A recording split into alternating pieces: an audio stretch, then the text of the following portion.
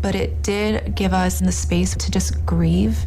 Get your free quote at ethos.com/protect. Ethos.com/protect. Paid spokesperson. Time spent on application may vary. Online health questions required. Walking into the building for the first time after the shooting, it was crippling, but it had to be preserved. In response to the Pulse nightclub shooting that affected the LGBTQ community, Barbara Poma, owner of Pulse, founded the One Pulse Foundation to honor Pulse victims and survivors. If you're an ally of this community, speak out. There are more of us together than apart. It is the power of love in its rawest form. Join the fight for LGBTQ acceptance. Learn how at lovehasnolabels.com. Brought to you by Love Has No Labels and the Ad Council. You're listening to 95.7 The Game, KGMZ FM in HD1 San Francisco on Odyssey Sports Station. Always live on the free Odyssey app, Twitch, and YouTube. Powered by First NorCal Credit Union. You're listening to 95.7 The Game, KGMZ FM in HD1 San Francisco on Odyssey Sports Station and the home of the Golden State Warriors and Valkyries. Always live on the free Odyssey app and now coming to you live from the Laughing Monk Studios. The Chase Ink Business Premier Card is made for people who make things happen, like me. I'm Sam, founder and CEO of Manifest, a product design company that makes everyday products designed smarter. I get 2.5% cash back on purchases of $5,000 or more, plus unlimited 2% cash back on all other purchases, which helps us make more smart ideas into a brilliant reality. The Ink Business Premier Card. Chase for business. Make more of what's yours. Real business owner compensated for their participation. Cards issued by J.P. Morgan Chase Bank. NA member FDIC. Subject to credit approval. Terms apply. Dan Daly, the administrator of Lawton Skilled Nursing and Rehabilitation Center, thanks his staff for earning Newsweek's top Bay Area facility recognition. Lawton, in San Francisco's Sunset District, provides top-tier therapies and partners with UCSF Medical Center. With a 5-star rating and Dr. Darby Clayson as medical director, it's also listed among the best by U.S. News. For skilled nursing, call Dan Daly at 415-566-1200. That's 415-566-1200. The following is an attorney advertisement. If you get sidelined by a workplace injury, the workers' compensation attorneys at Boxer and Gerson can help you get back in the game. Our team of skilled attorneys will fight by your side for the treatment and compensation you deserve. We care about justice for injured workers. That's what makes us Northern California's premier workers' comp law firm. Call Boxer and Gerson at 510-835-8870 or visit boxerlaw.com for a free consultation. Boxer and Gerson, your life is worth the fight. All right, I need avocados, bananas, salad, steak. Wow, does your grocery list have multiple pages? No, but I skipped lunch, so now it's like my stomach is doing the grocery shopping. And besides, I'm earning cash back with Upside. Upside? What's that? Hold up, you haven't heard of it? Upside is a free app that gets you cash back when you shop at gas stations, grocery stores, and restaurants. And they added Lucky and Food Max stores, so we're pretty much covered wherever we go. All those stores? Yep, so not only are we getting a great deal on groceries, now we can earn cash back as well. Okay, downloading Upside. Now let me copy your grocery list. Great news! Lucky and Food Max are now on Upside. Download the Upside app and use the promo code SAVE9 to earn a 10% cashback bonus on your first grocery purchase. That's promo code SAVE9 for a 10% cashback bonus. Use promo code SAVE9. Offers vary by user and location at participating merchants. Go to upside.com for terms and conditions. Powerful doesn't just happen. You have to make it happen. So the moment Total Wireless offers a free Samsung S25 FE with Galaxy AI, when you switch to Total 5G or 5G Plus Unlimited 3-month plan, you take the network as powerful as you with unlimited 5G data that won't slow you down. Now that's a total power move. Visit your neighborhood Total Wireless store. Device taxes and fees may apply. Requires new activation on a Total 5G Unlimited 3-month plan or higher. External port-in and ID verification. Available only in Total Wireless stores. Limit to 4 devices per account. Hello, San Francisco Bay Area. Bank of America, in partnership with Visa, invites you to a FIFA World Cup 26 watch party.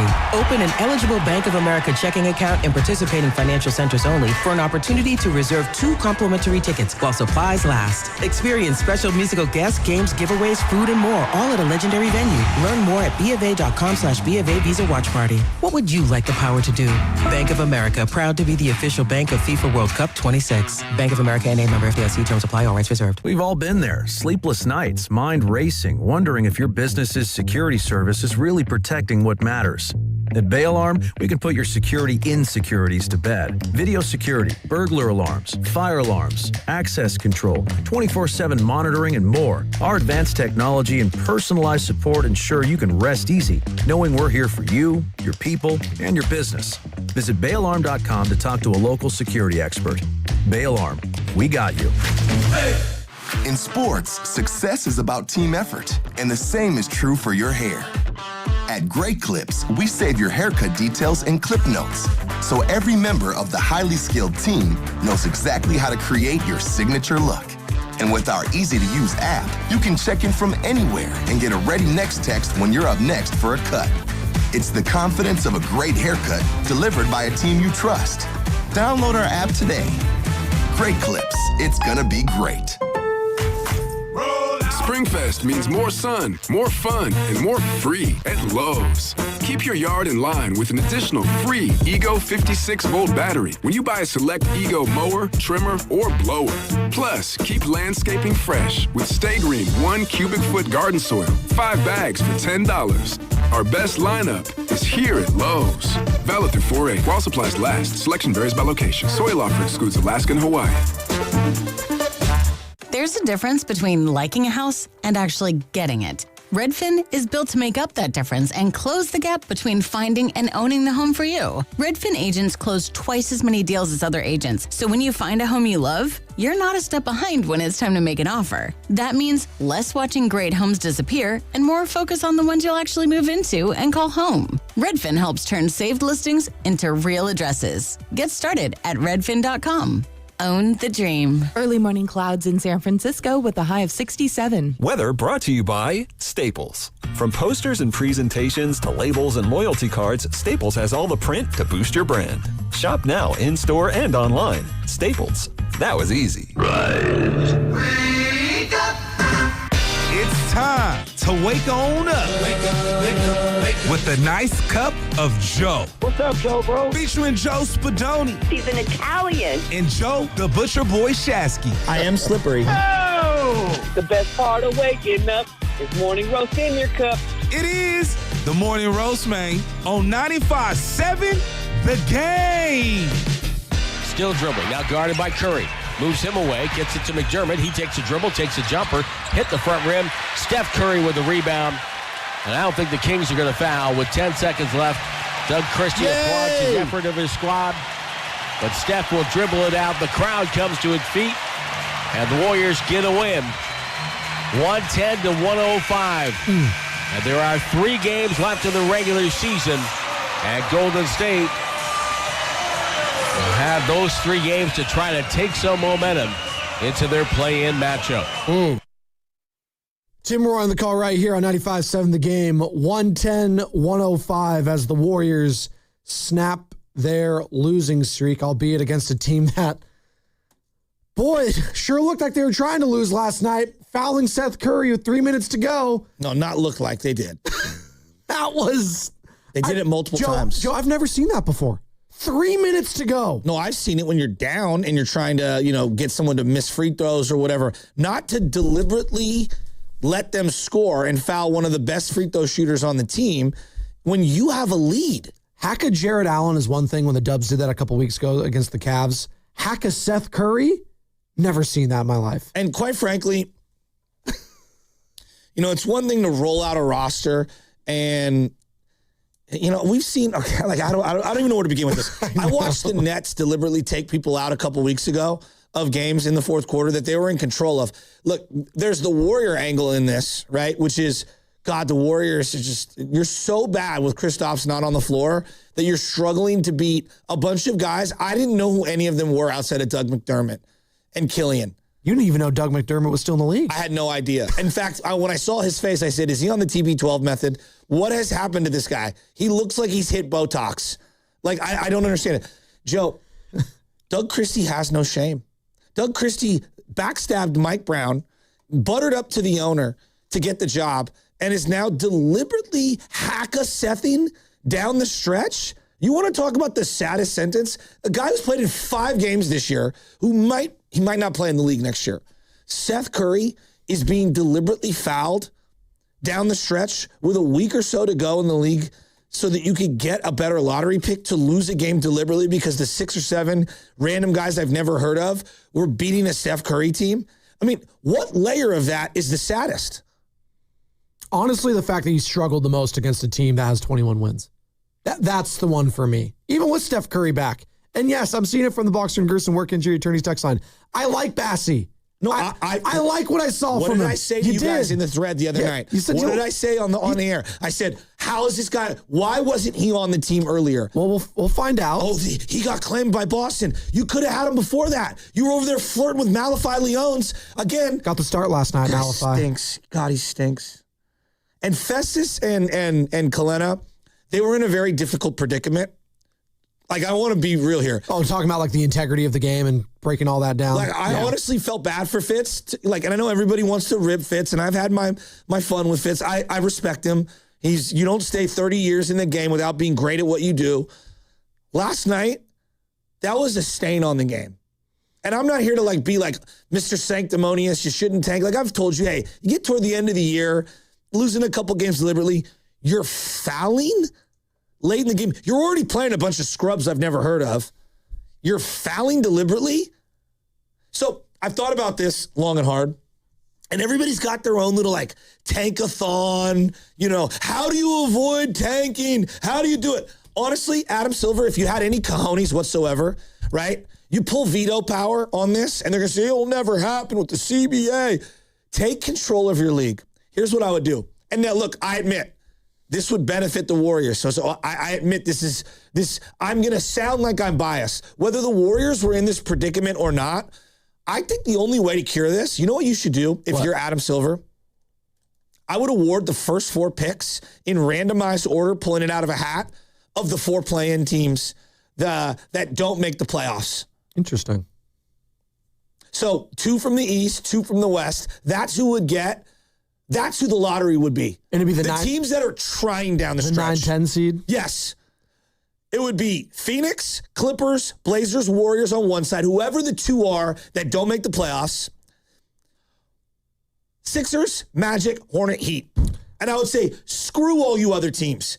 It's a 1-year exemption. You guys have gotten out of control. We're going to figure out a better way. For now, I'm rewarding the teams that are actually trying down the stretch. We're going in reverse. I'm pulling veto power. Joe, I am dead serious. I watched that last night, and I said to myself, blast Doug Christie to the moon, whether it's real or not. Blast him to the moon. Wait. Whether the moon is real or not? Well, I mean, people think it's hollow, and they think it was put there. There's so many stupid theories. Jesus. I had a long talk with my uncle about this. I guess he was in a car driving home, and somebody... Your uncle doesn't think the moon is real? Well, no. He thinks the moon's real. Obviously, the moon is real. About tides. Yes. Yes, I'm aware. Okay. Someone in the car he was coming home with thinks that the moon landings were all staged and they were all fake. And I think we went to the moon. Yeah. Were some of the videos doctored? Maybe, possibly. They got Stanley Kubrick to do some of it. I don't know. Hell of a director. But I think we landed on the moon. I have a lot of questions about the moon. It's a very bizarre place. That being said, blast him to the moon. Blast Doug Christie to the moon. And this thing, and I heard Draymond, and I'm not mad at Draymond. He's like, you got to find these teams because he's never seen that before in the NBA. And I haven't either. Finding does nothing. How many people, and I'm not one of them because I lose my mind when I get it. Draymond openly admitted to not trying when his team was out of it the whole season. So he's a hypocrite. Sure. But finding does nothing. Joe, finding rich people does nothing. Yeah, you know what they do? Yeah. Like you and I, we don't park in handicap zones and in red, red spots on we don't do that. Rich people do. They're like, screw it, I'll pay the fine. Well, not even rich people. People near my apartment building in Oakland like to do that. Then they get ticketed. Yeah. And then they're like, I'll pay the fine or whatever. Yeah. That's not how I live. But there are a lot of people that live that way. You think these teams care if you find them? If they get a top 3 pick, they don't care. Ask the Houston Astros. Yeah, they don't care. The only way to rectify the situation is you need the most obscure, randomized event to happen. And I think the hand of God needs to come on down, and that comes from the commissioner. And if Adam, you do look like an alien already. Do you have a spine? Do you have a spine? Or are you one of the reptilian people? Do you have a spine? Step in. Do not allow the Kings and teams like them, the Nets, deliberately yanking people out of games. Guys that no one's ever heard of. Worked for them. They're top 3 right now in Tankathon. Joe, I'm telling you, the 2 teams in the West and the 2 teams in the East that don't get into the playoffs should be rewarded in randomized order, drawn out of a hat. Those should be the top 4 teams in the. And I admit, it sounds insane, and I'm biased because I am a Warrior fan in the situation. But if the Warriors did what the Kings did last night, I would be ashamed. Even if we did land the number 3 pick or whatever, like that, have some dignity. What about your customers? What about your like? It's ridiculous. You say that, Joe. Have dignity. You say that, and if that is truly the case, if I'm the Charlotte Hornets, Miami Heat, Blazers, Warriors, I would want to lose that game then to ensure that I have one of those top 4 picks. Like, you know what I'm saying? In your scenario, that's what I'm saying. So even if you try to do that, people are still going to try to tank to try to get those picks. What are we doing? Because they're valuable. All right, so like Doug McDermott's played in the league for a long time, like a decade, 12 years, decade plus probably. He's 34 years old. He's sitting there, and Doug Christie, after everyone on their team is deactivated, Doug Christie's like, he's screaming at them with 3 minutes to go to foul deliberately, and they're up multiple points, to foul Seth Curry. Doug McDermott's got to be looking over like, I have been scrapping for my NBA life, and this is what I'm doing at the end of my career. Guys that are G Leaguers who I'd never heard of. This guy, Ochezi, I don't even know how to pronounce it. I apologize. I'm not trying to be disrespectful to his name. Like, I really am not. I've never even heard of some of these dudes. Joe. Achiuwa? Plowden, Raynard, Nick Clifford, Devin Carter, who's got the worst hairline this side of Trey Lance that I've ever seen in my life.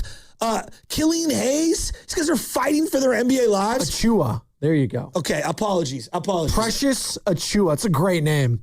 Great movie, Precious.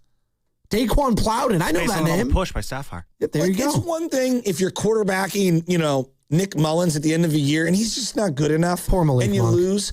Like, deliberately removing players from games, fouling, like that, deliberately removing players is like, oh my God, what are we doing?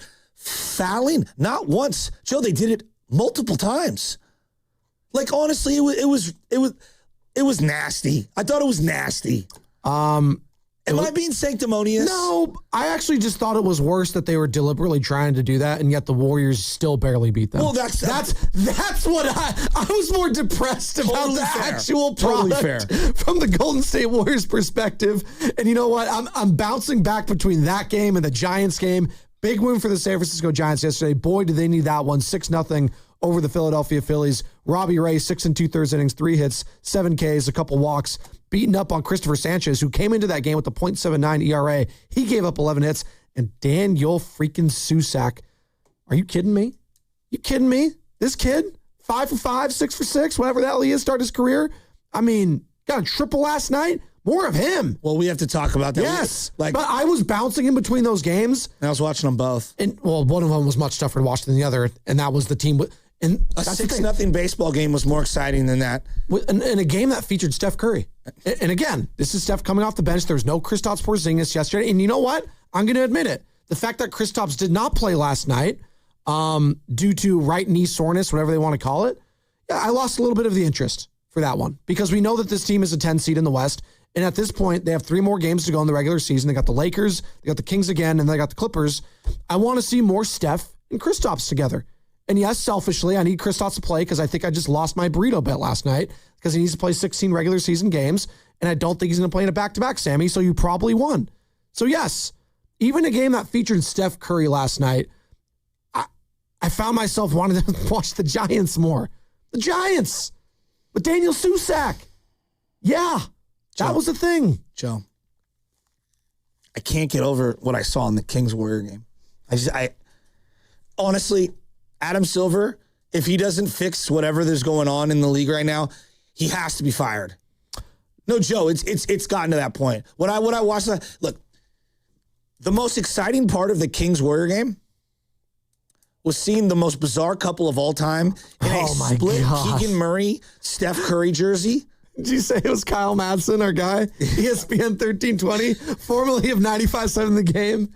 He's a big Warriors fan too, but now he's talking Kings. There were some tweets that were put out about, that couple, and the jokes were pretty funny that I cannot repeat on air. Oh, you can't? Conscious. Oh, well, there's a lot of jokes being made about Mike Vrabel and Diana Rossini right now too that we won't utter on these airwaves, but it is something we will talk about at some point today because Wow. Joe, like, there was a child, and I'm not trying to be Mr. Sanctimonious. I'm really not. Like, Joe, I'm really not. Well, there's a kid who has never been to an NBA game that went to go see Steph Curry play yesterday. You got to see him. Yeah, sure. And at the end of the game, 2 4-point plays. The Kings were deliberately. He will remember that if his mom, dad was aware of the situation. Oh. Remember that for the rest of their lives.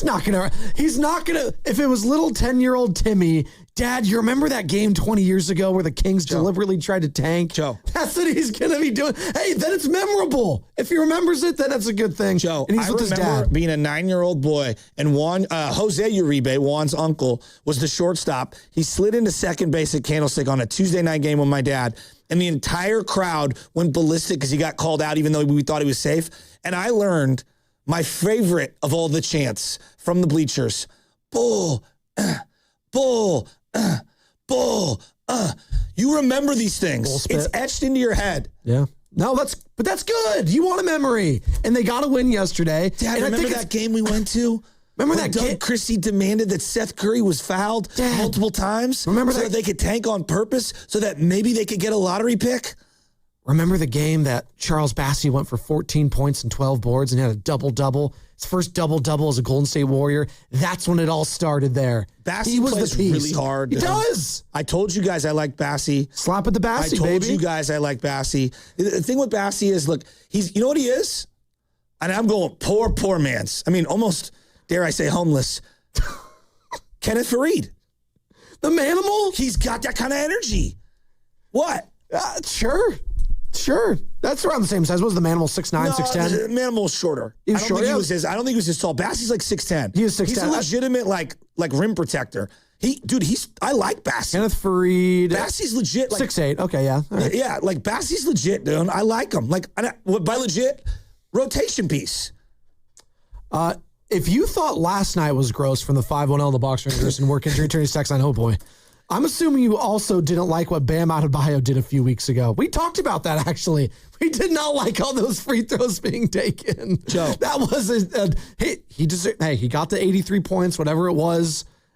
He earned it. But it was a gross watch. Look, the only take to have is about Adam Silver this morning. If you're a Warrior King NBA fan, it's the only take to have. And he's got to go. I'm not even mad at Doug Christie because he's just doing what he's told to do. No, I am. He's been they are telling him to do that. I think he's a snake. I think he's a weasel. I think he's been a backstabber to Mike Brown. He was talking smack about he was. Like, this is. I remember him going at Steve Kerr last year. Remember that? This guy's a dork. Also, my wife cannot stand his wife on Basketball Wives. Is that show still happening? I don't know. We are coming to you live. We should get Michelle on. She'll have some opinions on that. Can Michelle join us in studio for 1st to 5? Because we're doing it again today, and it's a Wednesday. She's not feeling good. Oh, no. The house is not feeling good right now. The house isn't feeling good? Yeah, LJ's got a little cough. Oh, no. Michelle's got a real bad cough. Oh. It's going around. I'm sorry. Yeah. Was it Easter Sunday, maybe? That all the exposure? The babysitter, we love her. Mia, she was a little sick last week. Oh, she infected you guys. No, she did. Zero. Yeah, that happens. Well, you'll learn that when LJ's going to like preschool, kindergarten. That's what happens all the time. Joe, one kid gets it. Well, yeah, you coach it. One kid gets it. It's everywhere. Yeah, and by the time I get it, it's mutated. There you go. Laughing Monk, Righteously Brewed in San Francisco. The Morning Roast is not mutated. It's presented by San Francisco Fire Credit Union. Baking for heroes and anyone who wants to be treated like one. You know who's going to be a hero for us this morning? Live from Augusta, Georgia. It's Dave Fleming. Now, Giants game. Dave Fleming. We have to have a legitimate conversation about what's going on with Patrick Bailey. And here's where it starts. It's a couple games from Susac. We're not going to lose our minds, right? Mm-hmm. That being said, he's hit the ball harder. Just watch the games. Like when Bailey gets on, and this is over a multi-year period, he hits a lot of flares, and he hits a lot of end-of-the-bat little bloopers. Susac's significantly better at bat right now than him. Okay? Way more confident. Could he get exposed if he plays for a week or a couple weeks or a month or whatever? That's entirely plausible. I mean, we saw Tyler Fitzgerald a couple years ago came up and hit like Barry Bonds for 2 weeks and fell back down to earth. We watched Luis Matos have a week for the ages and be called National League Player of the Week and then kind of underwhelm for the remainder of his career with the Giants, though I would take him back. Susac just needs to play for right now. And Pat Bailey, he needs to sit on the bench and be an occasional guy. And I just need to see where this Susac thing goes. You know how I always call it an inner tube season, where you get in the inner tube and you let the lazy river kind of take you down the road, and you're not really like paddling against the current, and you're not necessarily paddling with the current. You're just letting the inner tube take you down the lazy river. The river rat, yeah. That's where I'm at with Daniel Susac. I need to just sit in the raft and let the current take me where it takes me. Either he's going to play more and he's going to keep earning more opportunities, and it starts with playing him today, or we're going to jump out of the raft and then go back to Bailey and then maybe go yin-yanging. I don't know. You know what, Joe? I think the skipper might agree with you. Tony Vitello spoke about that after the game, and that's what we're going to talk about on the other side. What do you hear? What do you say? We'll hear from the skipper, Tony Vitello, as the Giants win 6-0 yesterday. Dubs also snapped their losing streak 110-105. Thanks to the Sacramento Kings' interesting strategy in the last couple of minutes. Plus, as I mentioned, Dave Fleming joining us 7:20 to talk some Gigantes. Also, some Masters talk as he is working for ESPN, doing some of their coverage out there in Augusta, Georgia. All of it is going to brought to you by Safeway. Head to Safeway this week for Signature Select boneless, skinless chicken breasts value packs, just $2.99 per pound, and chicken tenders in the deli all week long for just $5.99 per pound. Visit Safeway.com for more details. See you in the aisles. Thinking about new windows? What if you could install a floor-to-ceiling masterpiece of the outdoors? Well, Golden State Lumber and Showroom is now offering the Marvin Vivid Collection. Imagine bold, modern designs with expansive direct glazed glass in sizes up to 10 by 10 feet. Or consider sliding panel doors as wide as 22 feet. Golden State respects the fact that Marvin Vivid windows and doors offer high performance, meeting or exceeding Energy Star V7 standards.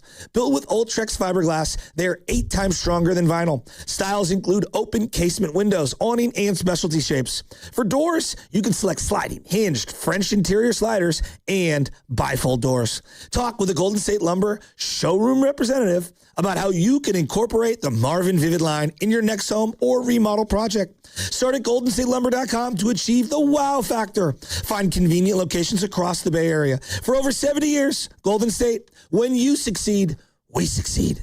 Veterans and active duty service members, when your call to service ends, your mission doesn't have to. Go from GI to IT in just a few months at My Computer Career. Prepare for a high-demand career in cybersecurity, protecting people, systems, and institutions from real cyber threats. Cyber warriors are needed now. Will you answer the call? Go to mycomputercareer.edu/CWP to learn more. That's mycomputercareer.edu/CWP, an Elite CompTIA certification partner. VA education benefits are available to those who qualify. My name is Christine, and I'm a widow. My husband, Ryan, was a healthy 34-year-old, and 3 months later, he was gone. Thankfully, he had life insurance. Ethos made it so easy. You can get a quote in seconds, apply in minutes, and get same-day coverage. 100% online, no medical exam. Life insurance didn't take away the loss, but it did give us the space to just grieve. Get your free quote at ethos.com/music. ethos.com/music. Paid spokesperson. Time spent on application may vary. Online health questions required. Running a business means wearing multiple hats. So if you're like me, you probably started out using your personal phone, taking client calls and texts nonstop. As my business grew, I needed something smarter. That's when I switched to Quo, the #1 business phone system. Quo works right on your phone or computer. No carrying 2 phones, no clunky landline, just one easy app you can try for free. Your team can share one number and handle calls and texts together like a shared inbox. Any teammate can jump into the conversation so customers get faster responses. And Quo's AI assistant summarizes your calls and responds to customers 24/7, so you never miss a lead or opportunity. All this starts at just $15 a month. That's basically 2 coffees. You can even keep your current business phone number. Find out why 90,000 businesses trust Quo. No missed calls, no missed customers. Try Quo for free at quo.com/sports. That's quo.com/sports to try Quo free. QUO.com/SPORTS. Wesley is a truck driver. I drive a truck, and I love what I do. A truck driver with IRS troubles. They told me I owed them $43,000. It got really bad. Quite a few letters in the mail. They were talking about wage garnishment, coming after my house, my car. Yeah, they don't play around. I seriously thought that I was going to lose everything. One sleepless night, Wesley finally made a call to Optima Tax Relief at 2 a.m. Kind of figured I'd get a machine, but I didn't. I actually got to talk to an actual person in the middle of the night. He found just what he was looking for. Oh, they were great people. You need a team of people that know what they're doing. Optima Tax, they know what they're doing. Optima Tax Relief came through with flying colors. I saved an incredible amount of money. Happy don't even come close. I was absolutely overjoyed. Take Wesley's advice. If you're in any kind of trouble with the IRS, call Optima Tax Relief. Don't trust anybody else. Call Optima for a free consultation. Call 800-708-5977. 800-708-5977. 800-708-5977. Optima Tax Relief. Some restrictions apply. For complete details, please visit OptimaTaxRelief.com. What makes Crystal Geyser Alpine Spring Water different? We always bottle our Alpine Spring Water less than 1.5 miles from the spring source, and all our bottles are made with 50% recycled plastic from our own recycling plants. Crystal Geyser, bottled at the spring source. You know that Chick-fil-A sells more than chicken, right? Hello, my name is Jaleesa, and a little thing I love about the Chick-fil-A sausage, egg, and cheese biscuit is how it's all of my favorite breakfast items in one good bite. That fluffy egg, that melty cheese with that perfectly grilled sausage. It just gives you that warmth, that comfort food that you love. It is the best possible option for a classic breakfast. Comfort is calling. Order a Chick-fil-A sausage, egg, and cheese biscuit with Simply Orange Juice on the Chick-fil-A app today. Real guests paid for their testimonial. Some days, self-care starts with Nature-Made gummy vitamins, a deep breath, and a little encouragement. Mom, I'm really nervous. Me too, honey, but we've got this. Repeat after me. I'm going to have a good day. I'm going to have a good day. I choose joy no matter what comes my way. I bring joy wherever I go. Quality gummy vitamins from Nature Made, the #1 pharmacist-recommended vitamin and supplement brand. Based on a survey of pharmacists who recommend branded vitamins and supplements. Get ready for Jim Gaffigan and his Everything is Wonderful tour on June 13th and 14th at the Masonic. A 4th show was just added. Buy your tickets at LiveNation.com. And for a chance to win tickets to the 4 p.m. show, courtesy of Live Nation, visit 957thegame.com.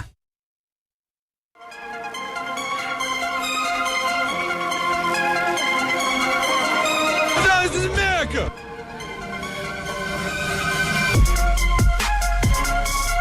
It's your boy Ricky Antonio, the winner of the Listener Knockout Champion. You feel me? Shout out to Spadonian Chats, man, on 95.7 The Game.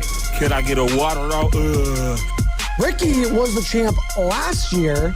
This year, Bobby Price. The Price was right with Bobby, who was also the top sales manager at Ceremony Ford, your Bay Area Ford dealer. All right. Warriors Wednesday, brought to you by Freeman's Appliance. Come see the full selection of in-stock luxury appliances and live working vignettes. Visit Freeman's Appliance in Pleasant Hill today. And now, let's visit with Tony Vitello. What do you hear? What do you say, Ken Bone? Oh, it's No, okay. that's on me. I'm telling Ken a bunch of stuff back here. Why are you doing that, Sammy? Throw that at me. That's an oversaturation. He's a spot starter. He's a pinch hitter. Make it simple for Kenny. All right? It's all good. Risotto, I think, he had the SF State game last night for the San Francisco Giants as they won 6-0 over the Phillies. I have not yet been to an SF State night. I got to go. You have to buy a special ticket, I think, to get their giveaway. What do you hear? What do you say? All right, Tony Vitello talking about the man of the hour, Daniel Susac, Joe, who has started his career 6 of 7 in his at-bats. Got to the plate 4 times yesterday, 3 hits, including a triple. And you know what? I'm going to play the triple before I hear Tony talking about him, because I can do that. Down the right field line. And a fair ball. Here comes Schmidt. And Susac with the triple. He's slugging over 1,000. Daniel Susac, ladies and gentlemen. Hey, Tony V, you like what you see? At this point, Tony, why not just play Susac every day? No, I think he's obviously earned the right to, I think prior to today, he's earned the right to be out there for us. more often and be good for both those guys. I think they've got a good friendship and also a good working relationship. And at that position, my only experience up to date, which you probably don't want to hear about because it's a different schedule, but it's a lot less games, has always been two guys. In recruiting, it's always been used two guys because at the end of the season, whoever it is you lean on the most, if you don't go matchups with a pitcher, either your own or the opposing pitcher, your other guy's going to be more fresh. It's not an easy thing to go out there all the time. So we'll worry about tomorrow when this whole deal's in here is over with. And then you'll be seeing plenty of both guys as the season goes on. I want to see plenty of Susac as the season goes on. Well, so he makes a few points there that I want to... Forget the players for a second. I don't think people understand how physically demanding the catcher position can be. Just getting in that crouch, some guys, their bodies, their hips, whatever you want to call it, just won't allow them to do it multiple days in a row because the pain. Like, for whatever reason, because of their genetics. Thighs, back, everything. Yeah. You know, it makes you wonder how a guy like Yogi Berra or, to a lesser degree, Jorge Posada, Molina, Johnny Bench, how did these guys play for 18, 19, 20 years in that squat with equipment which was inferior, with nutrition that was inferior, with rest and therapy that was inferior? It really is it's wild, isn't it? It is. And so I don't think people realize how physically demanding it is, how mentally taxing it is to be a catcher, because you cannot rest. You can't just kind of fall asleep out there every single pitch and pitch sequence and who's coming up and this and that. So I'm with them on the wear down, and I think it's mental and physical, and I think people really don't understand it, myself included, especially at the big league level. Do they need multiple guys? Hell yeah, they need multiple guys right now. And this guy is giving you something from the plate that is definitely needed in this lineup in general.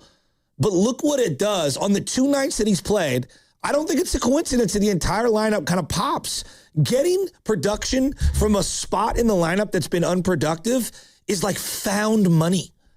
Now we get back to Bailey. He's not done. No one's saying he's done. He'll get chances again. He'll get his opportunities. And also no one's saying, and nor should anyone say, it's Susac's job and he's going to run with it. But I want to see more of Susac. Everyone should want to see more of Susac. And for right now, this could do one of two things for Pat Bailey. This could recalibrate him. This could reset him. This could motivate him. This could help him, search and find himself. And maybe we get a better version of Pat Bailey. Or maybe he becomes a role player. And maybe that's what his destined job was all along, as opposed to everyday catcher. I think the job's up in the air. And I think Susac's opportunity to run with it is now. Patrick Bailey last year, in the first full month of the season, a couple days in March, batted 160. Last year, batted 160 in the first month. That was April and a little bit of March, all right?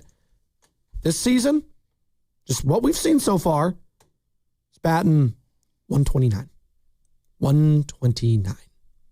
I mean, he's kind of showing us who he is the last few seasons, Joe. I know. This isn't some he's due. He had that inside the park home run walk-off. You guys remember how cool that was? A catcher doing that? It was a great moment. That was the literal highlight of his season, was that moment. Daniel Susac, he was a first rounder. Yes. The A's took him in the first round, 19th overall. He went to Jesuit High up in Sacramento area. I believe Roseville is where he's from, Correct. If I'm not mistaken. Correct. So it's not like he doesn't have the pedigree. He's 19th overall, 2022 draft, and the only reason he doesn't play for the A's is because they have Shea Langoliers, who's one of the best young catchers in baseball. Good. It's really good. He has more pop, and that's it. That's the only reason. And you know what? I'm sure the A's would have loved to have him back in the Rule 5 thing. That's why the Giants ended up keeping him, because they would have had to send him back to Sacramento, and he would have been the backup there. But, dude, this could have been the best thing that happened to the Giants. If they continue to go to him, and I think Tony Vitello should, getting anything out of the catching position. They have had nothing offensively. So just getting anything, especially at the bottom of that order, as I see my guy Oliva yesterday. Okay. He got backpicked. Oh my It's first and second with no outs. After an error from Trey Turner, mind you. Yes. It's first and second with no outs, and your leadoff guy, Willy Adames, is coming up to the plate. You haven't played all year, right? Really, like Oliva has barely played all year. You're on base. There's nowhere to go. We're not double stealing. You're not going anywhere. What can ruin a big rally? What do I say all the time? It's not even a double play. A base running mistake ruins the momentum for a big inning every time, without fail. It is a momentum swing. And he gets backpicked. And, Joe, he wasn't out by a step. A mile. Oh, my God. Tony had to come out and just confirm, hey, was he blocking the plate? Not even close, Tony. Yeah, Bryce Harper was not even close blocking the plate. First base. Sorry, first base. Excuse I know me. what you meant. Those are the things that get you sent back down to the minors not to be seen again. You can't be a role player and have mental gaffes like that. Yeah. It's inexcusable. Now, they were lucky they scored some runs in that inning. The left fielder misplayed a ball. Chapman hit a I think it was Chapman. Yeah, Chapman hit the double over the head of the left fielder. He should have made that play. I mean, I thought he misplayed that one. So we got very lucky. It was they made the most of it. But, I mean, those are the kind of plays that are going to get you back down to AAA. Yeah, it was not a good, and especially, I'm happy Chapman picked him up, and I know all of us thanking God that Chapman picked him up because you don't have those errors with Trey Turner that often. You have to capitalize on said errors. It feels like the other teams capitalize on the Giants' mistakes all the time, Joe. It was nice to see the Giants finally capitalize on the opposing team's mistake, and they did that yesterday. And I think, look, I'm not trying to say, I was right. No, that's not what I'm saying. But, it's a long season. There's going to be ebbs and flows. And I think everybody was ready to just bury the Giants. And I think having a big win like they did, this is why you have Robbie Ray. Yeah. Right? You hand him the ball. Is he an ace by definition? Maybe not. But when I give an ace the ball and they shut down the other team and give me a chance to not only have a win, but a comfortable win, because you just hold them down after a big losing streak. That's what the great pitchers do in the game. Robbie was awesome. Aaron Nola going to be taking on Tyler Mahle today, 12:45. Big start for Mahle. It's really big. I think it's a big game for the Giants. Well, heading on the road especially. You want to have all that good momentum heading into a road trip starting in Baltimore on Friday. This would be a good team to do it against. I think the Phillies are going to be there towards the end. Obviously, losing 3 straight to the Mets and bouncing back with a series win against this team, I think it would bode well. There's a couple of guys that I'm kind of concerned with. Who are you concerned with? Elliot Ramos, been on this. The at-bats look terrible. Sanchez owned him yesterday. He didn't even look close. He misplayed a ball in the outfield. They're like, he made a great play blocking it. Yikes. Thank you. Well, then I was just telling Ken back here, I was screaming at my TV, telling him to stop on that play there. He's a terrible defender. Well, and Kruko was like, he did it in style, too. I was like, ugh. And Jung-Hoo Lee. Right now, I think the outfield is just up in the air across the board. Outfield is just up in the air. Dave Fleming going to be joining us 7:20 to talk more Gigantes. He's going to be live from Augusta, Georgia to talk some Masters as well. R95.7 The Game Giants Insider. And also, we got to get to what Draymond Green had to say after the game yesterday because you were just very hot on, anti-tanking, Adam Silver, what you saw there the last couple of minutes. Draymond spoke about it, so I want to touch a little bit more on that. I just couldn't believe what I was watching. I couldn't either. So we're going to get into that on the other side. It's going to be brought to you by Fremont Bank, which is here for you and here for good. As Pittsburgh prepares for the unofficial beginning of football season, the city's kickoff celebration will begin with an unforgettable invite-only night of music. The Night Before takes place Wednesday, April 22nd at Rivers Casino Event Center, featuring Jason Aldean, John Morgan, and Shane Profit. Visit Odyssey.com/The Night Before to enter now for your chance to win this national contest. Price includes round-trip airfare, a 2-night hotel stay, and 2 tickets to the show. I always like talking about local organizations that actually do things the right way, and San Francisco Fire Credit Union is one of them. They're celebrating 75 years this year, and it all started back in 1951 in a San Francisco firehouse. And despite the name, anyone can join. So you can get no monthly checking fees and a top-rated mobile banking app from a local, not-for-profit credit union. Bank like a hero at sffirecu.org. That's sffirecu.org. This institution is not federally insured. The credit union is not insured by any state government, privately insured by ASI. The 2026 Mountain Winery Concert Series Series is here with Jeff Foxworthy July 19th, John Mulaney October 18th, and many more. For the complete 2026 schedule, tickets, and more, go to mountainwinery.com. Tickets on sale April 10th. Hey, it's Willard. The world feels uncertain right now, but when a serious injury hits, uncertainty is over. You're in the fight for your life. Bills start, pressure builds. That's when you call Habas Law. Battle-tested, relentlessly victorious. Omar Habas, Tarek Habas, ruthless when insurance companies try to wear you down. When your world gets rocked, bring in the force built for the fight. Habas Law. Visit habaslaw.com. Omar Habas is a California licensed attorney. Offices in Northern California, including San Jose. Past results do not guarantee future outcomes. Your Toyota's been through a lot with you. Traffic, rain, potholes, you name it. But it keeps showing up, mile after mile. So maybe it's time to give a little back. For a limited time at your local Toyota dealer, get 3 new tires and get the 4th for $1. Because a ride that's always there for you deserves to be taken care of. 3 tires, get the 4th for $1? Go on. Treat your Toyota.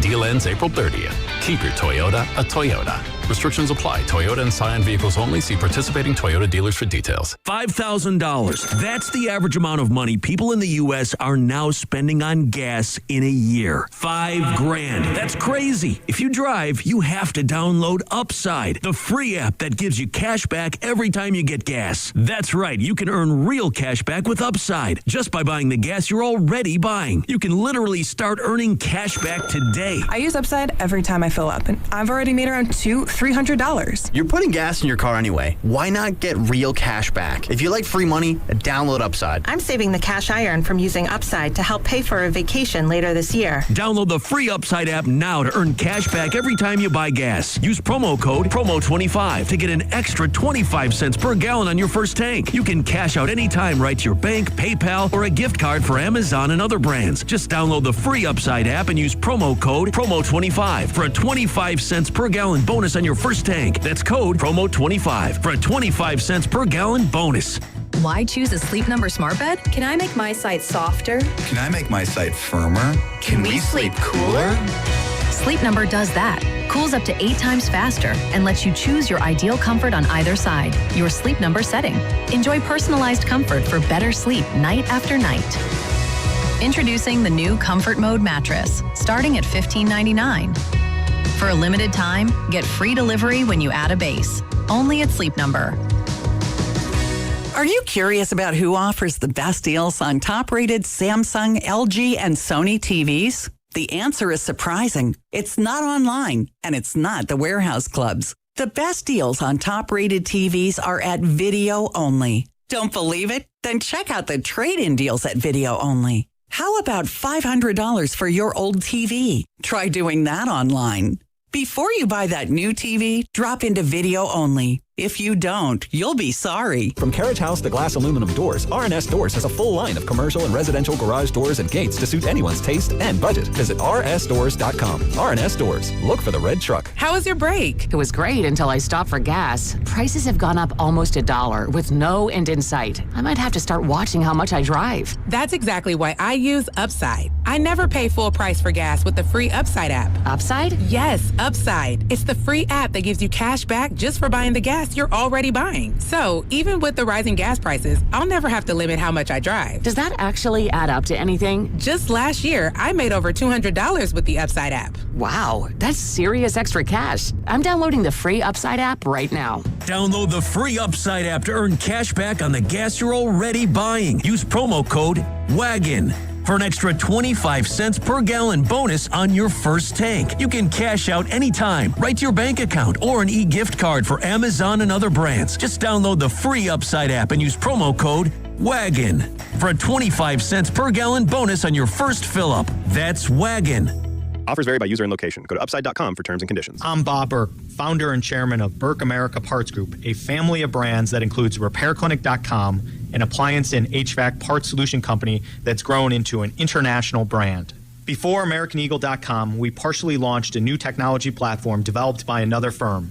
American Eagle helped take our technology to a whole new level with digital marketing, software development, and business insights into our key markets, appliances, HVAC, and outdoor power equipment, and did so both on time and on budget. AmericanEagle.com has the resources, experience, and talent needed to produce solutions.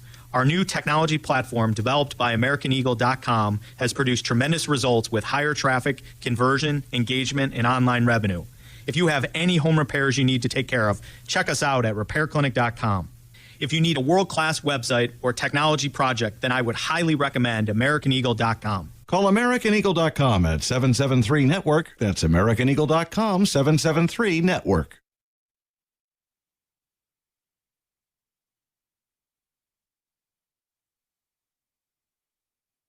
All right, this is Dwayne from Concord. You're listening to the Morning Roast. Spadoni, the Italians love you. Andy Shasky. Shasky, you're pretty cool too. He's not pretty cool. He's very cool. Decked out in his Giants gear this morning. Shout out Dwayne. Shout out Ken on the board this morning, filling in for Risotto, who's filling in for Kata, the Carter Chickering, who should be back in a couple weeks off paternity leave. And I know it's Ken on the board because he's doing a little rock and roll. Rock and roll Kenny. Foo Fighters. Yeah, there you go, Foo Fighters. Not my favorite, but you know what? I respect the music. I respect the music. I respect the Warriors trying hard. I do. I know it hasn't been easy. Missing Steph Curry for 2 months and fans finally trickling back to Chase Center to see the chef cook a little bit, albeit off the bench. 25 minutes for Steph yesterday, 17 points. Not the best shooting night, although he did have 2 4-point plays yesterday at Chase Center. Yeah, Draymond Green, Malachi Leones, D'Anthony Melton, Pat Spencer, and Brandon Pajemski as your starting lineup, Joe. No Kristaps Porzingis, no Will Richard, no Guy Santos. Going up against Precious Achiuwa, Maxime Renaud, Daquan Plowden, Devin Carter, and Clifford the Big Red Dog. You know how there's like the Expendables? That's what you played against. Yeah. You know, that's called the Tankables. Oh my God. With Doug McDermott. You sounded, do that again? Who is that? Is that Lubman? Who do you want it to be? It's Sam Lubman. Who else could it be? You okay over there? Dude, I'm just chilling. You chilling? You chilling. Good? You good after watching that Warriors game last night? Dude, they snapped the skid. I had LJ. LJ and I were watching and we're going back and forth. And I go, is this serious? Is this serious? And LJ's like, very serious. And he was like, Baba Hoop. That's what he calls basketball. Baba Hoop, as in basketball good. hoop. Yeah, I like that. And I'm like, Doug Christie, fraud. Fraud. See that guy right there? Bald guy? Fraud.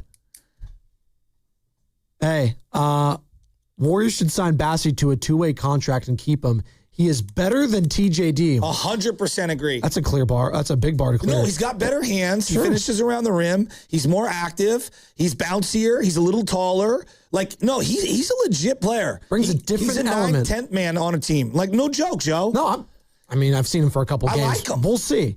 Like, he fits, dude. He does the high pick and roll. He's got good hands. He's bouncy. His energy is infectious. Like, if Bassey isn't one of your big takeaways from the last couple games, are you watching? Sure. Is he going to play in, like, the play-in game in, like, meaningful minutes? I'm serious. Like, I don't know. Look who they've got out there. By the way, the best moment of yesterday, because Kristaps wasn't playing, so.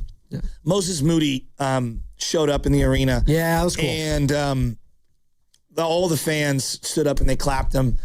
And, I mean, if your heart didn't swell up for the man, like, I felt really bad for him, you know? And those crutches, man. You know, I put out like, oh, that poor kid, you know, I feel really, really bad. Some of the comments, he's making $40 million. Shut up. You know, money doesn't cure everything. We see a lot of people with a lot of money or no money at all either be super happy or extremely miserable, all right? This young man could have lost his knee or his leg. Like, that's how bad that injury is. You've heard Kalena talk about it. Like, it will alter the rest of his life. Yeah. Now, modern medicine's got a lot better. Hopefully he comes back.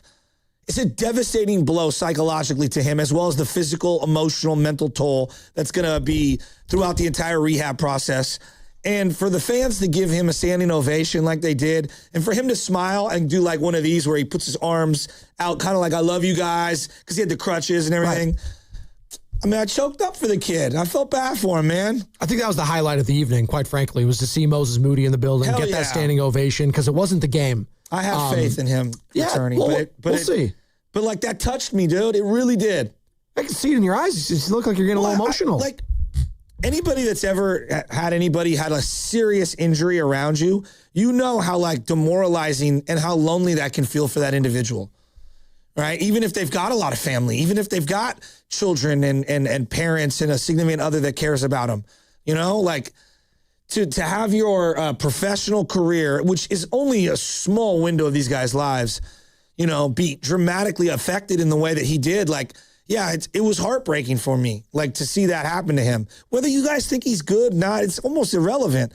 No one roots for anyone to have those kinds of injuries. And then like, you know, for him to be back and come out there and for the fans to give him that love, like for as much vitriol as we have for like this whole Podziemski thing, which is to the side, there's a lot of great fans out there that was respectful. And I thought that was really classy by our fans. I agree with you. And 888-957-9570. If you were at the game, want to discuss the game, it's not a great game to discuss, although Draymond Green's comments after the game I found fascinating. Let's listen to Day, who had just the typical Draymond Green box score, by the way. 1 point.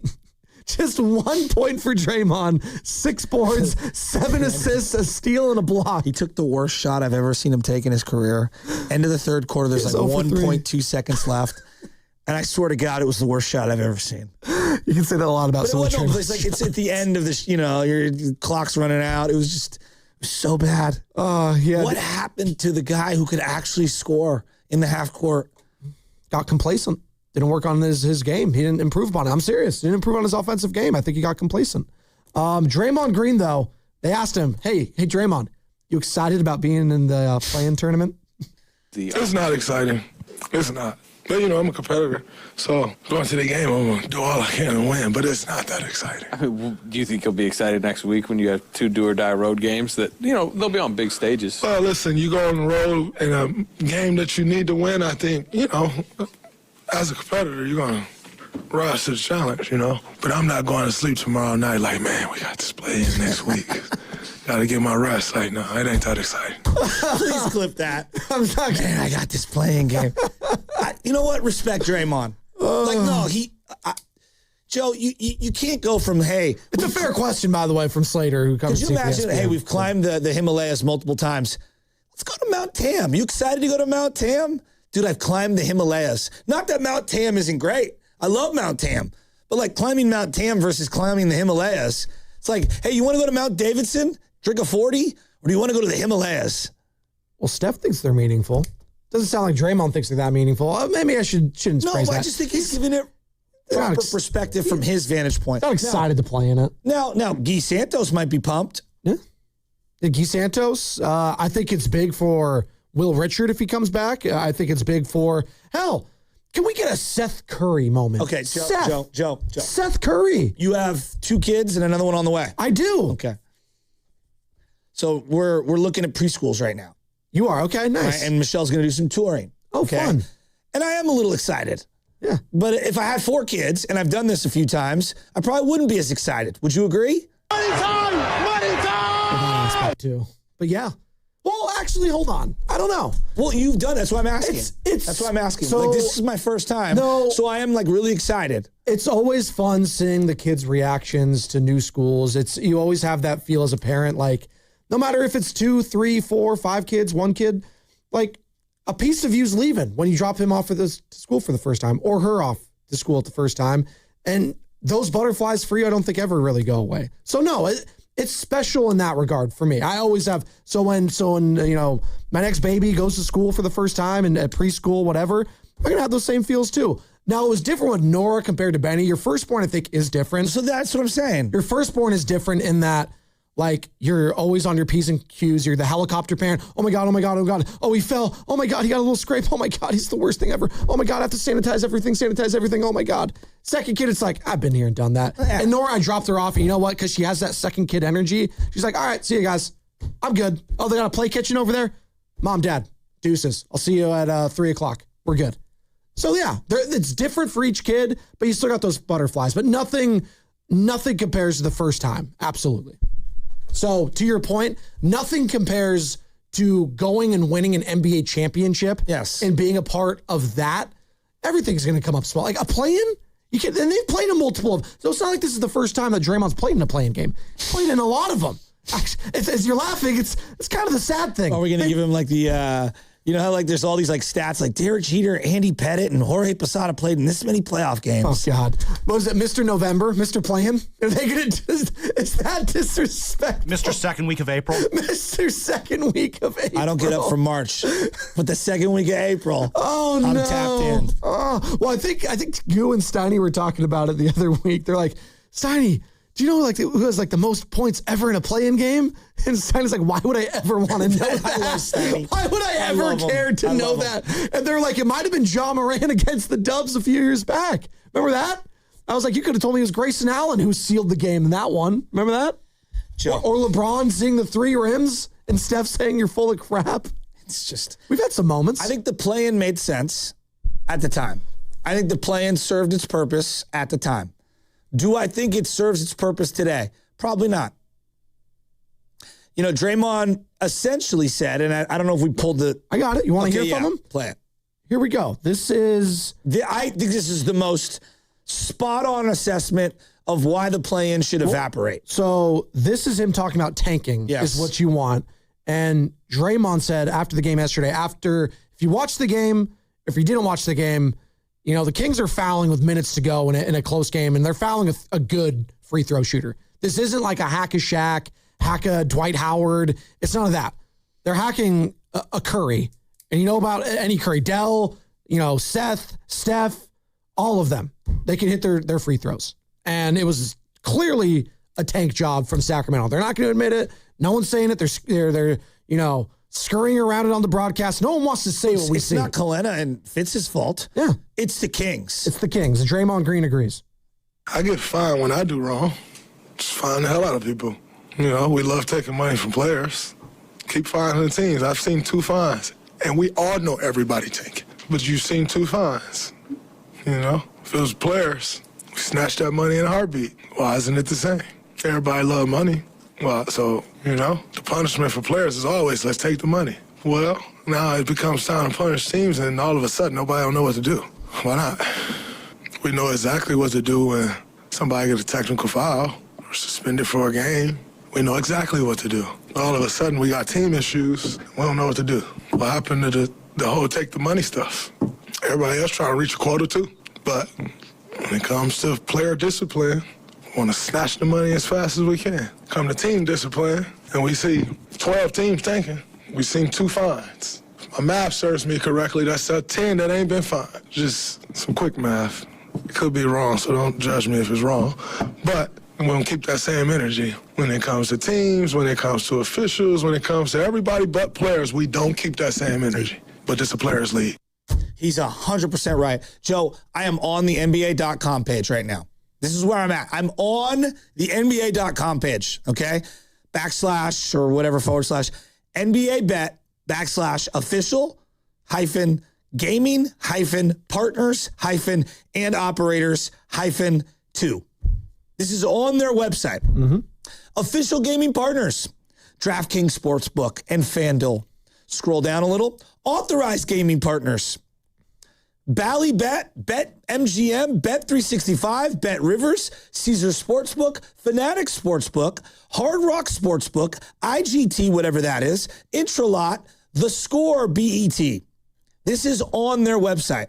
And last night, as people are gambling on these games, and I'm not pretending to be sanctimonious over the gambling, but if you're going to be in bed with the gambling, we are deliberately fixing how the end of the game is going to go by allowing Doug Christie to go over to a player and tell him to deliberately foul that guy when they're winning that game, to put one of the better free throw shooters in the game, even though he's only played 6 games, on the free throw line, not once, multiple times down the stretch. If you're betting on Kings Warriors, you got problems. People are, though, Joe. Yeah, that's their fault. No, but you can't, but as that's a league. Their fault. But, Joe, as a league. That's why they have the disclaimer, you can't Joe. have it both ways. Yeah, they have the disclaimer. No. They have disclaimers on these things. There's integrity. No. There's no integrity when half the league is tanking. The coach of the half the league is tanking. There's no integrity. They don't care. They're shameless about it. If baseball had a pitcher out there who was 62 pitches in, it's the 9th inning,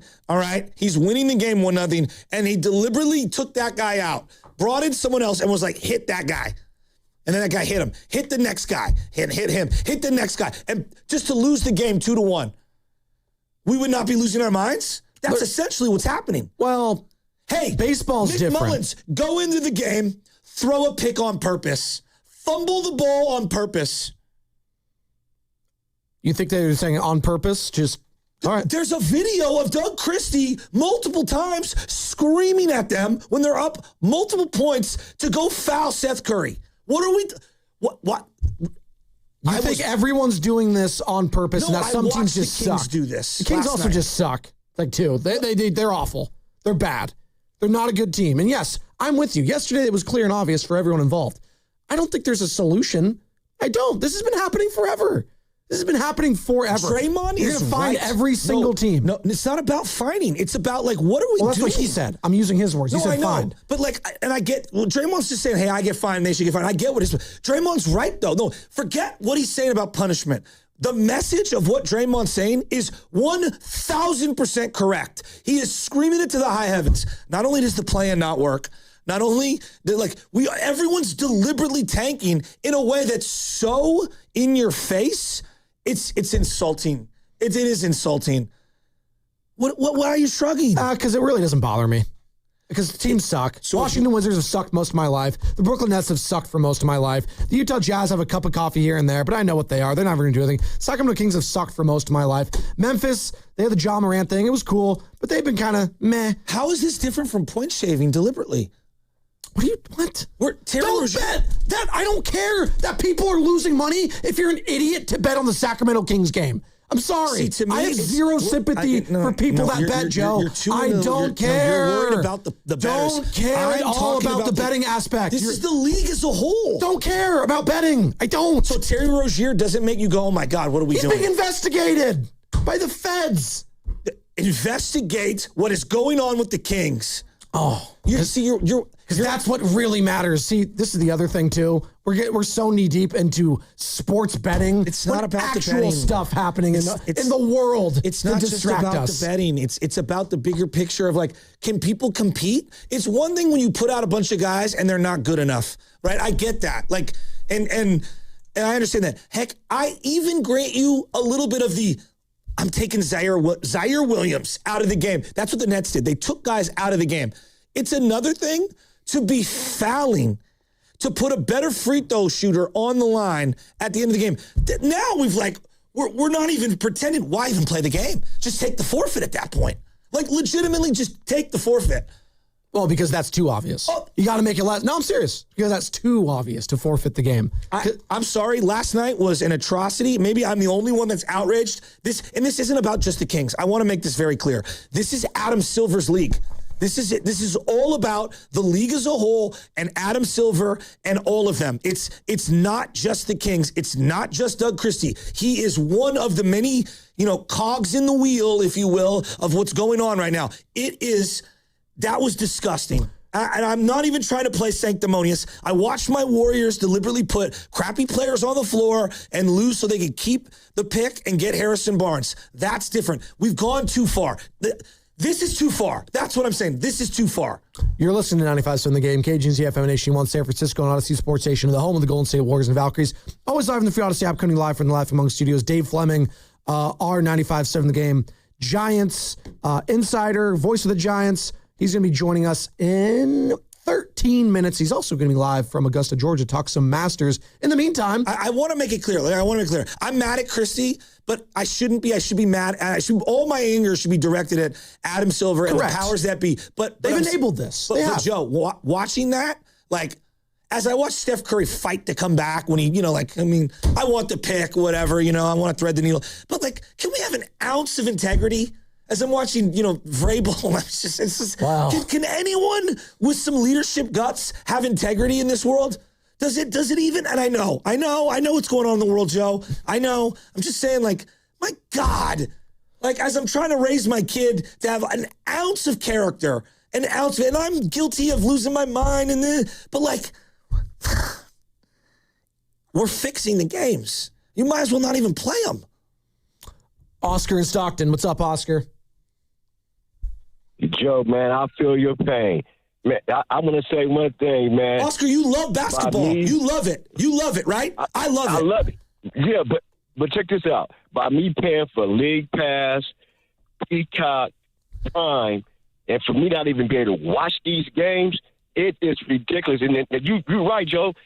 I watch all games, man, but this year, it is getting ridiculous. Not only that, they are watered down the NCAA by drafting all these young players on potential. Yes. Now we got to sit here and watch for 2 and 3 years for these guys to be able to start being consistent ball players. Now we get to the fact that they're not only one team, 10 to 12 teams are tanking. So when I look at the League Pass, who's playing today? I can't watch none of the games, and I'm paying for this crap.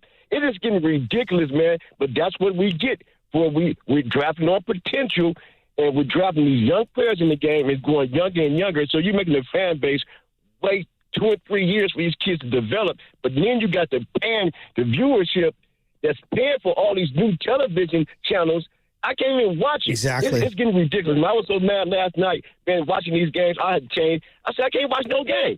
This is why I like the women's basketball game, because one thing about women's basketball, you have to stay 3 to 4 years in college. And most of the girls are coming out with fundamentals, and the girls will go out there and play reckless abandon, get hurt, and get up and still get paid. You still play. They just got their money. So I'm telling the men, they complaining about they did 65 games? No. This is my problem. We got to start putting the team, the ownership is on the team, the owners.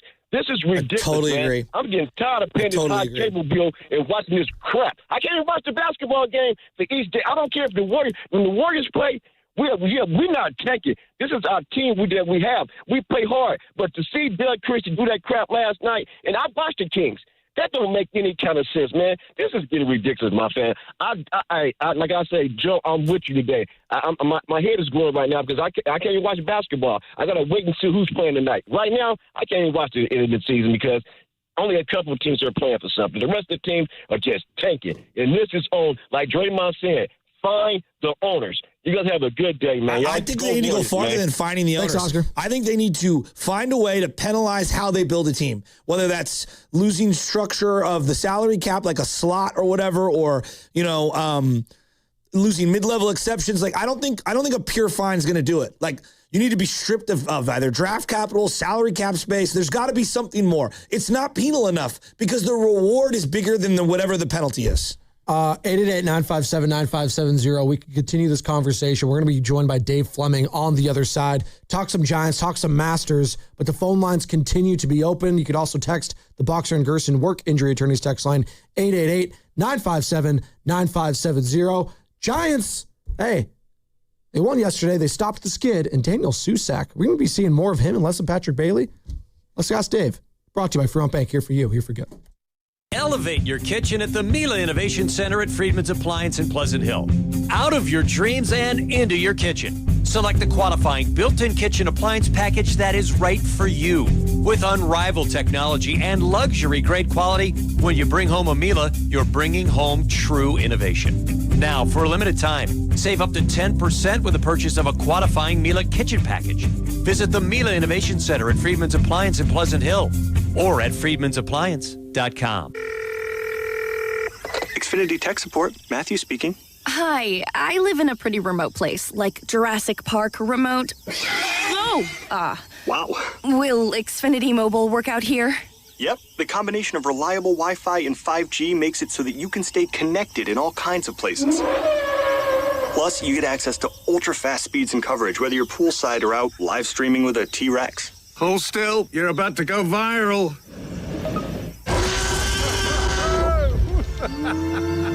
Welcome to a new era of Wi-Fi boosted mobile.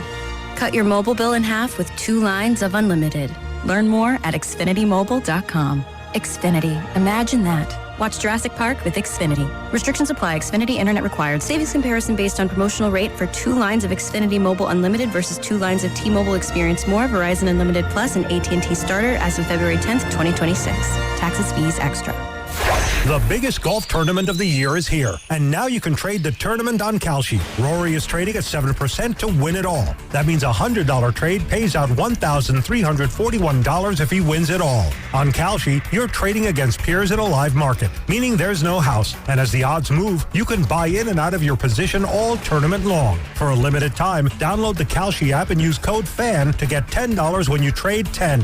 Kalshi. Kalshi. Trade on anything. Running a business means wearing multiple hats. So if you're like me, you probably started out using your personal phone, taking client calls and texts nonstop. As my business grew, I needed something smarter. That's when I switched to Quo, the #1 business phone system. Quo works right on your phone or computer. No carrying 2 phones, no clunky landline, just one easy app you can try for free. Your team can share one number and handle calls and texts together like a shared inbox. Any teammate can jump into the conversation, so customers get faster responses. And Quo's AI assistant summarizes your calls and responds to customers 24/7, so you never miss a lead or opportunity. All this starts at just $15 a month. That's basically 2 coffees. You can even keep your current business phone number. Find out why 90,000 businesses trust Quo. No missed calls, no missed customers. Try Quo for free at quo.com/sports. That's quo.com/sports to try Quo free. QUO.com/SPORTS. Hello, San Francisco Bay Area. Bank of America, in partnership with Visa, invites you to a FIFA World Cup 26 watch party. Open an eligible Bank of America checking account in participating financial centers only for an opportunity to reserve 2 complimentary tickets while supplies last. Experience special musical guests, games, giveaways, food, and more, all at a legendary venue. Learn more at BofA.com/BofA Visa Watch Party. What would you like the power to do? Bank of America, proud to be the official bank of FIFA World Cup 26. Bank of America N.A. member FDIC. Terms apply. All rights reserved. This is the story of the one.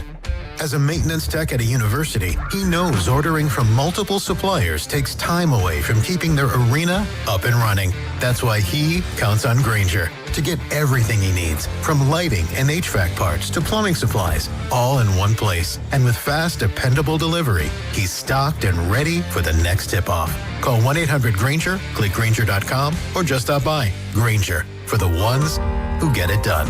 At Uline, the prevailing opinion is, if you don't live it, you don't believe it. The people at Uline believe in hard work, and they live it by being there 24/7 to answer your call, having 41,000 items in stock, and offering same-day shipping from 12 locations across North America. Business owners, sellers, buyers, shippers, and packers believe it. Uline is the hard-working, dependable source for your shipping and industrial supplies. Visit uline.com. Indeed presents hires you can't afford to get wrong, like a staff accountant at the height of tax season. Congrats. Looks like the company owes, $50 in taxes. How about that? That seems low. Why only 50? Why do you care so much? It's not your money. This is time for sponsored jobs. This is what happens when you don't sponsor your job on Indeed. Next time, get matched with quality candidates with Indeed sponsored jobs. Visit Indeed.com/hire now and sponsor your job today. My name is Whitney Allen, and I'm a widow. My husband, Ryan, died. We never thought we'd ever have to use life insurance, but the unexpected happened. With Ethos, signing up was fast and 100% online. You can get a quote in seconds, apply in minutes, and get same-day coverage. No medical exams, and you can get up to $3 million worth of coverage. I'm grateful we were prepared. Get your free quote at ethos.com/radio. That's ethos.com/radio. Paid spokesperson. Time spent on application may vary. Online health questions required. Get ready for Jim Gaffigan and his Everything is Wonderful tour on June 13th and 14th at the Masonic. A 4th show was just added. Buy your tickets at livenation.com. And for a chance to win tickets to the 4 p.m. show courtesy of Live Nation, visit 957thegame.com.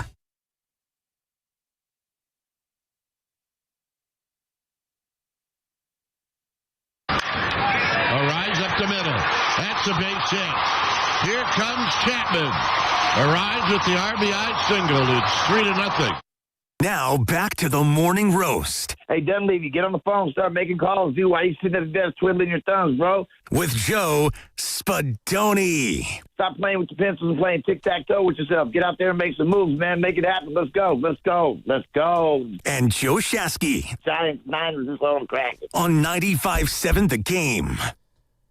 San Francisco Giants, baby. 6-0 win over the Philadelphia Phillies. Weezer, okay. Little hash pipe action. Great song. I mean, this song came out when you were in your prime, Joe, when you were like 15. I was like 2. What year was this? I don't think it was 15. I think it was older. It was like 95, 96. Buddy Holly came out in like 94, 95. This was like a later album. This was Hash Pipe.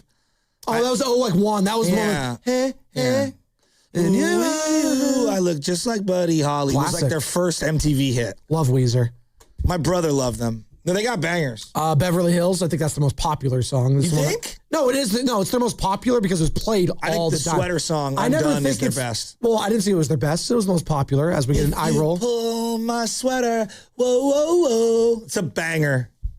Any other ones you got under your belt there? Weezer? Well, Green Day, Weezer, Transplants. There's a few rock bands from that time. What'd you say? You said you got Dave Fleming. Oh. You got in our ear. I'm sorry. I thought you were agreeing with me. Well, I think that was us. That too. Well, I mean, if that's the case, I just have to play it, Ken. I have to play it. I do. There's this little twinkling of the piano. I'm picturing Jim Nance saying, "Hello, friends," as I say hello to a friend of ours. Dave Fleming joining us now on the River Islands guest line. Dave, you live from Augusta right now? Hello, Joes. Yes, I am. I'm here. I can hear the smile right now, Dave. It's from Cheshire Cat-esque, I am sure. It feels like San Francisco this morning. It's like cool. It's probably 58 degrees right now. We got a little like cool breeze blowing through the course. It's going to warm up over the weekend, but it is like perfect weather, and the weather is going to be a big part of the story because it's about as nice as it can be, and it's going to be really, really nice all weekend. So not that we're here to primarily talk golf, but I think the thing that all of us around here are asking is how firm, how fast, because it hasn't rained much here at all. Like if it's going to be 80 degrees without much wind, like these guys, as good as they are, can light this place up. So what's the defense? Like getting it firm and fast, and we're kind of anxious to see how firm they want to get it. There could be the greens could be very difficult this weekend. We'll see. I'm so pumped for this. I mean, par 3 today. It's one of my favorite days of the year. Makes me miss my dad. Dave, we'll give you a pick at the very end. Let's get into the Giants. I want to go quick because I know your time is limited. The Daniel Susac phenomenon, it's incredible. I mean, the way he's barreling the ball has been outstanding. The ripping pull side, hitting the other way. No one is burying Pat Bailey, but I think they got to ride this momentum and just kind of see where it takes them. Your thoughts on Susac or Bailey or anything in between? I think they just have to be open to the idea of maybe this guy's going to earn a little more playing time. At least, that is not an indictment of Patrick at all. That's just hey, you are loving what you're seeing from this kid, and clearly there's an energy level of, I think we've seen it over the years many times with young guys who come up and do well. It gives everybody a little jolt, and I think he's given them a jolt when they really have needed it. I mean, these first 2 weeks have not gone well for this team, and Daniel has been one of the only real bright spots.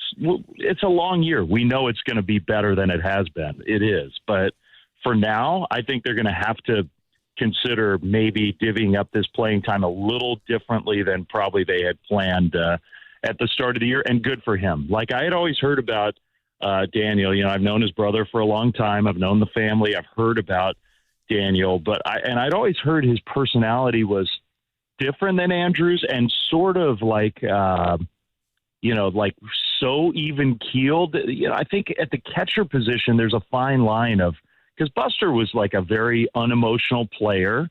He never showed his emotions on the field, but he was a true tough guy, and like a super competitive. And I'd always heard about Daniel, like the question is like, does he have enough juice to be a catcher? He's such a kind of laid back, nice guy. And I think it's obvious that personality is a really good, like, he is not putting extra pressure on himself. It's so easy when you get your first big league opportunity to just put so much pressure on, and it's almost impossible to perform that way. And this guy is not doing that. It's the opposite. He looks really comfortable up there, and that's a cool thing to watch. All right, now let's transition to the bullpen. Big talk. Obviously, they've blown a couple of games here, and everybody's crushing who to go to, when, and where. Yesterday, after Robbie Ray was outstanding, it's a high-leverage situation. They go right to Ryan Walker, and then they give him the closeout of that inning and the next inning. At the time, it was a 4-0 game, and there's runners on, so it was a little closer. They tacked on a couple more late and went with Keaton Winn in the ninth. How does this bullpen shake down for you right now in terms of trust level? Last night, it should be saved. Everybody should save last night's game as an example of why a lot of baseball people argue for why do we have a closer that has to pitch the night. Now, I'm not saying I 100% agree with that, but last night's the game. If you want to have an example of like, let's use our number one bullpen piece fluidly and not tether that guy just to the ninth inning, because exactly what you said. The game was on the line then when Walker came in. By the time Keaton Winn came in, it's a 6-0 game with 3 outs to go. Like if you had saved Walker for the ninth inning and the game had played out the same way, you're saving him for a very low leverage spot. That is the argument for using guys without like a defined inning role and just saying, Ryan, you're our dude, and whenever we think we absolutely have to have outs, that's when you're coming in. Makes it a little harder on the pitchers, I think. It's a little harder to perform that way. But if you can pull that off, that's a really good way to run a bullpen. And so I think we're going to see more of that. I mean, the bullpen is definitely needs to be better. Tony is still, and his pitching group are still trying to learn about the guys that they have. It's really hard. If you have 3 left-handers in your pen and those guys are going to be exposed against right-handed hitters, that's tough with the rules. You can't mix and match like in the old days. They're going to have to reconsider some of that stuff if that continues. Now, again, really early, I don't want to write any of these pitchers off and say they can't do this, they can't do that. But if you have left-handers who you can't have face right-handed hitting and you got 3 of them in your pen, that's not good. They need to, that will need to be addressed. So we'll see what eventually comes of that. But for now, the way that Walker got used last night, that's a pretty cool thing. Talking with Dave Fleming here on the River Islands guest line, Giants broadcaster and R95.7 The Game, Giants Insider at Augusta for the Masters this week, working for ESPN over on that side. Dave, what have you made of Rafi Devers' start to the season thus far? Just batting 196, slugging 283. And the at-bats, this is a guy that, listen, is he Tony Gwynn? He's not, but he is a top 10 hitter when he is at his best. It just looks like, I don't know, this is my first time really watching a lot of him, obviously Red Sox days, the last few months of last season, but just the strikeouts, I've actually been more shocked, if anything, when I'm watching Rafi Devers. Yeah, I mean, to me, it's not necessarily the strikeouts. He's a high swing and miss guy. He's always been that way. But by the same token, Aaron Judge is a big swing and miss guy. Like, the key for those types of hitters is you can swing and miss a lot if you still barrel up the ball, more than almost anybody. And that when Devers is going right, that's what happens. It's a lot of swing and miss, but it's also a lot of really loud contact, and not necessarily, I mean, there'll be strikeouts, but not necessarily like league leading total of strikeouts. He's obviously not himself right now. I think with Bader and Devers both, it's clear, whatever you think about spring training and the stats don't matter and what the reps do matter, and getting interrupted at the end for both of those guys has really hurt them both, I think, where like they couldn't play the last week and they weren't so then the season starts and you're just swimming upstream against big league pitching that's ready to go. Devers runs hot and cold. He does. I always saw it with the Red Sox. When he starts to go to left field, that's when his swing is getting good. And last night I thought was a really good sign I think one of those at bats, he didn't get anything to show for it. One of them, he had a hit. But if he's going to left with authority like that, I mean, I thought the home run the other night was a great sign, and obviously it hasn't been like a red-hot stretch since then. They need him. I mean, there's no doubt, like, of all the stuff that hasn't gone right in the first 2 weeks, the number one thing they have to get right on this team is there's a core group of position players that have to perform, for this team to be as good as they want to be. And he's right in the middle of that. And so he's got to be better. He will be better. And hopefully that happens soon. I think that left field swing is a good indication. I'm looking at the outfield right now. And obviously Bader has the only home run in the outfield. They have 6 extra base hits total. They're 20 for 125, the starters, Ramos, Lee, Bader.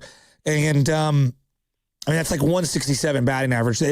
I'm very concerned right now about Elliot Ramos in general. I know it's early. He's been very streaky. I'm concerned with Lee. Where are you at with this outfield as a whole? Yeah, Elliot, now that's where the strikeout totals are concerning. Like that, Elliott's striking out at just a massive clip. You cannot be a successful major league hitter and be striking out at the rate that he's striking out. And the scary part about that is that stat becomes predictive sooner than most. Like that is a number that tells you something pretty early in the season. That would worry me about him if I were Buster and Zach and Tony and look, we've seen Elliott perform. We know he can do it. It's amazing to look up on the big board and remember he's only 26 years old. Like, it feels like he's been around forever. He's still one of the younger players on this team. Like, that is not to say he can't get that going, but that swing and miss, whatever is going on right now, has to get corrected.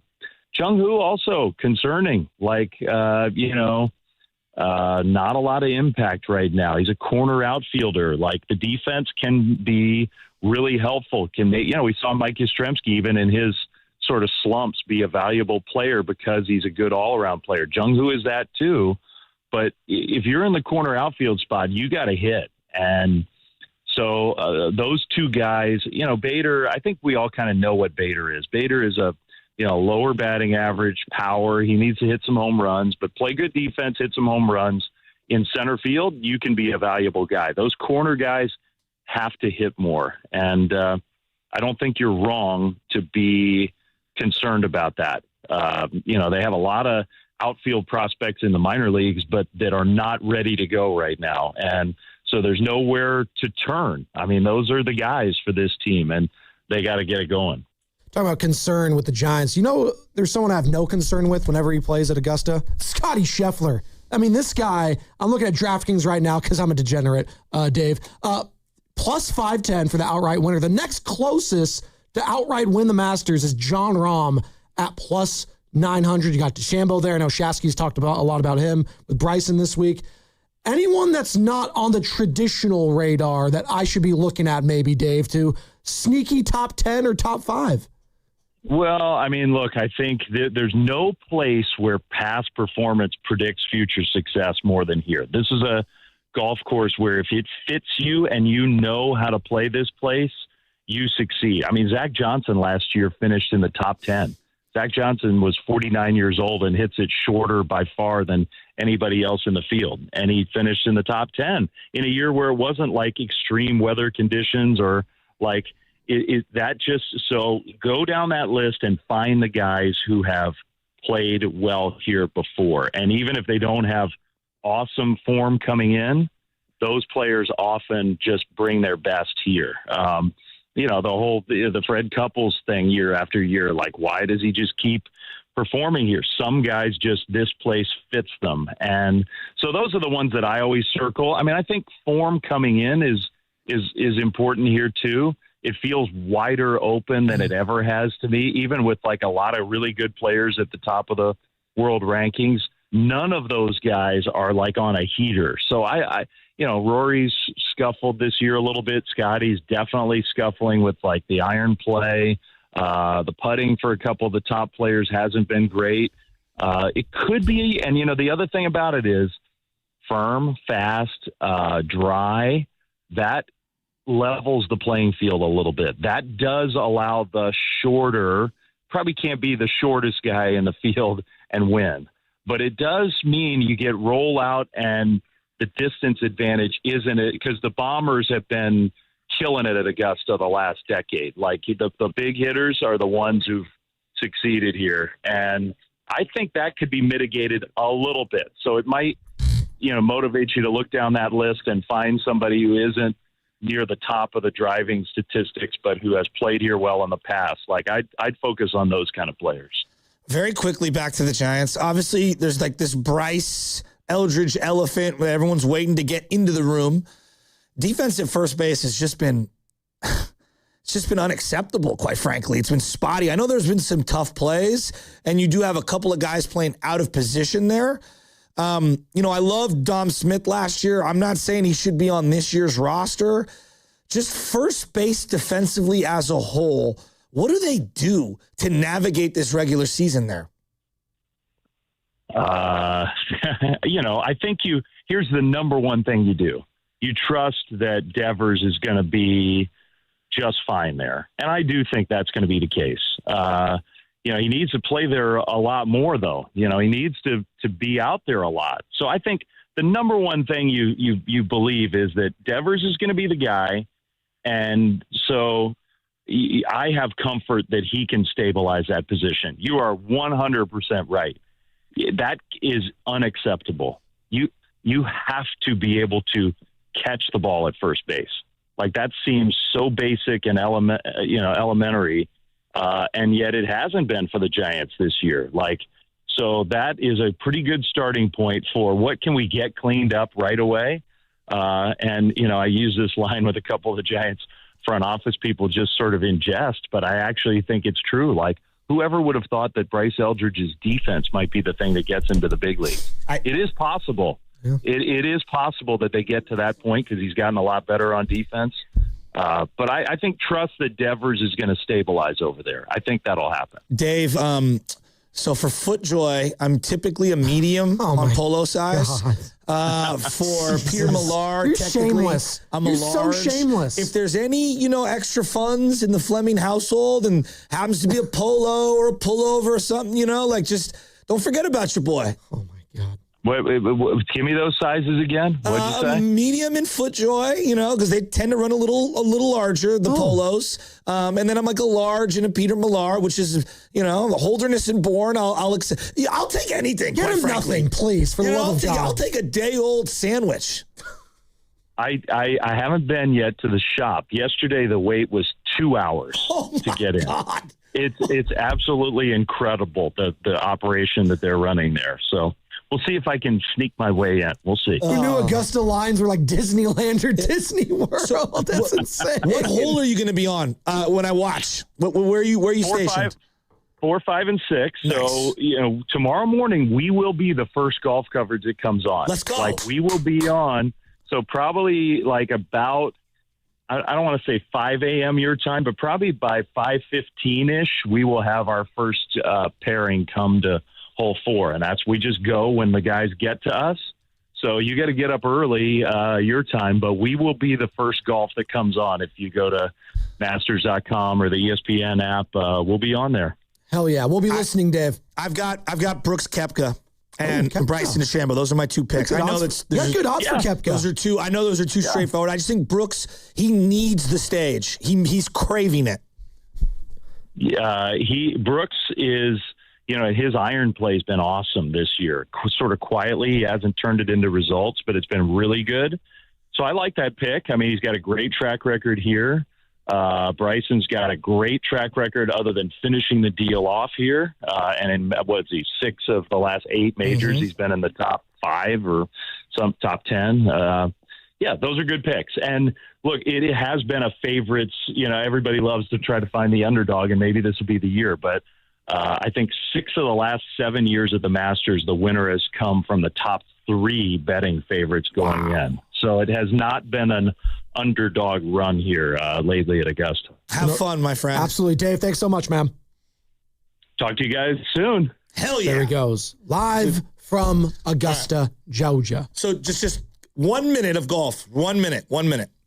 Fred Couples, it looks like my dad. Like he literally looks like my dad. So I always have rooted for him. He's one of my dad's favorite golfers. Freddie Couples, one of the greatest swings of ever. Boom, boom. Yeah.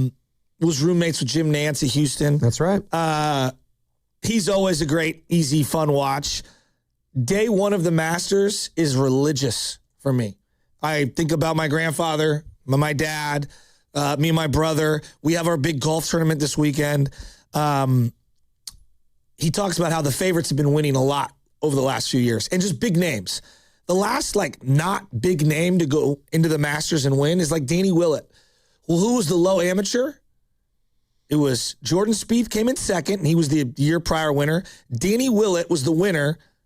Bryson DeChambeau was the low amateur at that time. I remember. Well, that's that's 10 when he years wore ago. the Kango hat. Remember that? Yeah, 10 years ago. So I like Brooks and I like Bryson DeChambeau. It's one of the great traditions they do, and that's what I love. And as we're talking about, they had the Masters dinner last night. Yeah. And they had the menu out, and everyone likes to dissect the menu. And I did think Rory had a funny clip. He's like, he was asked if he had any Irish food. He's like, no, I wanted people to enjoy their meals. So he didn't have any Irish meal. My boy Guido had a great line. I'm going to have to pick it up regarding that because I sent it to him. And he didn't want that boiled bacon and beans. No, he did not. Some cabbage. Yeah, some pickled cabbage. Boiled. Oh, no, we didn't want that. And then obviously I do love how they bring in the low amateur to go with the champion. They all sit together. It's pretty the special. smallest field of all the majors. Yeah. It's the most intimate. It's the best television experience. It's at the same course every single year. I mean, there's just all the feels. All of them. And you know what? It sucks. If we had more time, and I know he's short on time because he has to do his prep work. He has to do all of that. He's a very busy man being out there in Georgia. But no Tiger. No Tiger. Well, it's the first time since 1994. Yeah. No Tiger and no Phil Mickelson. Wow. Neither of them is in there. And those are two of the most iconic Masters champions of the last 20 years. 32 years. That's wild. That's actually wild. Isn't that kind of crazy? Damn. No Phil and no Tiger. Yeah. First time in 32 years, one of them has not been in the field. Yeah, no. And Big Boss Man, he was telling me, and then, I didn't think he was going to go 3 minutes on the field. I know I should have, with Dave, he could go forever talking the Masters and golf. So maybe I should have opened with the Tiger question. It's when you bring him up, people just don't know that are young, man, like how big this guy was at one point. And I just remember when it all fell apart, when I was a sophomore in high school. I remember I was in religion class of all things. We were in religion class. I go to Catholic school. So we were in religion class. And we were literally we talked about the ethics of what went on with Tiger Woods in our religious class. I was like, do we really need to be talking about that? In hindsight, I was like, this is kind of weird. I don't know. But, I just think of that moment and, obviously he does the comeback. He wins the Masters, Joe. He hugs his son, Charlie. And it was maybe one of the greatest life comeback stories you'll ever see. And now, he's got his problems. He's seeking treatment. He's had a couple of crashes now, being under the influence, allegedly. It's just, I don't know, man. I don't know how I would phrase the question. Just this final chapter of Tiger, it's all over the place. So just to put people like what you just said into perspective, 2005, if I were to tell people the famous chip in for Tiger at Augusta on the 16th with, or maybe it was the 17th. Vern Lundquist? Yeah, it was 16th, excuse me, where he's chipping in with the little 8-iron off the green. And it's him and Chris DeMarco going back and forth. I was at the Philly Club on West Portal. Packed. Everyone was glued watching golf. I was with my boy Seamus. I'll never forget it. And we were side by side, and he chips it in. And the way the camera zoomed in on the Nike swoosh ball as it goes into the cup, and the entire bar, I'm talking packed to the gills. You could barely move at the Philly Club in West Portal. Everyone was going ballistic. Insane for a golf Masters match on television. Like it was a football game. Yeah. Worse than a football game. Like it was a World Cup final. Like a Super Bowl game. It was the most insane thing of all time. I don't think people can understand. And it's one of those moments that's etched in my head forever. And the camera shot to zoom in and have the Nike ball just show you the Nike swoosh right then and there. It's the most iconic of all the different things that happened for the Nike brand in general. I would argue it's a top 5 iconic moment in the brand. So for me, I think the most iconic Whenever I think about Tiger Woods at the Masters, I think it's that final strut he had, whether it was a 16th, 17th hole, just the amount of people following him is absolutely insane. It's just a picture of Tiger, his caddy, thousands of people behind him, thousands just following him. I didn't tell you my Pebble U.S. Open. No. So when the U.S. Open was at Pebble, this was 5, 6, 7 years ago. Yeah, because they're always in the rotation, but yeah. Me, Covey, my dad, and young Guido went down to Pebble. Now that's a group. It was a group. That's a group there. And it was like kind of raining on and off, so it was wet. Yeah. Tends to be down there. You have to remember the first hole, it's probably 350 dog leg right, maybe 400 total yards from the back tee box to the green. Joe, when I tell you it was 50 deep on both edges of the fairway for 400 to 500 yards in both directions, 50 people deep. People were crawling under people to get their phone out. This is, like I said, 6, 7 years ago. I've never seen anything like it. It was the most insane thing I've ever seen in any sporting event. It was day 1 or day 2 of the U.S. Open. It wasn't even a Sunday just to watch Tiger tee off. No Tiger this year. That sucks. Yeah, but he's got some real deep personal issues. It sucks for a multitude of reasons. And yeah, I'm with you. It's just this final chapter is going to be, probably a negative one, which for him, and it's never too late to change your life. Well, correct, because I thought he was cooked. I never saw him winning another major. Did you? No. After he won the match? Are you kidding me? You're talking about his athleticism. But I'm saying comeback stories in general. I gave up on him even competing for the championship stuff. And yeah, I'm talking about, this is life we're talking about. Yeah. Yes, absolutely. It's never too late to turn your life around. One of the guys that was in, and I don't want to give his name out, but one of the guys that was in the knockout tournament came over to me and he's like, hey, I know one of your family members. I go, oh, yeah? I'm a friend of Bill. I was sitting next to you when that happening. I was breaking your balls about it. I was like, who don't you know in the city? Yeah, and Jesus. He knew one of my family members, and he's like, yeah, it's changed my life, and blah, blah, blah. And like, I've been very open with my own sobriety and my dad and how it changed his life. And my dad was in NA and AA, and I got nothing to hide. This is a part of his life.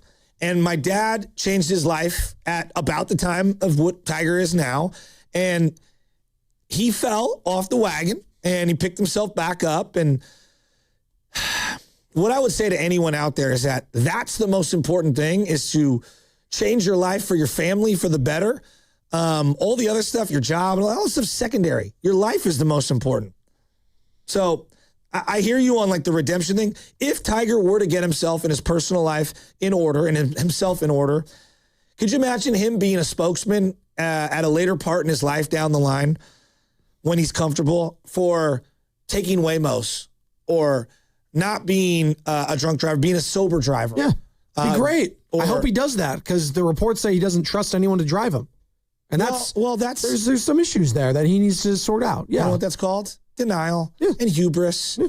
And that's what an enabling addict says to themselves to justify ridiculous The word moves. is selfish, too. Exactly. Yeah. Well, you're endangering others. Yeah. So, yeah, he needs to get help. Absolutely. You know what else needs to get some help? Tanking in the NBA. At least that's what Shasky and Draymond Green think after the Warriors narrowly defeat a tanking Sacramento Kings team 110-105 last night at Chase Center. And the last couple minutes of the game, it was a tight one. We're doing Hack-a-Seth Curry. Doug Christie immediately tells Doug McDermott, who I didn't even know was still in the league, out of Creighton. Hey, Doug, foul Seth Curry. Not even, they had to do a camera angle where it was like, where the hell did that foul even happen? Because it was off screen. And it was like, why is he fouling him? Oh, and then you realize, he's fouling him because they want to lose the game. Draymond Green said as much after the game. I saw a team tonight foul Seth Curry with 3 minutes to go in the game for no reason. In the penalty. It ain't working. But, we want to make the playoffs, so it works, I guess. Draymond is correct. Him being as animated as he was in that answer is exactly how I felt watching it. So I'll show you the picture of what I had going on last night. And I deliberately switched off the Warrior game on the big screen and put the Giants. on when this happened. Yeah. This is me and my kid in the bed, and he's looking at the television. I had switched off the Warriors on the big screen and put it on the iPad and put the big screen for the Giants after I saw this happen. Yeah, just done. I'm over it. Now it was the last couple minutes, so, it was fun anyways. But he even saying we right have there. a sport problem. Well, no, is it a 1-year deal, or is this just the worst we've ever seen it and it'll go back to more normalcy next year? Or are we going to, at a point of no return where we have to make major changes? Baseball made a lot of changes for the television product.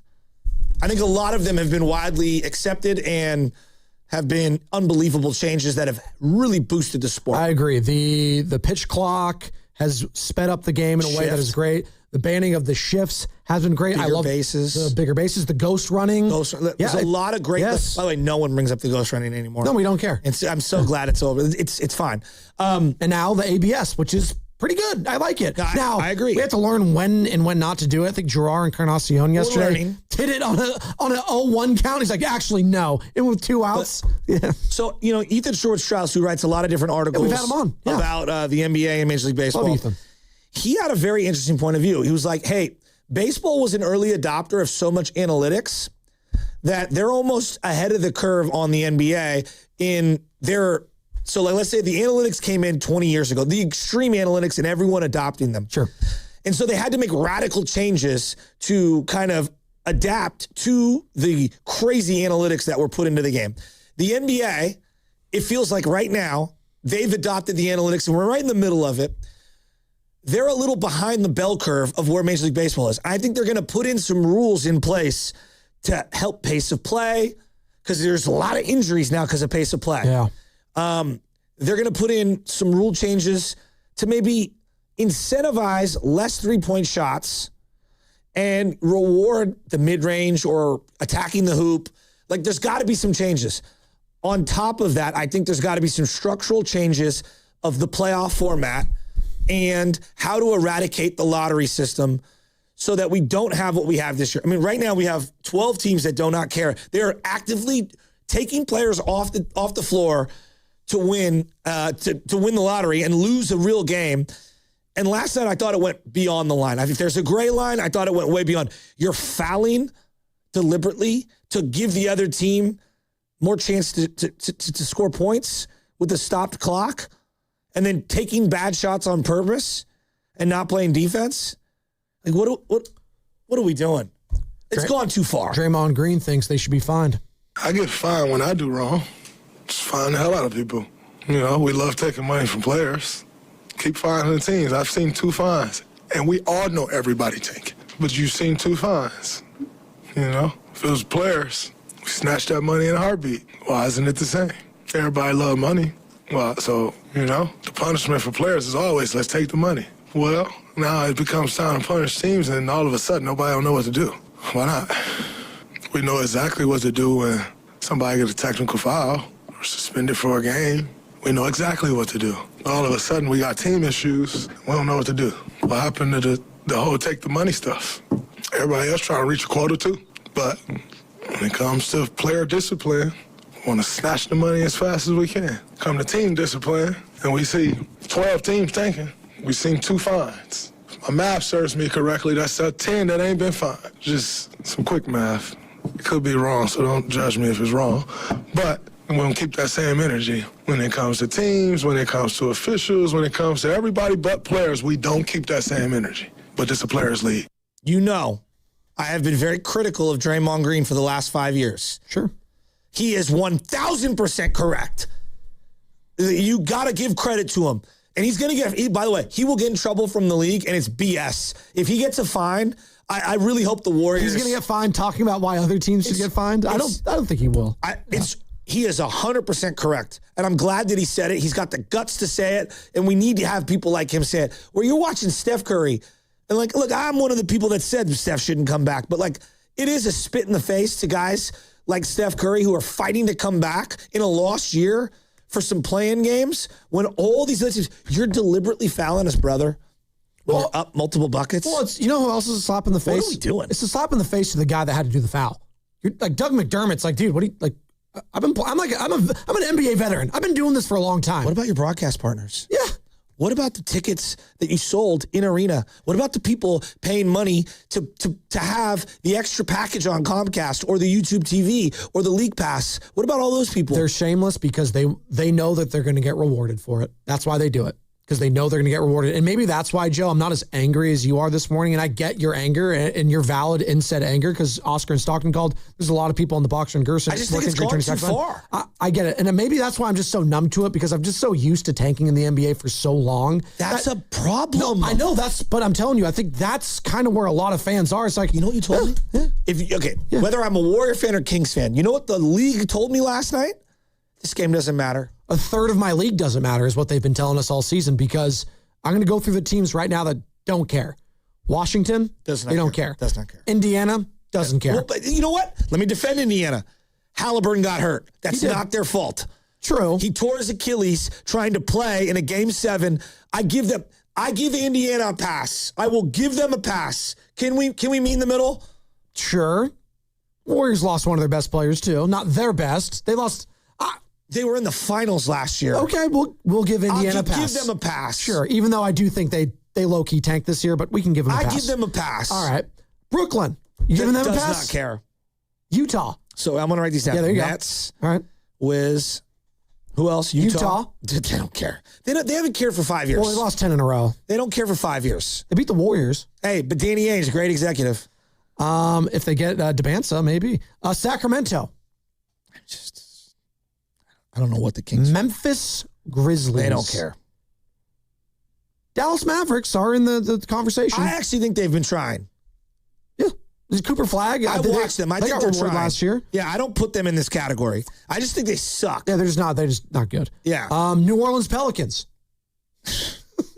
Perpetually tanking.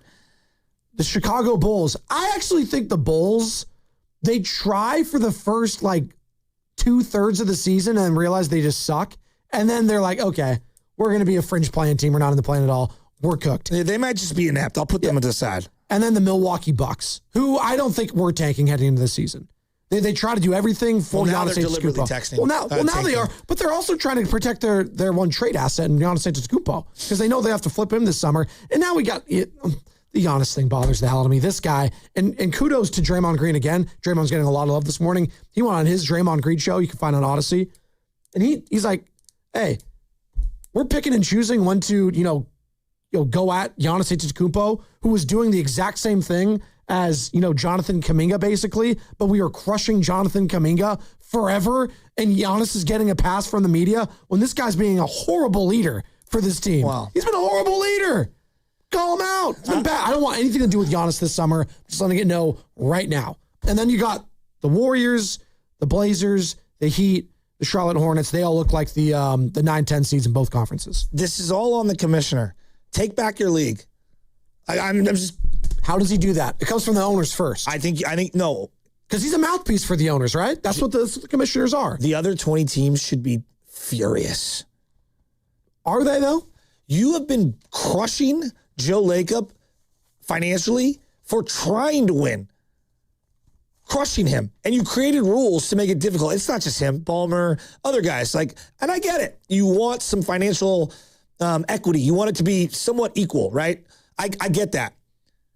We've got to crush these losers. And I don't think finding them is the appropriate tact. I think it's got to be way more penal than that. We're taking away picks or we're taking away salary cap room or something. We got to do something. Anthony Slater did something. He put out an article talking about tanking. Obviously, Anthony Slater covers the Warriors for ESPN. He does some work with the Sacramento Kings, too. He's based up in Sacramento, Bay Area, all Northern California. And some really good quotes from a lot of anonymous, general managers, coaches, et cetera, et cetera. We'll get to it. People are calling in and want to talk about tanking. I just think this is and I'm not trying to be like Mr. Sanctimonious. I don't expect every game to give maximum effort. It's been 2 months of teams that the Warriors have played. They've played the Nets, the Wizards, the Kings, the Jazz. They played the Grizzlies. This is the last 2 months, okay? The Mavs multiple times. We saw them play the Bulls. The Bulls were trying hard in that game.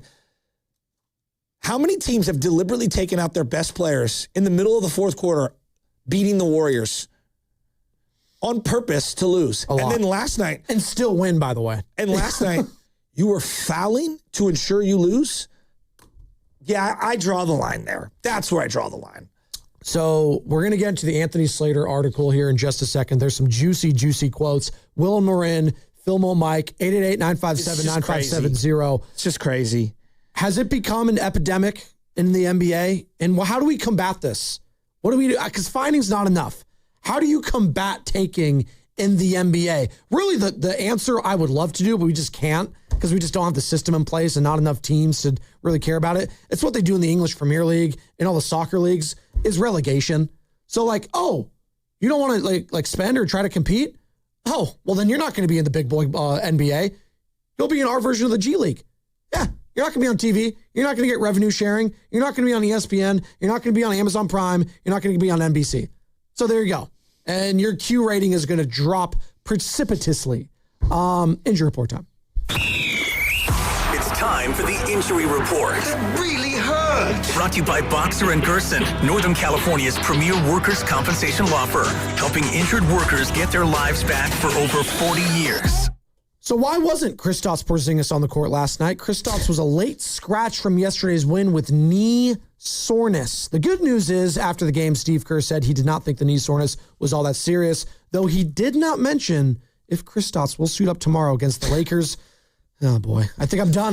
Boys, with my burrito bet. I'm like officially cooked now, right?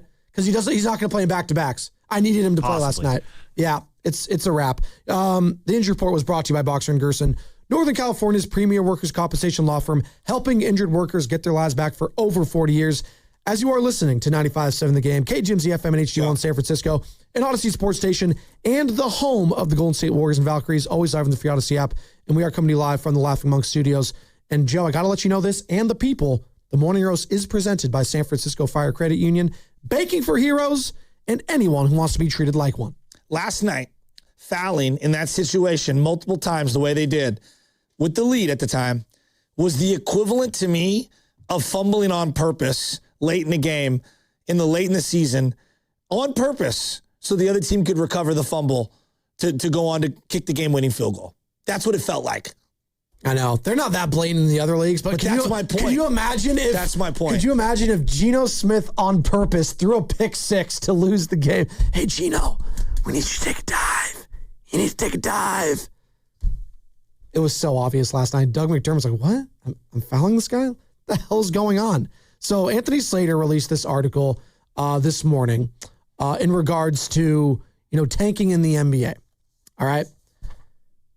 He's got a lot of quotes here. And I want to dive into this one first and foremost. This is how he kind of presents it. In the past several years, the NBA's tanking problem has grown from a subtle, largely ignored side issue to a full-on epidemic spreading across the bottom third of the league like wildfire, culminating this season with an arms race between at least 8 teams to lose as much as possible to increase their lottery odds for a loaded draft. Okay. This is the quote that stuck out to me from one Western Conference general manager. And we'll get to Will Marin, we'll get to Phil and Mike, and all the calls, I promise. These teams are doing the whole gamut. Sitting guys in the fourth, playing analytically bad lineups, drawing up plays for bad shots. The creativity is impressive, and I don't blame them. It's the best strategy to get better. Look at all the most promising teams in the league. Thunder, Spurs, Pistons, Rockets, Hornets. Years of being bad and building up on high picks. It's painful, but worthwhile. What say you to that? Is he wrong? I don't think so. It's just a problem when it comes to... Did the Celtics tank to get to where they're at? Jason Tatum's their best player. They had to be bad to get him. Yeah, they were bad. They got rid of a bunch of guys, Paul Pierce and all the guys at the end. They were bad for a short... They didn't tank year after year after year. But they were rewarded. Deliberately. They were rewarded for being a bad team. They also developed those guys and maintained them and then had the highest luxury cap bill in the league and traded for Drew Holiday and traded for Kristaps Porzingis. I don't know, man. I just... No, but is this the league they want? Well, it's the league that has been for a while. So if it keeps making them money, they don't care about it. Daddy, how did the Golden State Warriors get good again? Well, son, they deliberately tanked for 7 straight years. And eventually they hit on a couple of picks and they just kept tanking their way until they were good again. It happens in all sports. Houston Astros did it once upon a time. They did, and it worked. Did it not? They were one of the best teams in baseball the last decade because they tanked forever. And for the Celtics, I actually forgot this, but they traded away their number 1 pick to the Sixers. And they got the 3 pick. And they got Tatum with the 3. Yeah, Markelle Fultz went number 1. Okay, Steph Curry was the 7th pick. He wasn't even the, 1 or 2. James We're Wiseman. acting like there's no other way to be good. I just categorically disagree with that. Let's go to the phones. Will in Marin wants to join the conversation. 888-957-9570. Was Luka the number 1 pick in the league? He was not, although he should have been. What's up, Will? The Kings could have drafted him. I know. Well, remember that. The Kings said, or Luka said, I don't want to play for Sacramento. And Vlade was like, no, we don't want a guy that doesn't want to come here. That's the Kings. They're inept. They don't know what they're doing. They don't. They've been inept my whole life. For as long enough, maybe they'll be good again one day. They have a nice stadium. I'll give them that. What's up, Will? Hey, what's up, guys? Thanks for taking my call. Yeah, so I totally agree with you, Spadoni. I think a fine is weak. What I think they should do is, like you were saying, no prime time, but I think they should just pull the Raiders on them, black out the games, reduce the amount of ping pong balls that are entered in the lotto, and you should fine them, or maybe even tax them. Do anything that you can to prevent this, because if you're deliberately tanking, but then you understand if you're caught deliberately tanking and it removes the ping pong balls, that takes out the entire incentive. So I just feel like just destroy and minimalize the incentives to want to tank. That's the best way to do it. And also, I couldn't agree more. Shasky last night was insane. That was more obvious of a dive than like Bruce Willis in Pulp Fiction losing that fight, or Mickey losing that fight in Snatch. Like it was it was literally an NBA Hollywood moment. You don't want that in sports when you're supposed to be watching something organic. The sad thing about that for Sack is like, what if there was a young fan in the stand who was excited about them beating the Warriors, and then his dad then later explains, oh, they tanked, son, that's why they lost. Like, you just lost a family of fans. And I know that they might not feel that now, but if that's a domino effect, I mean, no one's going to show up to games. No one's going to show up to games. No one's going to believe in the product. That's what you want to do. Exactly. You're selling a product in the NBA. You're a business. It's an absolute joke and a travesty. Like, you can't have that in sports. Thanks, guys. Have a great day. There's implications that what I'm watching isn't real. That's the problem that I have with it. Well, you know it's real in that this team's trying to lose. So you know that. You know 10 teams in the NBA are trying to lose games. It's one thing to put out a lineup of guys who aren't good enough, and they're just not good enough, right? That's the beauty of sports. That's what I think about some of the, as we went through the whole list of teams, I do think some of them are just not good enough, and they do try to win. They just stink. The Chicago Bulls, I think, are one of those teams. What do you explain what the Kings are doing like last night in that game? Well, what other explanation is there? There is none. If it was Shaquille O'Neal or Dwight Howard and you needed to foul them because you knew they were going to go 1 of 2 or 0 for 2 from the line, I could kind of talk myself into it. It's the player they fouled. Seth Curry is a legit free throw shooter. It makes 0 sense. And right now, the Kings, you go to Tankathon, who has all the draft order, they want to be in that top 3 because, if you're in that top 3, you have a 14% chance to get that number 1 overall pick. So it's Washington right now. I'm just going to, real quick for the audience, Washington's at 17-62. They would have the first pick, or the best odds, I guess, but the top 3 really share all the same odds because it's not like the NFL. So it's Washington at 17-62. It's Indiana at 18-61. And then you got the Brooklyn Nets at 20-59, who have 1 fewer win than both Utah and Sacramento, but they had the same amount of losses. So that's why they're trying to jockey for position. I know your face palming is laughable, but I'm telling you why they're doing that. No other sport talks about the bottom third of the league as much as we do in this sport. We've talked more tanking than Jason Tatum, than Jaylen Brown. We've talked more tanking as a nation than Cade Cunningham. We've talked more tanking than we have Shai Gilgeous-Alexander. We've talked more about tanking than Jokic. Like, that's a problem. If I were to say, what was the NFL narrative this year? The NFL narrative Regular this year? season narrative. damn, Caleb and the Bears might be good. The Seahawks, are they legit or not? Sam Darnold, reclamation. Wow. Stafford. Yeah. Wow, Puka. Well, look at what the Niners are doing with all these injuries. Exactly. There right? were storylines, you're saying. Last year's baseball season, what were the storylines? I mean, Dodgers, can they go back-to-back, really? Are they going to Shohei Ohtani, Aaron Judge? Who is this Detroit team? Who is Detroit? It's Cal Raleigh? The Blue Jays? What? Yeah, exactly. Aaron Judge. Okay. What has been the storyline for this year as NBA? I do think there has, tanking is one of them. Victor Wembanyama has been incredible. He has taken over the league. Wemby is a guy now. Shai Gilgeous-Alexander, the Oklahoma City Thunder, they're a unit. You know what's a feel-good story? The Boston Celtics. What they've been able to do. Yeah, they've been incredible. But that's a far cry from the loud noise and the drumbeat of what's going on with tanking. How much have we talked about tanking on this show? I don't think we've talked about it that much. A couple shows. We have Steph Curry in his prime, and I'm considering, losing in the play-in just to have a better opportunity at the lottery. I admit that. A little bit. But I admit that. But also, part of that, though, is you've lost Jimmy Butler, and Steph has been hurt for months. Sure. So you're trying to protect. You could always justify why you need to lose. Yeah, but Indiana, to your point, could justify it because they knew Halliburton. I agree. What's justifying Washington, Brooklyn, Utah? I agree. Yeah. I want to go to a Kings fan. RJ Napa, longtime caller, longtime listener. We love RJ. How are you feeling about this, RJ? Good morning. Hey, guys. Good morning. So just want to touch on a few things super quick. So the Luka thing, actually, the excuse they gave was that that Luka and De'Aaron Fox both couldn't have the ball in their hands, so that's why they passed on Luka. But the real reason was Luka's dad played with Vlade, and I don't want to get this wrong. The European, the countries splitting up and all this, but they ended up being on both sides of that split, that civil war. So that was the real thing there, which is stupid. And then as far as the current situation last night, Joe, I'd like to validate your Shasky, I'd like to validate your feelings. That was 1,000% ridiculous.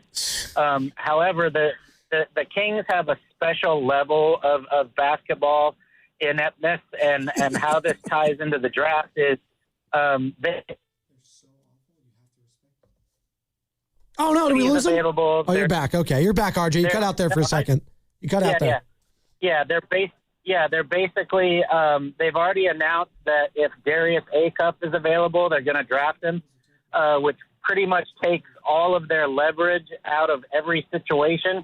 And also, he's widely regarded as the worst defensive player in the draft, so he fits right in. So the point is, even if they won the lottery, they would take him number one overall when nobody else would anyway. So it's just it's a ridiculous franchise. I love them, but I feel like they're just on a different level of stupid than the other teams that are tanking. So, see, I'm so glad you said that. For the time, I really appreciate it. No, thanks, RJ. Look, a good Joe. I'm not naive. I understand that teams like the year that the Niners went 6-11. Brock, don't play in week 18. Yeah. I get that. Don't play. But that didn't mean that the other quarterback who went out there, the Pastronaut, wasn't trying hard. Josh Dobbs. Could you imagine if he was like, I'm going to throw this pick right here, this pick 6 on purpose. We got to lose this game. Shanahan's in my ear. He's telling me lose the game. Why was it important for Josh Dobbs to play well in that final game? So he can get another job. Because he's auditioning for other jobs. Yeah. You don't think these guys that are playing on these teams are still auditioning? You don't think... Well, Bassey's auditioning right now. On the Warriors. And it might sound laughable to some when I say, Doug McDermott still... He might think he has a couple years in the NBA still. Sure. He still thinks he could be a serviceable player. Maybe he thinks that the Celtics or whoever might need him off the bench. And he was singled out yesterday by his head coach to foul a player for who, for what? Why? One, think about how difficult it is. If you don't do it, now you're the guy that's the insubordinate. Yep, exactly. Then you're, Oh, you wouldn't do that for your team? Well, fit right in with the Sacramento Kings, insubordination. That's what they're built upon. It's just, button heads with the owner. Am I the old head? Am I just the old head, screaming at the clouds? You're not. Are people agreeing or disagreeing with me? They're agreeing. I just couldn't believe what I saw. No, I think most people are in agreement with you. Hell, we have Anthony Slater doing an entire article. I know Nick Friedel, our Odyssey NBA insider, has agreed with you. I think Phil Mike is going to agree with you on the other side. That's a tease. Philmo going to be joining us on the River Islands guest line, and it's all going to be brought to you by Fremont Bank. Here for you, here for good. Hi, I'm David. I'm Chris. And I'm John. We are the three brothers who own Jack's Restaurant and Bar. And we are here to... Not again. That's my line. That was my line. Boy, stop it. Mom? What are you doing here? Have you heard your commercials? They're terrible. That's not our fault. You taught us how to cook delicious food. Using only the freshest ingredients. And to treat all our guests like family visiting our home. But you didn't teach us how to write catchy radio spots. They remember that and get back to work. Yes, Mom. Jack's, serving delicious breakfast, lunch, dinner, and drinks the way our mom taught us. ILoveJax.com. Join 95.7 The Game weekdays Monday through Thursday from 1:45 p.m. to 2:15 p.m. for The Crossover, when Willard and Dibbs join Steiny and Guru, presented by Bay Alarm. Rest easy, we're here for you. BayAlarm.com. What's up, cousin? I want a new phone. Have you seen any good deals? Everyone has free phones, but when I switched to T-Mobile, I got more value and so much more. Like streaming included. And travel benefits. And the best part? The price of your talk, text, and data is guaranteed for 5 years. Get more benefits and more value. At T-Mobile, families save and get a 5-year price guarantee. Switch now at T-Mobile.com. Qualifying plan requires price guarantee on talk, text, and data. Exclusions like taxes and fees apply. See T-Mobile.com. Hello, San Francisco Bay Area. Bank of America, in partnership with Visa, invites you to a FIFA World Cup 26 watch party. Open an eligible Bank of America checking account in participating financial centers only for an opportunity to reserve 2 complimentary tickets while supplies last. Experience special musical guests, games, giveaways, food, and more, all at a legendary venue. Learn more at BofA.com/BofA Visa Watch Party. What would you like the power to do? Bank of America, proud to be the official bank of FIFA World Cup 26. Bank of America N.A. member FDIC. Terms apply. All rights reserved. Boxer & Gerson, Northern California's premier workers' compensation law firm, helping injured workers get their lives back for over 40 years. Xfinity Tech Support, Matthew speaking. Hi, I live in a pretty remote place, like Jurassic Park remote. Oh! Wow. Will Xfinity Mobile work out here? Yep, the combination of reliable Wi-Fi and 5G makes it so that you can stay connected in all kinds of places. Plus, you get access to ultra-fast speeds and coverage, whether you're poolside or out live streaming with a T-Rex. Hold still, you're about to go viral.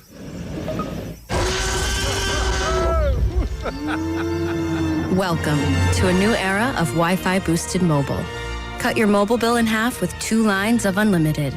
Learn more at xfinitymobile.com. Xfinity. Imagine that. Watch Jurassic Park with Xfinity. Restrictions apply. Xfinity Internet required. Savings comparison based on promotional rate for 2 lines of Xfinity Mobile Unlimited versus 2 lines of T-Mobile Experience More, Verizon Unlimited Plus, and AT&T Starter as of February 10th, 2026. Taxes, fees, extra.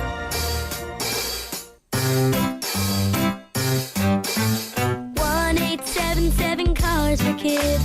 KARS Cars for Kids. 1-877 Cars for Kids. Donate your car today. 1-877 Cars for Kids. KARS Cars for Kids. 1-877 Cars for Kids.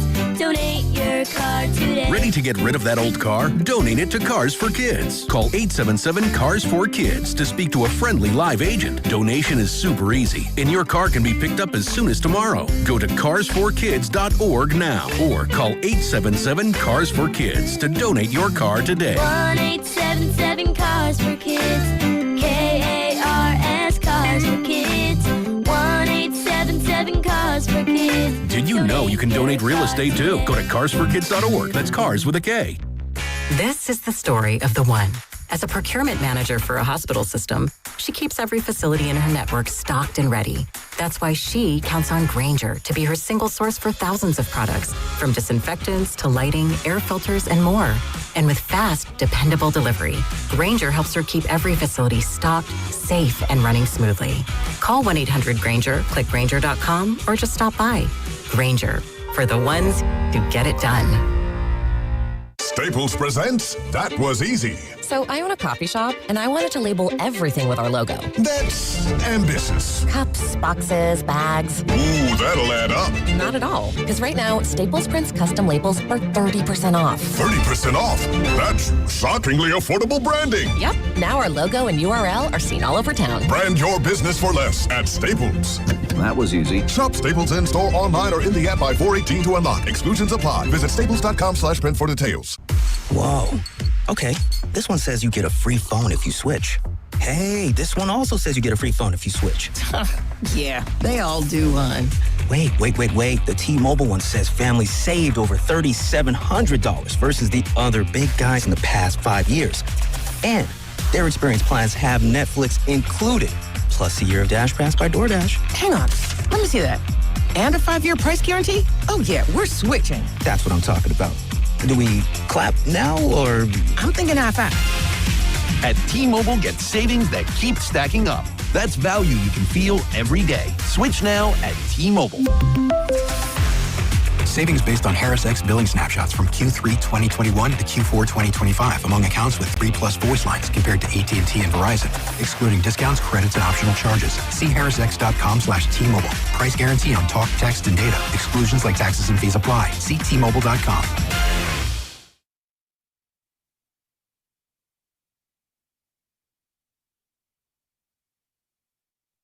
Now back to the morning roast with Joe Spadoni. I said it right.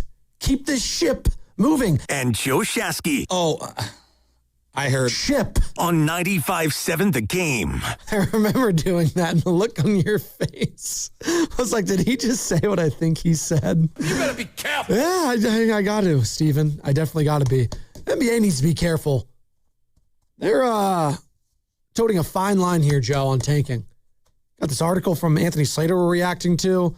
A lot of different thoughts on how you combat this. And ultimately, how do you? How do we combat tanking in the NBA? As we see with 3 minutes to go last night in a tight game between the Warriors and Kings, Doug Christie telling Doug McDermott to foul Seth Curry completely away from the ball.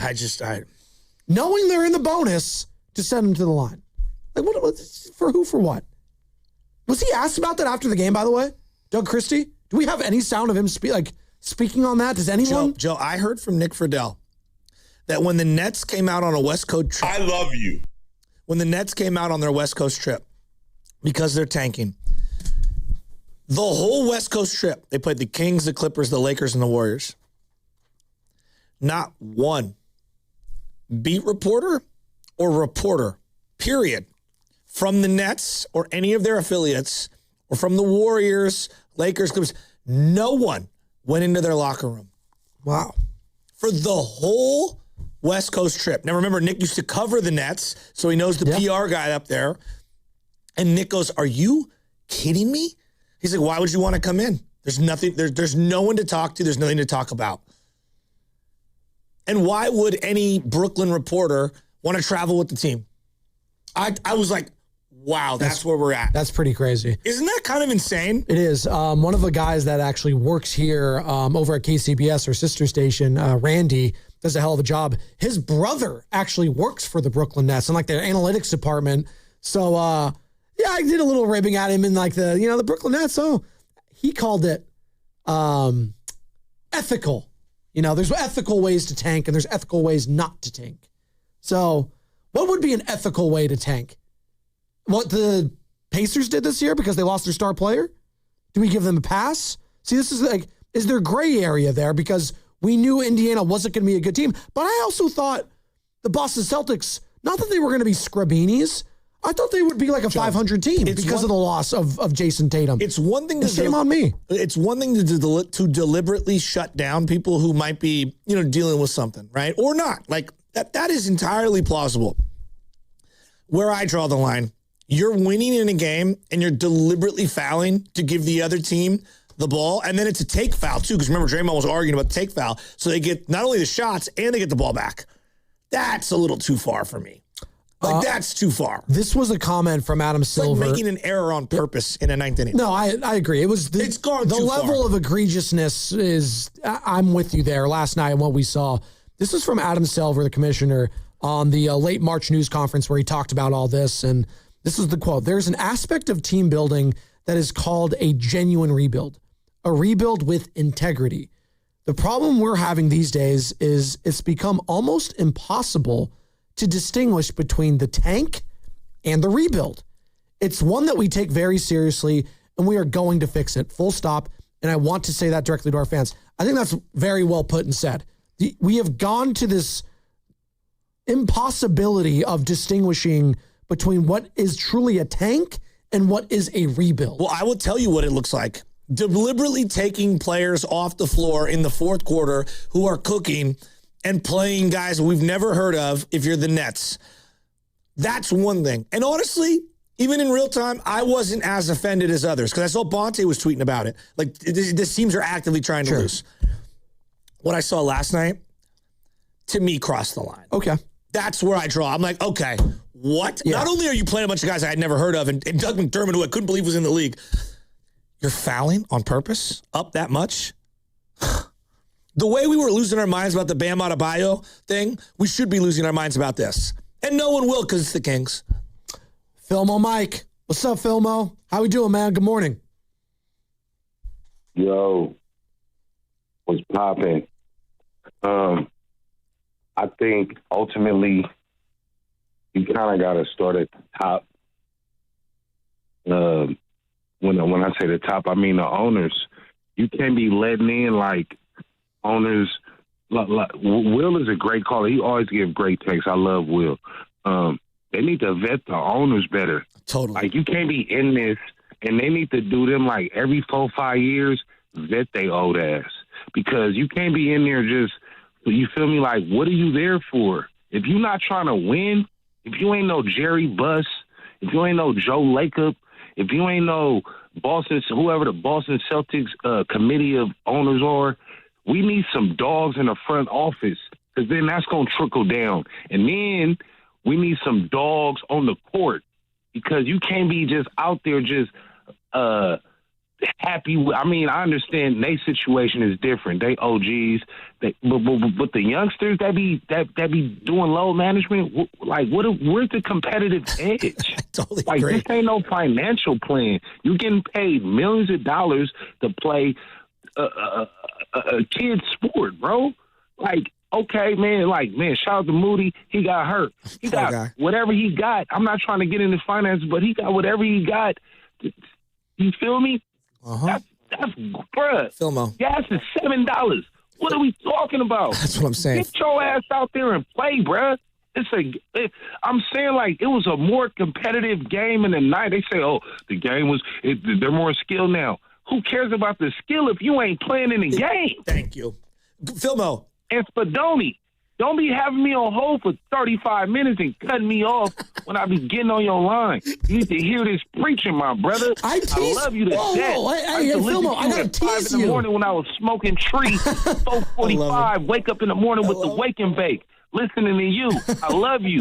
Don't be cutting me off. Filmo, I'm not cutting you off. I'm promoting you. You're a guest. I said you're on the River Islands guest line. Filmo, let me ask you. No, that's kudos. I gotta go to River Islands, man, and sell some solar to them people. Hey, Filmo, let me I've been watching the Warriors for 43 years. Okay, I'm 43 years old. Sir. I'm old.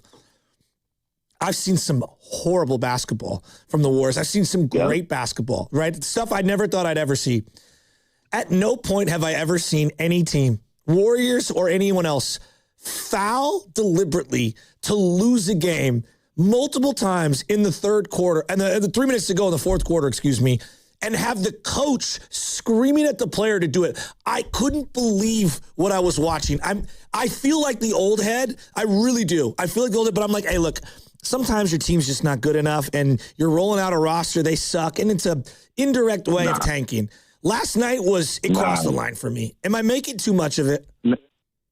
No, you're not making too much of it. And that's why it starts at the top. Do you think Doug Christie, who slapped Rick Fox in the chops back in the day, will be selling out like that? It started at the top. You got to vet the owners. Hey, bro, do you really want to win? What are y'all doing? Let's go to y'all plan. You feel me? What's up with this? What y'all trying to do? You can't be doing that type of stuff, man. That ain't cool. That's totally uncalled for, and it's not fun. It's not fun to watch that. You mentioned that. Brian Winters, if he would have did that, go in there and file somebody.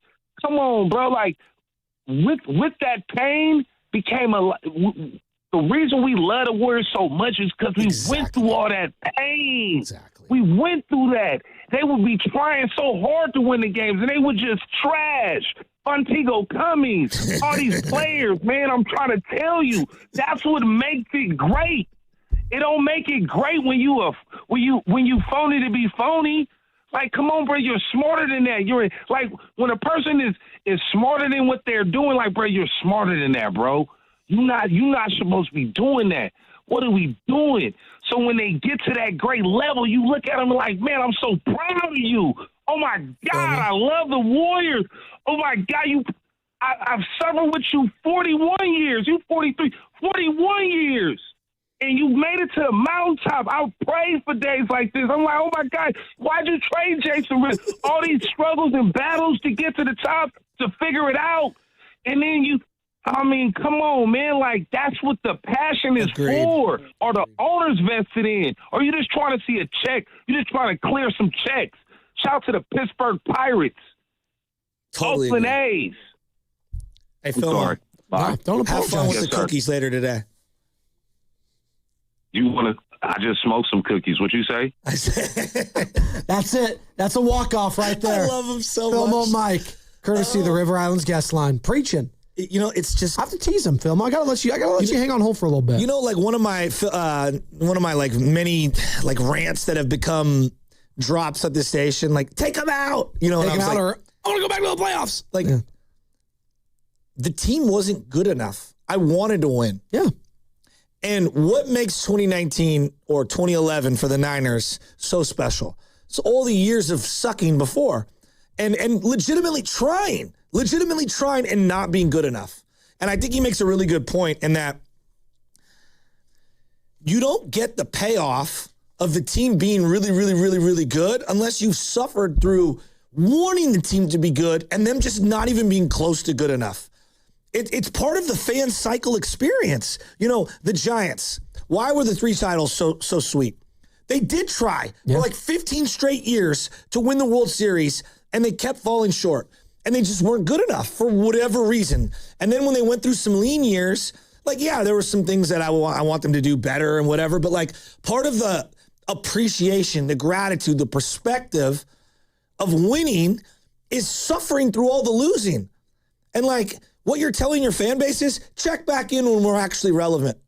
It's like, no, that's not how it works. Like, that would be like a marriage, Joe. That would be like a marriage where she's only there with you or he for the good times, for the Instagram photos. Not the bad times. You know what the real marriage is? Hey, my dad's in a coma for 80 days. Yeah. You know? Hey, your brother passed away. Yeah. You know, like, I broke my leg. Exactly. Yeah. You can't celebrate all the good times without having all the bad times. It gives you perspective on your relationship and where you're at. Look, maybe I just view it different and I'm old as hell and y'all are laughing at me. But it's just, I think it's ridiculous. I think last night to me crossed the line. There's a difference between deliberately playing bad players or even taking them out. And where I draw the line and where I think it really crossed it last night, fouling on purpose. It's ridiculous. Was that the straw that broke the camel's back for you? I'm not even going to say Warriors fan, NBA fan when it comes to tanking. 888-957-9570. I asked Ken in the back, filling in for Risotto, who's filling in for Carter Chickering. Hey, did Doug Christie, was he asked about this at all after the game? And he was like, no. No one asked him. No one. You're a Knicks fan, correct, Kenny? Yes. Okay. Am I out of line in what I'm saying about the league? You're a big sports fan. In fact, I would say clearly a diehard. You love the NBA like I do. You love all sports. Last night crossed the line for me. Am I out of line reacting the way that I am today? No, not at all, especially when it looks that blatant that we're talking about. I mean, you got to be careful with these sort of things, but if you're going to do it on purpose like that and show it in front of everybody, I mean, teams have done it, like you guys have been talking about. Teams have done it in different ways, but there's a sense of like anonymity. Fake it better. Yeah, fake it till you make it sort of thing. It's like when you call in sick, like, hey, don't be out and like posting on like Instagram when you're clearly not sick. Like all of us have done it. We've all done it, guys. Hey, I'm not feeling good. You feel fine. I'm not feeling good. I need the day off. Okay. Well, don't go out on Instagram. 100%. Don't go out on Instagram 100%. that you're partying and clubbing and rubbing it in our faces. Hey, dude, we get it. We don't care. You might not be sick. It's none of my business. Don't be rubbing it in the boss's and the company's face that you're blatantly lying. That's kind of how I equate it. Well, and what people are saying, and like, they might be right, okay, that, hey, the only way to be really, really, really, really good in the league is to suck and get the best of it. Well, then we got to switch the system up. If that's the only way to be good, either you're one of the top 6 teams in the league, or else you need to suck. So there should be no middle class. There should be no like scrappy claw team. That's how the We Believe team ended up being the most beloved team in Warrior history. I got a really good excerpt, and we're reacting to this latest piece from Anthony Slater on ESPN in regards to NBA's tanking problem. It has to do with the Indiana Pacers, actually, and he has some good quotes from a former Pacer prior to the Warriors, Buddy Hield, and his thoughts on what happened there. Before we do that, let's go to the lines. Let's go to the phones. Here. Everybody's fired up. We got Kevin, James, and Jam. Am I the old man yelling at the clouds? Should I just shut up?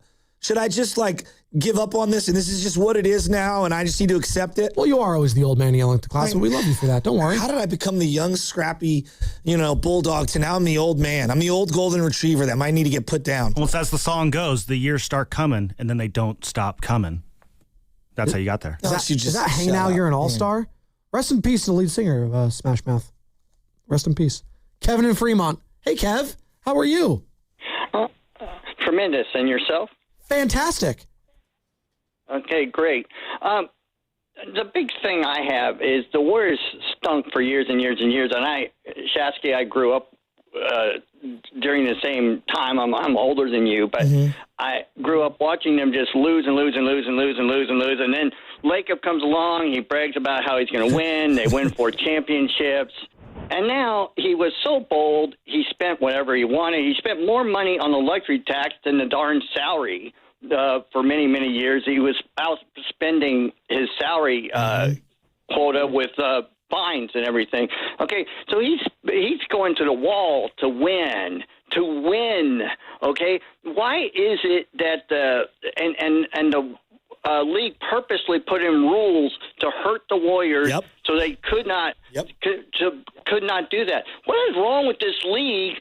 So now you're going to go ahead and let somebody just blatantly cheat to lose so that they can build their draft picks? I mean, this is ridiculous. I thought this was a competition, not a fixed way to lose. Exactly. What they're telling me is that the game that's on tonight doesn't matter, but the draft pick in 6 months matters more, and his development 3 years from now matters the most.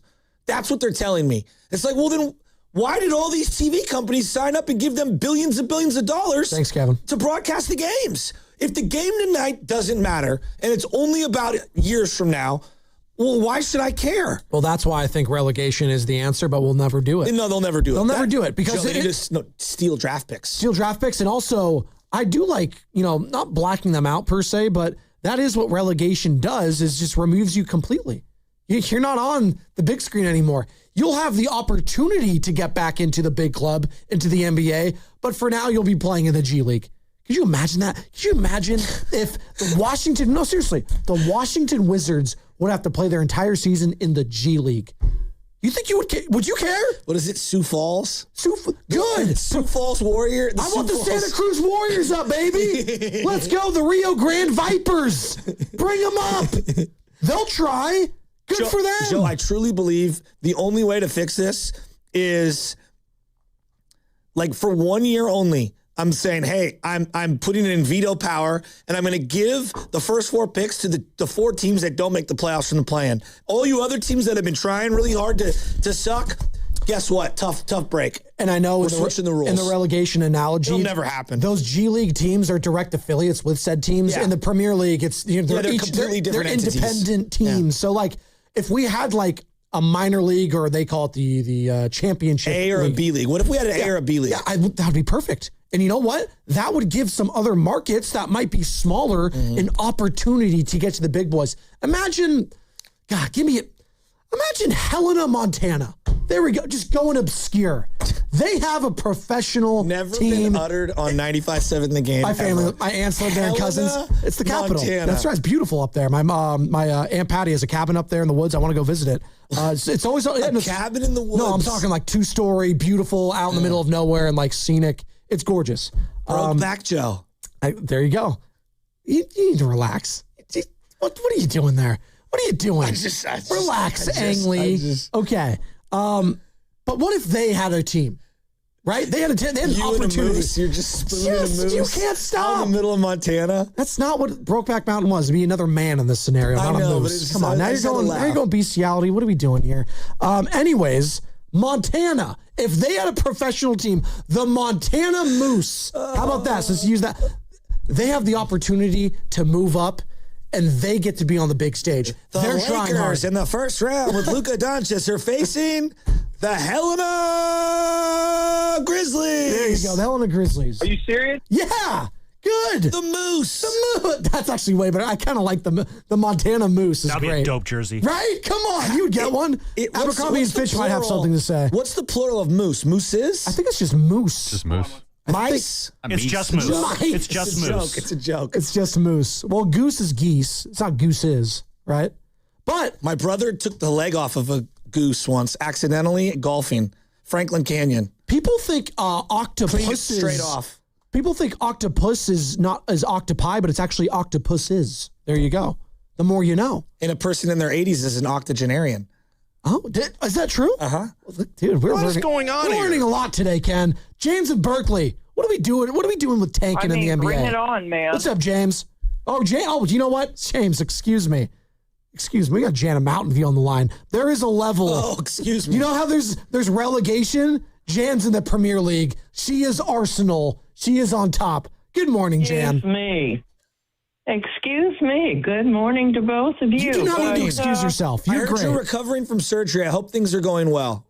Like, seriously, Jan. I'm doing okay. Thank you very much. But, I want to get to the point, and the first point is go back to what we used to have. Go back to just 8 playoffs. I love it. You go back to 1 through 8. I'm tired of this play-in garbage, and not only that, but I give a big shout out to Wemby because you see every time he takes the floor, he wants to win. He plays to win, and that's what you're doing is you're playing to win the game. And I feel sorry for maybe there's some players on these teams that are in the tank mode, and they want to win, but their damn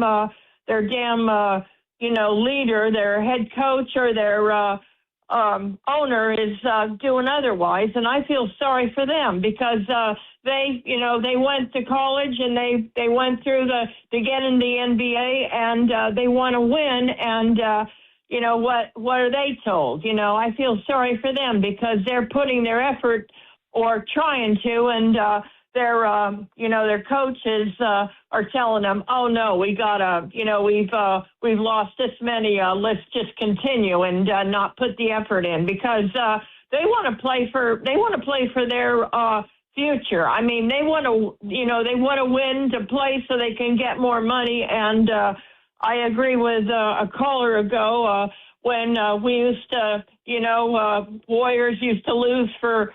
I mean, they didn't lose because they wanted to, because they didn't have enough good players around the team to win. And then we get Lacob, and he wins these championships, and then what do? They put these aprons in to keep us from building on players that we brought in through the draft, and so now all the other people think that they can and look, draft picks and all this stuff like OKC has gotten because of trading away that player. I can't think of the name. He went to Philadelphia and was a Laker. A Clipper. But beside the point, that's the way I feel. They're. These players, I feel sorry for them. Yeah. What are they thinking? No, it's a good point, Jan. Thank you so much. We're up against it. Ned, James, Samita, we'll get to all of you. How do we combat tanking in the NBA as it is It's gone over the top. It's become shameful is what it's become. Last night's newest attempt at it, after being up 101-100 and then intentionally fouling with over 3 minutes to go, the Kings lose the game 105-110. So you know what? Mission accomplished for them, but it's a failed mission in regards to 10 teams trying to vie for the top 4 picks in this NBA draft. We'll get to all of it. Plus, first to 5, 9:30. And we got some new players in first to 5. It's been a couple weeks, Joey. I'm the back-to-back champion, so you're going to try to dethrone me, upcoming guests. And it's all brought to you by Crystal Geyser Alpine Spring Water. What makes Crystal Geyser Alpine Spring Water different? We always bottle our Alpine Spring Water less than 1.5 miles from the spring source, and all our bottles are made with 50% recycled plastic from our own recycling plants. Crystal Geyser, bottled at the spring source.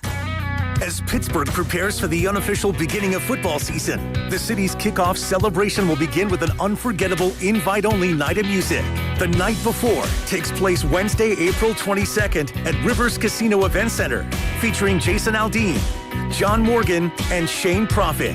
Visit Odyssey.com/The Night Before to enter now for your chance to win this national contest. Price includes round-trip airfare, a 2-night hotel stay, and 2 tickets to the show. Running a small business means juggling a lot. Your network has to handle it all. That's where a fiber-only provider falls short. You need a partner who gives you a greater advantage. Introducing the Total Solutions Advantage only from Comcast Business. A first-ever combination of the largest, fastest fiber-powered network, the most reliable Wi-Fi, gig speeds with equipment and security included, and a 5-year price lock. Plus, it's all backed by a 30-day money-back guarantee. The Total Solutions Advantage only from Comcast Business. A new standard for small business with reliability, security, and savings in one. Switch today. Get started with a great offer as low as $60 a month. When you add it all up, no one does business like Comcast Business. Offer ends 6/1/26. New customers only. Requires 300 megabits per second internet and security edge. 1-year agreement, EcoBill, and autopay required. Equipment, taxes, and fees extra. Most reliable Wi-Fi based on Open Signal Awards USA Fixed Broadband Experience Report, May 2025. The Chase Ink Business Premier Card is made for people who make things happen. Like me. I'm Sam, founder and CEO of Manifest, a product design company that makes everyday products designed smarter. I get 2.5% cash back on purchases of $5,000 or more, plus unlimited 2% cash back on all other purchases, which helps us make more smart ideas into a brilliant reality. The Ink Business Premier Card. Chase for business. Make more of what's yours. Real business owner compensated for their participation. Cards issued by JP Morgan Chase Bank. NA member FDIC. Subject to credit approval. Terms apply. You know, there's nothing better than having a space at home where you actually want to spend time. Mornings with coffee, evening with friends, weekends just chilling outside. That's exactly what you get with Trex Decking from Ashby Lumber. Trex gives you the look of real wood, but without all the constant upkeep. No sanding, no staining, no stress.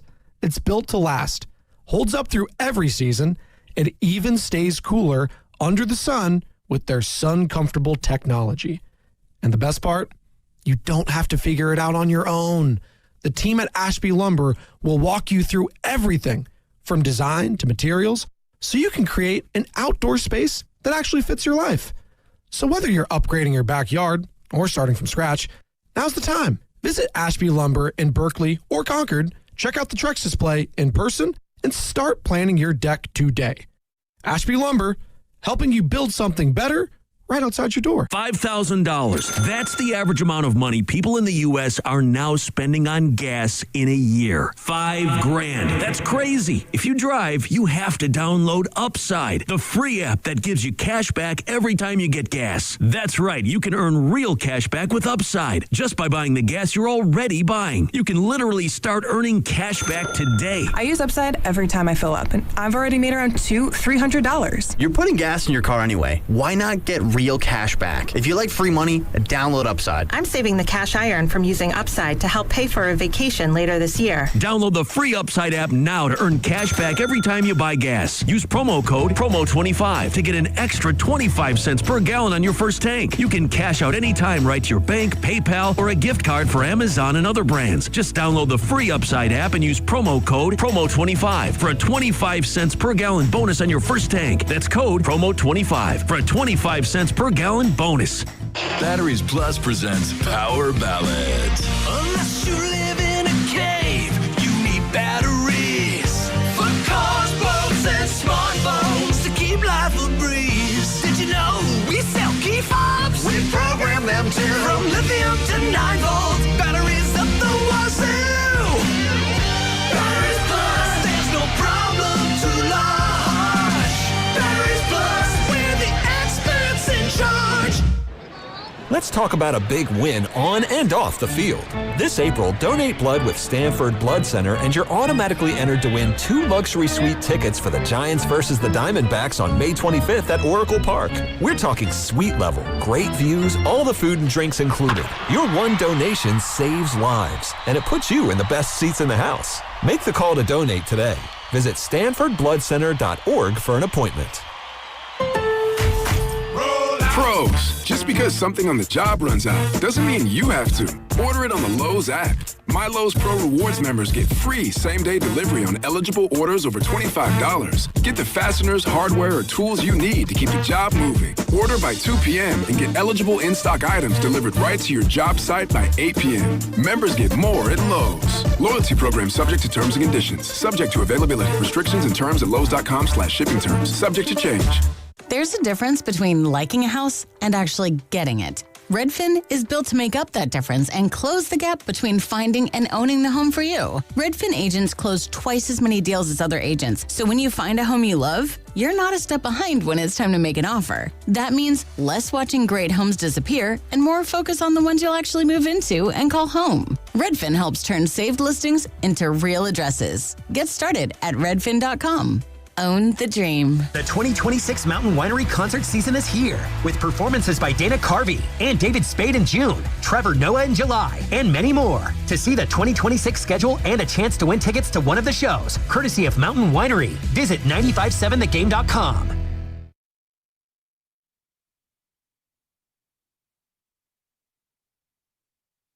This is Matt Steinmetz, and you're listening to The Morning Show with Spadoni and Shasky. This ought to be good. I actually don't jerk it as much as Steiny does. Out of context. We're talking about Mike, people. Your mind's out of the gutter. What's up, Steiny? You think Steiny liked what took place yesterday? Wasn't he at the game? I think Goo was at the game, too. They were at Chase Center watching it. Gutsy win, nonetheless, for the Golden State Warriors. 110-105.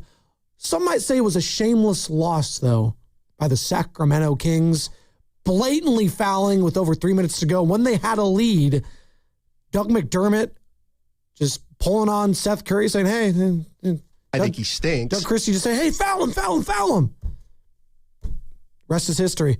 Now the Kings are a half game back of that all-important third overall pick, because they're at the 4th right now, tied with Utah. And if you get a top 3 pick in the draft, you have a 14% chance to get number 1 overall and a 52% chance to get top 4. If you are between that 4, 5, 6, you got that 11.5% chance at number 1 overall. And then that top 4 falls to 45.2%. So they're playing the numbers game. And they're shameless about it, Joe. They're very shameless about it. And how do we fix it? That's going to be the big talking point of the offseason for Adam Silver and company. It's not going to be, the Boston Celtics, the Thunder. It's not going to be, the Lakers. What are they going to do? Luka, LeBron, the Warriors, Steph Curry. No, it's going to be about tanking. Not about the storylines, tanking. And is that what we want? I don't think that's what we want. The NFL, they're a 3-6-5 league. And do we talk about tanking to an extent? We talked about the Raiders and Giants, what they were being shameless, keeping out certain players, the Max Crosbys of the world, and other top prospects. Maybe they didn't want to get hurt. That's how they say, anyways. But I mean, we're talking 2 teams.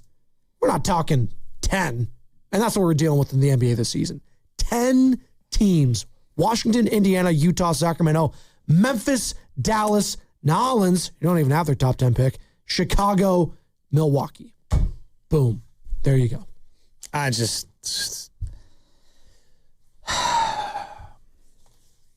don't expect everyone to be great. every league, there's going to be good teams. There's going to be bad teams. There's going to be teams in the middle. And I'm not even saying that you have to play everyone in every game. Kristaps didn't play last night. Is the knee injury real, or are they load managing him? I don't know. Like, at this point, you guys are able to do what you want with that. But when you're deliberately trying to lose in the final couple minutes the way that they did, again, the equivalent would be deliberately hitting a guy to walk in a run, deliberately missing a ground ball to let a runner on base so they can come around and score on purpose, deliberately fumbling or interception or tackling a wide receiver or face masking a running back to give the team a first down so that they keep the ball and win the game. Right. Like, that's what it felt like to me. It felt like we crossed the line. And maybe I'm just losing my mind. Maybe it's just me. It's not just you, Joe, because there's a big article released this morning from ESPN and our guy, Anthony Slater. This is multiple pages. It's like 10 pages long. Sam printed it out, and we appreciate it, Sammy. But I feel like the old head saying it. Like, again, I got my 2.5-year-old in the bed with me. We're lying on the bed. I got Giants on the iPad. I got the Warriors on the big screen. After I saw Doug Christie and they showed the zoomed out highlight, and I'm listening to Festus and Bob, and I want to defend them, Bob Fitzgerald and Festus. What are they supposed to say? Or excuse me, Kalena Azubuike, not Festus. What are they supposed to say? They're in a very tricky position. There are some things you cannot say out loud when you are a partner of the league and of the team. Yeah, you can't just say defend them. Yeah, you can't just say, "Oh, they're clearly trying to tank." But I could tell because I've been listening to Fitz for 30 years. His tone was like, "Oh, you got to be kidding me." Right. Yeah, and the Warriors were going to lose that. Maybe they would have lost that game. I think they were. Right? Like, I felt like they were, which is a sad sentence all in itself. I drew the line on that. Like, I'm like, all right, this is too blatant for me. It is a Warriors Wednesday brought to you by Freeman's Appliance. Come see their full selection of in-stock luxury appliances in live working vignettes. Visit Freeman's Appliance in Pleasant Hill today. Let's visit out to the phone lines again. Wants to talk tanking in the NBA. How do we solve it? And was that the straw that broke your back watching that game last night, NBA fans? Ned in San Francisco. What's up, Ned? You're on the roast. Hey, Ned. Hey, guys. Okay, so here's your new buzz phrase. Basically, last place is the new second place, okay? And it's just, come on, we know this. We also know that the way this stuff hits sports is different. It doesn't happen. It can't be as impactful in any other sport than basketball, because basketball has 5 players and one player can make a huge difference. All right. So so it's not, I don't even think it's, first of all, it's the gambling mentality that would just as soon bet on who loses as who wins. And I think the proliferation of gambling has just destroyed the spirit of competition. But here's the thing. There has to be, you got to change the draft, because you're not going to change the greedy owners. So the idea is, what if they've got AI, they look at a play and the NBA will get on the radio the next day and say, yeah, that was a bad call. Well, listen, you know who's tanking. I know who's tanking. There has to be a verifiable way. You know, you can verify who's tanking. Use AI to determine it. And if a team is actually, quote, convicted of tanking, let their draft possibility start at 10. You know, I mean, I would go a step further. I would go a step further. Yeah. Not only do you lose the draft pick, to me, you should lose some salary slot on building your team out over X amount of years. Like, you need to make it so over the top, to me, to eradicate it. Like, I really believe that. Well, and the other thing is these discussions about relegation. I mean, that does make sense logically. But, you know, in Britain or in Europe, if a team is relegated, their fans are still going to show up because they're true fans. True. They're fanatics. And here, these people are on their damn freaking telephones, and they don't even know what sports is. And yeah, I'm old, but I'm not stupid. And it is true. I have never heard tanking discussed. I don't mind. This is the first time I've called you guys or anybody in decades. But I'm just like, it's just such BS. I listen to this, and it really is the focus of sports media is cheating. So stop it. They have the means to stop it. Somebody's getting rich off this shit, outraged? you know? Were you outraged last night watching that? I couldn't believe, I got a lot of... I got my son I'm raising. I got a family. I could just turn it off. I could go to Netflix. I know this is my job, but I'm addicted. How do you explain it to your kids? How do you explain it to your kids? I'm listening to you guys at freaking before 9 a.m. in the morning. You know, I've been following the Warriors. I was, you know, blah blah blah. Been through the whole thing. You know, the Giants. I mean, I am like Barry Bonds is not cheating. That's what they want to say is cheating. Yeah. This is such BS. I agree. You know, so that's how the narrative is spun. And just it's time. I know you can't do it. You guys are affiliates, but you know it's the organizations that are. You know, it doesn't have to be a conspiracy theory. There is an effective collusion between the guys that own these teams to let this system not change. Well, you know, so somebody's getting rich or somebody's content.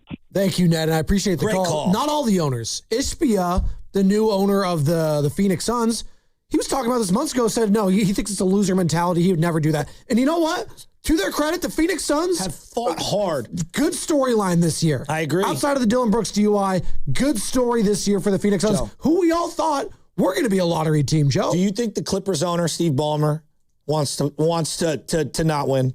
No, he's obsessed with winning. The guy's he's there every day, courtside. He's at all the games. He wants the team to win. I agree. Yeah. Now we could argue about are they inept or have they made unable to win? Have they made bad decisions? Yes. Sure. The Shea Gilgeous trade is bad. With that. Like I'm okay with that. Like I just the whole point is to win, dude. And he's right. The new second place is basically being dead last in the league. If he ain't first or great call. If he ain't first or last, Ricky Bobby. I mean, that was his dad, really. Ricky Bobby's dad. That the quote. Yeah. Here. Look at. I was high when I said that. So Joe. If you take away draft picks, I think that's a great start. If you take away money the very next year on the salary cap as a whole off that team, you're actually enabling them to spend less so that they're worse, so that they're back in the lottery again. No. The penalty needs to be like a 5 or 6 year penalty of that salary cap circumvention, because once that player that they do land is good, you need to penalize them then, not after they take it. Like once they take the players, like they want to build the team around them. That's when you start to penalize talking. them. Ned was talking about, and Samita will get to you in a second, Pat in Foster City. Ned was talking about, how do you explain it to your kid? Well, it's really easy. Son, we need to lose this game so we can get a really good player. We need to lose. I know you think we need to win this game maybe, and you'd be happy to, but I'm telling you, the best case scenario for us is actually losing and getting a player, because I can actually get a player's jersey that I want to buy you. The famous game. That's how you tell your kid. Is Steiny here? Is he here right now? Bring him in. One of the most famous games of my childhood. One of the smartest plays of all time. It was Dominique versus Larry. Text him. 87 playoffs. All right. And they were trading baskets back and forth. And I believe, if memory serves, Dominique was on a heater, and so was Larry. Again, they were trading baskets. It's one of the most epic games of all time. It's the playoffs. They were up 3. Who? The Celtics were. Celtics, and okay. Danny Ainge made one of the smartest plays as a young Joe Shasky that I'll never forget, where he fouled up 3 so that he knew they had to go to the free throw line, and he could only hit a couple buckets because that guy was so on fire, they were going to find a way to end up winning that game. And you did not want that guy mathematically. It was a smart play. You deliberately fouled to ensure that Dominique could not beat you. The reverse is happening in the regular season. We're fouling people to ensure we lose. Think about how far we've come. That 87 game is an infamous game because of the way they were trading baskets. And Danny Ainge is remembered by me, not because Larry and Dominique were, because he fouled them on purpose to help his team win. Oh, were people mad about him for doing that? No. It was one of the smartest plays okay. ever. You said infamous, so I didn't know. Yeah. Okay. It's famous. It rose them. Yeah, it rose them to whatever. No. I didn't. I wasn't alive for that. So no. You're good. Okay. So like, I'm watching that game and I'm like, well, now I'm going to remember forever Dougie McDermott and Doug Christie fouling Seth Curry.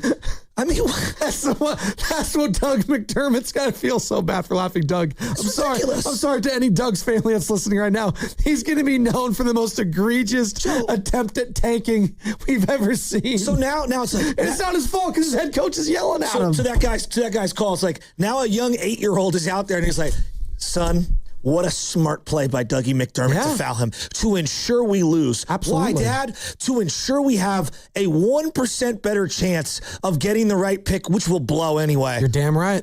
I mean, it's ridiculous. You're damn right. Hope. It's like what the GM said in this Anthony Slater article, the anonymous GM. These teams are doing the whole gamut, sitting guys in the fourth, playing analytically, bad lineups, drawing up plays for bad shots. The creativity is impressive, and I don't blame them. It's the best strategy to get better. Look at all the most promising teams in the league. Thunder, Spurs. No, I'm not. Thunder, Spurs, Pistons, Rockets, Hornets. Years of being bad, building up on high picks. It's painful but worthwhile. He's right. It's absolutely right. I would. Concanepple, product of a tank job. LaMelo Ball, product of a tank job. Cade Cunningham, product of a tank job. San Antonio Spurs, Victor Wembanyama, product of tanking. Those are all just facts. And who was one of the best stories in the NBA last year? Best stories in the NBA, the Pistons. Okay, no, last year. Yeah, the Pistons. Okay. They made the playoffs last year. What about Tyrese Halliburton? That was a good one. He was on his third team. Second team, taken outside of the top 10. Yeah. We act like the only place to get someone is in the first 3 picks. Who has won more MVPs right now, not named LeBron? And in history? No, who's in the game right now? Jokic. Oh, Jokic, It's a second rounder. The guy who's screaming yesterday at the top of his lungs, Draymond Green, is a second rounder. We act like, yes, there's Wemby's. There's always going to be guys at the top of the draft that are really good. I just watched James Wiseman bust out of the league. He's the second overall pick. We act like this is a guarantee. We've got to change the system to not make it. It's the only way to get difference makers. I call BS on that. Samita, Los Gatos. I call BS on that. Good morning, Samita. Long time no hear. How you doing? I'll get the legal. What's up, Samita? How you doing? I'm doing good. I hope you guys are doing well. It's been a minute. I just wanted to weigh in on this tanking thing. First of all, you know what this is making me feel like? Remember when reality TV first came out and we're all watching it and we're like, oh my God, we have like a peek into these people's real lives, and then you find out it's actually scripted? That's what this is feeling like to me. Like, what are we doing here, right? And I think what the NBA is doing is, because of the influence of gambling and money, and everybody's trying to get their cut, it's become more of a business, less about the sports. You watch it to teach your kids about, this is what it's like to be a good teammate. Look at how they act after they lose. Look at the sportsmanship. Look at how hard they're trying. It doesn't show any of that anymore as this gets more and more prevalent. So I think the whole thing is just bad for the league. I'm not interested in watching as much as I was a few years ago.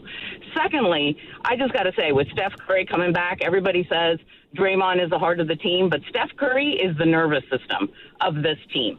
Without him, I mean, when he's suited up to play, regardless of the minutes that he's playing, the whole vibe is completely different, which then leads me to really worry about what's coming next, because it's going to be a tough 10 years after Steph is done. And I'm not just a Steph Curry fan, I'm a Warriors fan. So I worry about what the future looks like. But, he does bring a lot of joy to the game, but that doesn't change the fact that the outcome of what the season is going to be for the Warriors does not change. Yep. It's a good call, Samita, Los Gatos. Agree. And you know what? You said 10 years, they might suck after that. I disagree with Joe Lacob. A lot of people compare, the end of the Jordan Bulls. Oh, is it going to look like that? That was a bad ownership. Jerry Reinsdorf is a bad owner. He's cheap, notorious. Joe Lacob's been the opposite of that. Now, has he had success without Stephen Curry in Golden State? Not yet. That remains to be seen. And that will be a talking point for a long time to come. 415 on the Boxer and Gerson Work Injury Attorneys text line. Y'all talking about sack fouling like we wasn't losing the game. What does that say about us? That is an aspect we have talked about, 415. It's not a good sign for the Warriors. No Kristaps, and you were still losing that game in the last 3 minutes. So, yeah, the Dubs aren't good. Spoiler alert. They're how many games under 500 now? They snapped a streak. They're 37-42. They're not a good team. We know that. We know that. And by the way, you're listening to 95.7 The Game. KGMZ FM HD1 San Francisco, and Odyssey Sports Station, the home of the Golden State Warriors and Valkyries. Always on the Free Odyssey app, coming live from Laughing Monk Studios. We got first to 5 in 24 minutes. The fastest growing game show in the Bay Area. Summer sang. That was a big sigh you had. What you said? You looked like you want to go talk to the boys in the back. I want to get Steiny in here because I want to ask him about that Danny Ainge 1987 Dominique versus Larry game. Steiny's prepping for his show, Joe. I don't care. He's locked in. He's listening to us talk right now. He's formulating his Me and thoughts and Steiny opinions. we're gonna spoon over the 80s basketball. So you're getting an even older talking head in here. Okay, so we're going to yell at more clouds. Next to Steiny, I look like a spring chicken. I'll get the life alert in here for you guys. So that's how old we are. We just had the commercial in here. I had to bring it up.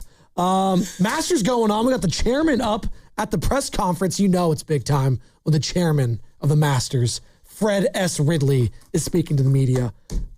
What's Adam Silver? How's he going to speak to the media when the season's over? What's he going to say? How's he going to fix this? What it was like 2 or 3 years ago, I called him the worst commissioner in sports. No, I think it was this year. No, I know this year. I'm saying, no, but like, definitely last year you did. Definitely last year. I've been on him. You call him the alien. I think he looks more like Nosferatu. Well, I've seen like, like there's people that believe in like the reptilian alien species. And like, I've seen him. Elon and Zuckerberg or alien or reptile people. And That's like, pretty good. He does look like some version of a reptile or an alien. We can laugh a little. I go old vampire, but you know what? I'm too bloated to look like an alien. I don't know. How do you know what aliens look like? Aliens might look like us. Apparently, there are multiple species, so who knows? Of what? Aliens? That's what they say. There's the grays, who's they? Then there's the great whites, and then there's the great. That's a shark. No, they all have like blonde, white hair, and those are Targaryens. No, I know. What do you? I'm telling you. There's so many different conspiracies. I love conspiracy theories. I know you do. And here's the thing. I don't even subscribe to them. I love Zubac. I love bicycles. I love dancing. I hate you guys. We have a whole page that says Jim Tomey. The best Shasky, YouTube channel out there by far is the Y-Files. There's this brilliant guy. Outside of 95.7 The Game. Even better. Wow. They have great production. Not that we don't hear. Not that we don't hear, Sam. Now, I love our production staff here. But the Y-Files. He brings up the zaniest, craziest, conspiracy theories. And then at the end, he debunks every one of them, or he tries to debunk them. And then he goes through like what's real and what's not. And he tries to use fact-based data and gathering and science. And so I find it to be very, very, very interesting. And there's so many different people that believe in so many different wild things. So I'm here to learn things. And the wilder the conspiracy theory, I want to hear it. And then I'll see it get debunked, and then I'll formulate some of my own opinions and be like, I kind of believe in this. I don't believe in that. I don't know. So you're going to give me a sneak preview of what the topic of the year is going to be for 1st to 5? Because you pick a year, and you have pop culture, technology. It's Masters related. Okay, this one's Masters related? So a certain year of the Masters Championship? Okay. And I'm explaining to the audience. Yes, you have three different categories. Sports, pop culture, technology of a given year, and you're going to ask myself and 2 other guests questions about them. All right. You going to tell me the year? No. What? And can I be full disclosure? Please. Guru might be banned from the show. I know he's got some serious stuff going on. Oh, okay. I gave him a clue as to what year it was last night. A clue to help him out. I want him to feel good. You're giving him a leg up? I gave him a clue. I said, Goo. The fix was in. Yeah, you're Doug Christie. What are you doing? Foul him. Foul him immediately. Foul him. Joe the Butcher Boy Christie over That's here. right. Joe Christie. You kidding me? Oh, my God. Not Chris Christie. Not Doug Christie. Not Max Christie. Joe Christie. Chris Christie. I've heard that name in a minute. Guy. I had to bring it up. That guy. Oh, remember that Cowboys game when it was him and Christie? Was him and Jerry Jones like jumping up and like hugging? He was the governor of New York, and he was a Cowboy fan. New Jersey, whatever. Hey, Jersey Ken's gonna get upset at you. Don't Sorry. Yeah. No. Keep going. Keep going. He's awful. He's a Paisan, right, Christie? Who cares? Who cares? He talked about corruption in a documentary, and then all of a sudden, he's the one blocking the bridges. Oh. But that's the whole story. Outside of that, though, he's a good guy, right? No. Looks like he can cook a good steak. One thing I've realized, there's one thing I've realized, I don't care what level of government, local, state, national, worldwide. It's a lot of fraud and corruption. And us, the small people, have been squeezed for every lemon drop possible. You can't get any more blood out of us turnips. We're all turnips. There's no more blood to be had. All right? You've squeezed us to... Turnips there's bleed? nothing left. I didn't know turnips bleed. It's a phrase. Oh. We're all like, taxes are due in a week. And it's just, Have you done them yet? No, what do you think? Apparently He's stressed out because he's had them done for 2 months and he can't do them this week. Well, no, I've been looking at how much I owe, and I'm just like, oh boy, never done better, never done worse. The little payment plans, they got those. Taxes are a scam. Hey, owe us for life. I know, that's exactly what it is. Owe us for the rest of your life. Oh, all right. 1st to 5 on the other side. Hey, plus, is it a scandal? Is that what we're calling the NFL? Is that too strong of a word? Potential scandal? Scandalous behavior? All I know is it's not a good look for the two parties involved. I'll explain on the other side. It's brought to you by Fremont Bank, here for you, here for good. Administrator Dan Daly at Lawton Skilled Nursing and Rehabilitation Center would like to thank his staff, residents, and family members for helping us become both Newsweek magazine and U.S. News and World Report's top-ranked California nursing facility. Lawton continues to be a 5-star facility conveniently located in San Francisco's Sunset District. Please don't hesitate to contact our admissions team of Dab Sterling or Christopher Lord at 415-566-1200. That's 415-566-1200. Xfinity Tech Support, Matthew speaking. Hi, I live in a pretty remote place, like Jurassic Park remote. Oh! Wow. Will Xfinity Mobile work out here? Yep, the combination of reliable Wi-Fi and 5G makes it so that you can stay connected in all kinds of places. Plus, you get access to ultra-fast speeds and coverage, whether you're poolside or out live streaming with a T-Rex. Hold still, you're about to go viral.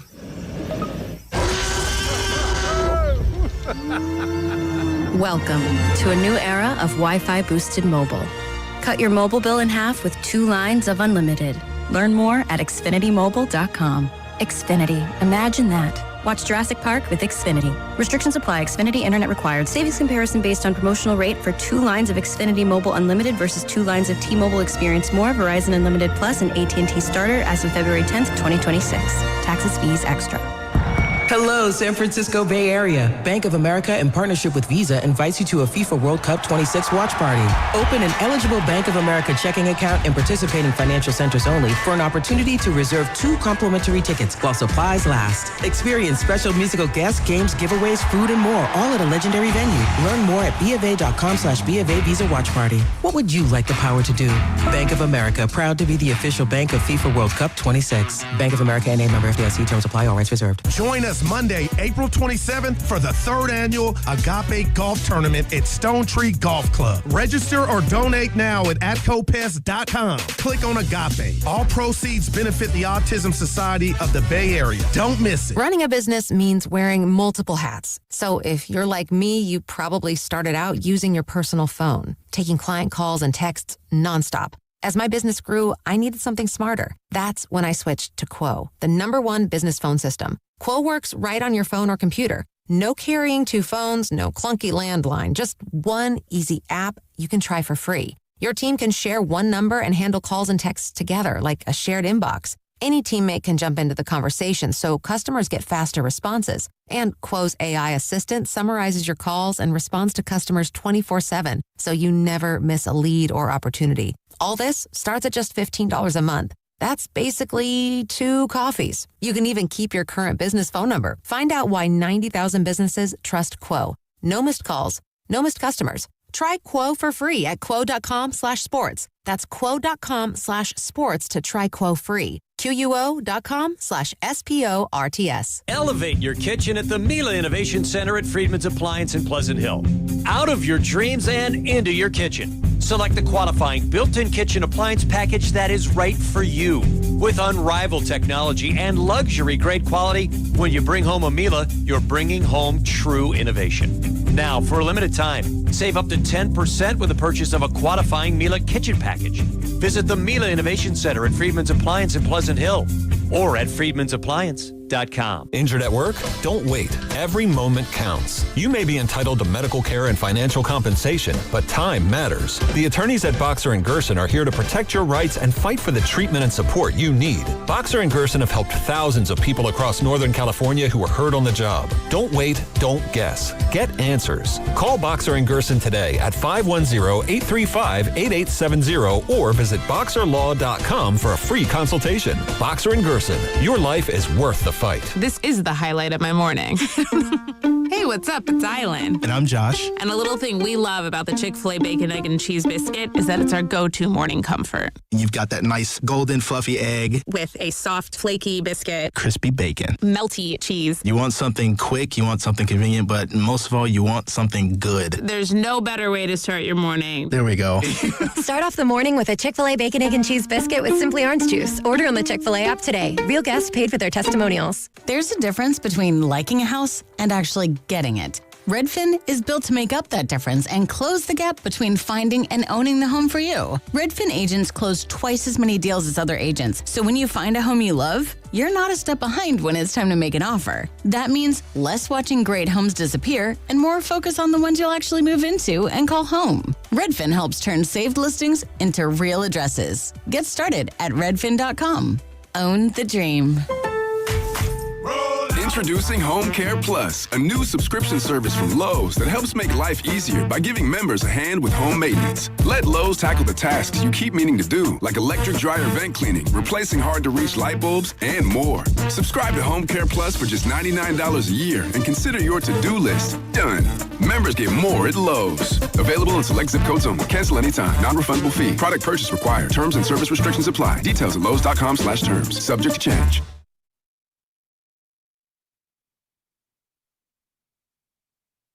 This is San Jose Jazz Fan, and I wake up with the Morning Joes, Spadoni and Shasky on 95.7 The Game. They're doing a great job.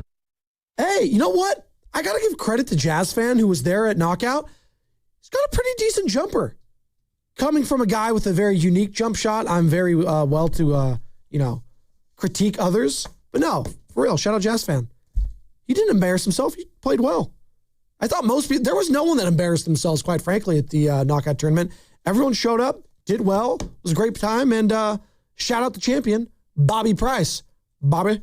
It's a Warriors Wednesday brought to you by Freeman's Appliance. That's my Hank Hill, by the way. Come see their full selection of in-stock luxury appliances and live working vignettes.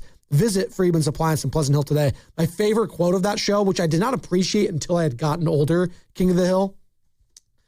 How do you fail English, Bobby? You speak it. It's one of my favorite things ever. It's one of the all-time Hank Hill lines from Mike Judge, who created not only King of the Hill, but Beavis and Butthead and Office Space. Also, lesser known, straight to DVD, Idiocracy, one of the all-time movies, quotable movies. How come you have no tattoo? How come? Why come you have no tattoo? It's got electrolytes. Yeah. It's got what plants crave. It's got electrolytes. Brondo. Did you see what took place in the NFL yesterday? I'm not talking about Fernando Mendoza, not being in person to get his bro hug from Roger Goodell. He's going to be at home for the draft. But Page Six, which is this celebrity news outlet, a la TMZ, if you will, they released some photos and an article yesterday around 3:30 Pacific time, Joe. New England Patriots Mike Vrabel, and top New York Times NFL reporter Diana Russini hold hands and hug at luxury hotel. There are photos that are included. This is in Sedona, Arizona. And I just saw the headline and I saw the pictures. And I first and foremost went, okay, I know who both of these people are. We've read a lot of reports. We've seen Diana Russini. We followed her career ever since she was at ESPN.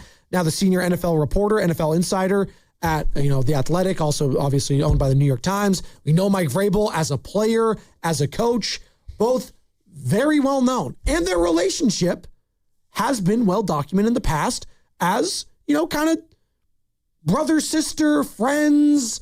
I don't know what you want to label it, but it's been reported and documented that they're close in their communication together. Take that for whatever it's worth. I see your face. I get it.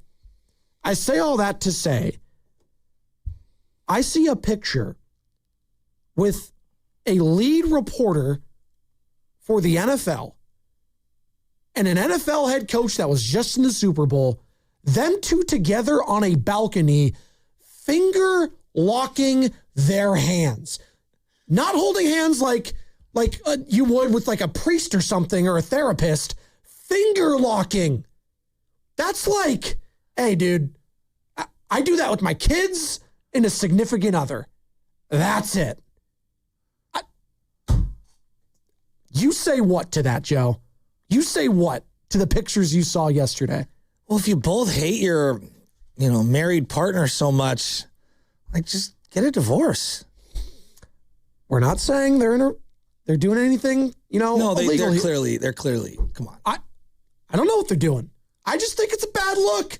Joe, At the very least, it's a bad look. Who's it a worse look for, I should say? Well, here's what I would say to you. I'm not the moral police. I don't pretend to be. Nor am I. I'm not going to tell you how to live your life. I will say this.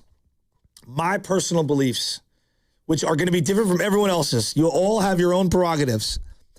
If you're the quarterback of my team, if you're the head coach of my team, if you're the CEO of the company, right? If you're my pastor, there are certain jobs that I think are required to have higher character and higher moralities, higher standards.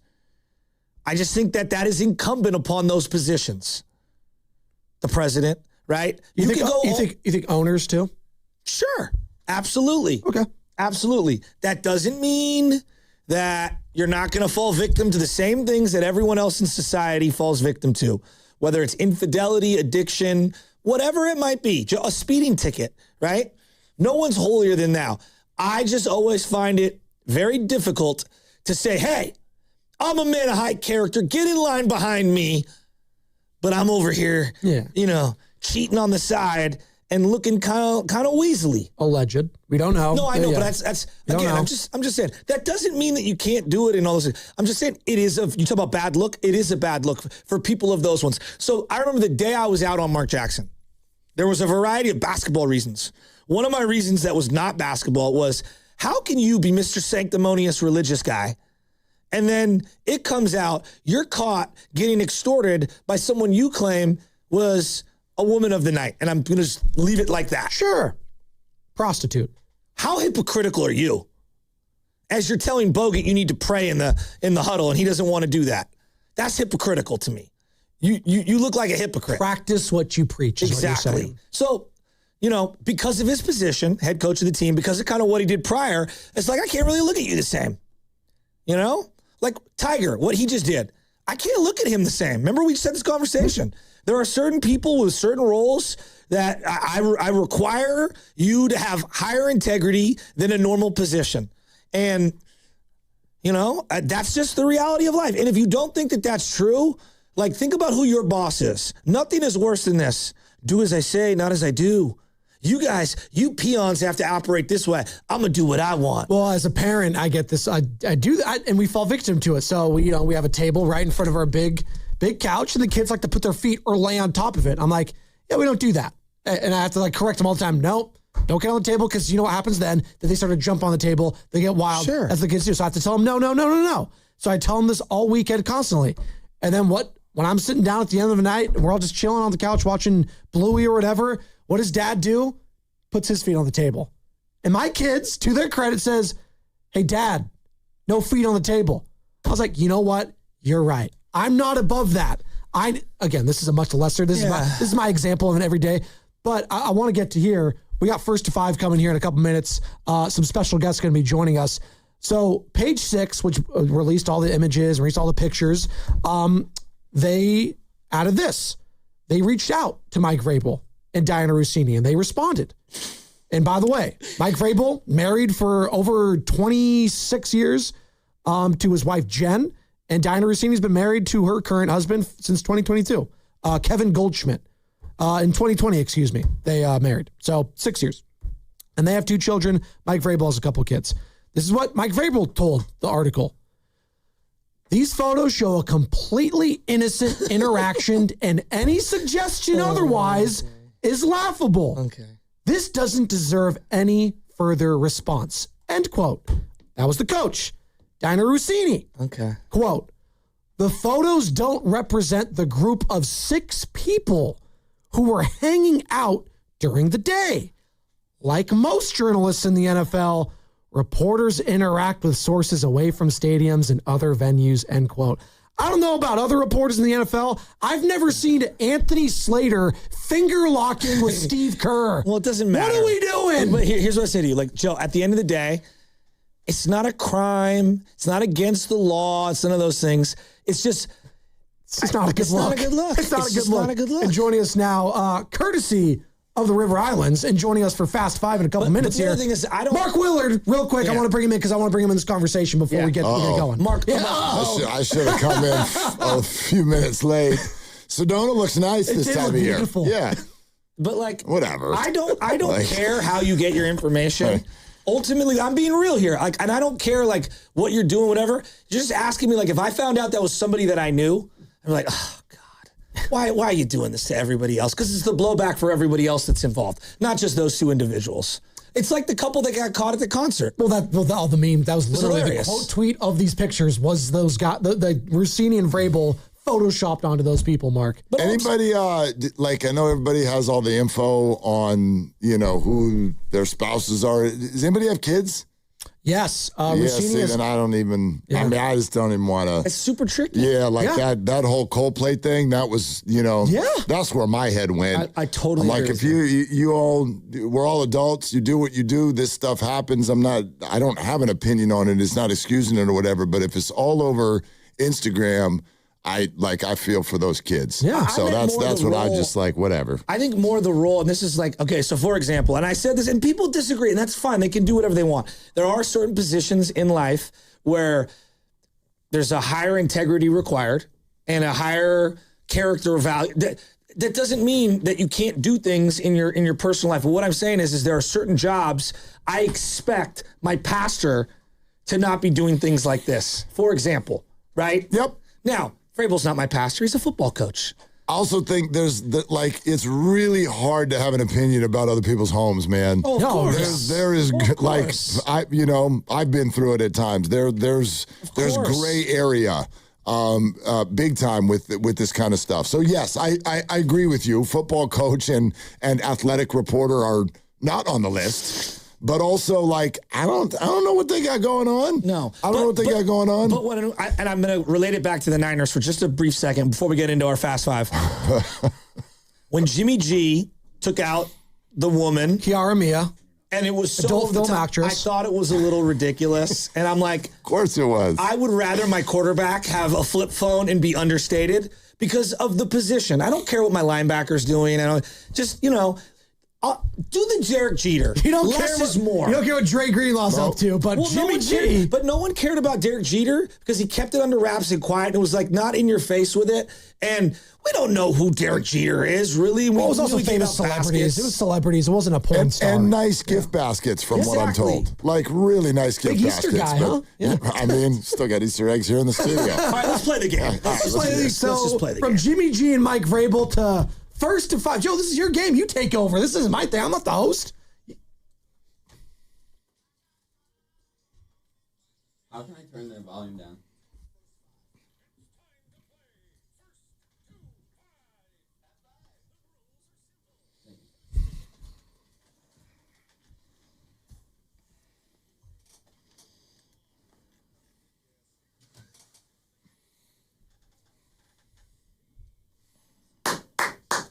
Yeah. What's that clap for? I was giving you applause. Here's the host, Joe. Big money. Come on, we got dude. Dylan from sales. Happy to be here. Hi, Dylan. Happy to be here. Dylan, do you have a last name? What's up, Dylan? From sales is fine. Oh, yeah, wow. That actually is his last name. It's the craziest thing that he said in the interview that really, I think, helped him along. All right, so here's how we're going to go. We're going to go 2 rounds where I go 1, 2, 3, 1, 2, 3 in order. You get to pick a category, okay? After the first 2 rounds, we're going to go open, all right? And I'll pick the categories. I'm going to ask you a question. Pop culture, tech, or sports. If you have an answer, you can give your answer. And in the first 2 rounds, you don't lose any points.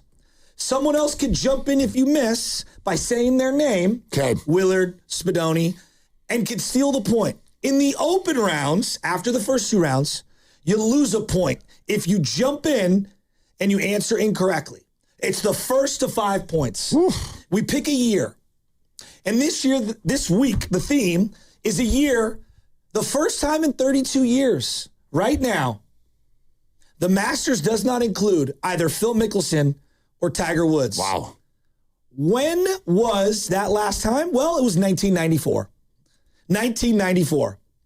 And we'll start right there. How old were you then, Dylan? I wasn't even born. Okay. How old are you? I'm 25. Oh, my goodness. How about you? I was 1. I was born in 93. Willard, you don't have to say your age if you're uncomfortable. No, not at all. 94 was a good year. I graduated from high school in 93. I was a freshman at Cal Poly. Let's ride. Let's go. Mustangs. Let's go. I feel like All I'm right. at a big disadvantage here.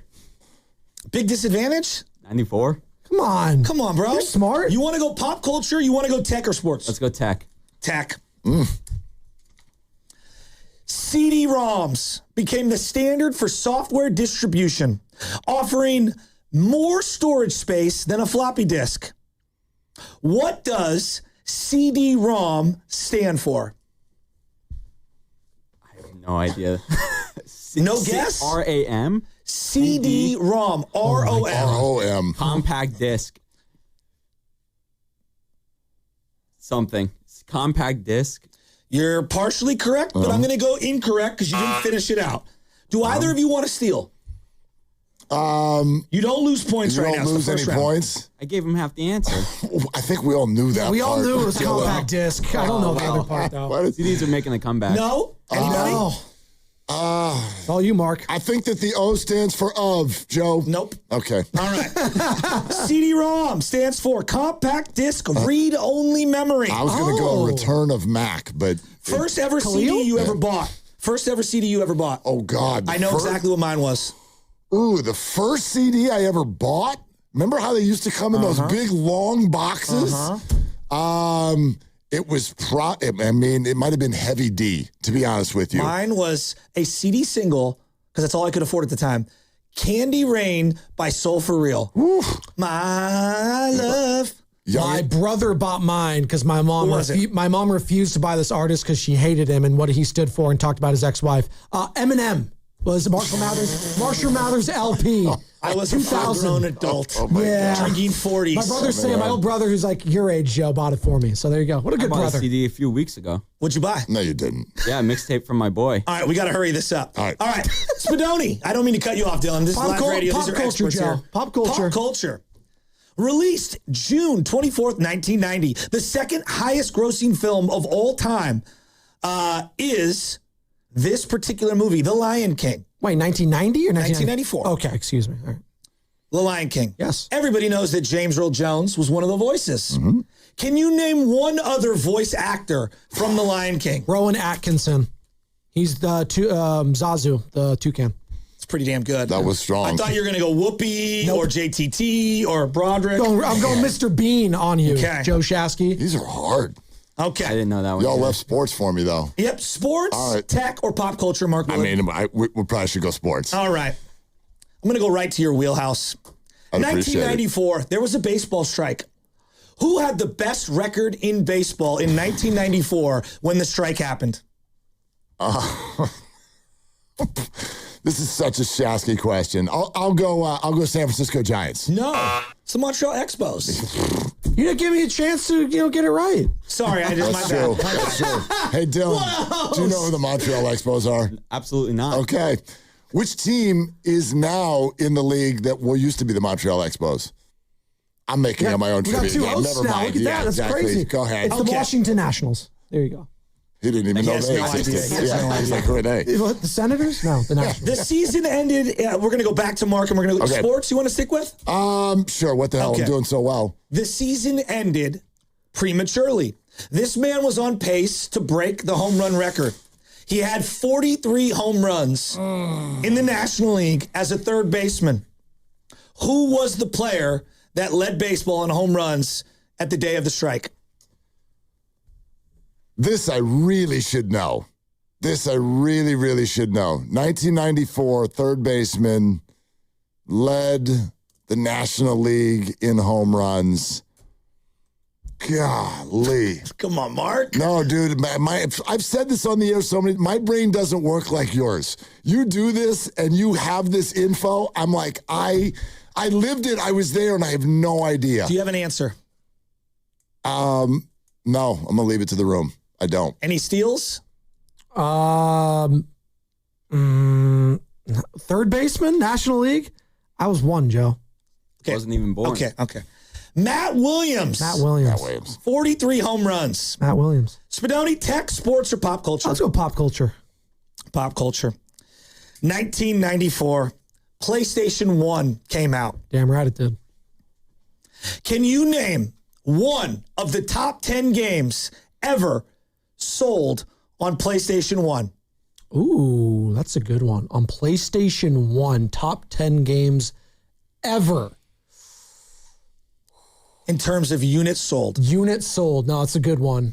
I'm trying to go back to what my brothers were playing at that time because we played like nondescript Resident Evil kind of games. Well, we got to put a time limit on these answers. Jesus. Oh, no, I'm going to go Grand Theft Auto 3. Grand Theft Auto is not on the list. Damn. I'd like to steal. Yes. Dylan. I'm gonna say your name next time. Sure, Dylan. From sales. I would really like to steal. Yeah. I'm going to guess Tetris. Tetris is not on the list. There's no penalty, right? No penalty. Okay. Mark. Jesus. Let's just go Super Mario. Not on the list. That's Nintendo, Mark. Gran Turismo. I'm not a video game guy. Multiple Gran Turismos, Final Fantasy, Fantasy. Tekken, Crash Bandicoot, Tomb Raider, Metal Gear Solid, and your favorite LARPing game of all time, Harry Potter. I liked your answer, Harry Dylan. Potter? I liked the I know it Tetris wasn't answer. originally on that, but 94? That can't be right. No, I said in the PlayStation of all time. Yeah. You said PlayStation 1. Yeah. Yeah, but that Harry Potter wasn't around. One enough. Relax. Okay. Relax, Dylan. Sorry, Joe. You'll be back next week. Pop, culture, tech, or sports. The year's 1994. Only person with a point is Spadoni. Let's go tech again. Tech again. Oh, boy. 1994. This particular man invented the World Wide Web. You don't even know who he is because you're so young. What was the first ever search engine called?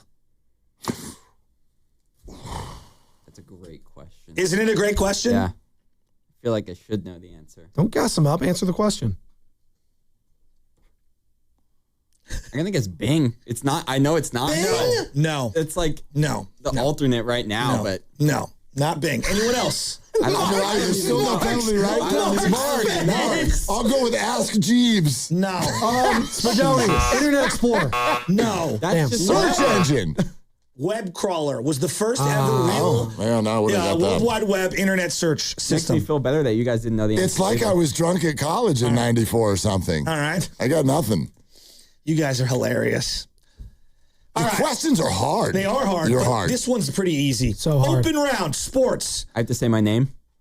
Say your name if you want to jump in. say my 1994. We know that the 49ers won the Super Bowl. Who was the MVP of the NFL?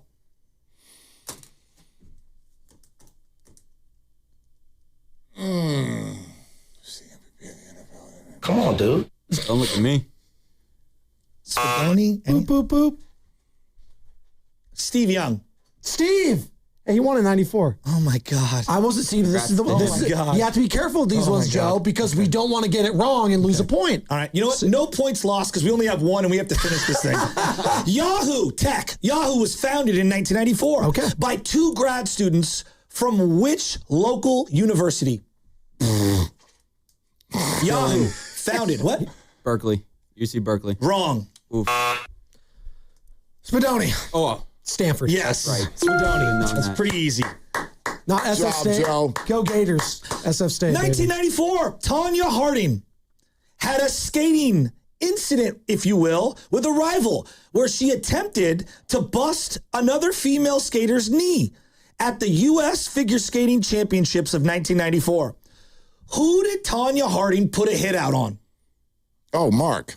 Nancy Kerrigan. Look at Mark. Yeah, he's Great back. movie. Let's go. He's back. Oh, Willard with Tanya. one. Yeah. Spadoni with two. All right, we'll keep it rolling. November 1994.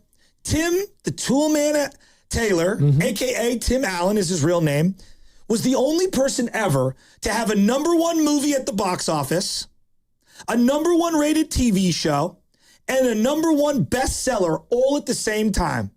Can you name any one of the three. Dylan. Mark. Dylan got that first, I think. Dylan. I want to say Toy Story. Toy Story is not the answer.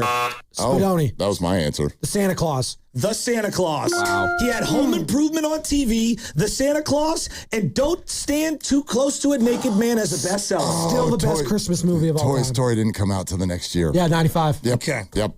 All right. That was a good one. It is a good one. The first clamshell cell phone was founded by meaning a flip phone. Oh. I thought it was shaped like a clam. In 1994, by this major cell phone company. What is the name of the cell phone company that came out with the first, what we call a clamshell flip phone? I'll go Mark. Mark? Samsung. No. Close, though. Dylan, I'll take a guess. I'll go BlackBerry. You're like a decade too early, young man. Spadoni. Motorola. Spadoni with 4. We're getting close. What do we want, guys? Sports? Let's stay in the non-sports. Pulp Fiction dropped in September of 1994. Vince Vega, the famous, kind of comeback character for John Travolta. Who was Vince Vega related to in the Quentin Tarantino universe? Can you name either the movie or the person he was related to or the nickname of said character in the Quentin Tarantino universe from Pulp Fiction? Oh, I know. Spadoni. Spadoni. It's the guy with the cowboy hat and Kill Bill. Nope. Oh. It's not even the character. It is him, but not in that movie. Wait, you nailed the guy. It's not the Kill Bill character, but it's that guy. It's the actor Michael Madsen, right? That's his name? Yeah, but you're wrong. Okay. Don't look Mr. over here. Blonde is Vic Vega, the brother in Reservoir Dogs of Vince Vega. There we go. All right. I knew the actor, though. What does the fax machine stand for? Fax. What is it short for? Show me the Carfax. Facsimile. Swillard. He didn't say his name. He still gets the point. Right. Facsimile from sales. We're pushing through here, guys. This is beyond Fury Road right now. All right. Spadoni needs 1 more point. Willard needs 3. Dylan, you're just getting blown out. Big donut over here. The World Wide Web, like I said, was created in 1994. Which fast food pizza company was the first of any restaurant to have online food ordering? Dylan. Domino's. Close, but no cigar. They were the first tracker. Yeah, they had like the little app. Okay, I'll go Mark. Mark? Papa Murphy? No. Papa... Yeah, he was going to say it. I don't want to... Okay, well, Papa John's. Nope, it's Pizza Hut. Oh!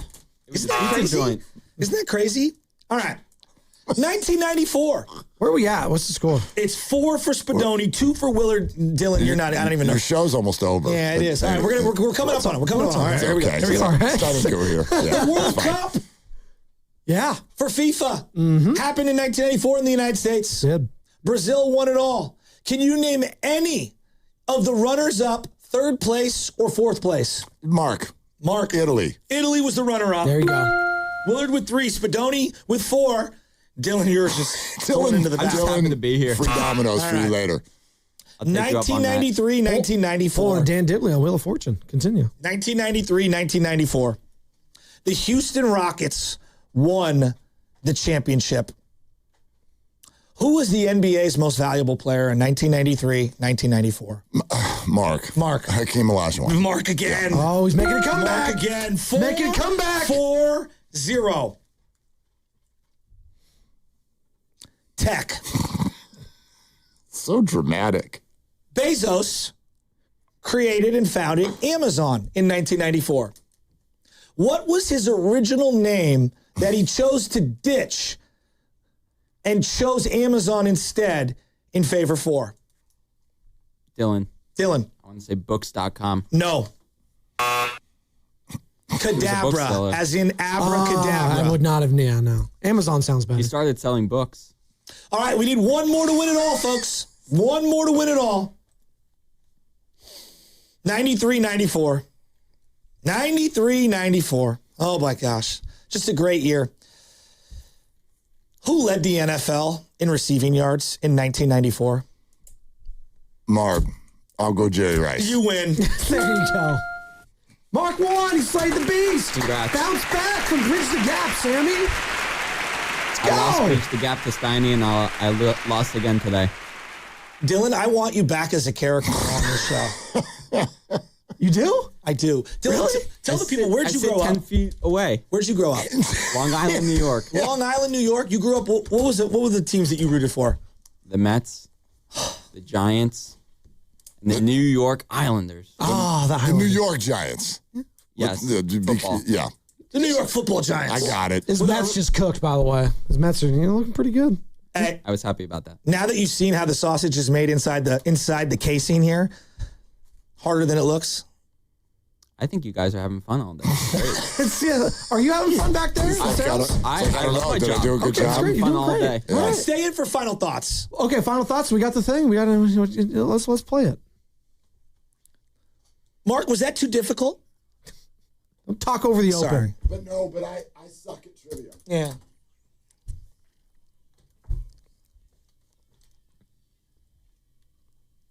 Mark Willard.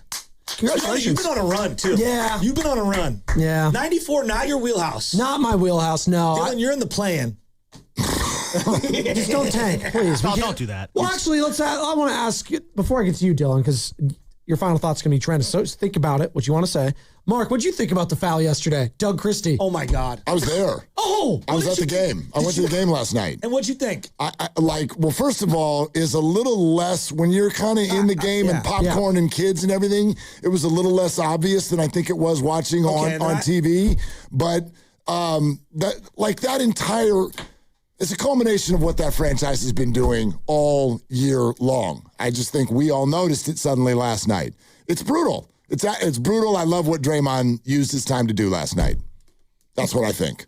Is there any way you combat this if you're Adam Silver? There has to be. How? There better be. Do you know how?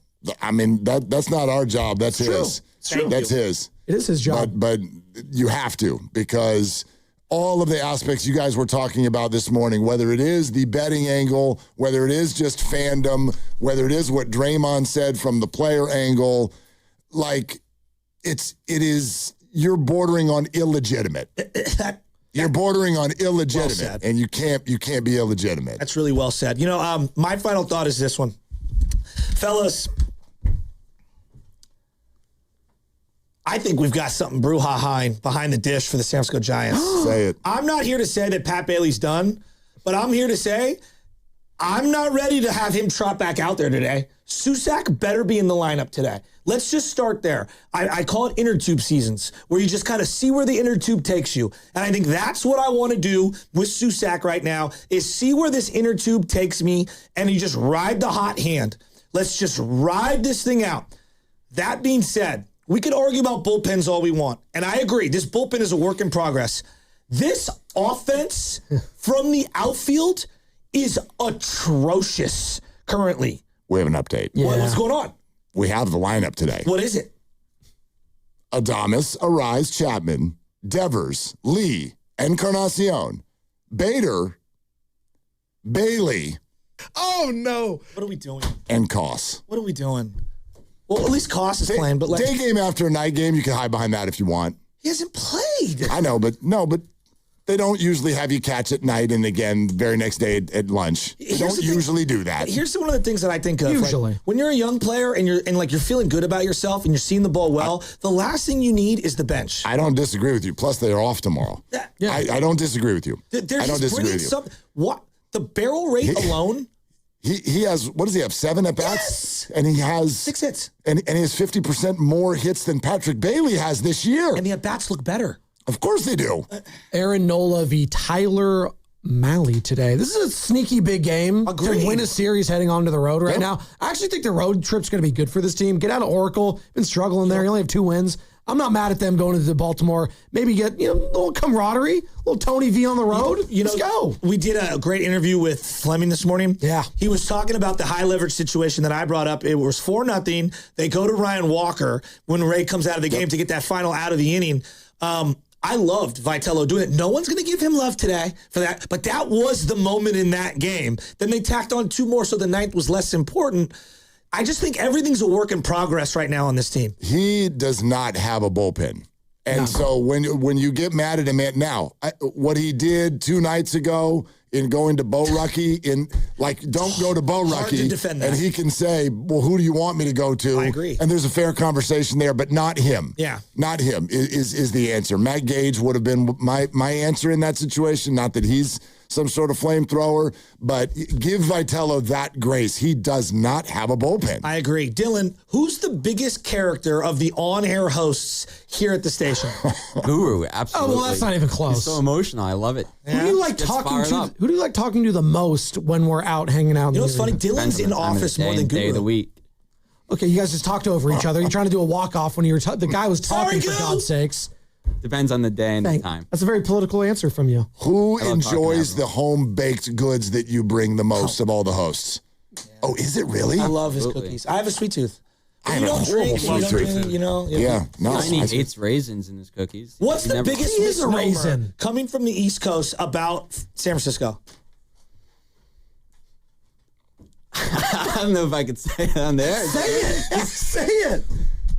Poop on the street. I haven't seen any. No! I go, where is this going? Right? I go, they don't have that in New York City. No, he's saying he hasn't seen any. He's saying it's a misnomer. Yeah, it's a misnomer. I haven't seen that much. That's what I'm talking about. My man Daniel Lurie cleaning up this shit. Poop on the streets. Let's go. Let's go. Let's go. Let's go. Sam, you didn't like that answer in the back. He's just shaking his head. He's wearing this championship robe thing. I don't. Yeah, it's from the other game show that Mark Wheeler did this morning. That's right, where I had a big lead and he came back on me. No, but I lost in double overtime and I'm proud of it, Dylan. Okay, I'm proud of my answers today. I was happy to be here. Hey, at least you didn't foul on purpose like the Kings. Hey, you know what? It's going to work for them. Dylan's got an honest tank going on. They'll be the ones laughing when they get AJ DeBanza. I want to say, Ken, Sam, great job today. Sorry we didn't throw it to you. We'll get to you tomorrow, I promise. Ken, also a big Mets fan. Did you know that? You guys hang out? You guys talk about the Mets? Yeah? Yeah. That's good. Going to the game today. Are you really? Yeah. Oh, the Giants game. The Giants game. Okay, because the Mets aren't here. Correct. I just let you know that. Well, you'll see some poop. It's out in left, right, center field. Oh, my God. What did Joe Hooley ever do to you but sell jerseys? All right? The K-pop crew loved him. They're 20 for 125, Joe. They're batting 167 in the outfield. They're due. All right? They're ahead of Patrick Bailey. At least I wasn't Ryan today. Steiny and Evan next. Fremont Bank, here for you, here for good. I'm Neil, founder of Clay Room. When I found ceramics, I realized my calling was to give others the space to be creative. So I set out to open my own studio. Having a Chase Ink card has allowed us to grow it and bring people together. Now we're molding a creative community. With the Chase Ink Business Cash Card, you can earn up to 5% cash back on business essentials, so your business can go from here to possible. Chase for Business. Make more with yours. Real business owner compensated for their participation. Cards issued by J.P. Morgan Chase Bank, N.A. member FDIC. Subject to credit approval. Terms apply. The 2026 Mountain Winery Concert Series is here with Jeff Foxworthy July 19th, John Mulaney October 18th, and many more. For the complete 2026 schedule, tickets, and more, go to mountainwinery.com. Tickets on sale April 10th. Powerful doesn't just happen. You have to make it happen. So the moment Total Wireless offers a free Samsung S25 FE with Galaxy AI, when you switch to Total 5G or 5G Plus Unlimited 3-month plan, you take the network as powerful as you, with unlimited 5G data that won't slow you down. Now that's a total power move. Visit your neighborhood Total Wireless store. Device taxes and fees may apply. Requires new activation on a Total 5G Unlimited 3-month plan or higher. External port-in and ID verification. Available only in Total Wireless stores. Limit to 4 devices per account. Excuse me, can you tell me where... I don't know. Those big box stores, they don't know. Dolan's knows. Dolan's Lumber has been serving the Bay Area for over 60 years. Dolan's knows premium redwood decking. Humboldt Redwood, built for durability, beauty, and long-lasting performance. On sale now at Dolan's. Dolan's knows. Visit DolanLumber.com. Running a small business means juggling a lot. Your network has to handle it all. That's where a fiber-only provider falls short. You need a partner who gives you a greater advantage. Introducing the Total Solutions Advantage only from Comcast Business. A first-ever combination of the largest, fastest fiber-powered network, the most reliable Wi-Fi, gig speeds with equipment and security included, and a 5-year price lock. Plus, it's all backed by a 30-day money-back guarantee. The Total Solutions Advantage only from Comcast Business. A new standard for small business with reliability, security, and savings in one. Switch today. Get started with a great offer as low as $60 a month. When you add it all up, no one does business like Comcast Business. Offer ends 6/1/26. New customers only. Requires 300 megabits per second internet and security edge. 1-year agreement, eco-bill, and autopay required. Equipment, taxes, and fees extra.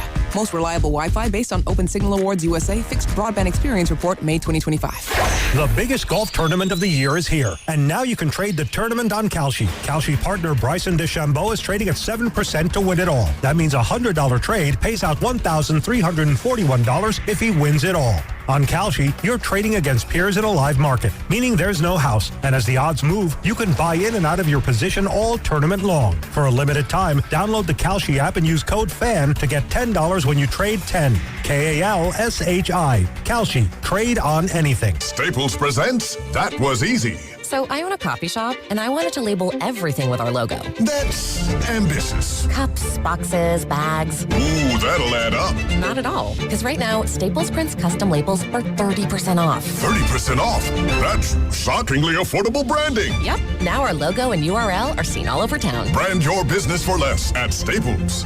That was easy. Shop Staples in-store, online, or in the app by 4/18 to unlock. Exclusions apply. Visit staples.com/print for details. We've all been there. Sleepless nights, wondering if your business's security service is really protecting what matters. At Bay Alarm, we can put your security insecurities to bed. Our advanced technology and personalized support ensure you can rest easy knowing we're here for you. BayAlarm.com. Lawton Skilled Nursing and Rehabilitation Center is a 5-star facility located in the Sunset District of San Francisco and in close proximity to our preferred partner, UCSF Medical Center. At Lawton, you're in good hands with world-class nurses led by a well-known and UCSF-affiliated medical director in Dr. Darby Clayson. Contact Administrator Dan Daly at 415-566-1200. That's 415-566-1200 for any additional information. Hey, what's up, Flies? This is David Spade. Dana Carvey. Look, I know we never actually left, but I'll just say it. We are back with another season of Fly on the Wall. Every episode, including ones with guests, will now be on video. Every Thursday, you'll hear us and see us chatting with big-name celebrities. And every Monday, you're stuck with just me and Dana. We react to news, what's trending, viral clips. Follow and listen to Fly on the Wall everywhere you get your podcasts. There's a difference between liking a house and actually getting it. Redfin is built to make up that difference and close the gap between finding and owning the home for you. Redfin agents close twice as many deals as other agents. So when you find a home you love, you're not a step behind when it's time to make an offer. That means less watching great homes disappear and more focus on the ones you'll actually move into and call home. Redfin helps turn saved listings into real addresses. Get started at redfin.com. Own the dream. Every morning, we rise and shine, make breakfast, and brush away the night's rest. These routines help us start the day off right. Nature Made vitamins are a simple step in that daily care regimen. Multivitamins with daily essentials, clinically studied probiotics for gut health support, magnesium to help relax the body. Nature Made is made to care for you every day. These statements have not been evaluated by the Food and Drug Administration. These products are not intended to diagnose, treat, cure, or prevent any disease. You're listening to 95.7 The Game, KGMZ-FM and HD1 San Francisco on Odyssey Sports Station and the home of the Golden State Warriors and Valkyries. Always live on the free Odyssey app and now coming to you live from the Laughing Monk Studios. He brings the passion. For what? I want to know now. I'm mentally invested. Don't tell me to pray and you don't say what for. He brings the perspective. Yeah, I think they both have a great point. Get off me, text line. He's truly one of a kind. That is wow. Oh, my God. Oh. And he's doing a great job. I need you to man up and say what you really want to say. Diamond, you're doing a great job. Oh, dear. And together, they're Steiny and Guru. Yeah. On 95.7 The Game. All righty, Evan Giddings in for Daryl the Guru Johnson today. Guru's got to take care of some family stuff, which he will, and we wish him the best as always. Absolutely. Good. I was just thinking, no monumental wins last night, but good night in the Bay Area. Warriors beat the Kings. Curry played again. Giants get off the schneid with a win over the Phillies 6-0. Robbie Ray, solid. And, hey, you got to take the small victories when you can get them right now in the Bay. Well, both you and I didn't have a chance to see, I guess, the more dominant victory because the Giants shut out the Phillies 6-0, and they got 11 hits. Quietly, theory proving true early. Against lefties, Giants look pretty good, but you and I were both at the Warriors game, and I got to ask, I've never sat in a box or a suite. I don't know whatever you call it because it's kind of bougie. First of all, what do you call it, and how was it? It's a suite, and it was a fun game. You know, just had a good time with Goo and a few other people. Marcy went to her first game.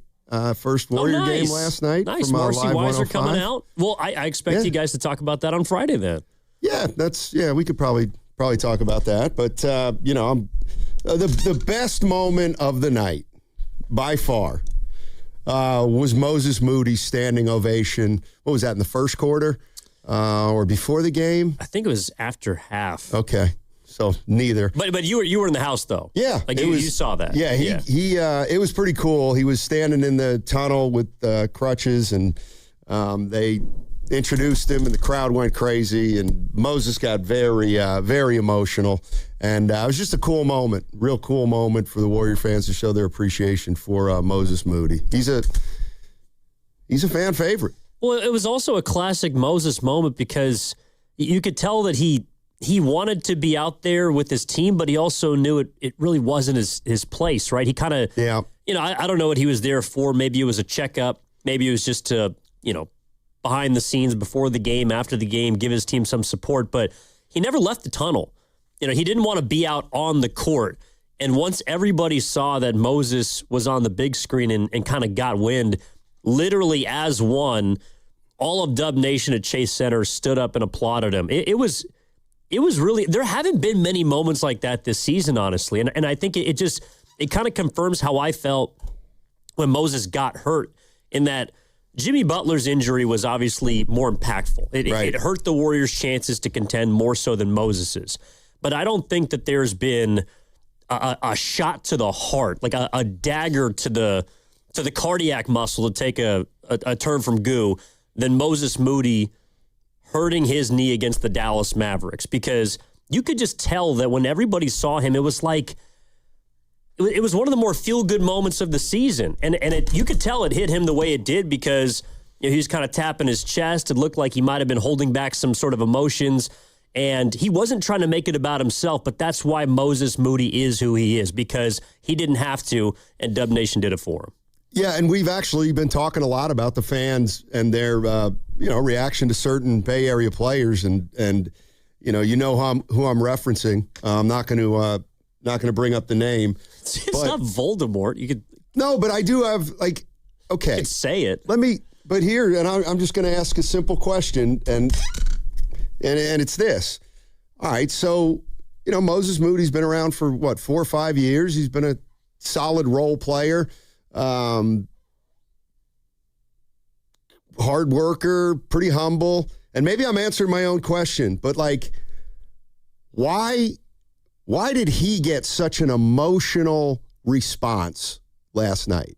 A guy like Moses Moody. I could see, and I'm not saying he shouldn't have, but I had to bring up, what if that had been somebody else who had been hurt and was standing in that tunnel? What would the reaction have been? And I guess my question is, okay, clearly Moses Moody is really well-liked and well-respected by this fan base. And what is it about Moses Moody that people gravitate towards? He's not overly charismatic. He's pretty humble. And maybe that's it, that he just goes to work every day and shows up and does his job.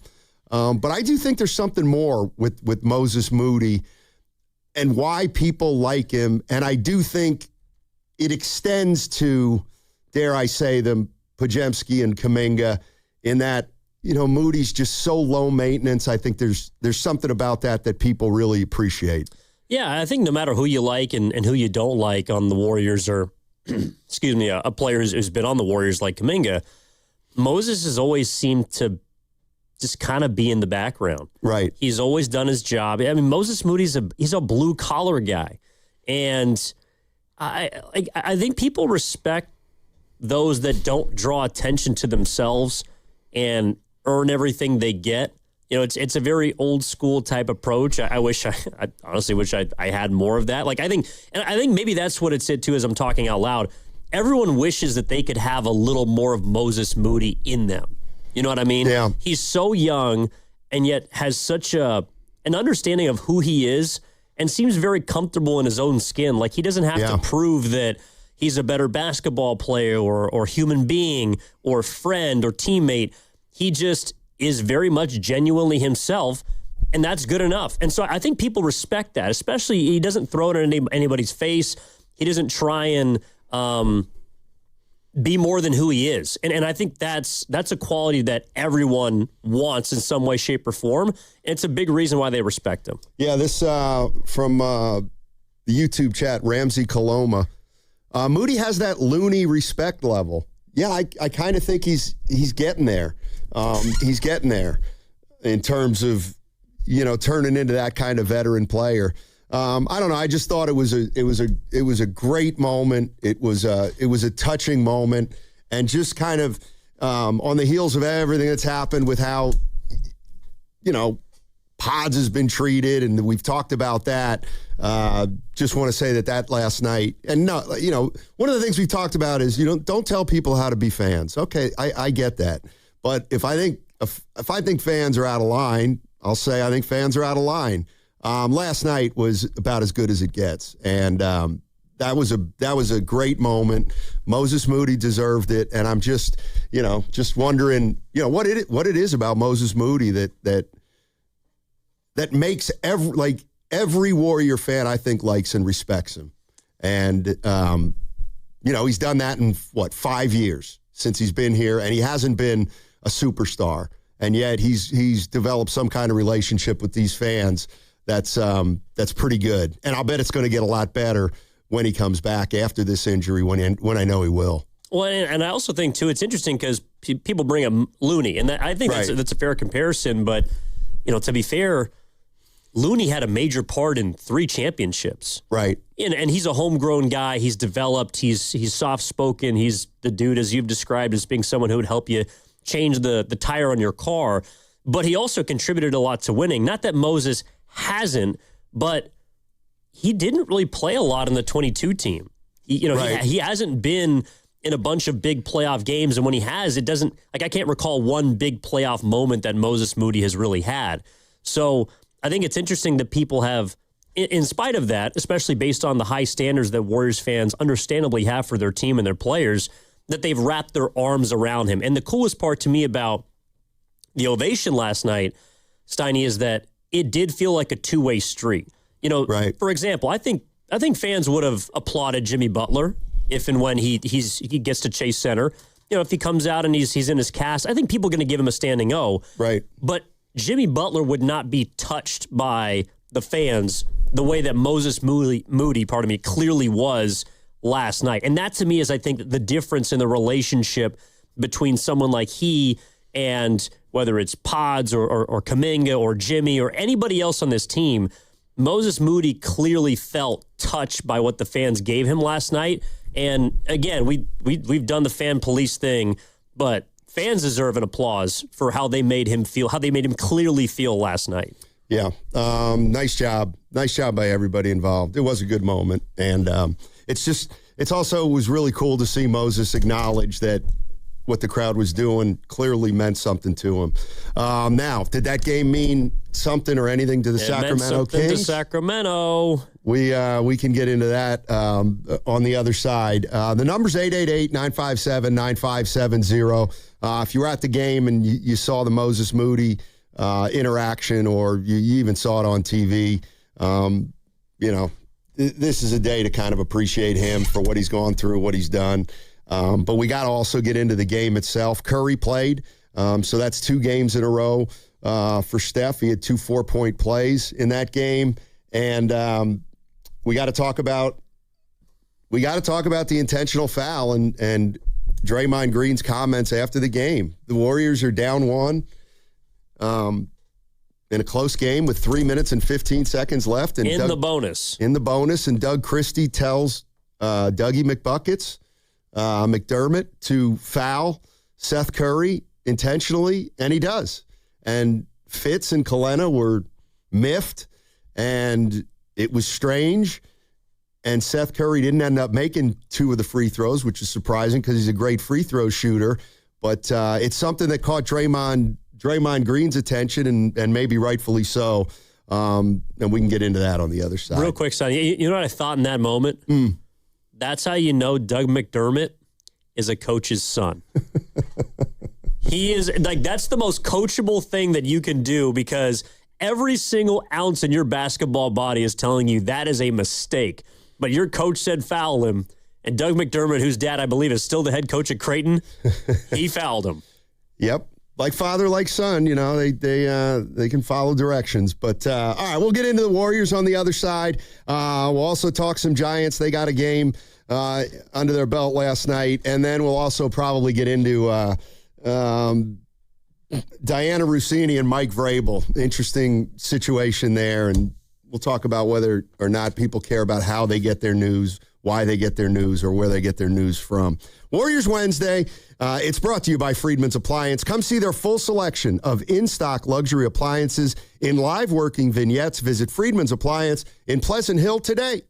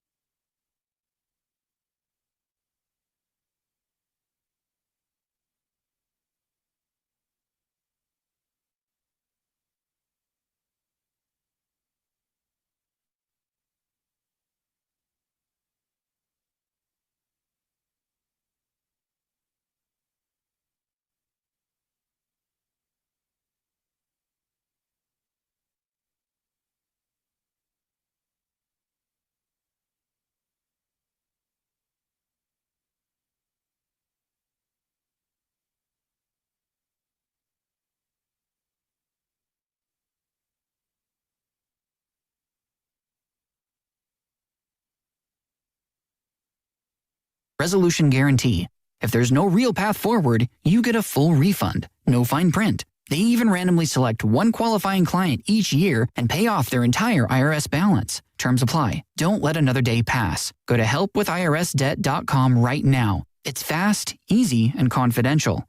Find out what's possible today. Helpwithirsdebt.com. Once again, that's helpwithirsdebt.com. Get ready for Jim Gaffigan and his Everything is Wonderful tour on June 13th and 14th at the Masonic. A fourth show was just added. Buy your tickets at livenation.com. And for a chance to win tickets to the 4 p.m. show courtesy of Live Nation, visit 957thegame.com.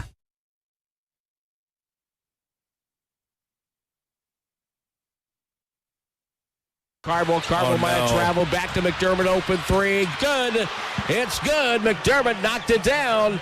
And it's 104-101 Sacramento. Now, back to Steiny and Guru on 95.7 The Game. All right, thanks, Tim Roy. Evan Giddings in for Daryl the Guru Johnson, and the Warriors win a game last night, 110-105. Curry played again.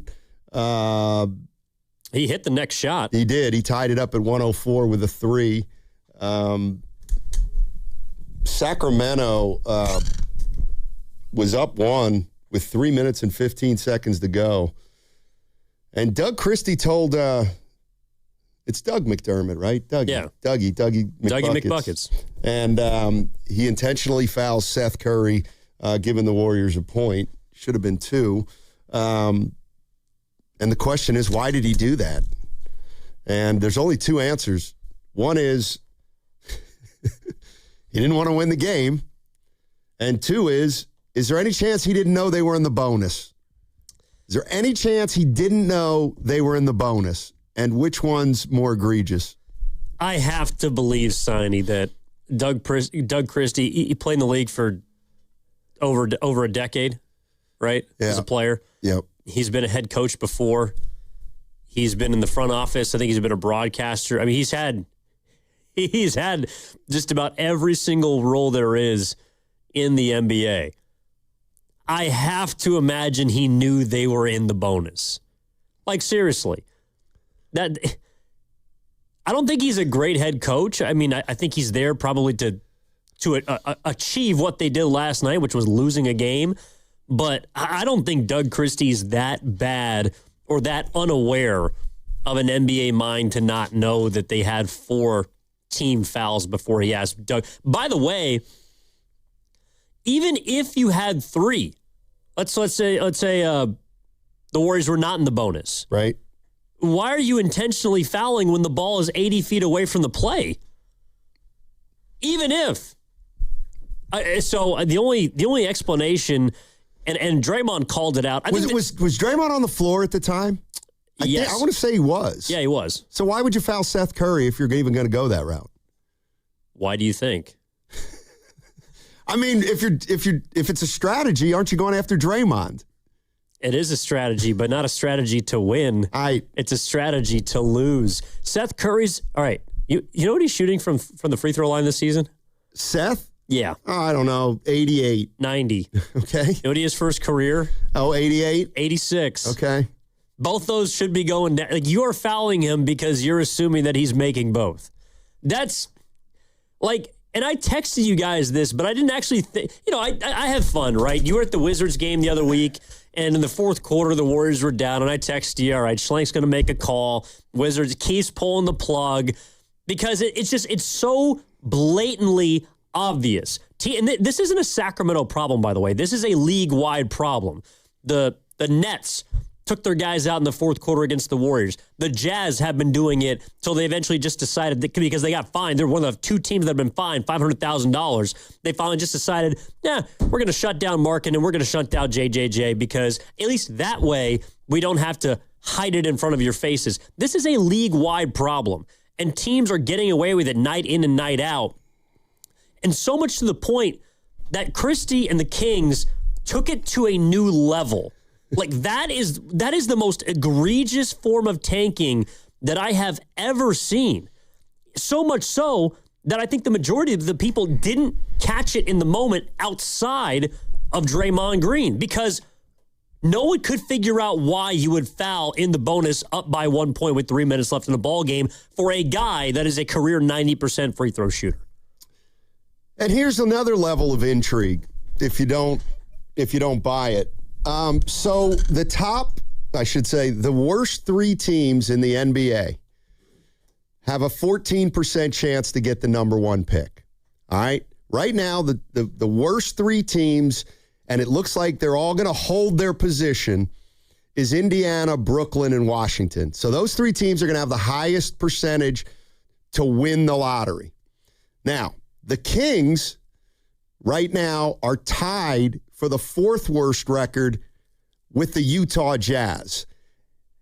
And I didn't even realize this. The Jazz they win that, right? They win the quote-unquote tiebreaker. Okay, so... Because the Kings have a better conference record. They're tied 2-2 head-to-head, but the Kings have 2 more wins in the conference column. So, in other words, if the Kings and the Jazz finish tied, the Kings get the better pick. Yeah. Okay, so... No. The Jazz right now are in the bottom 4. The Kings are outside. So they have to clear they have to clear them by a loss. And they have 2 games left to do it. If they had won that game last night, they would be effectively eliminated from a top or bottom 4 seed. Right. And what we're talking about here is the difference between a 12.5% chance for the Kings to get the number 1 spot if they were in the 4th, and it drops to 10.5% if they drop to 5th. So we're talking about 2 percentage points, and I guess the Kings didn't want to take any chances. They want to take any chances that they might win that game and drop to 5. And Draymond Green kind of got on one last night, and he started talking about the play-in. And you know, he talked about the play-in might not have been a bad idea at the time, but now it's already outlived its usefulness, and it's playing into this tanking. It's not exciting. It's not. But, you know, I'm a competitor, so going to the game, I'm going to do all I can and win, but it's not that exciting. I mean, do you think you'll be excited next week when you have 2 do-or-die road games that, you know, they'll be on big stages? Well, listen, you go on the road in a game that you need to win, I think, you know, as a competitor, you're going to rise to the challenge, you know. But I'm not going to sleep tomorrow night like, man, we got this play-in next week. Got to get my rest. Like, no, it ain't that exciting. I mean... That was him talking about the play-in. Right, yeah. But... Like, this is what the league just doesn't want to hear, even if it's true. Like, Draymond Green, yeah, he'll get up for the game next week, but he's not excited about playing in a play-in right now. Well, he's not because he's played in, 6 NBA Finals? Yeah. I mean, I don't think there's a ton of players that are excited about the opportunity to win 2 games just to get a first-round series against the best team in their conference. You know, but I think, and he explained it further, which is true, it's part of the problem is that the Warriors have bottomed out so much to the point that they were the 10 whether they like it or not. Right. Draymond said it. They could have lost 15 games in a row, and they still would be the 10.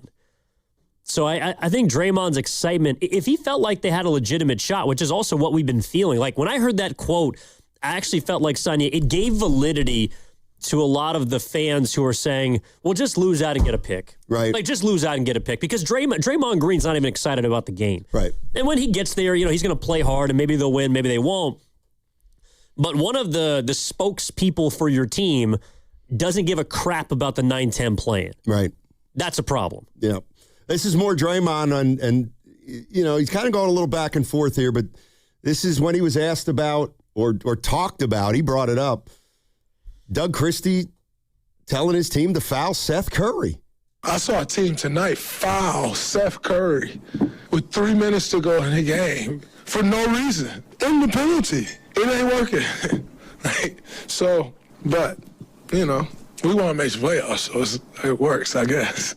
All right, so what he's saying there is that it's not working. The play-in's not working because the Sacramento King, he said it was, you know, teams that are 12 and 13, they built the play-in to try to make them more, you know, interested in winning later in the season. And what's happening is the exact opposite, that if you're outside of 10 and it's midway or 2/3 of the way through the season, there's no reason to try to climb to 10. Like, why would you try to climb to 10 when that guarantees nothing but a play-in game, and then possibly, if it goes well, you lose your pick? And it's kind of backwards right now. And there are a lot of teams that just aren't interested in winning, and some teams do a much better job than others of camouflaging it.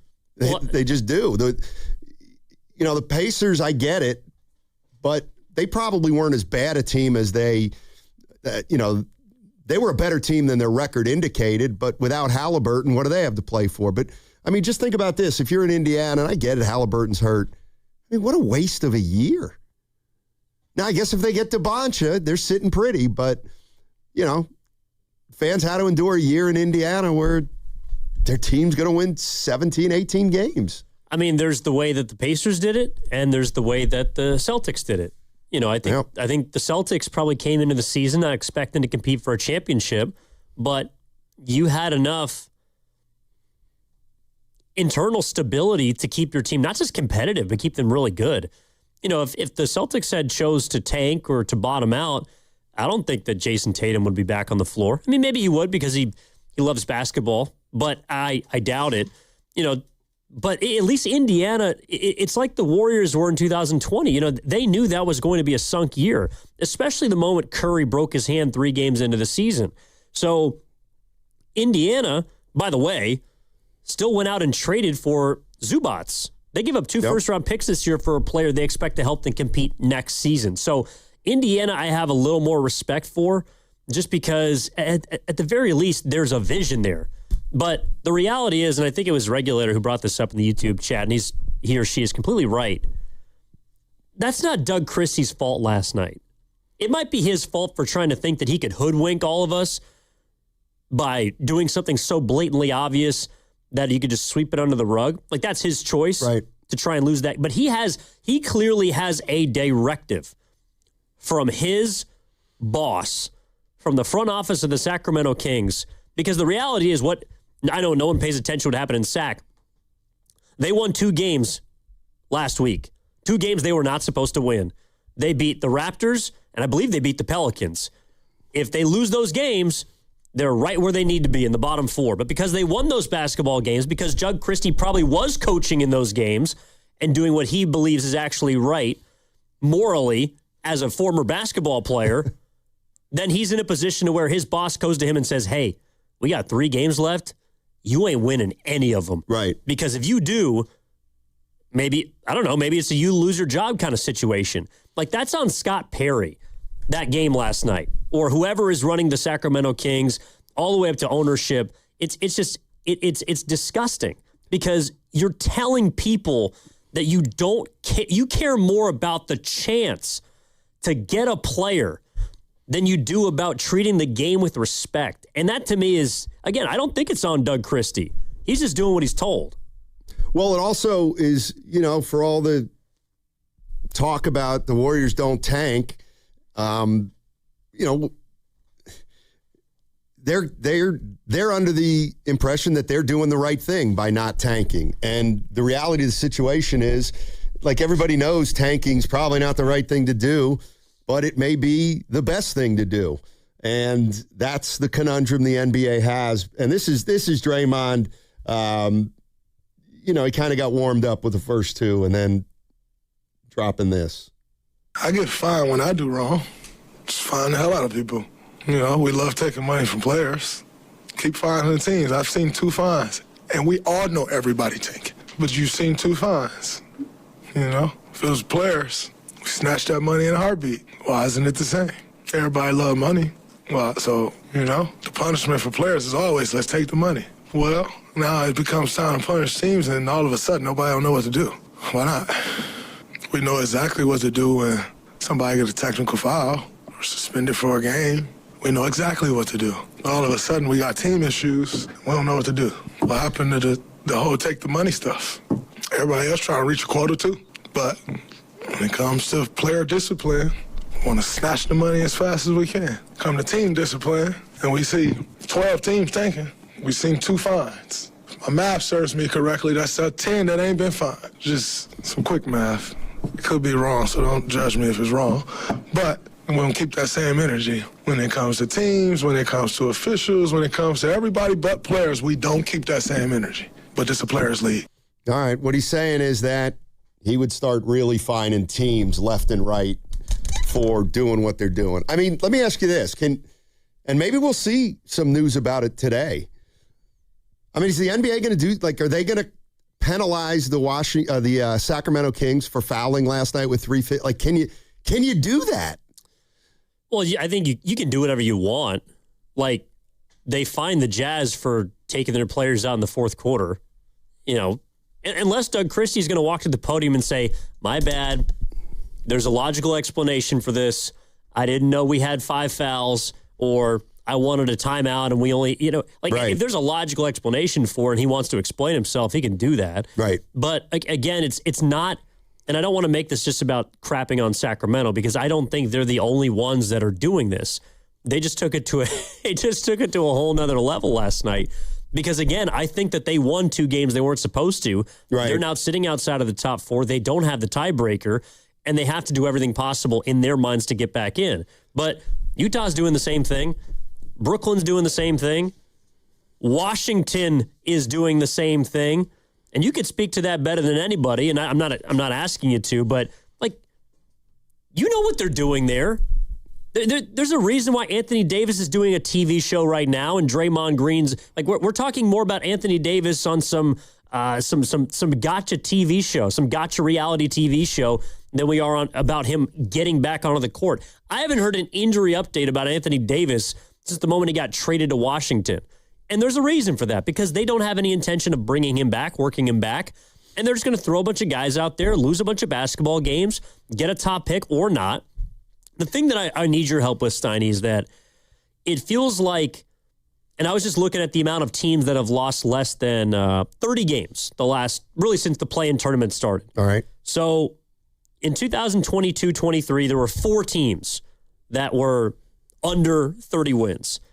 2023-24, 2 years ago, there were 7 teams. So it increased. And then last season, there were 6. So it was about the same. But it feels like this year, and by the way, there are 8 teams that have less than 30 wins. And at 30 right now, there's 9, because the Bulls technically have 30 wins. So more teams have dug in on this idea of losing, even after the team with the worst lottery odds got the number 1 overall pick. The whole point of the lottery, at least in my mind last year, it showed you that just because you suck all year doesn't mean you're going to get what you want. And yet teams this year, more than any year before during this play-in era, if you want to call it, had decided to suck even more. Can you help me figure that out?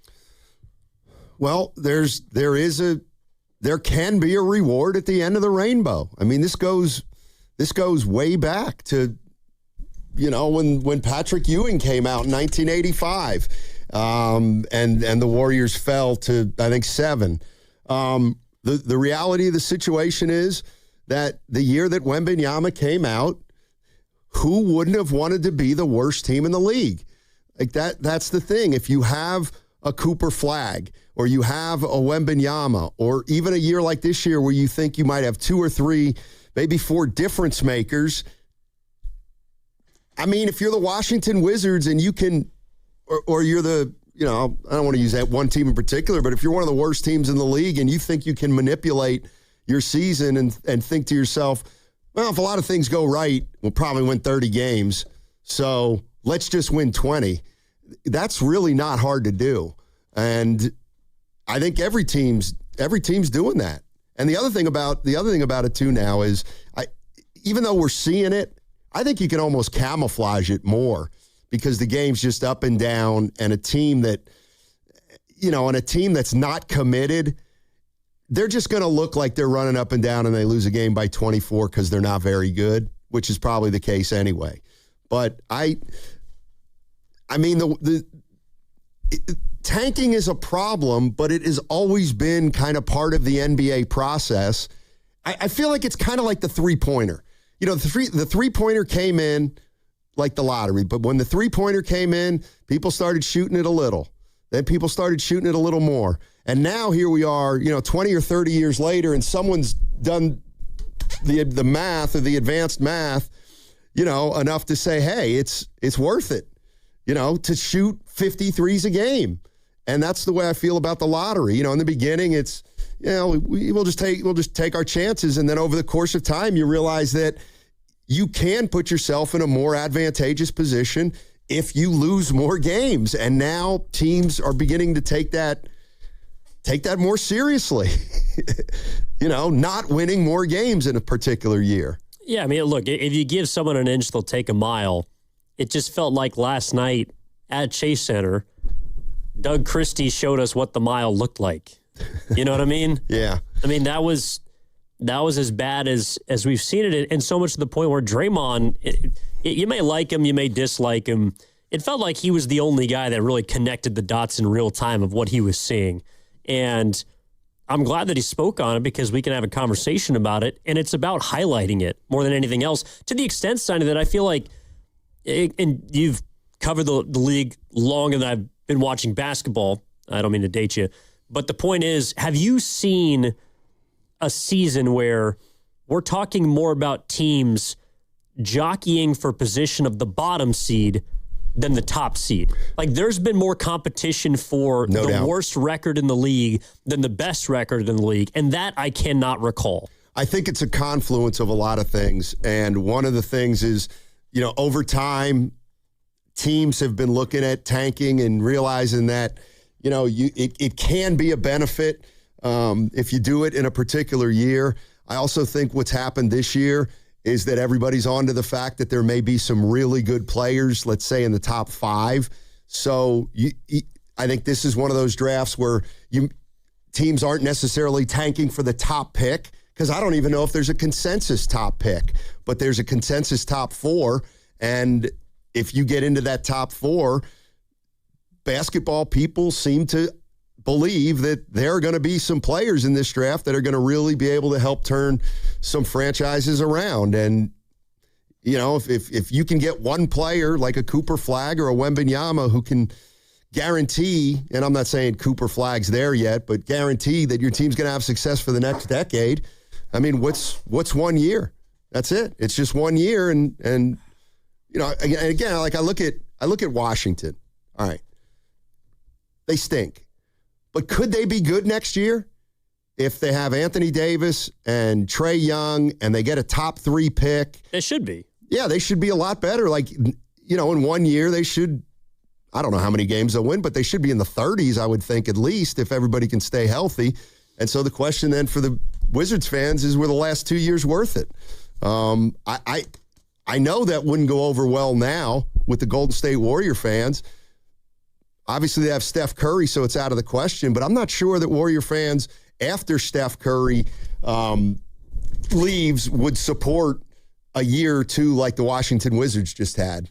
I kind of feel like this year has been confirmation, maybe not the majority, but I think there's a lot of people that are coming around to that sort of strategy, because all we've talked about is them losing the play-in to get potentially one of these highly coveted picks that you're talking about. Yeah. 888-957-9570 is the number.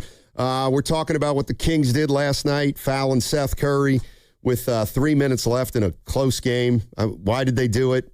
Your guess is as good as mine, but tanking may be part of the answer. I think that's what's come to the fore. All right, what's coming up on the game is brought to you by Fremont Bank. Here for you, here for good. And life doesn't give you a warning when everything changes. It starts with shock, confusion, and 1,000 questions running through your mind.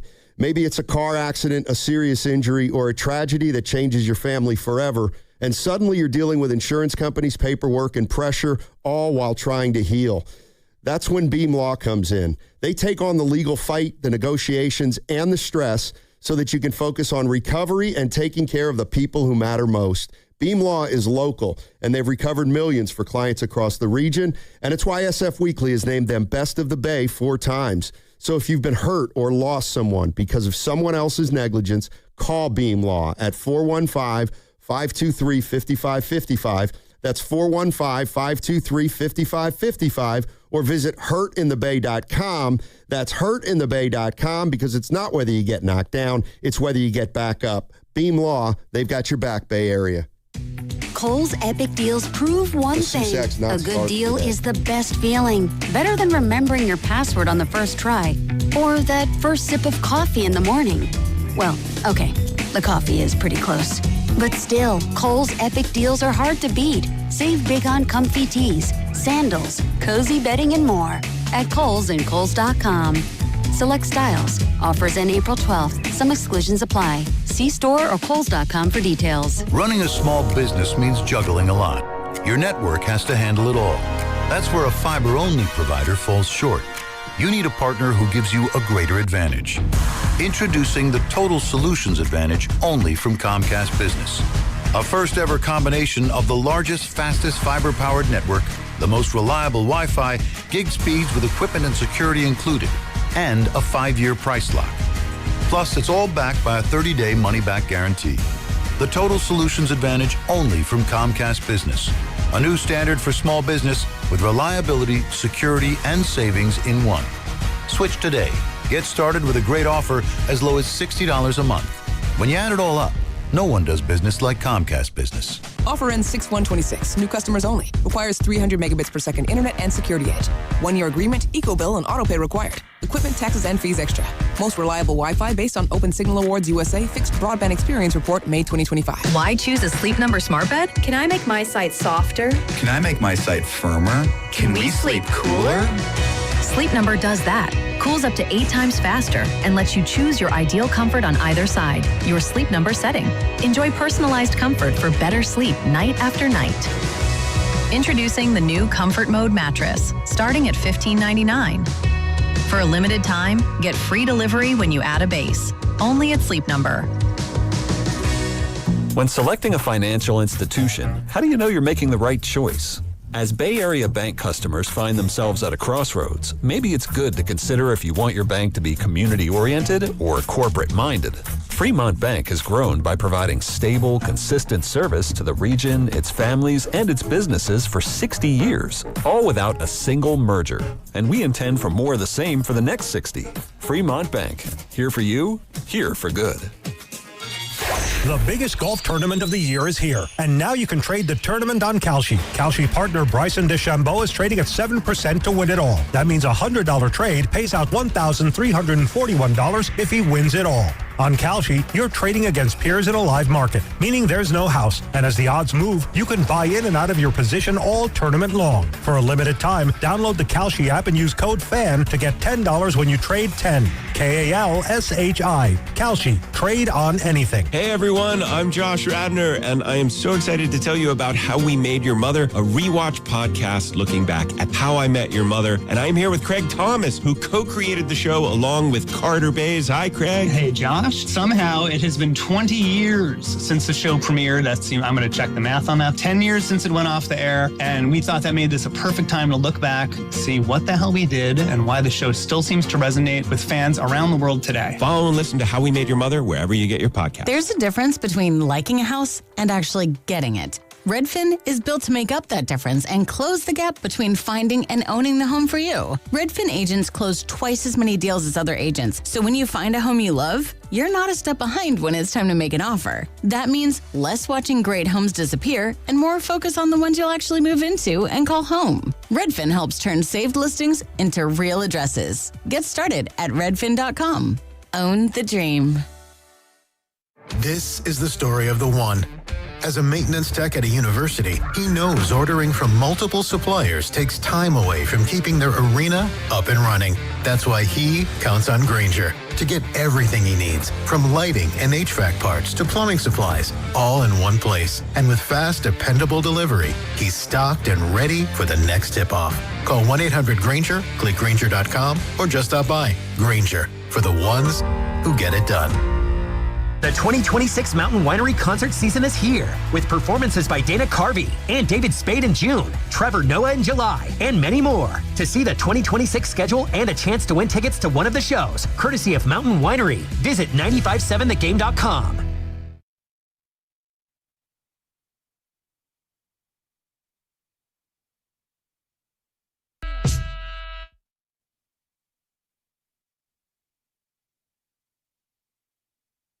Now, back to Steiny and Guru on 95.7 The Game. All right, Evan Giddings in for Daryl the Guru Johnson, taking care of some family business. We're wrapping up talking about the Warriors game last night. Doug Christie's interesting strategy of fouling Seth Curry in a close game with 3 minutes to go. And the NBA's got a tanking problem. I think we know that. Question is how to solve it. And I'm not sure I know. But I may go back to just worst record, first pick, second worst record, second pick, and do it that way. Well, it's kind of interesting because I don't really feel like, and it might be the nature of the sport where I think people realize that in football, if your team gets hurt a lot or, they're just not that good, there's this innate understanding that, you're going to stink. But football is the only sport where, because even Major League Baseball has a draft lottery now. So NFL is the only sport where if you're the worst team, you get the first pick.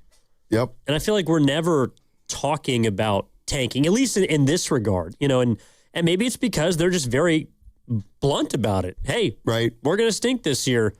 Or 4 weeks through the year, our starting quarterback tears his ACL. All right, well, sorry, season's over. And I think also fans are on board with it too. If I know it happened to them this year, but let's say Daniel Jones had got hurt week 2 instead of week 9 or week 10 for the Colts. I think a lot of Indianapolis fans would have just been like, yeah, that's fine. Throw the season away. We'll get the number 1 pick and we'll just be on about our way.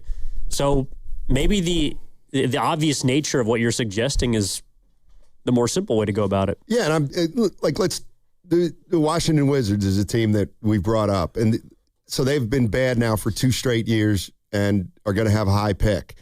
But I think, so with a team like that, the Washington Wizards don't have a huge Wizards fan base. What? Really? What?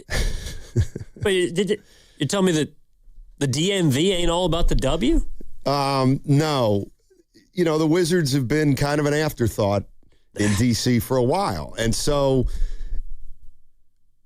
there's not a difference really in Washington between 20 and 60 and 40 and 40.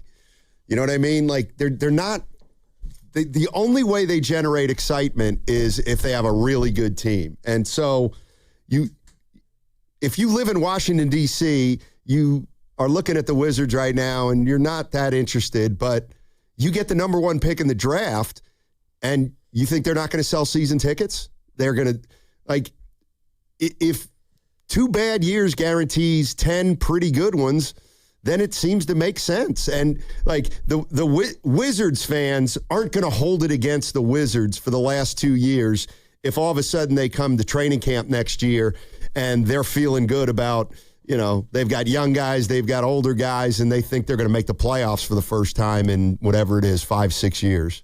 Yeah, but I also think the Wizards did a couple of things to set themselves up to be better next season. They acquired Trae Young and Anthony Davis. So, yeah, they're not helping you this year. Or Trae's playing a little bit, but, not enough to really make an impact. But I feel like there's a direction. Right.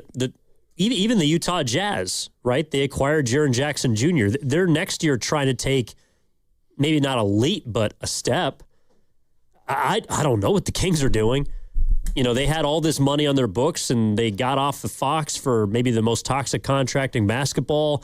And last night, you're not seeing any of it out on the floor. You're not seeing DeRozan, Westbrook game playing. By the way, that's another reason how you know that they're tanking. Because Russell Westbrook does not take games off. You may not like his game. You may hate his podium game and what he stands for, but he plays really hard. So they're just basically aiming for this top 4 pick because they have nothing left. And of the 4 teams, I guess 5 at the bottom, I have an idea of what Washington's doing. I have an idea of what the Pacers are doing. I have an idea of what the Jazz are doing.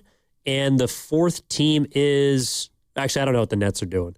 But to me, the Nets and the Kings are just they're throwing away wins to throw away wins. I got to look at the Nets roster, but I was listening to Howard Beck the other day, formerly of the New York Times. He said something like the Nets had 5 first-round picks yes. in this past draft. And they used them all.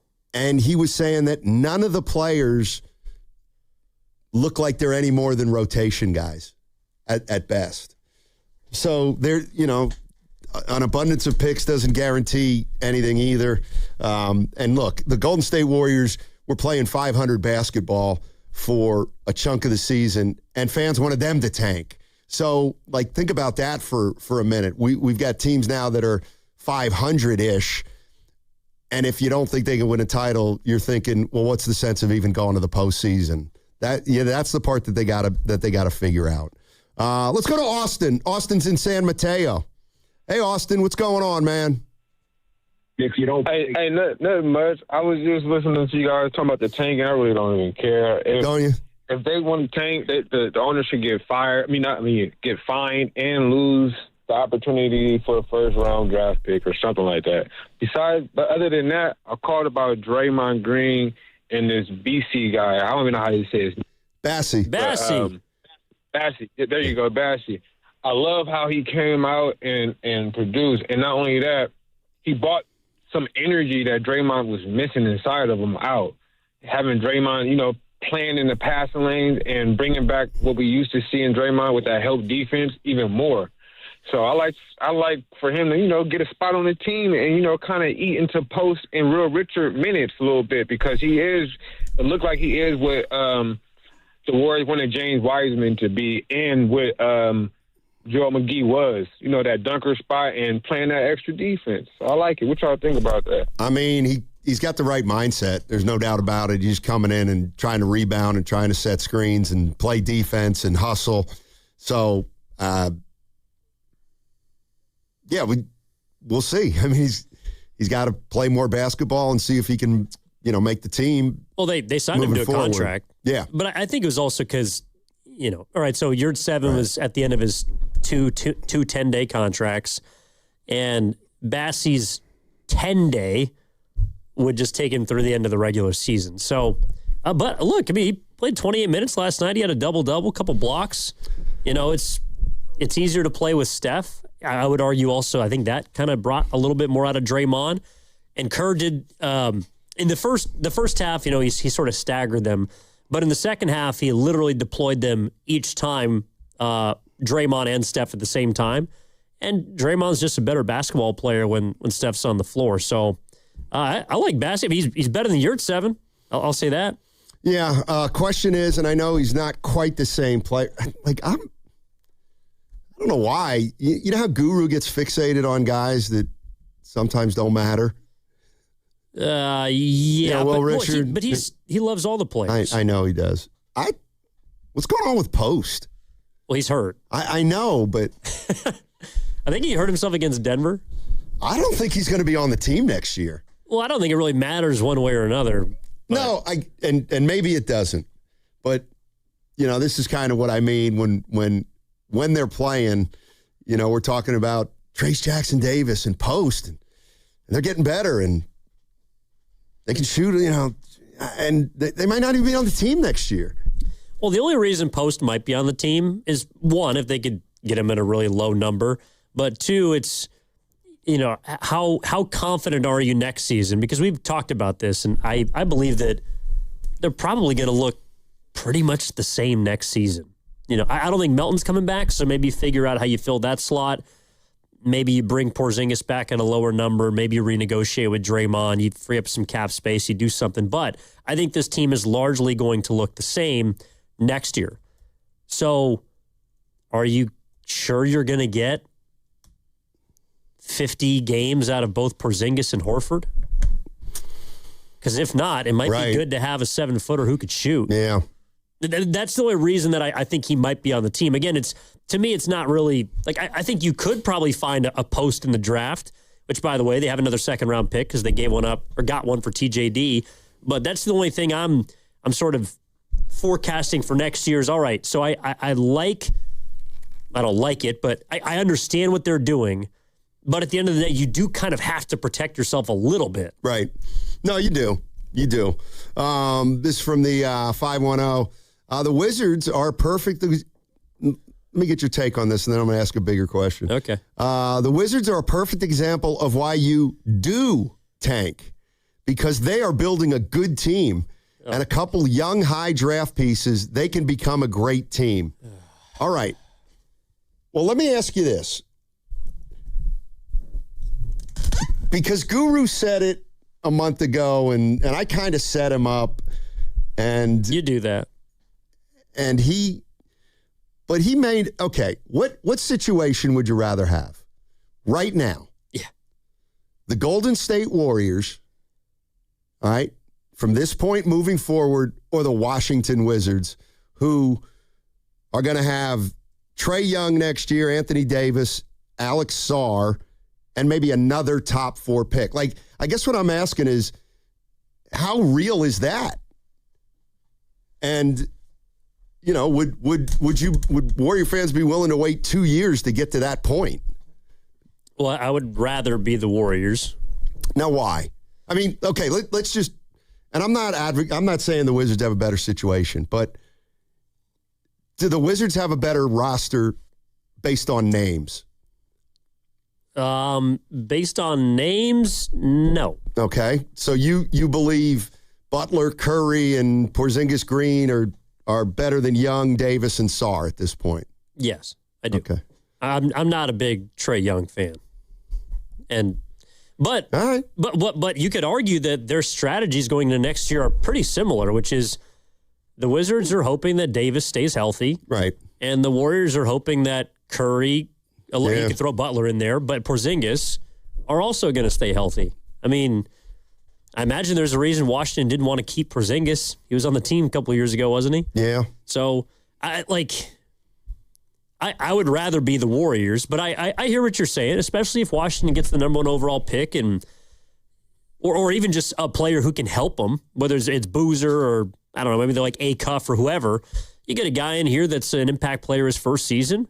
Yeah, and especially in the East where you're weaker, they might be in the same spot next season, the Wizards and the Warriors, as far as being a play-in team. Yeah, I mean, the one danger about what the Wizards have done, obviously, is you throw away 2 years to set up next year, and you're still relying so much on the health of Trae Young and Anthony Davis. And as far as Davis is concerned, you know, he's been hurt a lot of his career. So, you know, Anthony Davis gets hurt for half the year next year. Then even though they got some young players, they're still not doing anything next year. And now you're really in a situation where you gambled, won, but lost. You're listening to 95.7 The Game, KGMZ FM and HD1 San Francisco, an Odyssey sports station, always live on the free Odyssey app, and now broadcasting from the Laughing Monk Studios. Actually, I take that back. The reason I would not want to be the Wizards next season is because of what I think they're going to do this offseason, which would be extend Trae Young, and then you have both him and Anthony Davis on your books for... How long's Davis under contract for still? This year and next year, but he's extension eligible this summer. So, I imagine that he's going there because he thinks he can get paid. Probably. So you're telling me you go... I realize this. We're not talking about the future wholly, but I think the Warriors are in a far better financial position than the Wizards are going to be. Yeah, I mean, the Wizards have kind of... the Wizards are ready to spend their money on... You know, they've waited a couple years, tried to make moves, and they've come away with Trae Young and Anthony Davis. And, yeah, they probably will have to give them a few more years, and then they got to stay healthy, like every other team's got to stay healthy. All right, I want to move on. Yeah, let's do it. Okay. What do you want to move on to? I want to move on to Mike Vrabel and Diana Rossini. You know what? It was Coach of the Year. So... this is what I mean about body language. You know, I kind of want to get into this Vrabel Rossini thing, and I look over body language, and there's Ken shaking his head like, "Well, okay, Ken, what's the problem? What are we doing? What do you mean? What are we doing? We didn't do anything. We're talking about whether you care or not, how you get your news, who you get your news from, why you're getting your news about what you're getting. I'm just a little surprised you're into this story. Why? It's interesting to me as a journalist. I'm just saying. I feel like if someone else threw it at you, you'd be like, "Yeah." No, he was actually the one who brought it up this morning. All right, let's hear it then. So Diana Rossini works for The Athletic and longtime NFL reporter, very respected. And for now, there was a event in Arizona. I think there was a scouting combine or something.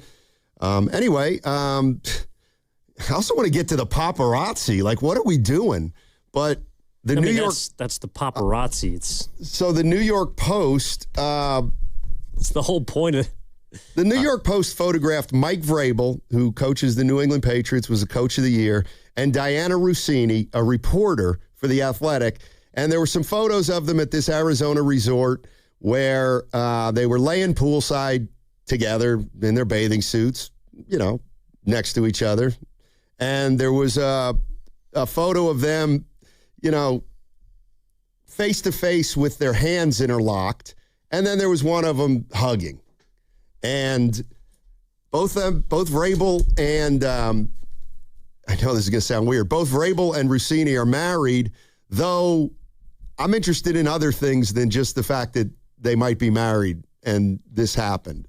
So Rossini is an NFL reporter, and the talk is that, she's got some kind of relationship with Mike Vrabel, and the Post is presenting it like it's, something untoward. It's an affair, and both Rossini and Vrabel are like, what are you guys talking about? We were at the same venue. One was one was a combine of sorts, and she apparently had gone to Arizona with two friends to go hiking, and somebody in Arizona photographed the two of them together, and now all hell's breaking loose because Rossini's supposed to be impartial, but what if she's got a relationship with Mike Vrabel? Wouldn't that affect the way she covers the league? And does anybody care? I mean, I think it does affect the way she'd cover the league, but if you didn't know about this, would it be a big deal? If I didn't know about it. Like she, and reporters do this often, based on, heck, you have experience doing this where you have relationships with people in high places and you cover them in a fashion that's partial to them. Yeah. Right? Yeah. You show them favoritism. You report news. I mean, everyone kind of is under this impression like Adam Schefter is a little bit of a mouthpiece for the Niners. Right. Who do you think gives them that information? Because they know that he's going to present them in a light that they want. Right. This is how the game works. So I think the fact that she has a relationship, that's completely their business. She's married, he's married. They'll figure that out. But the idea, Steiny, that we now should care or think about how Rossini delivers the news, I don't think it changes anything. I mean, she's been partial to him. She's been partial to certain organizations, probably because that's how she gets her information. Yeah, I look at it. I'm going to use three examples with her, one of them, and I want people, if they care, to tell me if there's a difference among the three. So Adam Schefter, and I read a piece today by Ethan Sherwood-Strauss in his Substack, and it's really good. He had a great line, just a great line in the story, and I just got to read it to you. He says, the only path to becoming a truly great sports reporter is to be compromised. And what he's saying is the only way anybody breaks any stories is if they, have a relationship with somebody and they are also an advocate for somebody. So Ethan Sherwood-Strauss used the example, Adam Schefter. He says, basically, Adam Schefter is in Kyle Shanahan's pocket. Why? Well, because Adam Schefter has been a longtime Denver writer, and he developed a great relationship with Mike Shanahan, and Kyle was always hanging around, and they developed a great relationship, and now Shanahan, or Schefter rather, gets the perception is that Shanahan feeds Schefter info. Adrian Wojnarowski wrote a book about St. Anthony's High School, and Danny Hurley's dad was a coach there. and he met Danny Hurley. And if you all remember a couple years ago, Woj was the guy who broke the story that the Lakers were interested in hiring Danny Hurley. And everybody said, well, Woj is tight with Danny Hurley. He's not going to the Lakers. He's just using it as a power play to go back to UConn, which he did. And some people think that, Woj was doing his bidding. Now we got Diana Rossini, who has some kind of relationship with Mike Vrabel, whether it's a friendship or more. But my question would be, what's the difference among those three? That's the way you get news. You kind of endear yourself to an athlete or a coach or a front office person. You try to earn their respect and their trust by not writing things they don't want you to write. And then when it's time to maybe write something to break something, they'll feed it to you and just say, don't use my name. But yeah, that's true. We're trading that guy. That's the name of the game. And I don't know. Do fans care? I guess is what I'm wondering about. Like, the hardcore fans, do they know the difference between, the way I talk about the Warriors and the way Willard talks about the Warriors and the way Friedel covers the Warriors, or what 49er writers are more friendly or team friendly than others? Is it because they have better personal relationships with the guys on the inside, and so then they're more friendly? I mean, this goes on all the time, I guess is what I'm saying. Well, but I think the difference here is that she's a woman. Okay. And people don't have as big of an issue, at least to what I've gathered. People don't have an issue with a man getting his information the way that he needs to, because in that case, he's a grinder. Right. He's a hard worker. He's someone, like Woj. I think Woj actually wrote, or maybe it was written about him. There was a piece about like what he had to do on a daily basis to acquire the information that he does. Same with Shams. There's been many stories that have been written about Shams where he's calling this person 12 times in a row. If they're in a meeting, if he needs something, he will blow you up as much as humanly possible to get the information that he needs.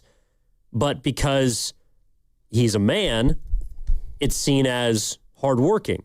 Right. But Diana Rossini in this situation, I think part of it is because she's a woman and because there's some perception of an extramarital entanglement. Right. Right? And so it's seen as a little shady. But again, I don't think there's much of a difference between how she goes about getting her information and the way that Shams or Woj does. And I'm like, to me, information is power. And I believe that at some level, those top newsbreakers, those top journalists, they have to compromise themselves in some way, shape, or form to get it. And I would ask you, not to reveal if you have or like literally compromise yourself, but did you feel like when you were coming up in the game as a journalist that you were going to have to do a guy a favor or write something that you didn't necessarily believe to get the access that you needed to do your job better? All the time. I mean, all the time. There was always a joke, not a joke, but kind of a joke in Sacramento. The late Marty McNeil wrote for the Sacramento Bee, and he covered the Kings when they were in their heyday.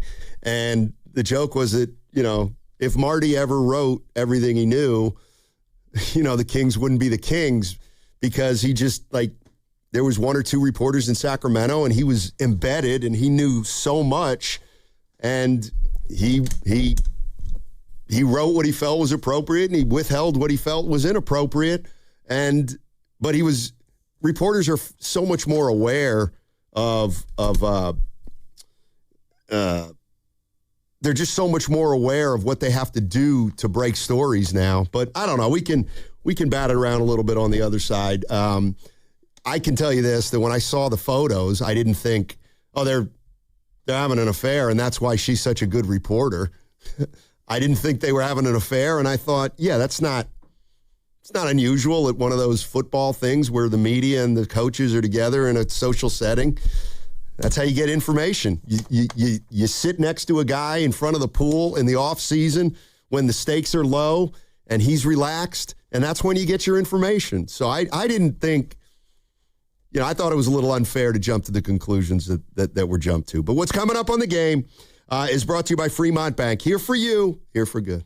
Hi, I'm Kamiko, the founder of Miko's Hot Chicken. When we started our family restaurant, we were also raising a family. But let me tell you, it wasn't easy. Our Chase Inc. card was there to reward us on all of our business needs. Now we have a thriving location, and we're hungry for more. With the Chase Inc. Business Unlimited card, you can earn unlimited 1.5% cash back on every purchase, so your business can go from here to possible. Chase for Business. Make more with yours. Real business owners compensated for their participation. Cards issued by JPMorgan Chase Bank and a member FDIC. Subject to credit approval. Terms apply. Now that spring is here, you might be anxious to upgrade your home's property. Golden State Lumber and Showroom works with contractors and professional builders to help you add decking, pergolas, fencing, and fire protection. Our partners include AZEK Exteriors, James Hardy Textured Panels, and Vulcan Vents to protect your home from fire and embers. Safeguard your home and protect its value by starting at goldenstatelumber.com. For over 70 years, Golden State Lumber and Showroom. When you succeed, we succeed. Xfinity Tech Support, Matthew speaking.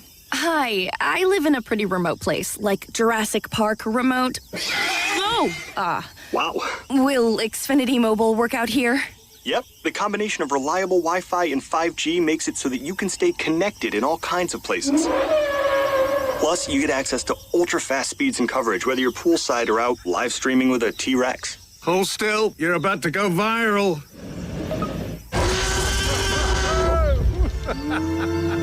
Welcome to a new era of Wi-Fi boosted mobile. Cut your mobile bill in half with 2 lines of unlimited. Learn more at xfinitymobile.com.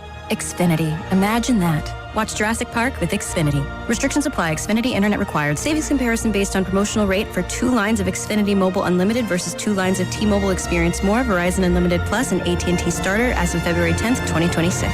Taxes, fees, extra. Let's talk about a big win on and off the field. This April, donate blood with Stanford Blood Center and you're automatically entered to win 2 luxury suite tickets for the Giants versus the Diamondbacks on May 25th at Oracle Park. We're talking suite level, great views, all the food and drinks included. Your one donation saves lives, and it puts you in the best seats in the house. Make the call to donate today. Visit StanfordBloodCenter.org for an appointment. Want to interact with the hosts but can't call? Text the Boxer & Gerson Work Injury Attorneys text line at 888-957-9570. Boxer & Gerson, Northern California's premier workers' compensation law firm, helping injured workers get their lives back for over 40 years. Okay, kids, let's get these firefighter uniforms on and start acting heroic. Welcome to SF Fire Credit Union. Why are you all dressed like firefighters? We'd like to open an account. You don't have to be a firefighter to do that. Anyone can get lower fees than banks, the top-rated mobile banking app, and service inspired by heroes. Wow. I guess we'll just keep the uniforms in case the barbecue gets out of hand. SF Fire Credit Union. Banking for heroes and anyone who wants to be treated like one. This institution is not federally insured. The credit union is not insured by any state government. Privately insured by ASI.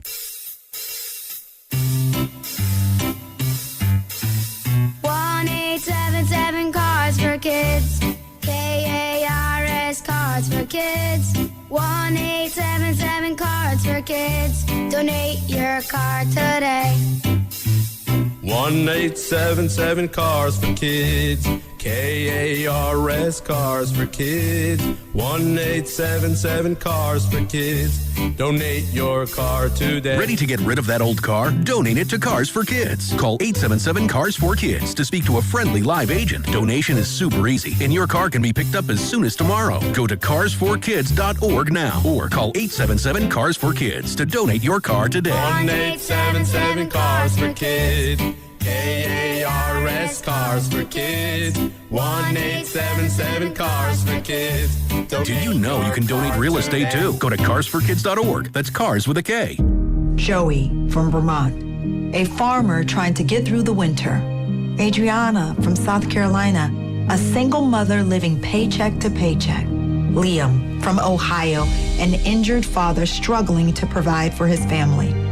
Hi, I'm Shanola Hampton, and I support the Feeding America network of food banks because they help provide over 6 billion meals to people in need each year. Learn more at feedingamerica.org. Did you know about 1 in 3 people with plaque psoriasis may also develop psoriatic arthritis, which causes joint pain, stiffness, and swelling? Does this sound like you? Listen to what it sounds like to be a million miles away. Tremfya guselkumab, taken by injection, is a prescription medicine for adults with moderate to severe plaque psoriasis who may benefit from taking injections or pills or phototherapy, and for adults with active psoriatic arthritis. Serious allergic reactions and increased risk of infections and liver problems may occur. Before treatment, your doctor should check you for infections and tuberculosis. Tell your doctor if you have an infection, flu-like symptoms, or if you need a vaccine. Imagine being a million miles away. Explore what's possible. Ask your doctor about Tremfya. Visit Tremfya.com or call 1-800-526-7736. Check engine or ABS light on? Take the guesswork out of your warning lights with O'Reilly Veriscan. It's free. Ask for O'Reilly Veriscan. O'Reilly Auto Parts. Pump up the volume. Business moves fast. Pump up the volume. When you ship with USPS Ground Advantage, you can keep up with confidence. Visit USPS.com/Ground Advantage to learn more. Get ready for Jim Gaffigan and his Everything is Wonderful tour on June 13th and 14th at the Masonic. A fourth show was just added. Buy your tickets at LiveNation.com. And for a chance to win tickets to the 4 p.m. show courtesy of Live Nation, visit 957thegame.com.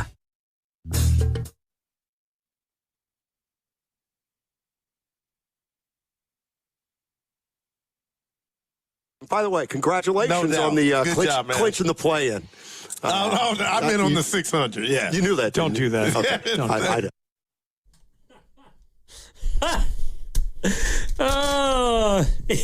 You're backpedaling there at the end. Yeah. When was that? Back it up. What do you know when that was? Stop playing. Yeah, don't play coy. No, but that's the original one. Yeah. Okay. That was a Chase Center. The one where By the way, it was a little ballsy. What? You did that at the beginning of the interview. You do realize that could have gone off the rails if Kerr wasn't such a pro. It's called loosening them up. It's called loosening them. I think you gave him lemon booty. In fact, when he got up after that interview, there was no handshakes. There was no smiles. Wasn't there? Well, he just was in and out. Yeah, and it's all part of the game. Well, it's a difficult situation. Let me add the punchline, though. And again, the media is the worst. I mean, it's made up of the worst people, just the absolute worst. And I'm going to stereotype the media, and I'm a part of it. We think that we're so much more important than we are. Like, we think that these people that we covered, know us and like us and care about us. They have no clue. They don't care. Look, think about this. Steve Kerr has been the Warriors coach for 15 years, all right? 11. 12 years. 12. How long's Willard been on the radio? How long have I been on the radio? Well, I don't know. How long Slater covered the team? How long is, Friedel been around the team? So what I'm getting at is Steve Kerr's been here 12 years. 12 years. And admittedly, I don't go to the games as much as I used to, so I've only had a few interactions with him. Or, I don't know, half dozen. So Steve Kerr's been here for 12 years. And I congratulate Steve Kerr on making the play-in. Sarcastically. He says, don't do that. People are thinking he might be upset, actually, at Steiny. Steiny, do you care? Well, yeah, I don't want him upset at me, but whatever. And 4 days later, Steve Kerr, who's been here 12 years, thinks that Mark Willard said congratulations on the play-in. It's the dumbest thing I've ever Yes. heard. That's what he was talking about at the knockout tournament? When he picked up the mic, he said to Willard, that's a nice question you asked me. Congratulations on the play-in. That was real, that was sarcastic or whatever. And Willard, of course, is like, that wasn't me. That was Steinmetz. And he goes, oh, well, Steiny then. But, he has no clue. They have no idea who we are. They don't know. They don't care. Oh, it's so funny. Because especially, there's been a couple times where they've asked him, what do you think about a question? And he said, that was a great question from Steinmetz, or a stupid question, That Steiny. was a stupid question, Steiny. Yeah. Stupid. I do. Well, we're not playing the one where he said it's a great question, but nevertheless. Yeah, there was one before where it was kind of a joke that he said that Steinmetz had the best question, but I don't know if I want to say it because he might be listening. That's not a bad look for you. That he has no clue who I am? It's more of a bad look for Willard. I mean, he talks to him every single week. Did they do a Zoom call? Yes. Well, that's a problem. They're on camera. I mean, I don't know if Steve Kerr is looking directly at the screen every single time, but he's done an interview every week with Willard for the last 3 seasons, hasn't he? I think so. And he called him Steinmetz. That's a problem. Talk about a blessing Willard. and a curse getting mixed up with Willard. Well, I could probably walk into the locker room and everybody would like me. It's a compliment to you. Yeah, you know. By the way, it was really good to see him and Christy last night in the suite. You guys were nice. You invited him up to the suite, and I didn't. Guru did. No, it was cool up in there. Not that hard to get in. No, it wasn't. Not very hard. In fact, I turned around and there were you and Willard and Christy, and I was like, wait a minute. Well, the funny part about it, so I did have my press pass, and, I was walking up, and once I figured out the right floor, but I actually went to the floor above, and it's like the Cash Creek Casino suites or boxes or something. So I went in there, and the woman's like, what are you doing? And I go, I'm here to see, a couple coworkers. I don't know if they're in an Odyssey box or, with some. Is it okay if I call them and then I'll just go in and say hi? And she's like, yeah, sure. Then she just, after a while, I couldn't get a hold of Goo because Goo wasn't picking up. And she goes, oh, there's a guy who just walked out. Do you think that might have been him? And I said, no, I don't think that was him. She goes, okay, well, you can just go in. just let me in. And then I go down to the actual floor to see you in your guys' suites. And Goo goes, yeah, I'm in suite 42. And I'm walking around. I'm like, so I went into 3 different suites that you guys were not in before I actually got to the one that I was supposed to be in. And you know what? No one cared. Literally, I went into 3 different suites. Everybody was dappered up, couples, coworkers. Everyone just looked at me like, yeah, he's supposed to be here. Was that because of your press pass, though? I don't know. I didn't have it like showing. And I think that could be a reason why people think, or media thinks, that they're more important, because you can go almost anywhere with that press pass. But this is the thing, though. Yeah. Even if you don't have a press pass, if you got the gift of gab and you look like you've been there before, you can kind of get wherever you need to go. Depending on the individual security person. Well, that's true. But I think they come in all different sizes and shapes. Yeah, if you run into a Steiny at one of the sections, you ain't going anywhere. And let me address this from the YouTube chat from, I don't even know how to pronounce this, AUSW1. And he's right. I'm assuming it's a he. He says, the suite was available for a Kings game. That's our guy, Austin. With 3 laugh emojis. I'll tell you a little story about that, Austin. It was Friday of last week, and the boss comes to Guru and I and says, hey, got a couple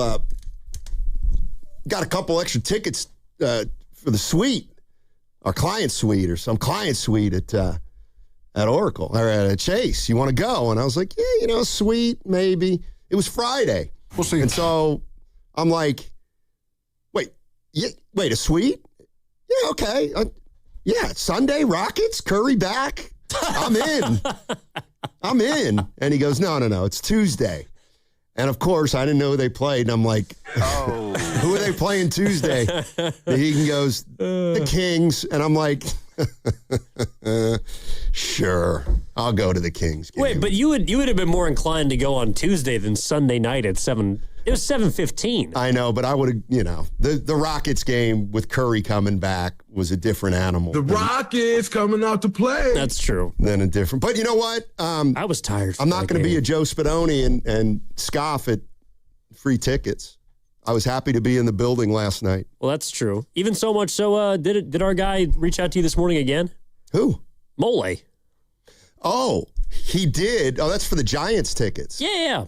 Right. And you said, okay, anybody but Spadoni can go. Yeah. I didn't give those away. By the way, we got we may be working on a great little thing here.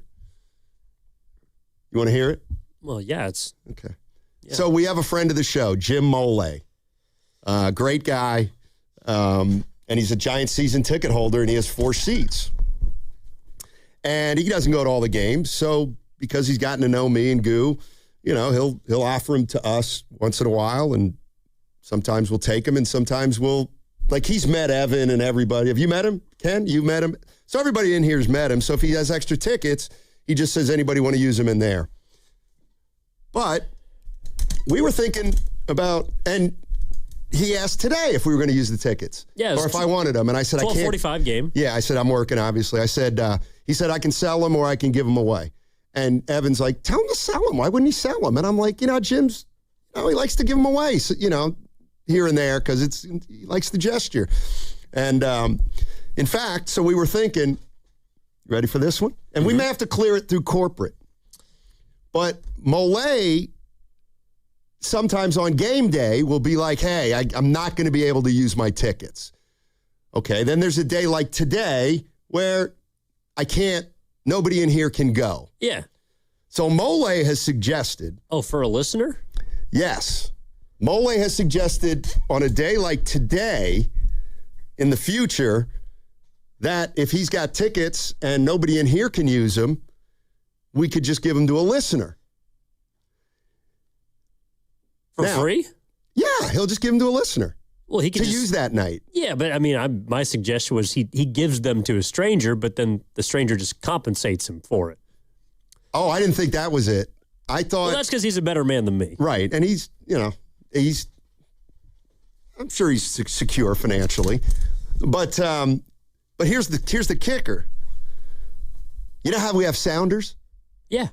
So we were thinking on a day when Jim Mole says, I got 4 tickets and, if you can give them to a listener if you want, then the sounder is, you ready for this? Mole, mole, mole, mole. That's pretty good. Mole, mole. And then that means a certain caller can call in and you get 4 Giants tickets, or 2 if he has them. That's not bad. Yeah. Now that's civility. That's the society I want to live in. Period. End of story. Now, do we know that he's not compromising his integrity the way we were talking about in the last segment? With what? For access. This is what it's all about, right? You do things for people. No, I'm just kidding, Jim. But Jim gets nothing out of us. Poor guy. This relationship's been one-sided. He gives us tickets and he buys us some beer. No, he provides camaraderie at the old I know. Well, my point is, what are we giving Jim? Well, I don't know. What's he getting from us? That's when you look inward, Steiny. Thank you. No, but in all seriousness, that's a very kind gesture, Jim, and I'm having fun. But I do think there is, you can't just give anything away on the radio. I think you have to run it by. You have to run it by promotion. In fact, I may have broken a rule already. Yeah. Say, hey, by the way, we've already put together this idea. We're going to go to Jesse, the head of promotions. He's going to be like, yeah, you guys absolutely cannot do that.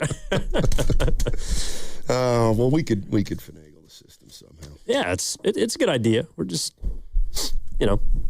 thinking about this and that. How to improve the relationship between listener and host, because as you've already described, the media is garbage and we have no place at the table.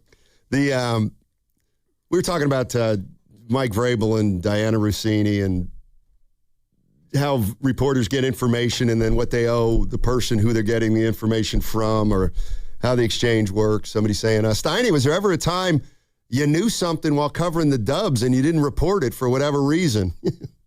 Yeah. Frequently. I mean, it's just kind of the way it goes. Now, was that a decision that you made, or a decision that someone above you said, hey, I know you know this, I really don't want this out there? Yeah, it's on a case-by-case basis. So, for example, one day, the one story I tell about this is when the Warriors had Chris Mills and Gilbert Arenas on the team, right? And Gilbert Arenas was kind of acting a little bit like a nitwit during a game. And anyway, during the game, Eric Musselman pulled him out of the game. You know, he subbed for him. And then he put Gilbert back in the game. And Gilbert wasn't very good.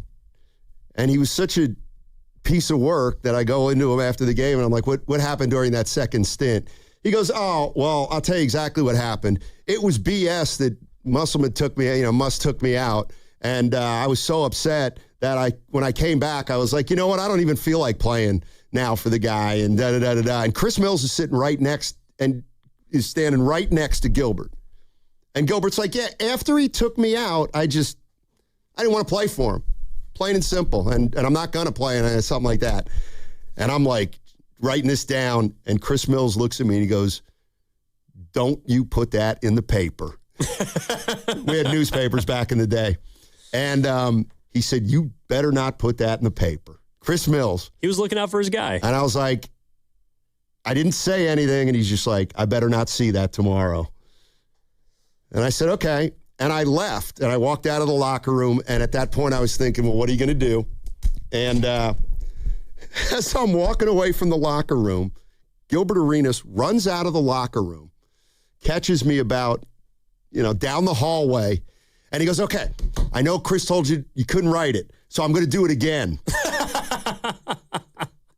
I didn't want to play because Eric Musselman pissed me off, and I didn't feel like playing after he put me back in the game.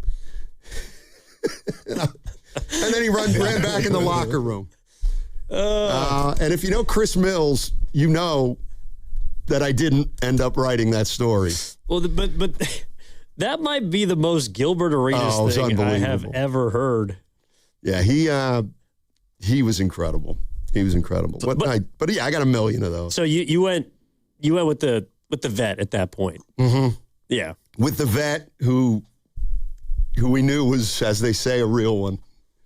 Well, because at the time he was like in his 20s or 30s. Right. Like Mills was an established player in the league. Yes. Yeah, so that's somebody you probably don't want to piss off. No. I remember once Don Nelson just intimidated me, and I didn't write a story because I didn't need the hassle. Wait, so, okay, can I ask you this, though, as a follow-up? Yeah. So that obviously would have been a great story, would have gotten you, people would have read it and be like, oh, Steinmetz, he's got his scoop, yada, yada. But, like, what do you get out of publishing a story like that? Oh, you get like, small-time recognition. You get noticed. But it's not worth losing your access to a player or players in the locker room. Right. I like in that particular case, like Mills was a veteran. I didn't need the hassle from him afterwards. Gilbert wouldn't have cared. He never cared about anything. But yeah, he doubled down. Exactly. Exactly. But no, I mean, you got to do those things all. Like, I'll never forget one time I was at the practice facility. It was just me and Don Nelson, and I heard it was one of those times. He's kind of like Billy Martin here. It was one of those times where he got an extension, but nobody knew it, and they'd signed him to another year or two, but they hadn't released it, and I had heard that they'd given it to him. I went up to him and I said, so I heard you got an extension. Congratulations. I think, I'm going to write that. How do you feel about it? And he goes, well, now, why would you want to do that? And I'm like, what do you mean? I'm like, because you got an extension and that's news, and, people want to know about that. And he goes, but why would you want to do that? Well, because it's my job reporting on the Warriors, and, you got an extension. That's cool. I'll write about it. But no. You're missing my point. Why do you want to write that? And I was just like, yeah, I don't know. Come to think of it. And, 2 days later, somebody else broke it. but like, you have an idea of who's more media sensitive, right? Oh, yeah. Of who reads and Don Nelson listens. is a guy who could make life miserable for you. Yeah. No, I mean, I've never had anything like that on a pro level, but there was one year where I was broadcasting for a team, and the manager, let's just say he spent a lot of innings during the games in the clubhouse. because he would get ejected a lot. Okay. So there were some times where he'd pull up the broadcast. And a lot of times when the pitchers, they were done, they would go back in the clubhouse, they're doing their workout routines, and they would listen to the game. So they would have an idea of the way that we would describe them on the radio. And so there's this one post game where it was a rain delay. Everyone was pissed off. It was a getaway day. In the minors, it absolutely sucks because you got to drive 12 hours on a bus to get to wherever you're going next, to a place you don't want to go, to a place you'll never be again. And in the clubhouse, the guys are playing, they're actually playing Pasoy, which is how I know that's a popular game in baseball clubhouses. And this guy went 2 for 3 in the game, but the team lost. And so our manager, who now he was with the Pirates now, I forget where he is. But anyways, he was kind of a hothead. And he goes up to this guy. He goes, "Hey, Danny, why are you so happy?" And I'm sitting here watching this whole thing because it's my job to give them statistics and take some quotes. And anyways, so I'm watching this whole thing. He goes, "Hey, Danny, why are you so happy?" He goes, "Rabs, get off my back, man. I had a couple doubles. It's piss raining outside. Come on, man, leave me alone." And he goes, "Danny, we just lost 8-1 to a team that we should not have lost to, and you're happy about it?" He goes, "Pick an item in this clubhouse. I'm going to go beat your ass with it in the bathroom." And I'm watching this whole, he is physically trying to intimidate a player. And I'm sitting here watching this whole thing, and I'm 22 years old, oh my God. And he just turns to me and says, "If I hear about this on the radio, you're next." And I'm like, got a Pasoy problem in the clubhouse. And I'm like, oh my God, Rabs. And that was one of the few times I realized that just, trying to stay on someone's good side, he didn't actually harm him in any way, shape, or form. He just kind of threatened him. Yeah, there have been, we're talking about, kind of talking about Diana Rossini and Mike Vrabel and how reporters get their info and what they end up writing and what they end up holding on to. You got to hold on to a lot. Yeah, so was there ever a time when I didn't? Yes. It happens so much more than you think. So much so, probably a lot of stuff is just lost in the memory banks, right? Exactly. Although every single day. I do remember What about buffet lines? Anybody taking too much food back in the day? Well, okay. I mean, yeah, I never wrote this. I was at this is just dumb. I was at the Chris Mullen Hall of Fame induction in Springfield, Massachusetts, and it's not a big city, so the hotels are like the Courtyard Marriott. There aren't any really good hotels, so we're staying at the Courtyard Marriott. That come down to the buffet, and there's David Stern, the late commissioner. And I said, "Hey, David, how you doing?" And I said, he knew all the names of the writers throughout the country who travel. Anyway, I apologized to him when I saw him because about 10 years earlier, 15 years earlier, I'd called him at midnight on the East Coast after Latrell Sprewell had choked Carlissimo to try to get a comment out of him. And he just said, "No, thank you." And he hung up.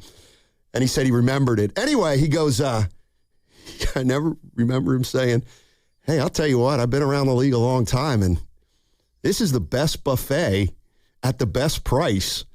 You can't do better than $11.99 for an all-you-can-eat buffet." And I'm like, "No, it's pretty good, David." He's like, "I'm telling you, there's not a better place in the league." Guy's making $78 trillion. And he was happy he didn't have to pay $15.99 for his, but he was great. David Stinge. Speaking of buffet, someone in the YouTube chat goes, "So who broke the story on the Kuminga robbing the buffet line?" Well, that was anonymous. No one actually knows to this point who did it. I got some ideas, but all right. 888-957-9570 is the number. Life doesn't give you a warning when everything changes. It starts with shock, confusion, and 1,000 questions running through your mind. Maybe you've had a car accident or suffered a serious injury or a tragedy that changes your family forever. Suddenly you're dealing with insurance companies, paperwork, and pressure, all while trying to heal.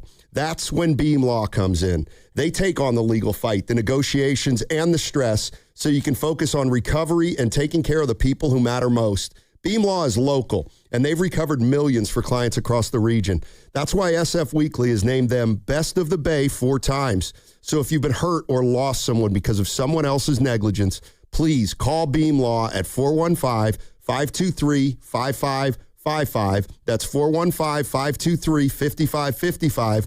Or visit hurtinthebay.com. That's hurtinthebay.com, because it's not whether you get knocked down, it's whether you get back up. Beam Law, they've got your back, Bay Area. Looking for lifelong financial guidance? Look no further than Pettinelli Financial Partners, your dedicated financial coaches for every stage of life's journey. Whether you're planning for retirement, starting a family, or buying a home, we're here for you every step of the way. Visit PettinelliFP.com. The financial consultants at Pettinelli Financial Partners are registered representatives with and securities offered through LPL Financial. Member FINRA SIPC. Investment advice offered through Stratos Wealth Partners, a registered investment advisor. Stratos and Pettinelli are separate entities from LPL Financial. Running a business means wearing multiple hats. So if you're like me, you probably started out using your personal phone, taking client calls and texts nonstop. As my business grew, I needed something smarter. That's when I switched to Quo, the #1 business phone system. Quo works right on your phone or computer. No carrying 2 phones, no clunky landline, just one easy app you can try for free. Your team can share one number and handle calls and texts together like a shared inbox. Any teammate can jump into the conversation, so customers get faster responses. And Quo's AI assistant summarizes your calls and responds to customers 24/7, so you never miss a lead or opportunity. All this starts at just $15 a month. That's basically 2 coffees. You can even keep your current business phone number. Find out why 90,000 businesses trust Quo. No missed calls, no missed customers. Try Quo for free at quo.com/sports. That's quo.com/sports to try Quo free. QUO.com/SPORTS. Neuropathy is a debilitating condition that is sometimes misdiagnosed. Symptoms can include pain, numbness, and tingling in your hands, legs, and feet. Neuropathy is a progressive condition that only worsens unless you get effective treatment. SF Bay Wellness is a leader in neuropathy reversal and uses FDA-cleared, non-invasive electric cell therapy to restore nerve function with no injections, no drugs, and no surgery. The treatments have a 95% success rate. If distance is a factor, ask about our virtual consultation option. Call SF Bay Wellness at 844-94-NERVE for the $99 neuropathy evaluation and receive a personal treatment plan that is tailored to your needs. Don't wait another day. Call 844-94-NERVE. That's 844-94-NERVE. Why keep suffering with the painful symptoms of neuropathy? You deserve to live a pain-free life. Start getting the treatment you need for your neuropathy symptoms. Call today. All right, I need avocados, bananas, salad, steak. Wow, does your grocery list have multiple pages? No, but I skipped lunch, so now it's like my stomach is doing the grocery shopping. And besides, I'm earning cash back with Upside. Upside? What's that? Hold up, you haven't heard of it? Upside is a free app that gets you cash back when you shop at gas stations, grocery stores, and restaurants. And they added Lucky and Food Max stores, so we're pretty much covered wherever we go. All those stores? Yep, so not only are we getting a great deal on groceries, now we can earn cash back as well. Okay, downloading Upside. Now let me copy your grocery list. Great news! Lucky and Food Max are now on Upside. Download the Upside app and use the promo code SAVE9 to earn a 10% cashback bonus on your first grocery purchase. That's promo code SAVE9 for a 10% cashback bonus. Use promo code SAVE9. Offers vary by user and location at participating merchants. Go to upside.com for terms and conditions. Join 95.7 The Game weekdays Monday through Thursday from 1:45 p.m. to 2:15 p.m. for The Crossover, when Willard and Dibbs join Steiny and Guru. Presented by Bay Alarm. Rest easy. We're here for you. BayAlarm.com. Struggling with social isolation? There's help, and it starts with shoes. Try Walk and Talk, the non-prescription treatment for people who want to move their bodies and mouths at the same time. Simply invite a friend on a walk. Just one dose boosts serotonin and reminds you that light gossip is better outside. Side effects may include new inside jokes and slight perspiration. Do not attempt if you're allergic to processing emotions in public. Individual results may vary. Don't wait. Ask your doctor if Walk and Talk is right for you. Brought to you by El Camino Health. Togethering heals. Indeed presents hires you can't afford to get wrong, like a warehouse operations manager. Where are the forklifts? Sold them. Too expensive. We're using scooters now. So you expect us to move a 2-ton pallet on a scooter? Just lean into it. Put your back into it, people. This is your job for sponsored jobs. This is what happens when you don't sponsor your job on Indeed. Next time, get matched with quality candidates with Indeed sponsored jobs. Visit Indeed.com/hire now and sponsor your job today. There's a difference between liking a house and actually getting it. Redfin is built to make up that difference and close the gap between finding and owning the home for you. Redfin agents close twice as many deals as other agents, so when you find a home you love, you're not a step behind when it's time to make an offer. That means less watching great homes disappear and more focus on the ones you'll actually move into and call home. Redfin helps turn saved listings into real addresses. Get started at redfin.com.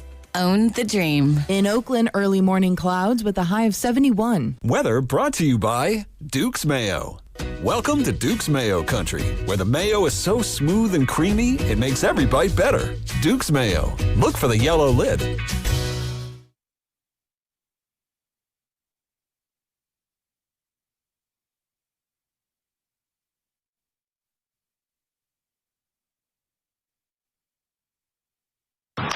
Down the right field line. And a fair ball. Here comes Schmidt. And Susak with the triple. Mole, mole, mole, mole. Now, back to Steiny and Guru on 95.7 The Game. All right, Andrew Susak. I thought that was Schmidt. Daniel. His brother's Andrew. Yeah, you know, big games. They're very different people. Willard was so hyped about Susak in the suite last night. I kid you not. No, so Goo texts us, I don't know, in the first or second quarter of the Warriors game, like we're going to spoil the Giants game. He goes, yeah, I know. Taping the Giants game. And so we're like, oh, okay. I mean, neither of us are watching. We're watching Warriors Kings. So anyways, Willard and Christy come in to the suite because I came to see you guys at halftime. And Willard walks down, and I just checked the score. I was like, Giants looking pretty good. And Goo goes, don't say anything. And Willard says, all right, well, I won't tell you, but. And then we go back up, and I'm like, yeah, it looks like, they're starting to hit a little bit. And I had kind of told you guys, and I told Willard too before the game, that I just had this kind of a sneaking suspicion that I think the Giants are going to be able to hit left-handers better than they are righties. And last night was reigning, I think, Cy Young runner-up. But Sanchez was on the mound as a lefty for the Phillies, and the Giants kind of pummeled him. And as I'm talking about this, I'm like, I think Southpaw's this, that, and the other. He goes, yeah, but Susak, you see Susak? He's 5 for 5. And I'm like, Susak? Who cares about Daniel Susak? Anyways, the guy's got, what, is it 6 hits now? 6 for 7. 6 for 7. One shy from getting the record. Okay, so have you seen... What record? Wait, there's a record? Mm-hmm. Most consecutive hits in MLB, beginning of your MLB career. Well, he can't do 7 for 8. He can't do it now. No. I'm saying he was one shy from the record. Was That's what I said. Shy, okay. Please listen. Hey. He's doing what I do. Feels good. But then, okay, Ken, big mouth. When was the last time someone went, was it 6 for 6? 6 for 6 to start a career. It was Robbie Fox. What year? 1927. I think it was 77. Oh, I think Lenny Randall may have done it too, the old Texas Ranger. He's the only one. He might have done it. But anyways, so you've seen every single Susak at bat so far? I actually have, which is really weird. Yeah, okay. How many balls were hit hard? That's a good question. Not many, actually. Though I would say about maybe 2 to 3. Oh, you 0. So triple was nice. Now is this when I'm going to let him finish? But isn't this the definition of a buzzkill? Isn't this the definition of a hater? But go ahead, Evan. No, see, this is where I have to be the arbiter. The bad guy, voice of reason. No, you guys were killing the Giants yesterday, and I told you they've hit in the 2 worst ballparks possible. Their offense is they're gonna be fine. They got a lefty coming up last night. They're gonna be able to beat them. We'll be fine. I'm the one yesterday when the sky is falling for every single Giants fan saying, hey, it's gonna be okay. Like this is the beginning of the season. Calm down. But today I have to go the other way because Daniel Susak is not Carlton Fisk. Not yet. Not yet, that's true. But he is not he's not Cal Raleigh. You know what I mean? He is not the greatest hitting catcher of his generation because he's had 6 duck snorts in 7 at-bats to begin his career. That's all I'm saying. But he's had a very nice start. He should, and I also think that the reason why everyone's excited about him is just because he's not Patrick Bailey. Exactly. Well, let's hear Tony Vitello on the triple. Down the right field line. Glenn Kuiper, or Dwayne Kuiper. Why? Okay, now, I could let this go. I could let it go, but I'm not going to let it go. Why is a Dwayne Kuiper call in the sound? Then that's what they call an actual, right? Or an actuality. Sure. That's for me, but you're right. I'll move it. Thank you. That's all I wanted to know.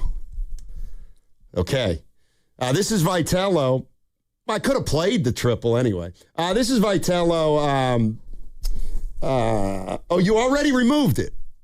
Okay, thank you. As not to distract you. This is, I hope is the question in this from John Shea?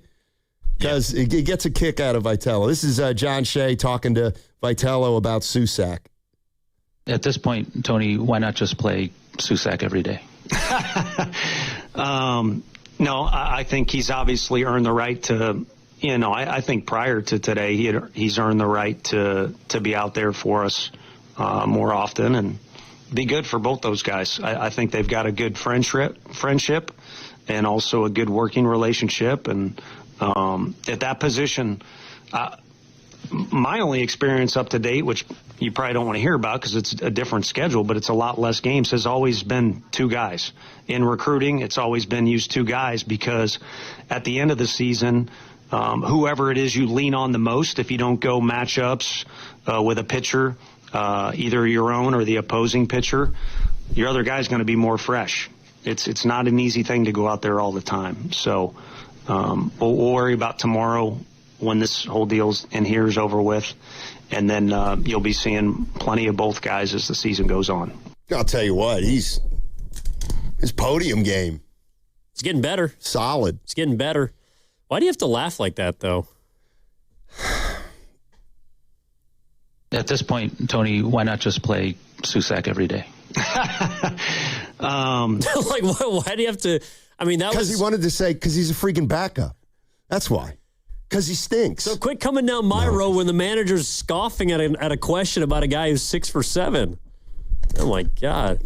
By the way, okay, fine. Since people think that I don't know ball, a barrel is defined as a ball hit 98 miles per hour off the bat. A what does? A barrel. Okay. Like if you barrel a baseball. Okay. Is defined as being 98 miles per hour off the bat between an angle of 25 and 30 degrees.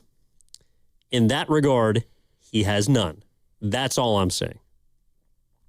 Okay. That's an unfair stat.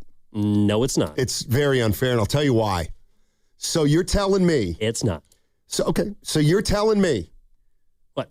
How big's Arise? Like 5'11". Okay, it's kind of small. Little table setter. Sure. Yeah. So you're telling me that if Arise is up to the plate... Yeah. And gets a hole and rips one, and Aaron Judge gets up to the plate and hits one, the only way Arise can barrel it is if he reaches a threshold of 98 miles per hour. Yes, if he can hit a ball hard. That's a joke. That's just a joke. Well, he barreled the ball last night. The ball he hit to right center field for the sac fly was a barrel. My point is like if you're a small guy, you can barrel without getting it to 98 miles per hour. And conversely, your boy Aaron Judge can probably hit a ball 99 where he doesn't barrel it up. No, but it has to be a line drive. Like the point is, you don't think it's harder for Arise to hit a 98 mile per hour barrel than Aaron Judge? Well, yes, of course. Right, because of size. None, because he doesn't swing as hard as Judge does. But, okay, since we're going to go there, you know how big Daniel Susac is? Well, let me guess, 6'9". He's 6'5". So he should be able to hit a ball harder than Luis Arias. But that's a small sample size. He's going to start to barrel. We know that. Yeah, no, absolutely. But just, again, don't. Like, I guess what I'm saying. Tell me. That Here's what I'm saying. He's also 210 pounds. He's a big boy. Okay, here's what I'm saying. That's why I've always wondered why Patrick Bailey can't hit for power. The guy's huge. Like, seriously, he's like, what, 6'5", 240? Who? Bailey. Bailey's a big boy, and he does not hit the ball hard. Here's what I'm saying. If I batted, I would be incapable of barreling a ball, no matter how hard I hit it. That's on you. No, but I'm just saying, if Arise is full swing and he hits a line drive, he might only be able to hit 102 miles an hour. Then why does Jose Altuve hit 20 to 25 home runs a year? He's 5'4". I'm just saying, littler guys are going to be at more of a disadvantage. It doesn't mean there can't be outliers. Well, that's my point. If you're that small, you're usually not in the league unless you can hit the ball hard. Okay, have you ever heard... Mookie Betts is a $180 soaking wet. He hits the ball real hard. Okay, and you know what? You know who didn't hit the ball real hard? Who? Willie McGee. So he doesn't get credit for a chopper that he can beat out? I bet you Willie McGee 1 year at least hit 15 home runs. No. 1984 MVP? I'm going to say no. This is big. Oh, boy. This is really big. You're listening to 95.7 The Game, KGMZ FM and HD1 San Francisco and Odyssey Sports Station, always live on the free Odyssey app, and now broadcasting from the Laughing Monk Studios. Oh, that hurts. 11. Yeah. Nice job. Nice job. Yeah. I was very familiar with those Cardinals teams. But he still had a slugging percentage of 500. So he did hit the ball hard. No, he chopped everything. He chopper up the middle. He's going to beat it out. He had 49 infield hits that year. You can't chop 18 triples. If you chop it over the third baseman's head and you can run like a gazelle. Shout out local legend Willie McGee, by the way. Yeah, that's true. But by the way, another interesting, I always say this when we bring up those old Cardinals teams. Tommy Herr, second baseman. Remember him? I don't. I never watched him. He actually was from Lancaster, Pennsylvania. I think he still has the record for most RBIs with the fewest amount of home runs in a season. Not in the dead ball era.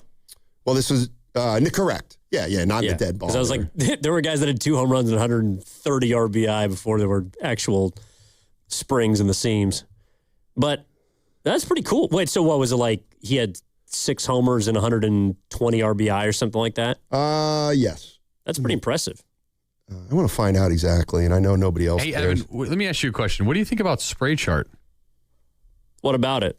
Meaning, like, if a guy can hit a ball, not 8 just home runs, 110 batted in, not just going That's left field, center field. Like, if he can go opposite field, and he's a righty. What do you say for that? Even if it's not hit hard, at least getting it on the other side where a defense wouldn't be set up that way. I would say eventually that's going to regress.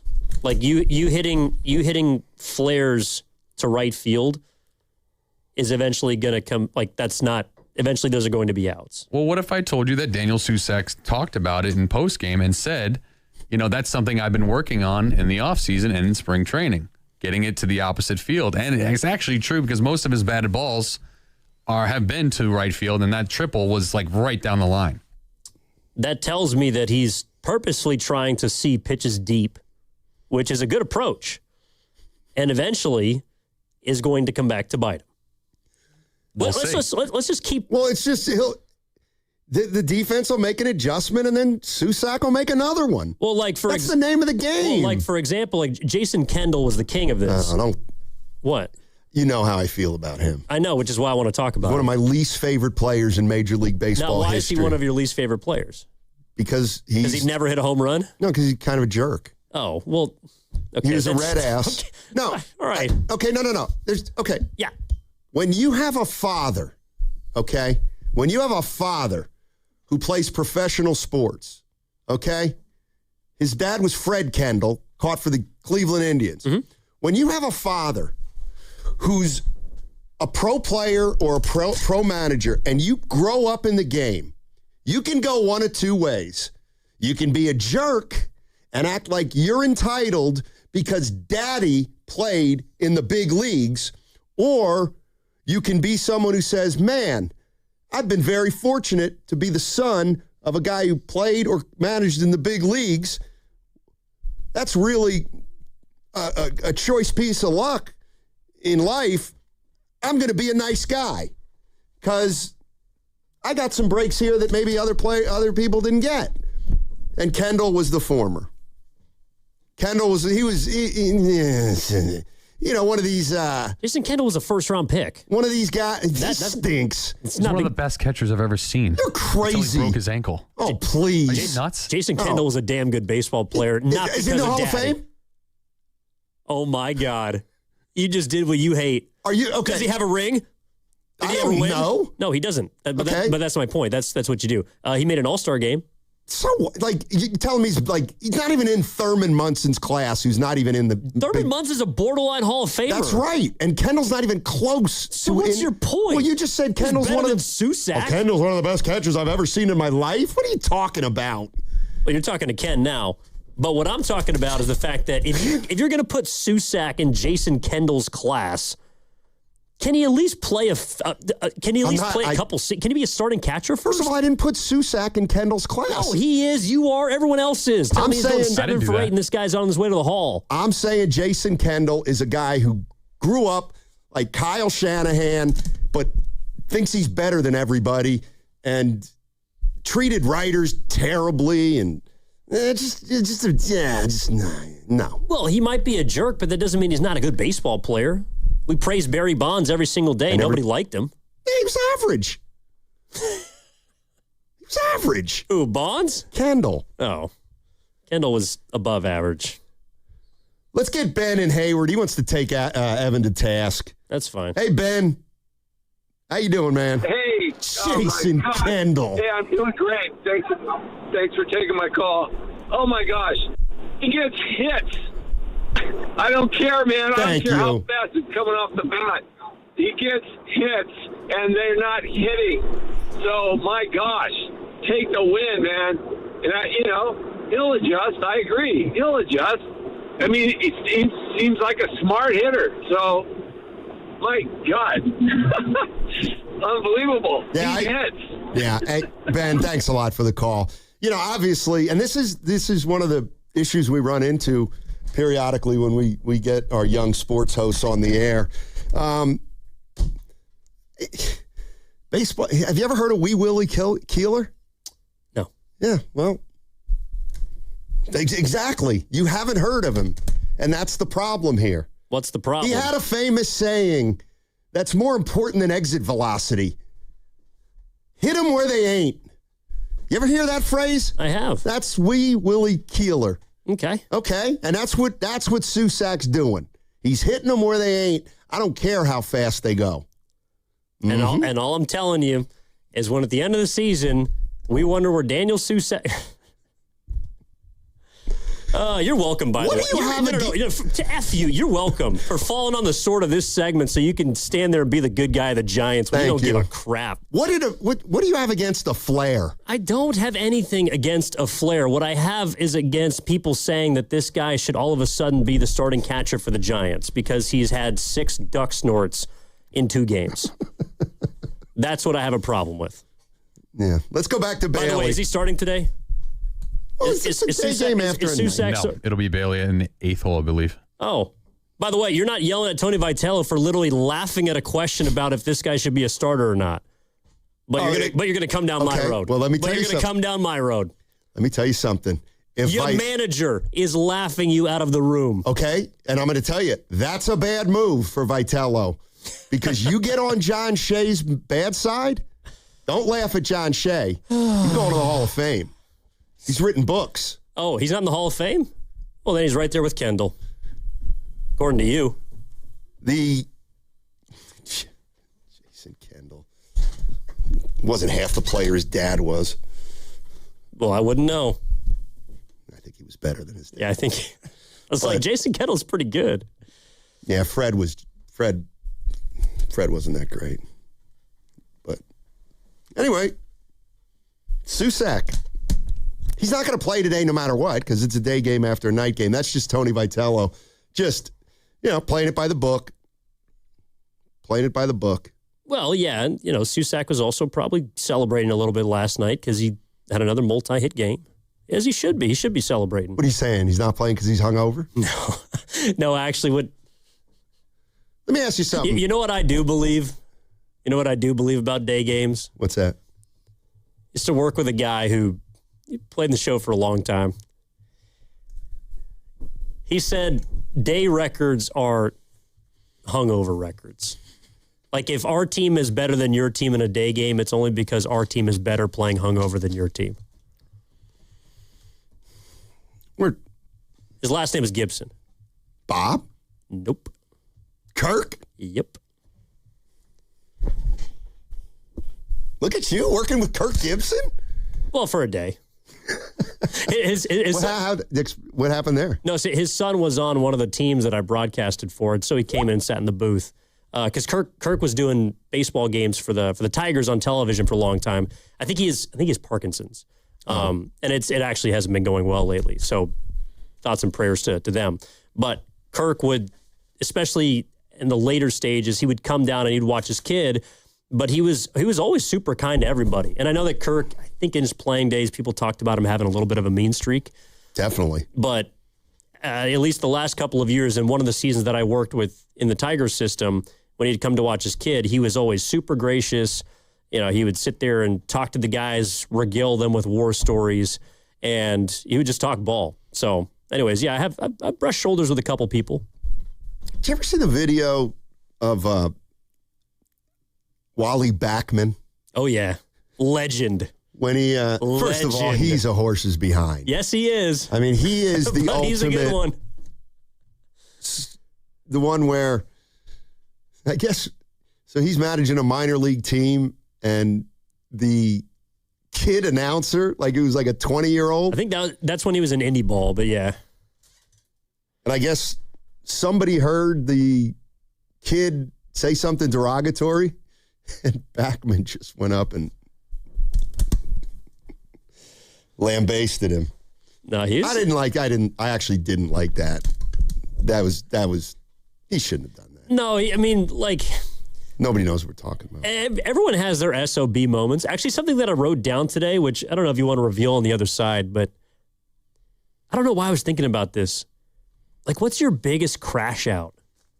That to me is a crash out. If you go and scream at a child PA announcer, and like there was one the other night, because I'll do broadcasts for Santa Clara, and every single fifth inning they have a child come up and announce the names. Oh, it's pretty cool. But there was this one kid who he had a little bit of a stutter, and he was having trouble saying the names.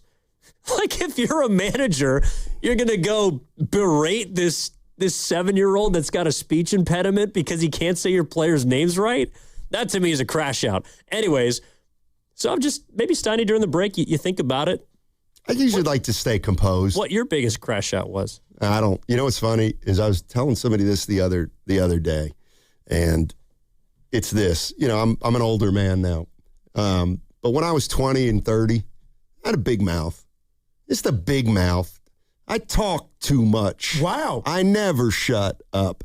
And, I wasn't good at keeping things close to the vest. But, I'm here to tell you things can change. And there's a Bruce Springsteen song that starts out, he had a mistress down on A and 12th. Mm-hmm. A little something that he did for himself. And there are things that you don't have to share with people. There are things that you don't have to share. And right now I'm in my prime in terms of what I've been keeping to myself that I heard through others, that I know about myself. Don't be afraid to be it's okay to be the only one who knows something. You don't have to share it all. You just don't. Anyway, that's your advice, kids, for today. And on the other side, we'll figure out something. No, I know what we're going to talk about. Might be stuff. You do? We'll figure it out. All right, what's coming up on the game is brought to you by Fremont Bank. Here for you, here for good. as Pittsburgh prepares for the unofficial beginning of football season. The city's kickoff celebration will begin with an unforgettable invite-only night of music. The Night Before takes place Wednesday, April 22nd at Rivers Casino Event Center, featuring Jason Aldean, John Morgan, and Shane Profit. Visit Odyssey.com/The Night Before to enter now for your chance to win this national contest. Price includes round-trip airfare, a 2-night hotel stay, and 2 tickets to the show. What's up, cousin? I want a new phone. Have you seen any good deals? Everyone has free phones, but when I switched to T-Mobile, I got more value and so much more. Like streaming included. And travel benefits. And the best part? The price of your talk, text, and data is guaranteed for 5 years. Get more benefits and more value. At T-Mobile, families save and get a 5-year price guarantee. Switch now at T-Mobile.com. Qualifying plan requires price guarantee on talk, text, and data. Exclusions like taxes and fees apply. See T-Mobile.com. The Chase Ink Business Premier Card is made for people who make things happen, like me. I'm Sam, founder and CEO of Manifest, a product design company that makes everyday products designed smarter. I get 2.5% cash back on purchases of $5,000 or more, plus unlimited 2% cash back on all other purchases, which helps us make more smart ideas into a brilliant reality. The Ink Business Premier Card. Chase for business. Make more of what's yours. Real business owner compensated for their participation. Cards issued by JP Morgan Chase Bank. NA member FDIC. Subject to credit approval. Terms apply. Hey, Bay Area, it's Guru. You know what's really bugging you? It's not your fantasy team or the refs. It's the bugs in your house. Ants stealing snacks, spiders showing up uninvited. That's when you head straight to ATCOPest.com. ATCO Pest Control has been handling Bay Area pest problems safely and naturally for over 40 years, protecting your family and your pets without breaking the bank. Get the details now at ATCOPest.com. ATCO Pest.com. ATCO's got you covered. Hey, life doesn't give you a warning when everything changes. It starts with shock, confusion, and 1,000 questions running through your mind. Maybe it's a car accident, a serious injury, or a tragedy that changes your family forever. Suddenly, you're dealing with insurance companies' paperwork and pressure, all while trying to heal. That's where Beam Law comes in. They take on the legal fight, the negotiations, and the stress, so you can focus on recovery and taking care of the people who matter most. Beam Law is local, and they've recovered millions for clients across the region. That's why SF Weekly has named them Best of the Bay 4 times. So if you've been hurt or lost someone because of someone else's negligence, call Beam Law at 415-523-5555, 415-523-5555. That's 415-523-5555, or visit hurtinthebay.com. That's hurtinthebay.com, because it's not whether you get knocked down, it's whether you get back up. Beam Law. They've got your back, Bay Area. If you owe back taxes, listen carefully to rule number 1. Never go up against the IRS alone. They're cracking down, freezing bank accounts, garnishing paychecks, canceling passports. Even your home or business could be at risk. But here's what they don't tell you. The IRS has powerful tax relief programs that could save you thousands if you qualify. That's why smart people call Optima Tax Relief, America's #1 tax resolution firm. Nobody knows these programs like the experts at Optima. Their team of tax attorneys and licensed professionals have resolved over $2 billion in tax debt for people just like you. The IRS is not stopping, so don't wait, and don't take them on alone. For tax help you need, for tax help you can trust, call Optima today for a free consultation. Call 800-708-5977. 800-708-5977. 800-708-5977. Optima Tax Relief. Some restrictions apply. For complete details, please visit OptimaTaxRelief.com. Tune in to 95.7 The Game for Warriors Live, 60 minutes before tip-off. Every Warriors game throughout the season as we get ready for the action. Presented by Xfinity, your home court advantage. Brought to you by Xfinity. Watch all your favorite teams all in one place. Xfinity, imagine that. Welcome to SF Fire Credit Union. Why do you have all those cats? I've been saving them from trees, just like a firefighter. So, can I join SF Fire? You know, we're not just for firefighters. Anyone can join and get lower fees than banks, ATM access worldwide, and the top-rated mobile banking app. Wow. Say, do you want a cat? SF Fire Credit Union. Banking for heroes and anyone who wants to be treated like one. This institution is not federally insured. The credit union is not insured by any state government. Privately insured by ASI. T-Mobile has an exclusive bundle for customers 55 and up. I'm Sarah Bowl. Yeah, I'm Frank Bowl. A reliable network is key for us. And with T-Mobile, it's been wonderful.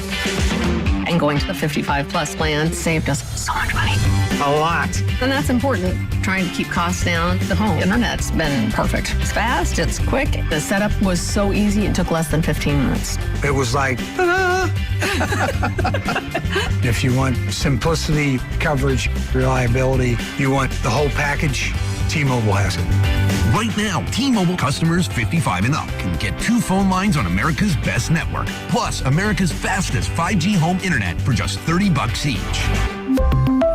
$30 per month each line with autopay plus taxes and fees. Minimum age 55. Pricing for home internet rely on 2 lines of Essentials Choice 55. $35 connection charge per line required. Best mobile network and fastest 5G home internet based on analysis by Ookla of Speed Test Intelligence data 2H 2025. All rights reserved. This is the story of the one. As a procurement manager for a hospital system, she keeps every facility in her network stocked and ready. That's why she counts on Grainger to be her single source for thousands of products, from disinfectants to lighting, air filters, and more. And with fast, dependable delivery, Grainger helps her keep every facility stocked, safe, and running smoothly.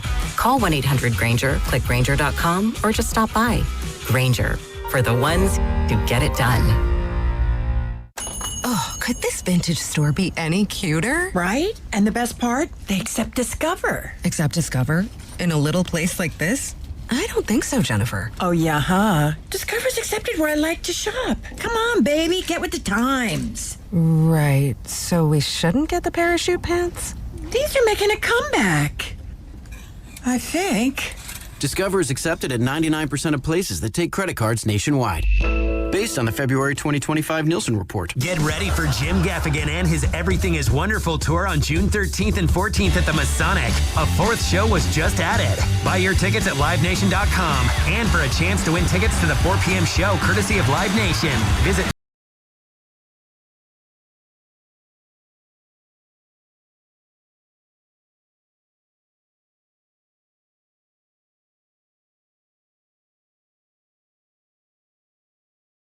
Well, isn't irony a funny thing? It's supposed to be. Isn't irony ironic? That was Scott Ostler. Oh, is that today? Well, that's what's ironic. Oh, no. Yeah. I'm sorry. That's. I don't know if that's ironic, but it is really funny. So, yeah, that was Scott Ostler, one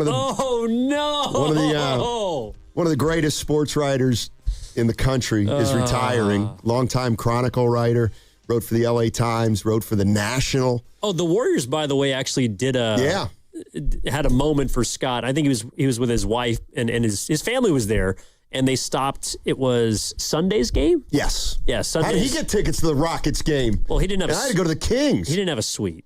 Oh. It's seats, though. Never mind. But it was really cool. Steve Kerr, read something that I'm sure Raymond Ritter prepared for him, and he read it out to the fans, and they showed Scott a lot of love. They had his whole resume, 12 times Sports Writer of the Year, and I was like, wow.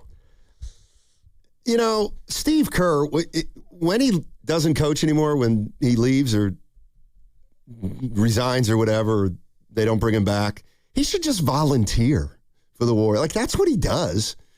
He comes into the gym the other day, knockout, delivers a few words, does a quick interview, shakes hands, takes photos. I mean, the guy, you ask him to do something. I mean, Raymond Ritter just asks him to do stuff. He just does it. Don't do that. I'm just telling you. He's a team player. But anyways, so it's supposed to be tonight. So about a week and a half ago, Guru got an invite. And we're not sure who put together the party because it wasn't Scott. It was somebody else. I think it was Slusser and Killian. Okay. So anyway, Guru got an invite. And I didn't. And he had a field day for a few days. And then I got an email or a text about the party. So I said, hey, Gu, I got one. Ostler called me on Monday. You actually got one, right? Yeah. Okay. He actually called me on Monday, and he goes, hey, I made a big mistake.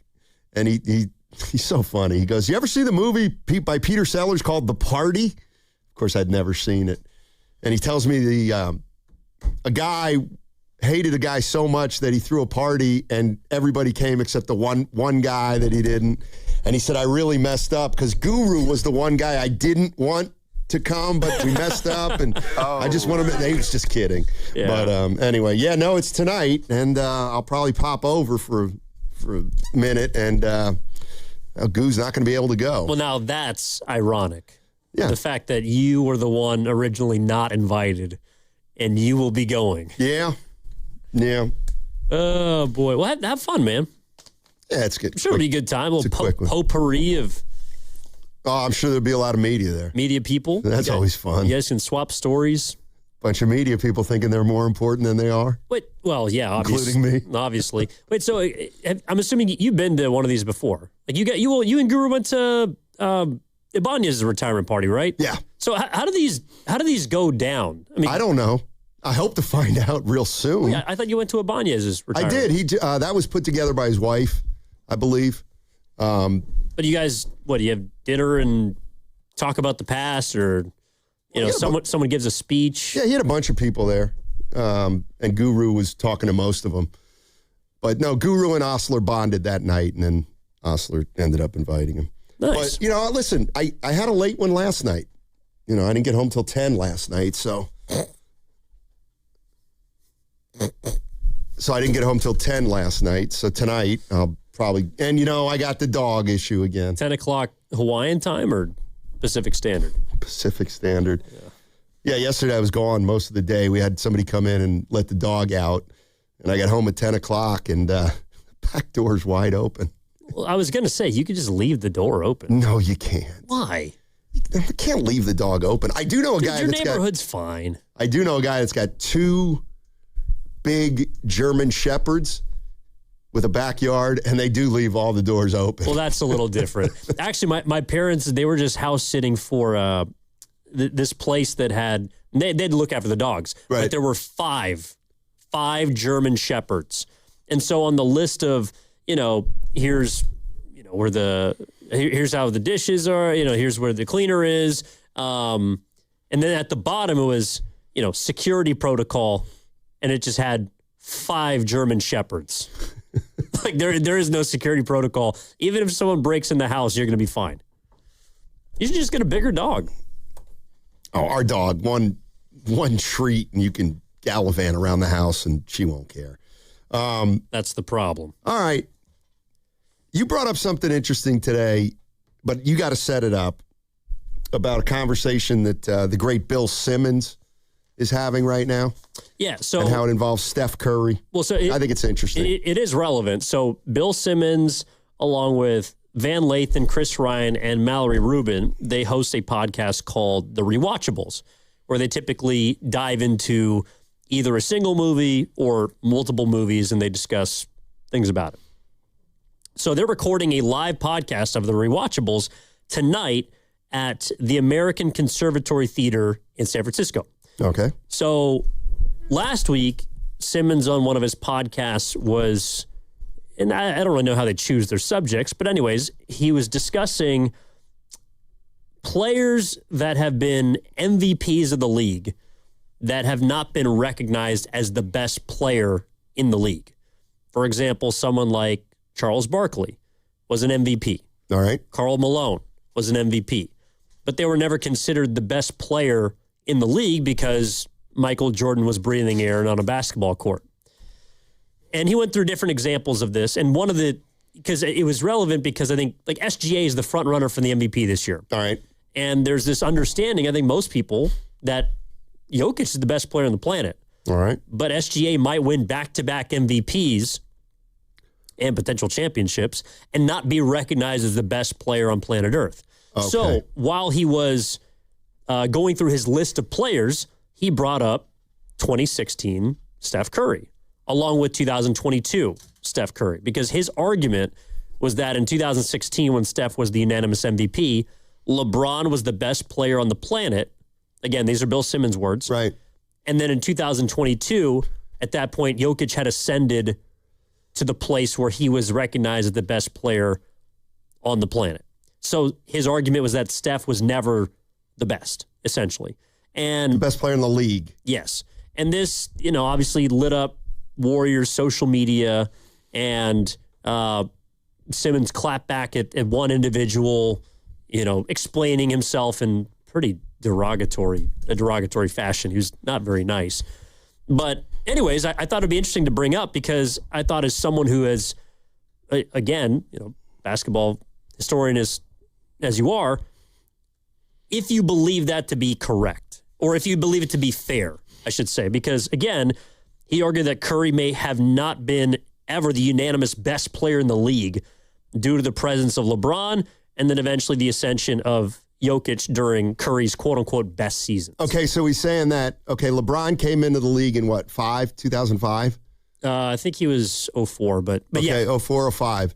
So when did LeBron become the best player in the world? After 3 or 4 years? The year he took the Cavs to the finals with Larry Hughes. Right. And Zundris Ilgauskas, maybe. Okay, so it sounds to me like what Simmons is doing is if you trace basketball history, you could go, Russell, Chamberlain, they were the best. I know they overlapped, but they were the best. Then after Russell, it had to be Kareem. So, one of his arguments was Jerry West. Okay. Jerry West was never unanimously seen as the best player in the league because of the presence of a Wilt, Russell. I think he also had Baylor up there too. But, yeah, because of Wilt and Russell, there were certain players that were great in that era that won MVPs, that may have won championships, but never were seen as the best.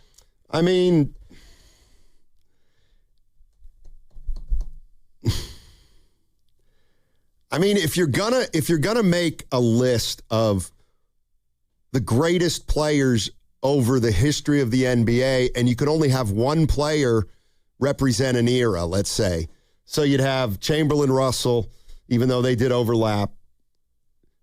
I would then put Kareem was the next greatest player. Yeah. Then I gotta lump Bird and Magic together. I just do for the 90s, and then Jordan, then LeBron.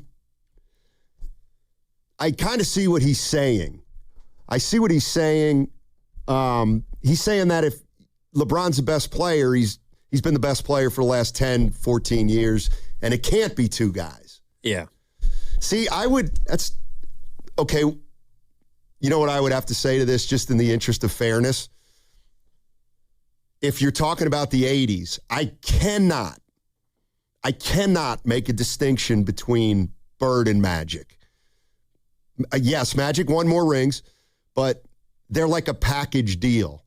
Aren't LeBron and Curry kind of like that? Or can you separate the two? Both have had incredible longevity. Both have multiple titles. 4. They're very parallel. The only way to win the argument is to say, well, I do think Curry's better than LeBron, or I do think LeBron's better than Curry. I might lump them together, and I know that's an easy way out, but when I look at Bird and Magic, I can't differentiate. You can't give or you can. Would you say, okay, the 90s were Magic. Magic was the best player in the NBA. Well, in the 80s. If that's what you're saying, then Bird doesn't factor into the equation at all. I think there's room for two there. I don't know how you would separate Bird and Magic, and if that's similar or different to LeBron and Curry. Well, I also think there's room for pockets, right? I think for a few years, Shaq was the best player on the planet. Right. Yeah. They won 3 straight. He was MVP, Finals MVP, all 3. I think that's fair. A 2-year period that I would want to know your thoughts on would be 94 to 95 when Jordan wasn't playing. It was, I have to give it to Olajuwon because they won 2 titles and he was great. Now, when you think of the greatest of all time, yeah, people that saw Olajuwon know he was one of the greatest of all time. But no, in those 2 years, he probably took over for those 2 years as the best player in the NBA. He was the best player in the league on the champion. But Curry and LeBron, that's look. If you asked me, Stein, who's a better overall player, I would probably say LeBron, just because he fills up more categories, and just because of his size, he's going to rebound more. Just because of his size, he's going to probably be a better defender. And, he's a passer like Curry. But boy, that's a tough distinction, I think. Like, just being as objective as I can. Yeah, I guess if you had a draft and there's only two people in it, LeBron or Curry, LeBron might get 3/4 of the vote, but Curry's got to fit in there somewhere. From what I can recall about that year, up until literally the moment the Warriors blew a 3-1 lead, people were talking about Steph like he was the best player in basketball. He was the unanimous MVP. I believe he was hurt during that playoff run. And this is what actually I think there is some parallels to this season, because, and I understand that Jokic is having statistically a ridiculous, I mean, he's leading the league in points, rebounds, and assists, right? Yep. Actually, it may not be points, I'm not sure, but he's leading the league in rebounds and assists, and he's uber efficient. But if Shai Gilgeous-Alexander wins Most Valuable Player, and they go on to win the championship, and he's Finals MVP, he would have done that. He would have had the trifecta 2 years in a row. Right. At that point, don't you kind of have to give the mantle to the guy who's on top? Well, and that's where I think Curry was entering in 2016. So I do think that there was absolutely conversation about Steph being the best player on the planet. But because they didn't win the title, it's almost like that all of that discussion, all of that conversation about Curry being better than LeBron just for some reason gets swept under the rug. Well, I think if you're talking MVPs versus best player, there sometimes is going to be a gap there. Like, I hate to bring it up, but like the one thing that I guarantee you Simmons is using for his evaluation, and we have to remember this, if we're going to engage in this kind of discussion, don't we have to acknowledge that when Kevin Durant was here, there were a lot of people who said Durant's the best player on the team. And whether that was the case because Steph allowed it or he didn't, I just remember we were almost saying that like it was automatic at that point. Well, statistically, he was better in those two finals. So if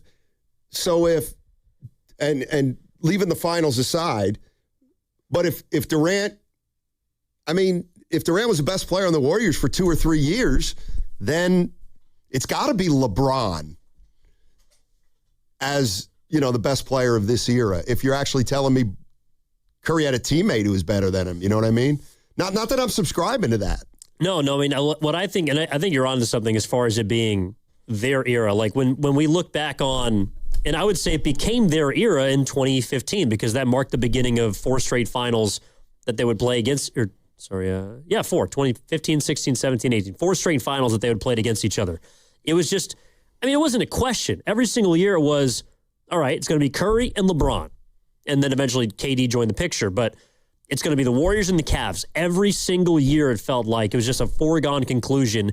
And that's why we discussed the mockery of the regular season and all that stuff. But to me, before then, if you want to have LeBron as the best player in the league, I think that's completely fair. To me, I think he was at his best in Miami. And then he had already had a couple of MVPs in Cleveland, had been to a finals. But the moment that Steph comes on the scene, the Warriors come on the scene, they win their first championship. At that point, I think it's fair to question whether, looking back on it, if it's still solely LeBron's league. Because Curry got him 3 times out of 4. Right. And I understand teams were different and the Cavs maybe had less firepower than the Warriors. But I think at that point, from 2015 on to whenever you want to anoint Jokic, I think it's fair to say it's both of their leagues. It is the NBA represented by LeBron James and Steph Curry. And so that's why I would push back on the notion that 16, it was just this foregone conclusion that LeBron was the best player on the planet because we were having that conversation. And to me, it's at least equal in that regard. Well, and the other thing is, what was the year that the Warriors swept? What was the J.R. Smith blowing game one year? 2018. Okay. LeBron was the best player in the league at that point. I mean, his game one was unfreaking believable. And so, when I watched how like LeBron in that series was really pretty incredible. So, but here's the other thing that I think Jokic is the best player in the NBA. But that doesn't mean Shai Gilgeous-Alexander doesn't deserve the MVP. Because I always go, who's the best team? Who's the best player? Does that person deserve it? And you stop with Oklahoma City and Shai Gilgeous-Alexander. Like he's a great player. This I disagree with, though. LeBron from the 510. LeBron is a basketball player and Steph is a shooter. No comparison. See, first of all, it's too simplistic, but Steph is more than a shooter.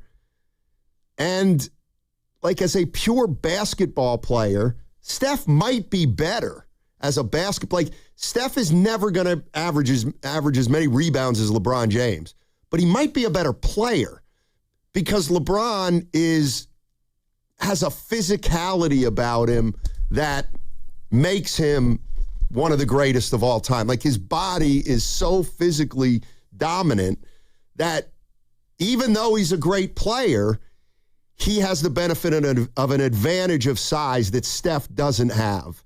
And I do think that matters a little bit. Is LeBron going to be always going to be a better shot blocker than Steph? Yeah, of course he is. But that doesn't mean that he's a better basketball player than LeBron. But I'd have to acknowledge that LeBron did more things and fills up more columns on a box score than Curry. Well, and again, while we're talking about this, is Bill Simmons brought up on his podcast last week that Curry may have never been the unanimous best player in the world due to the presence of LeBron James in 2016 and Jokic during 2022, which were Curry's best seasons. And Simmons is recording a podcast in San Francisco tonight. So that's kind of why it's top of mind.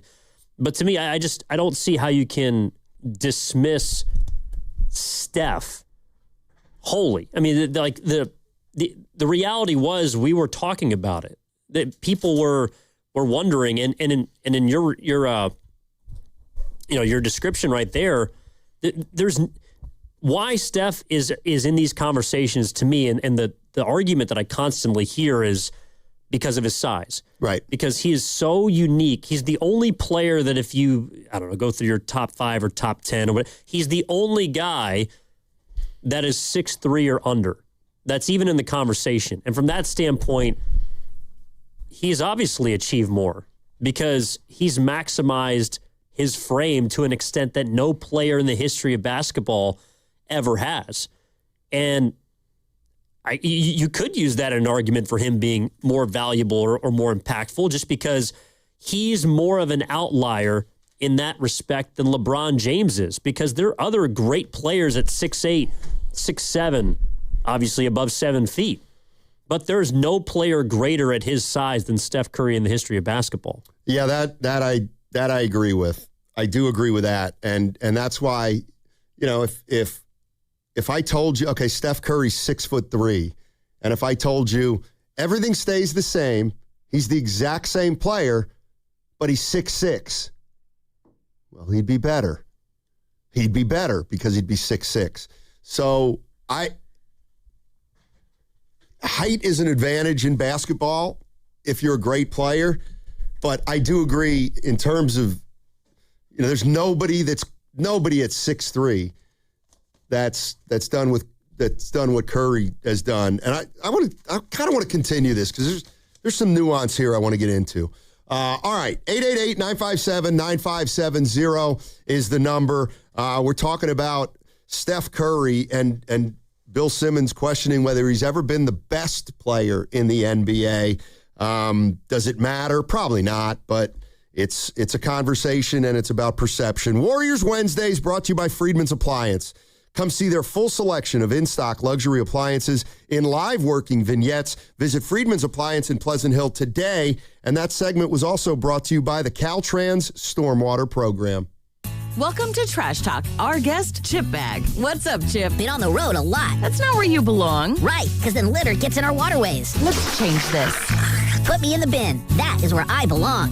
Visit cleanwaterca.com. From the Caltrans Stormwater Program. Listen up, 95.7 The Game fans. Kendall Jackson Wines is giving you a new reason to cheer. Kendall Jackson is proud to be an official wine partner of the Golden State Warriors. Family owned since 1982, Kendall Jackson crafts exceptional wines from California's cool coastal vineyards. From their iconic Chardonnay to bold Cabernet Sauvignon, raise a glass with KJ's winning lineup of sustainably grown wines. Find Kendall Jackson nationwide at major retailers, your favorite bars and restaurants, or delivered to your door. Find more and find a bottle at KJ.com. I'm Bob Burke, founder and chairman of Burke America Parts Group, a family of brands that includes RepairClinic.com, an appliance and HVAC parts solution company that's grown into an international brand. Before AmericanEagle.com, we partially launched a new technology platform developed by another firm. American Eagle helped take our technology to a whole new level with digital marketing, software development, and business insights into our key markets, appliances, HVAC, and outdoor power equipment, and did so both on time and on budget. AmericanEagle.com has the resources, experience, and talent needed to produce solutions. Our new technology platform, developed by AmericanEagle.com, has produced tremendous results with higher traffic, conversion, engagement, and online revenue. If you have any home repairs you need to take care of, check us out at RepairClinic.com. If you need a world-class website or technology project, then I would highly recommend AmericanEagle.com. Call AmericanEagle.com at 773-NETWORK. That's AmericanEagle.com, 773-NETWORK. Why choose a Sleep Number smart bed? Can I make my site softer? Can I make my site firmer? Can we sleep cooler? Sleep Number does that. Cools up to 8 times faster and lets you choose your ideal comfort on either side. Your Sleep Number setting. Enjoy personalized comfort for better sleep night after night. Introducing the new Comfort Mode mattress, starting at $15.99. For a limited time, get free delivery when you add a base. Only at Sleep Number. All right, I need avocados, bananas, salad, steak. Wow, does your grocery list have multiple pages? No, but I skipped lunch, so now it's like my stomach is doing the grocery shopping. And besides, I'm earning cash back with Upside. Upside? What's that? Hold up, you haven't heard of it? Upside is a free app that gets you cash back when you shop at gas stations, grocery stores, and restaurants. And they added Lucky and Food Max stores, so we're pretty much covered wherever we go. All those stores? Yep, so not only are we getting a great deal on groceries, now we can earn cash back as well. Okay, downloading Upside. Now let me copy your grocery list. Great news! Lucky and Food Max are now on Upside. Download the Upside app and use the promo code SAVE9 to earn a 10% cashback bonus on your first grocery purchase. That's promo code SAVE9 for a 10% cashback bonus. Use promo code SAVE9. Offers vary by user and location at participating merchants. Go to upside.com for terms and conditions. Running a business means wearing multiple hats. So if you're like me, you probably started out using your personal phone, taking client calls and texts nonstop. As my business grew, I needed something smarter. That's when I switched to Quo, the #1 business phone system. Quo works right on your phone or computer. No carrying 2 phones, no clunky landline, just one easy app you can try for free. Your team can share one number and handle calls and texts together like a shared inbox. Any teammate can jump into the conversation, so customers get faster responses. And Quo's AI assistant summarizes your calls and responds to customers 24/7, so you never miss a lead or opportunity. All this starts at just $15 a month. That's basically 2 coffees. You can even keep your current business phone number. Find out why 90,000 businesses trust Quo. No missed calls, no missed customers. Try Quo for free at quo.com/sports. That's quo.com/sports to try Quo free. QUO.com/SPORTS. Injured at work? Don't wait. Every day you delay can mean lost wages, delayed medical care, and more stress for your family. At Boxer & Gerson, we fight for people just like you. Construction workers, delivery drivers, factory workers, restaurant staff, hardworking folks who get hurt just trying to earn a living. We won't back down. We get results. You work hard, you deserve real help. Call Boxer and Gerson now at 510-835-8870 or visit boxerlaw.com. The consultation is free, but waiting could cost you. Boxer and Gerson, justice for workers. It's game day. Are your moderate to severe Crohn's disease or ulcerative colitis symptoms keeping you from the action? Skyrizi, risankizumab Riza, could help you get back to the game. Skyrizi is proven to help people feel significant symptom relief, achieve remission, and visibly improve damage of the intestinal lining. Skyrizi is a prescription injection medicine for adults. Don't use if allergic to Skyrizi. Serious allergic reactions, increased infections, or lower ability to fight them may occur. Before treatment, get checked for infections and tuberculosis. Tell your doctor about any flu-like symptoms or vaccines. Liver problems leading to hospitalization may occur when treated for Crohn's or ulcerative colitis. Control is everything to me. Ask your doctor about Skyrizi, the #1 prescribed biologic in Crohn's and ulcerative colitis combined. Learn more at skyrizi.com or 1-866-SKYRIZI. The 2026 Mountain Winery concert season is here, with performances by Dana Carvey and David Spade in June, Trevor Noah in July, and many more. To see the 2026 schedule and a chance to win tickets to one of the shows, courtesy of Mountain Winery, visit 957thegame.com.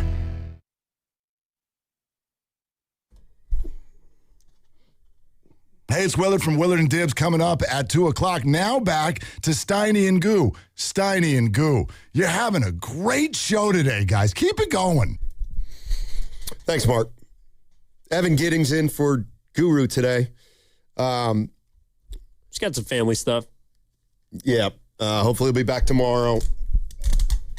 I like this discussion. And it's Bill Simmons just talking about the MVPs in the past and the MVPs nowadays, and whether or not Steph Curry's ever been the best player in the NBA. Yeah. We've had MVPs before that people can agree went to a player that's not necessarily the best player, maybe they had the best season, but I guess Bill Simmons is saying that with LeBron in the league, like Steph's never been the best player in the league because of LeBron. Yep. And it's obviously rankled some Warrior fans. And the way I'm looking at it is I don't know that you can separate LeBron and Curry. They're a little like Bird and Magic, except they all, well, I don't know what. They're pretty similar to Bird and Magic, and it's really hard to separate those two. I do believe that there's never been a player 6'3" or under that's ever had the impact that he has. Like, that's the word I like to use, impact. And if you said, Steiny, Kobe Bryant, Steph Curry, who had more impact? That would be a different answer than who was a better player. Like, I'd have to say Kobe might be a better player. But I think Steph Curry had more impact in a game than Kobe Bryant. Because when Kobe Bryant took the floor, you had to worry about Kobe Bryant. Like when Steph takes the floor in a crazy way, you have to worry about Steph Curry and everybody else. And I feel like you didn't have to worry about everybody else when Kobe was on the floor. You had to just deal with Kobe. Well, there was a play in the second half of the Houston game on Sunday where the defense is a bit discombobulated and there are two defenders on Steph and he doesn't have the ball. Yeah. There's no other player in the league where a situation like that occurs because Curry's such a threat from the moment that he steps across midcourt. And I think that's what you're talking about, where there's been nobody that has impacted and bent a defense without the basketball like Steph. Now, is he, again, the other end of the court does matter. And for a lot of LeBron fans, I think that's kind of where they feel like they win the argument is, well, if you want to say Steph is a more impactful offensive player, I'll hear you. I mean, LeBron's a great passer too, and obviously can make a lot of average players better. But LeBron could do it on both ends. And so I just feel like when it's a little bit like the Hall of Fame argument where if I say a player, Hall of Famer or not, all right, then you're going to say yes or no. Like Joe Montana. Yeah. Barry Bonds. Sure. Jason Kendall. No. If I say this era of basketball, who are the first two people you think of? Steph and LeBron. Or Jokic and Shea. That's what I'm saying. It's in that respect, I do feel like it's similar to Magic Bird. I never saw them play, but is that what you're talking about when you mean 80s Bird Magic? 2010s Curry LeBron. Yeah, I do think it's kind of similar. And here's the other thing, and I'm getting some pushback from Masked Zorro on the chat. Says, Steiny, you're crazy. I think he's talking about me saying Curry had more impact than Kobe. But this is the way I look at it. This is why I think Steph Curry on offense was more impactful than Kobe. When Kobe caught the ball, okay, he was usually guarded one-on-one, and all eyes were on him, and that's what the Lakers did. And I'm not saying he was all isolation, but he was kind of an individual player. He had the ball, he made his moves, and he was unbelievable. Unbelievable in his own way of playing one-on-one. However, if you ask me why I think Steph was more impactful, it's because for 5 years, the Warriors played 4-on-3 against teams for large chunks of the game. All the Warriors did for years was run a high pick and roll with Steph. Two guys would catch him. They'd throw it to Draymond, and Draymond had a 4-on-3 and made the right decision. Like, that is an impact to me that is unparalleled. It's unparalleled. Back in the day, if you had a low post guy, a guy who played really close to the basket, he caught the ball, you'd go double team him. All right, that's close to the basket.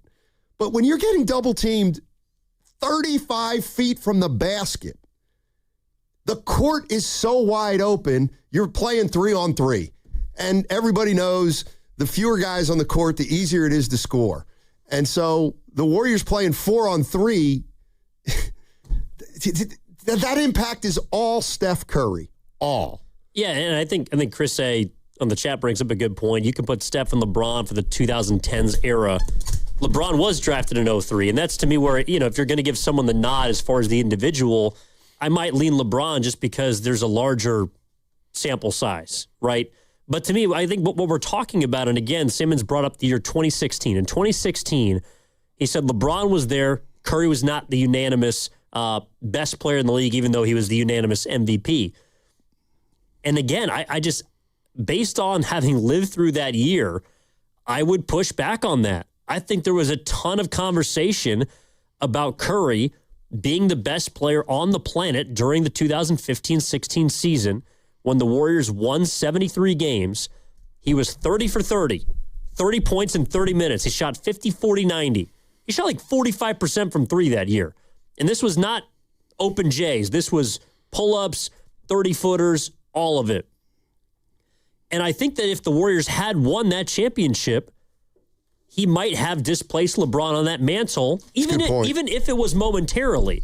And so to me, to completely dismiss the conversation, that's all I would push back against. I'm not telling you, LeBron stands out there that Curry's better than Bron, but I do think they share a co-seat at the table in a way that other great players have during their eras. Yeah, I don't disagree with that. And the other thing is, how do we judge great player or the best player? Is it eye test? Or is it, okay, who's a better defensive player? Who's a better scorer? Who's a better passer? Who's a better rebounder? Who gets more steals? How important is that? All those things. And look, the bigger players are going to be able to accumulate probably better stats. Clearly rebounding. No matter what Curry finishes with, he's never going to end his career averaging, 28, 8, and 8. He's just not, because he's not a rebounder. So do you hold it against Curry because he's 6'3" and he doesn't rebound, but a guy 6'8" rebounds more? Does that make the 6'8" guy a better player? I don't know if it makes him a better player. It does make him a guy that, I'd rather have a 6'8" guy than a 6'3" guy if everything's equal. Not that I'm saying it is, but no, this is interesting. Let's go to Jay. Jay's in San Jose. What's up, Jay? How you doing, man? I'm doing good. I'm going to need a second to cook, though. Give me a second. Sure. All you. So, with the same argument that Evan is using about being double-teamed straight past half court, so that's the problem. Like, if you look at his first game back yesterday, against Houston, he was double-teamed at the top of the key. Instead of him making the right play, he said he wanted to take the shot. So the difference between him and LeBron is going to make the right play to win. Curry, he's going to take the shot to win. LeBron hates losing more than he loves winning. Steph don't mind losing as long as it's lost on his shot. So, man, comparison, let me use Michael Jordan. Michael Jordan, 2 of his first 3 championships was made by other players like John Paxson, Steve Kerr, because he made the right pass. With the same argument, Steph Curry lost 2 championships because he didn't want to pass the ball. I would say against Toronto. I would say against Cleveland. So at the end of the day, I want a player that's going to make the right play, not the one that's going to make the right or take his shot. As long as he hit the shot, we win. Nah. Steph is not in the conversation with LeBron. 5 LeBrons on the court beat 5 Stephs in their heyday any day.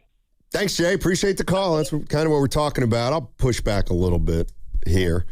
Did Curry take did he go overboard trying to take the game winner the other night? Maybe. But what I will disagree with vehemently with the caller, Jay, is that I just told you that, I think early in Curry's career, he held on to the ball too long when he got double teamed. Then he turned it over a lot. Then he turned into a player who, with the guys around him, he would get rid of the ball a split second early, and that made the Warriors able to play 4-on-3. So Steph Curry doesn't take every big shot. Like, I don't view him as that kind of player. I don't think he's selfish at all. But, what about Kobe? Kobe, there's not a big shot Kobe ever didn't take, it feels like. Yeah, I think the Houston game is a little bit of a unique situation because who else is going to take the shot? And I hear Jay. I remember that was a big conversation early in LeBron's career of him, passing to Larry Hughes or giving the ball to Delonte West because they were open. But I think also LeBron has an idea of who is able to make a shot from what position. In that spot on Sunday, you want GP2 or Pods taking the last shot? I don't. You know what I mean? Like, I just feel like Curry felt like that was the best shot for the team, not just for him. And that's why he took it, and obviously he missed. But he also was the reason why they were in that game, because he took a couple of really tough threes. That one he'd hit right before where he stepped back, and I think it was with about a minute and a half left to make it a 1-point game. Yeah. That's the situation where that's the best shot because the Warriors need him to take it, and gosh darn it, he made it. Yeah, and I'll tell you, under different circumstances, if something would have happened and he gets double-teamed and he fires it to Pods, who has a good look at a 3, and Pods misses it, I'd rather have that than Curry taking the shot that he did. Now, Pods wasn't open, and I'm not saying he should have passed it, but to me, both those guys LeBron for sure will make the right play, and Steph will too. You're listening to 95.7 The Game, KGMZ FM and HD1 San Francisco, an Odyssey sports station, always live on the free Odyssey app, and now broadcasting from the Laughing Monk studios. Also, I think then this is where it gets tough, right? Like, 5 LeBrons is probably going to beat 5 Currys. But as individuals, how do their impact in the game is so much different because Curry changes primarily the offensive end of the floor and the geometry of it, whereas LeBron does have impact on both ends, but as far as shooting the ball, he is a less efficient player. I think one of the reasons why why LeBron has taken so many threes later in his career is because someone like Curry has opened his and many eyes to how much that shot is actually worth. LeBron didn't take a ton of threes early in his career. No. I think the first year he shot 40+% was with Miami. So, he got better over time, but I think Curry's impact on the game itself doesn't make him better than LeBron. That's not what I'm saying. But I do think that the conversation about them being equal at one point, it's not completely outlandish. The moment that Curry enters the picture in 2015, to me, I absolutely believe for those 4 years, they're sharing the mantle. I don't have a problem with him sharing the mantle. Can I do the legal? Yeah. Okay. But, okay, so, like, Steiny, if I asked you from this generation, from Curry's generation or LeBron's generation, who are the guys that you think of? I think of Bron, I think of Curry, and honestly, I think of KD. I think those would be the three guys that I'd probably bring up. And to me, Curry and LeBron are in such a higher stratosphere. Durant's a great player, but those guys are the ones, like, you think of the 90s, think of Jordan. Yep. I'm sorry, Barkley and Malone and Olajuwon, those are great players, but they are a tier below. And I guess I just don't have a problem with Curry being in the same tier as someone like LeBron James. Yeah, I don't have a problem with it. I mean, I think, if you look at stats, I mean, how can you argue with LeBron being better than Steph? But I've watched them play both for 15 plus years, and I can see how someone might, make that argument. The thing about LeBron is, I'll take the one you don't want. How about that? Somebody asked me, hey, Steiny, who are you taking, Bird or Magic? I'm like, I'll take the guy you don't want. I don't care. That's the way I really feel. Like knowing now what I know about Curry and his, I think, how about this? I think both players, Curry and LeBron, you could build a championship team around them as easily with both. And to me, that's what makes those two guys the best of the era of their era, is because LeBron and Steph, they could take a team and be the best player. And there's just no, I'm doing a terrible job of explaining what I'm trying to say here. But I just think, both of them allow you to build a championship team around them without having to worry about getting real specific, if you know what I mean. Yeah, and I would say that's also where, if I'm starting a basketball team with one of them, number one, I can't lose. But there are some negatives. You're going to have to placate to LeBron James. LeBron James is going to be your entire franchise. And what he wants is going to be the way it goes, to the extent that when he leaves, you're not just going to be in shambles because you're losing a great player, but because you've probably given up assets to appease him and give him what he wants. I can't really say the same for Steph Curry. Steph is a guy that's obviously been a one franchise player, but he's always been willing to meet the franchise, I feel, midway. He's always been able to meet them in the middle. And in that regard, who's a better player? Sure, but I think when you're splitting hairs, also who's the guy you want to have in your foxhole? I might rather have Steph Curry. Yeah, here's the other thing, and tell me if you agree with this. So try to remember back when the Golden State Warriors got Kevin Durant in that summer. Everybody knew they were going to be great, but there was talk about, man, do they have enough basketballs? Mm-hmm. Do they have enough balls to go around? And Clay, very aggressive offensively. Durant, very aggressive offensively. Curry, very aggressive offensively. But they made it work because of Curry. I think there's a lot of players of Curry's stature, no, maybe not his stature, but almost to his stature, where It wouldn't have worked, believe it or not. Like, if, cheap shot alert, but I'm going to do it. If Allen Iverson were Steph Curry and they brought Durant in, I don't think it would have worked.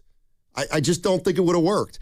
Similarly, and this is one of my pet peeves, when we talk about the Oklahoma City Thunder back in the day, they had Harden, Durant, and Westbrook. That wouldn't have worked. I don't believe it would have worked. All three of those guys have to have the ball. They have to. And so I don't think that would have worked. So, like, that gets chalked up to Curry's greatness to me. That if he were a one-dimensional 30-point-per-game scorer, it wouldn't have worked. But he can do other things. He's got gravity. He can pass. And so that's, to me, that's another reason why. And LeBron's the same way. LeBron's the same way in terms of he could fit around two big boy scorers if he had to. And that's another reason why I just feel like they're the co-stars of their generation. LeBron obviously has had a longer runway, but it's hard to separate them because I do think that LeBron in his own way is a selfless superstar. Curry is the poster child of it, but those are two guys that can take, it feels like, the majority of teams and make those guys on that team the best version of themselves. And that's all you want from a superstar without making it all about them all the time. And that's why, again, like, they're completely different players, but their impact on the game is the same. They've maximized their teams to 4 championships. They're going down as first ballot Hall of Famers. And I just don't think that it's unfair to look at a 2015 to 2018 or 19 and say, you know what? Damn it, Steph, he might have been neck and neck with LeBron. And again, I think Simmons is trying to say that Curry was never the best player. And when we're talking about this again is because he's doing a live podcast here in San Francisco today. Last week said that Curry was never the unanimous best player on the planet, drew a lot of pushback from the Warriors. And I felt like it was an interesting conversation because these are two guys that are going to be the face of this era of basketball. And I think there's a reason for it. Like, to me, if LeBron was head and shoulders above Steph, like a lot of people have been telling us, whether it's in the YouTube chat, Jay called in with the fair opinion from San Jose. I don't dismiss it. But to me, if that was the case, then we would not, and I don't believe it's just because we're in the Bay Area, because I've talked to other people outside of the market about this. I don't think people would look at the NBA and say it was LeBron and Curry's league. It's similar to the Magic Bird conversation where Magic's got 5 rings. He's got more championships than Bird. I think, does he have more MVPs? No. Bird's got 3. Magic's got 3? I don't know if Magic's got 3, but he's won more, though. Yes, he's won more titles. Do people ever separate them and say Magic's significantly better than Bird? I mean, I was a Bird fan, and if somebody says, Steiny, Magic was better than Bird, I'm not going to lose my mind. It was so close. It's just like, who is your preference? Ken says they both have 3. Okay. But Magic has 5 rings, Bird has 3. Exactly. Again, I feel like I understand because of the physical distinction, the statistical difference with LeBron. And really, like, that's LeBron's argument to being the greatest of all time, if you're into that sort of stuff, is that his longevity just puts him in a different class than other people because he'll be first in games played, points, shots, top 5 assists, rebounds, all the rest of the stuff. Like, that's where he's going to live. But to me, again, like, if you lived and watched basketball in this era, to me, every single year from the moment 2015 began to the moment that 2018 ended, every single year for 4 years, it was Curry, Bron, Curry, Bron, Bron, Curry. And by the way, if we're going to look at 2016, I understand that MVP may not be everything to everyone, but LeBron was not even the runner-up that year. It was Kawhi Leonard. Steph was the unanimous MVP, and then That's Kawhi right. was right behind him in terms of second-place votes. So, there. I got 2 names I'm going to throw at you on the other side, where they fit in this conversation, because I think both of them fit in somewhere, and then we'll jump into some calls. Life doesn't give you a warning when everything changes. It starts with shock and confusion, and there are 1,000 questions running through your mind. Maybe it's a car accident, a serious injury, or a tragedy that changes your family forever, and suddenly you're dealing with insurance companies, paperwork, and pressure, all while trying to heal. That's when Beam Law comes in. They take on the legal fight, the negotiations, and the stress so that you can focus on recovery and taking care of the people who matter most. Beam Law is local, and they've recovered millions for clients across the region, and it's why SF Weekly has named them Best of the Bay 4 times. So if you've been hurt or you've lost someone because of someone else's negligence, please call Beam Law at 415-523-5555. That's 415-523-5555. Or visit hurtinthebay.com. That's hurtinthebay.com, because it's not whether you get knocked down, it's whether you get back up. Beam Law, they've got your back, Bay Area. This hour is brought to you by Chase Ink Business Cash Card. Go from here to possible with the Chase Ink Business Cash Card. Chase for business. Make more of what's yours. Xfinity Tech Support, Matthew speaking. Hi, I live in a pretty remote place, like Jurassic Park remote. Wow. Will Xfinity Mobile work out here? Yep, the combination of reliable Wi-Fi and 5G makes it so that you can stay connected in all kinds of places. Plus, you get access to ultra-fast speeds and coverage, whether you're poolside or out live streaming with a T-Rex. Hold still, you're about to go viral.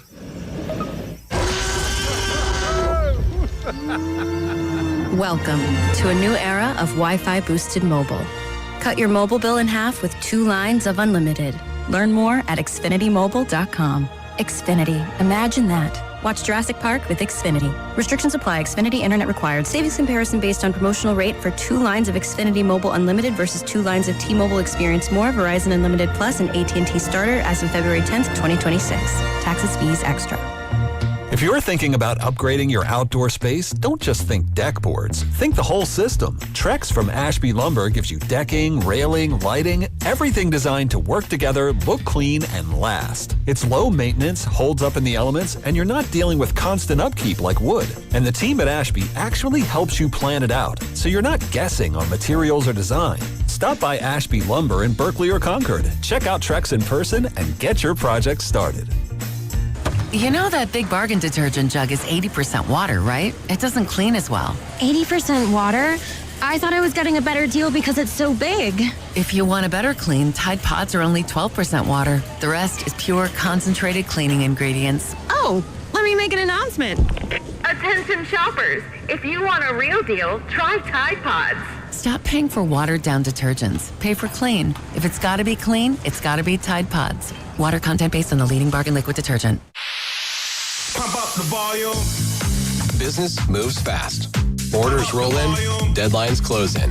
When you ship with USPS Ground Advantage, you can keep up with confidence. Every package stays in our secure network from dock to door. And with nationwide reach, dependable tracking, and upfront affordable pricing, you get built-in peace of mind. You run the business. We run the routes. Visit USPS.com/Ground Advantage to learn more. The deadline for filing taxes is now. Don't miss this chance to donate your car to Cars for Kids for a 2026 tax deduction. Go to carsforkids.org today. That's cars with a K. Don't wait. Donate now and have your car picked up by tomorrow. What's up, cousin? I want a new phone. Have you seen any good deals? Everyone has free phones, but when I switched to T-Mobile, I got more value and so much more. Like streaming included. And travel benefits. And the best part? The price of your talk, text, and data is guaranteed for 5 years. Get more benefits and more value. At T-Mobile, families save and get a 5-year price guarantee. Switch now at T-Mobile.com. Qualifying plan requires price guarantee on talk, text, and data. Exclusions like taxes and fees apply. See T-Mobile.com. From carriage house to glass aluminum doors, RNS Doors has a full line of commercial and residential garage doors and gates to suit anyone's taste and budget. Visit rsdoors.com. RNS Doors. Look for the red truck. Joey from Vermont, a farmer trying to get through the winter. Adriana from South Carolina, a single mother living paycheck to paycheck. Liam from Ohio, an injured father struggling to provide for his family. Hi, I'm Shanola Hampton, and I support the Feeding America network of food banks because they help provide over 6 billion meals to people in need each year. Learn more at feedingamerica.org. There's a difference between liking a house and actually getting it. Redfin is built to make up that difference and close the gap between finding and owning the home for you. Redfin agents close twice as many deals as other agents, so when you find a home you love, you're not a step behind when it's time to make an offer. That means less watching great homes disappear and more focus on the ones you'll actually move into and call home. Redfin helps turn saved listings into real addresses. Get started at redfin.com. Own the dream. My name is Christine, and I'm a widow. My husband, Ryan, was a healthy 34-year-old, and 3 months later, he was gone. Thankfully, he had life insurance. Ethos made it so easy. You can get a quote in seconds, apply in minutes, and get same-day coverage. 100% online, no medical exam. Life insurance didn't take away the loss, but it did give us the space to just grieve. Get your free quote at ethos.com/protect. Ethos.com/protect. Paid spokesperson. Time spent on application may vary. Online health questions required.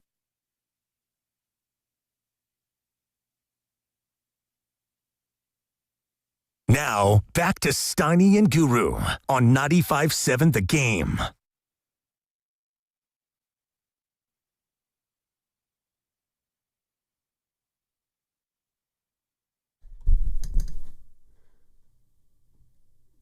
Did we come in already? It said 95.7 The Game. Okay. We'll do it live. Evan in for Guru. We're hoping Guru comes back tomorrow. We're talking about where Steph Curry fits in the pantheon. Let me throw two guys at you. I haven't done a great job of setting this up. Bill Simmons was talking about who the greatest players in the NBA have been over the course of time, and he basically said, as great as Steph's been, you probably have to say LeBron's a better player.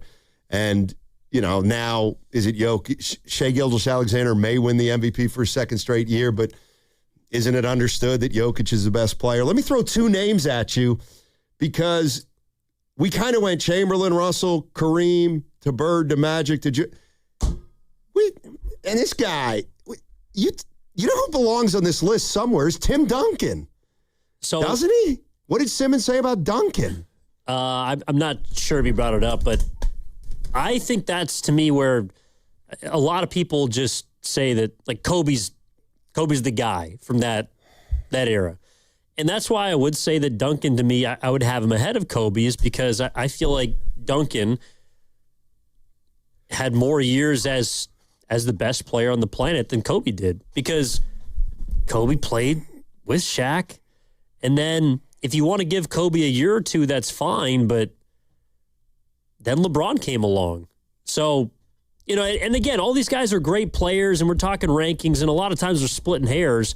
Again, I just feel like it's a lot closer than, and again, so Simmons is recording a podcast today in San Francisco. He's here in the city. Discussed last week how Curry in 16 and 22 was never the best player. 16 it was LeBron, 22 was Jokic. Referenced it to the current MVP conversation. That's why it's relevant on a day like today. And I just think it's interesting what people think about it because everyone's got their own thoughts. And I do feel like it's a conversation that we can have honestly because I find it really difficult, Steiny, to compare generations. Number one, because I never saw guys from a previous era play, but also the game is it's so much different now. And it's different, honestly, now because of someone like Steph. But you see how fast the game is played. There's not much interior play. Like comparing numbers is almost a moot point, I would say 10 to 20 years prior because in the mid-2000s, there were games that were played in the 80s as far as points. Right. Now games are played in the 120s, and that's just how it goes. Yeah. Let's take some calls here. Let's go to Brian in Hayward. Hey, Brian, how you doing, man? Brian in Hayward. Hey, how you doing, Brian? Hey, What's up, Brian? How you doing? Yo. Good. Can you hear me all right? Yes, sir. All right, great. Hey, I told your guy who put me on, I've been waiting for this combo, LeBron and Steph. And, I've had the debate with my buddies over the years. And one thing I want to bring up, and you guys walked me into it perfectly with Tim Duncan, is players being able to adjust over time and being humble about it. And how you said Allen Iverson, KD wouldn't have worked. No disrespect to either of those guys, all-time greats, AI and KD, but that's a perfect example. KD is very high on himself, and so is AI. But the difference between a guy like Steph, and I'll give LeBron credit, as much as he toots his own horn, he is humble at times that I've noticed compared to some other superstars. But the upper echelon of players, dude, Jordan, Kobe, Magic, Larry, those guys, I mean, there was no need for them to be humble. They were the baddest dudes on the court, and they knew it, and nobody could touch them. And when they had to put their foot to the gas, they did it, and that's why their teams won. I know Steph has that in him. LeBron has it in him too, but Duncan really had it. That guy had such a long career, and he literally was an intricate part of every championship that they had in a different role. Yeah. He was the superstar. He was the number 2, and he was like the 3rd, 4th guy on a team sometimes. Good point. And they won at every level. Yeah. I mean, I've always been high on Tim Duncan. I know he's not, quote unquote, what do they say? The sexiest player or, but that Kobe Duncan conversation is, man, we don't have that enough, dude. Kobe was polarizing. You loved him or you hated him. I did not like Kobe growing up. I hated the Lakers. I'm a Warriors fan. I loved Antoine Jameson and Larry Hughes and Donyell Marshall, and we couldn't string a win together ever. But Kobe and Shaq were down there kicking our butts, and then the Kings were kicking our butts for all those years, and I hated Kobe, and I hated Shaq because I was young, and I hated losing. But in retrospect, when I look back on it, it's like, hey, those guys were killers. Those guys just, when they wanted to win, I mean, it was up to them. You had no choice. You just had to take the loss. Those Kobe and Shaq days, man, I know you guys remember those. Oh, yeah. But I just want to leave you guys with this. Thanks for letting me talk. The greatest players, were humble, but the best of the best didn't have to be. So thanks for taking my calls, guys. Appreciate it. I don't think I'm breaking a confidence here. You all right? Get the drop ready. Okay. I remember this was about 8-10 years ago. I was talking to B.J. Armstrong, who works for the Kings now. And we're just talking about kind of the greatest player. He stepped in it last night. He had nothing to do with it. Okay. But he goes, he's like, can you explain something to me? Can you explain something to me? I'm like, I'll try. He goes, okay, so when people are talking about the greatest players, like what's the criteria? And I was like, well, it probably starts with, how many championships did they win? And he stops me. He goes, okay, fine. That's fine. So Russell, right? Bill Russell, yeah, he's one of the greatest. And he goes, Michael. Michael's has 6, right? Yeah. So Michael's one of the greatest. And I was like, yeah. And he goes, okay, so Tim Duncan, he's got 5. What are we doing? Like, Tim Duncan's got 5 titles. He was the best player on most of them. It's like, why isn't he like Tim Duncan? Period. End of story. Like, if you're using championships, he's better than Kobe Bryant. He's better than Bird. He's better than Shaq. He won 5 titles and was always one of the best defensive players in the league.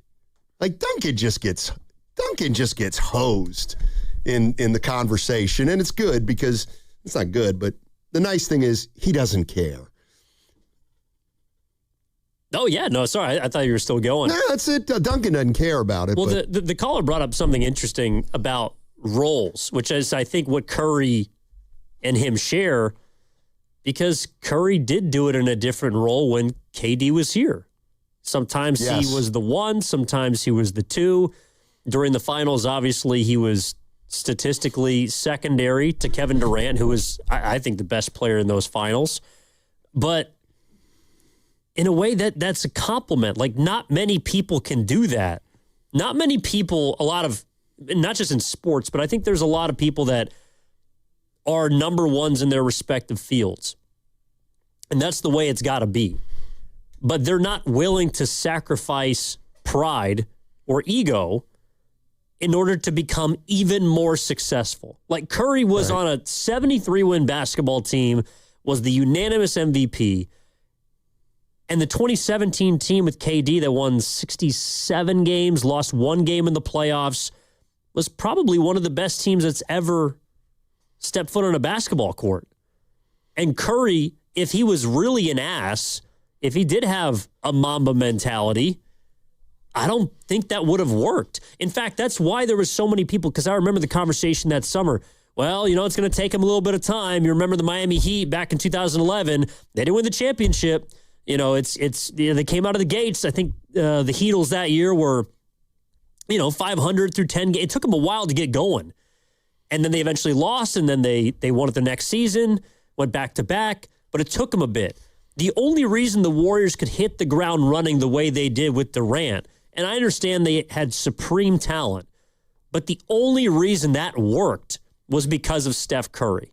And I feel like that gets lost a lot in those championship seasons just because people felt like, oh, well, of course you should win. Yeah, of course. I mean, they almost got beat the next year against the Rockets, and then in 19, they completely, unfolded and eventually got hurt. But that first season does not go almost perfectly unless Steph is willing to be the bigger man, just like Tim Duncan always was for the Spurs. Where would you put, if he fits in here at all? We talked about Duncan.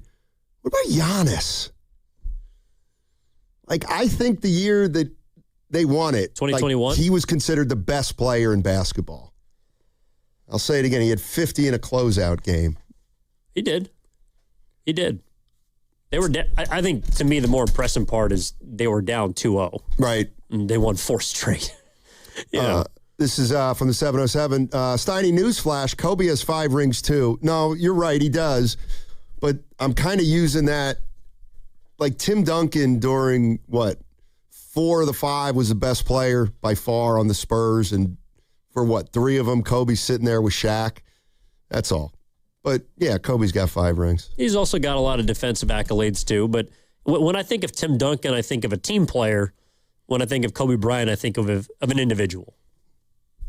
I hear you. Let's go to, AJ's in L.A., and I think you said something that he isn't crazy about. Let's go to AJ in L.A. What's up, AJ? What's up, AJ? How you doing? What's going on? Doing very well. Enjoying this spring break with the kids. Nice. Riding bikes. Heck you know? Yeah. Yeah, man. I have to tap in real quick because I heard this tier thing, and it sounded like Evan wanted to move KD off this one tier, and I found that disrespectful. And I want to say that, KD has this narrative about him. It's like an agenda about him, around the league that has nothing to do with basketball, coming from non-basketball people. And I don't feel like it's not the basketball players that need to get off that ego. It's the writers and the storytellers that need to get off their ego. KD is one of the best players to ever play this game. And when he joined the Warriors, I love Steph, but Steph became Robin. That's how great KD was. Let's not say, hey, Steph did it and, we have to give him credit for doing it. No, he did it because if he wanted to win, that's what he had to do. Because we found out that when we went to the finals, and HB was not the answer at that small forward position, nor was Steph as the weaker, smaller guy. KD came in and made it disrespectful. He made them unbeatable. Because of him, he's unguardable.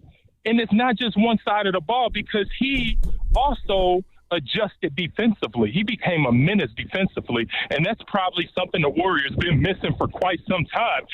It's not just his offensive game, but what he was able to do on the block and be a defensive presence made the difference.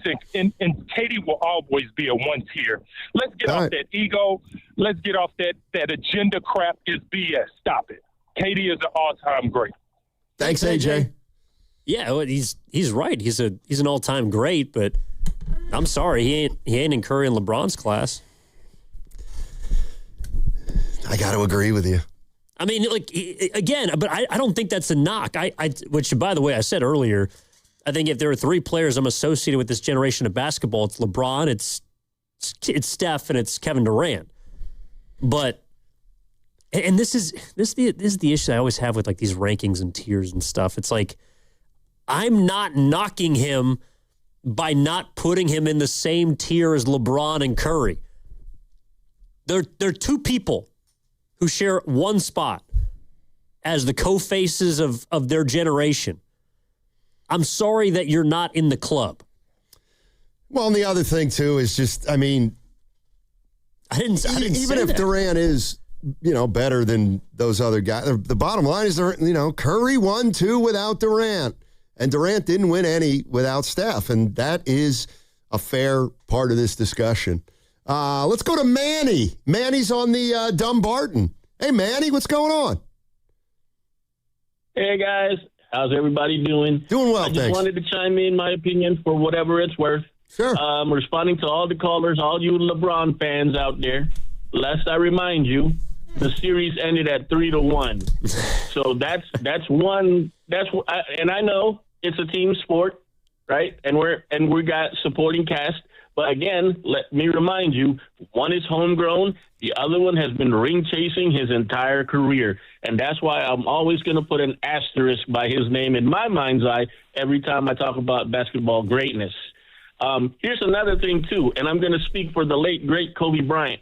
If we're talking about comparisons, I think AI and Kobe would be a greater comparison one to the other, because Kobe himself marveled at how AI could not only handle ball, but score as well at will. And he was basically a one-man show in Philly for the most part of his career as well. So I'm leaning more towards AI than I am with LeBron because of that skill set. Rings be damned. And did I have anything else I wanted to add to that? Nope, that's pretty much it. Ring chaser takes a back seat to homegrown any day of the week. All right, well, what about outside the Bay Area? Outside the Bay, I was hearing you guys talk about Giannis. Giannis is just Tim Duncan 2.0. Great player, but vanilla as vanilla can get. All right. Thanks, Manny. Appreciate the call. Giannis is not as good as Duncan. I think Giannis is being uncovered a little bit. Like, did you read the Sham story yesterday? I saw some of the headlines and what's going on. He basically has wanted out of Milwaukee for a couple years, but never wanted to admit it because he didn't want to be disliked by the home fans. Yeah. I mean, he's trying to act like, and I don't think Giannis is a bad guy. I don't think he's a villain, but he's trying to make it seem like the Bucks are the ones who are at fault when he's the one who's behind the scenes pressured them to make deal after deal after deal that's put them in a position where they're just going to have to trade him. And he's not happy there because he can't compete, which is fair, but don't act like you don't want out. Like, either sit there and lay in the bed that, let's be honest, he helped make, which got him a championship, which got him an opportunity to have a 50-point closeout game, which puts him in a different category of superstar. But let's not act like Giannis is this holier-than-thou character that is the only person who's trying to make it work. Like, it'd be like if you're in a relationship with somebody and everyone's asking, hey, what's going on? Why are you guys, seeing eye to eye? Why are you guys doing well? You go, well, it's her fault. It's like, no, I'm sorry. If your relationship is eroding before everyone's eyes, it's not just her fault. You play a part in that. This is a two-way street, bud. And I just, like, reading all the stories from behind the scenes yesterday, Giannis and his team have been feeding these details to Shams throughout the years and to Woj throughout the years. And it's like, why were you trying to do that? Because you're trying to make your ex look like she's the one that was the problem. When in reality, this ends up making you look way worse in real time. That's the way I read it. Yeah. Well, that was the... sometimes it is her fault, but sometimes it's your fault. Yeah. Got to take accountability in this world. Rarely. Very rarely. What? It's funny. We talked early on, we'll get into it, but we talked earlier about Diana Rossini, who works for The Athletic, and there were some photos taken of her with Mike Vrabel, and the assumption is they might be having an affair, and is that right? Because she covers the league and blah, blah, blah. And my first thought, of course, was, are we getting back to that old conversation about can men and women be friends? Sure. Yeah, unfortunately, I'm here to tell you they can. They can. Yeah, men and women can be friends. I'm just telling you. Okay, Trust me on that one. You've seen a lot in this world. Can I add this minor detail? And it might be a little irrelevant, especially with the boss being right there. You can be friends, but you got to establish ground rules. There's got to be boundaries established. Otherwise, there's bound to be tension. You know what I mean? I'm trying to think. At least from a male perspective. I obviously can't speak for the ladies out there, but the whole Harry met Sally thing, we know how that goes. I mean, I don't know if it worked out in real time, but... All right, well, so what if... Let me take myself out of the equation. What if you're well, you feel how you feel. What if you're a 60-year-old man? 61. And you work in an office with... I don't want to do this. Yes, this is you gonna do. sound bad. I want you to go down this road. So we got 5 minutes. Okay, so let's say we have a woman in her 20s. Yeah. Okay, I'm 40 years older than her. Sure. Well, I can't be friends with her? What else are we going to be? That's all we can be. Friends. If you're Bill Belichick. Please, I'm not. I'm being practical here and honest. You said it wasn't about you. You can be friends. Okay. And nothing has to be deterred. Like, no, but we don't a have to lot have of a people might heart-to-heart. find that weird if, a 60-year-old man is hanging out with a 20-year-old. Even if it is completely platonic. Not hanging out. No, but you're friends. And so, you want to go grab a drink or, hang out? You invite someone down to the bar like you do a buddy. That's my point. There has to be ground rules. And everyone, especially in this sort of situation within the workplace, they have to be aware of these ground rules. Otherwise, there can be some nefarious thoughts. You can't, when you meet somebody, you can't set ground rules right at the beginning. You don't even know what you're playing or playing for. So what happens is, I've heard, you meet somebody, you become friends, and then at some point, one of two things happens. You either do have to kind of address it, or what I found a lot of times is the interest from the other side just fades naturally. That's called the friend zone. That's called the friend zone. So it works one way or another. Again, like I have plenty of female friends that I've been friends with for a long time.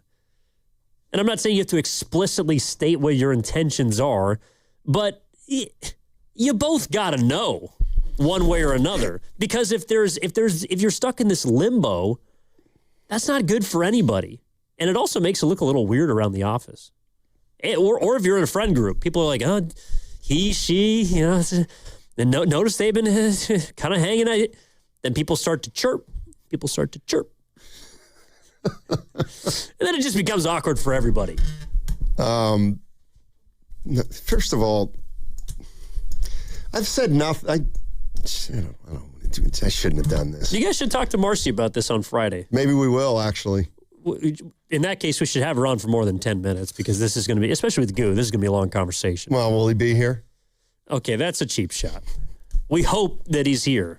If he's here, hey, Marcy. Now, I know I'm random, but how many lovers have you had? I mean, just let her stop it. You could ask her how many male friends she has. Oh, God. Might be a better way to figure it out. Listen. You get to the bottom of it. Just let me wrap it up in one simple word, people. Honesty is the way to go in this life. That's not one word. Honesty. There you go. It's the way to go in this league. You want to run it by Willard and Dibbs, or you want to talk about sports? Yeah, I don't. Okay. Willard's going to... I do wonder what they're hot on. Because, no, seriously, every single day, I'm like that's a show that I feel like I have a hard time pegging, Right. That might have been the wrong word, but especially given our conversation. I have a hard time figuring out what they're, because so much has already happened in the day. And they, at this point, got to pick and choose. Yeah. And kudos to the 707. Steiny, you have no game, so who cares what people say? That's funny. It is funny. No, it's not really funny. It's kind of true. All right, what's coming up on the game is brought to you by Fremont Bank. Here for you, here for good. Warriors Wednesday is brought to you by Friedman's Appliance. Come see their full selection of in-stock luxury appliances in live working vignettes. Visit Friedman's Appliance in Pleasant Hill today. That segment was also brought to you by Safeway. Head to Safeway this week for Signature Select boneless, skinless chicken breasts value packs, just $2.99 per pound, and chicken tenders in the deli all week long for just $5.99 per pound. Visit Safeway.com for more details. See you in the aisles. We've all been there, sleepless nights, wondering if your business's security service is really protecting what matters. At Bay Alarm, we can put your security insecurities to bed. Our advanced technology and personalized support ensure you can rest easy knowing we're here for you. BayAlarm.com. Hello, San Francisco Bay Area. Bank of America, in partnership with Visa, invites you to a FIFA World Cup 26 watch party. Open an eligible Bank of America checking account and participate in financial centers only for an opportunity to reserve 2 complimentary tickets while supplies last. Experience special musical guests, games, giveaways, food, and more, all at a legendary venue. Learn more at BofA.com/BofA Visa Watch Party. What would you like the power to do? Bank of America, proud to be the official bank of FIFA World Cup 26. Bank of America N.A. member FDIC. Terms apply. All rights reserved. The biggest golf tournament of the year is here, and now you can trade the tournament on Kalshi. Scotty is trading at 14% to win it all. That means a $100 trade pays out $673 if he wins it all. On Kalshi, you're trading against peers in a live market, meaning there's no house, and as the odds move, you can buy in and out of your position all tournament long. For a limited time, download the Kalshi app and use code FAN to get $10 when you trade 10. Kalshi. Kalshi. Trade on anything. What if you had the smartest Wi-Fi? If you did, it'd be Xfinity, of course, and it'd come with their best state-of-the-art equipment. It would boost speeds to the devices that needed them most, prioritizing your most important connections, whether you were streaming, gaming, or gaming while pretending to work. And it would let you stream 4. That's right, 4 games on one screen. It would even power your mobile connection so you could bring faster, secure Wi-Fi speeds with you where you use it most. It would be proactive and fix problems before you knew you had them. Impressive, right? And it would have security features that protect you from threats at home and online. Kinda like a force field for your life. If you had the smartest Wi-Fi, well, everything would work together seamlessly to keep you connected, no matter what. Xfinity. Imagine that. Restrictions apply. Looking for a career that you can grow in? Join the Alameda County Assessor's Office, where stability and opportunity go hand in hand. Whether you're new to the industry or a seasoned professional, the Assessor's Office has a role for you. From property appraisal and audits to customer service and field inspections, you'll build expertise in a respected public service profession. With competitive pay, great benefits, and paid time off, this isn't just a job, it's a future. Ready to grow? Alameda County Assessor's Office. Grow with us. Learn more at acjobs.org. Hey, it's Willard. The world feels uncertain right now, but when a serious injury hits, uncertainty is over. You're in the fight for your life. Bills start, pressure builds. That's when you call Habas Law. Battle-tested, relentlessly victorious. Omar Habas, Tariq Habas, ruthless when insurance companies try to wear you down. When your world gets rocked, bring in the force built for the fight. Habas Law. Visit habaslaw.com. Omar Habas is a California licensed attorney. Offices in Northern California, including San Jose. Past results do not guarantee future outcomes. Okay, kids, let's get these firefighter uniforms on and start acting heroic.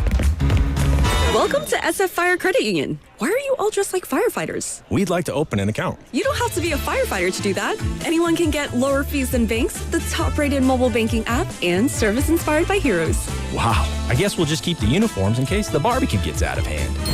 SF Fire Credit Union. Banking for heroes and anyone who wants to be treated like one. This institution is not federally insured. The credit union is not insured by any state government. Privately insured by ASI. The 2026 Mountain Winery Concert Series is here with Jeff Foxworthy July 19th, John Mulaney October 18th, and many more. For the complete 2026 schedule, tickets, and more, go to mountainwinery.com. Tickets on sale April 10th.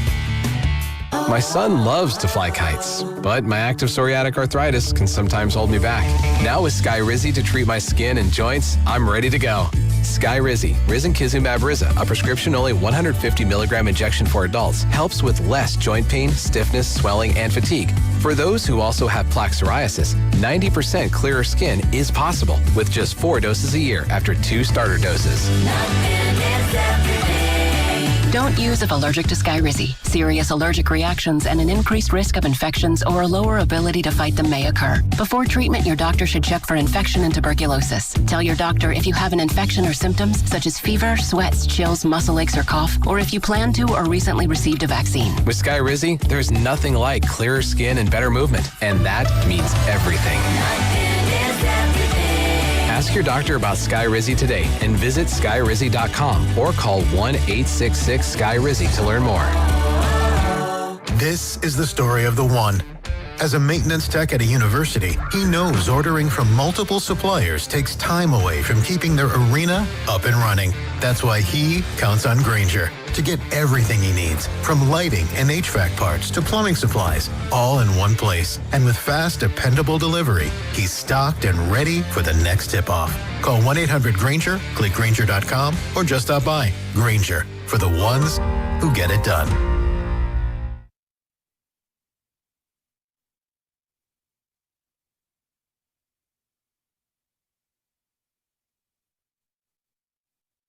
Now, back to Steiny and Guru on 95.7 The Game. All right, it's time for the crossover brought to you by Bay Alarm. Rest easy. We've got you covered, bayalarm.com.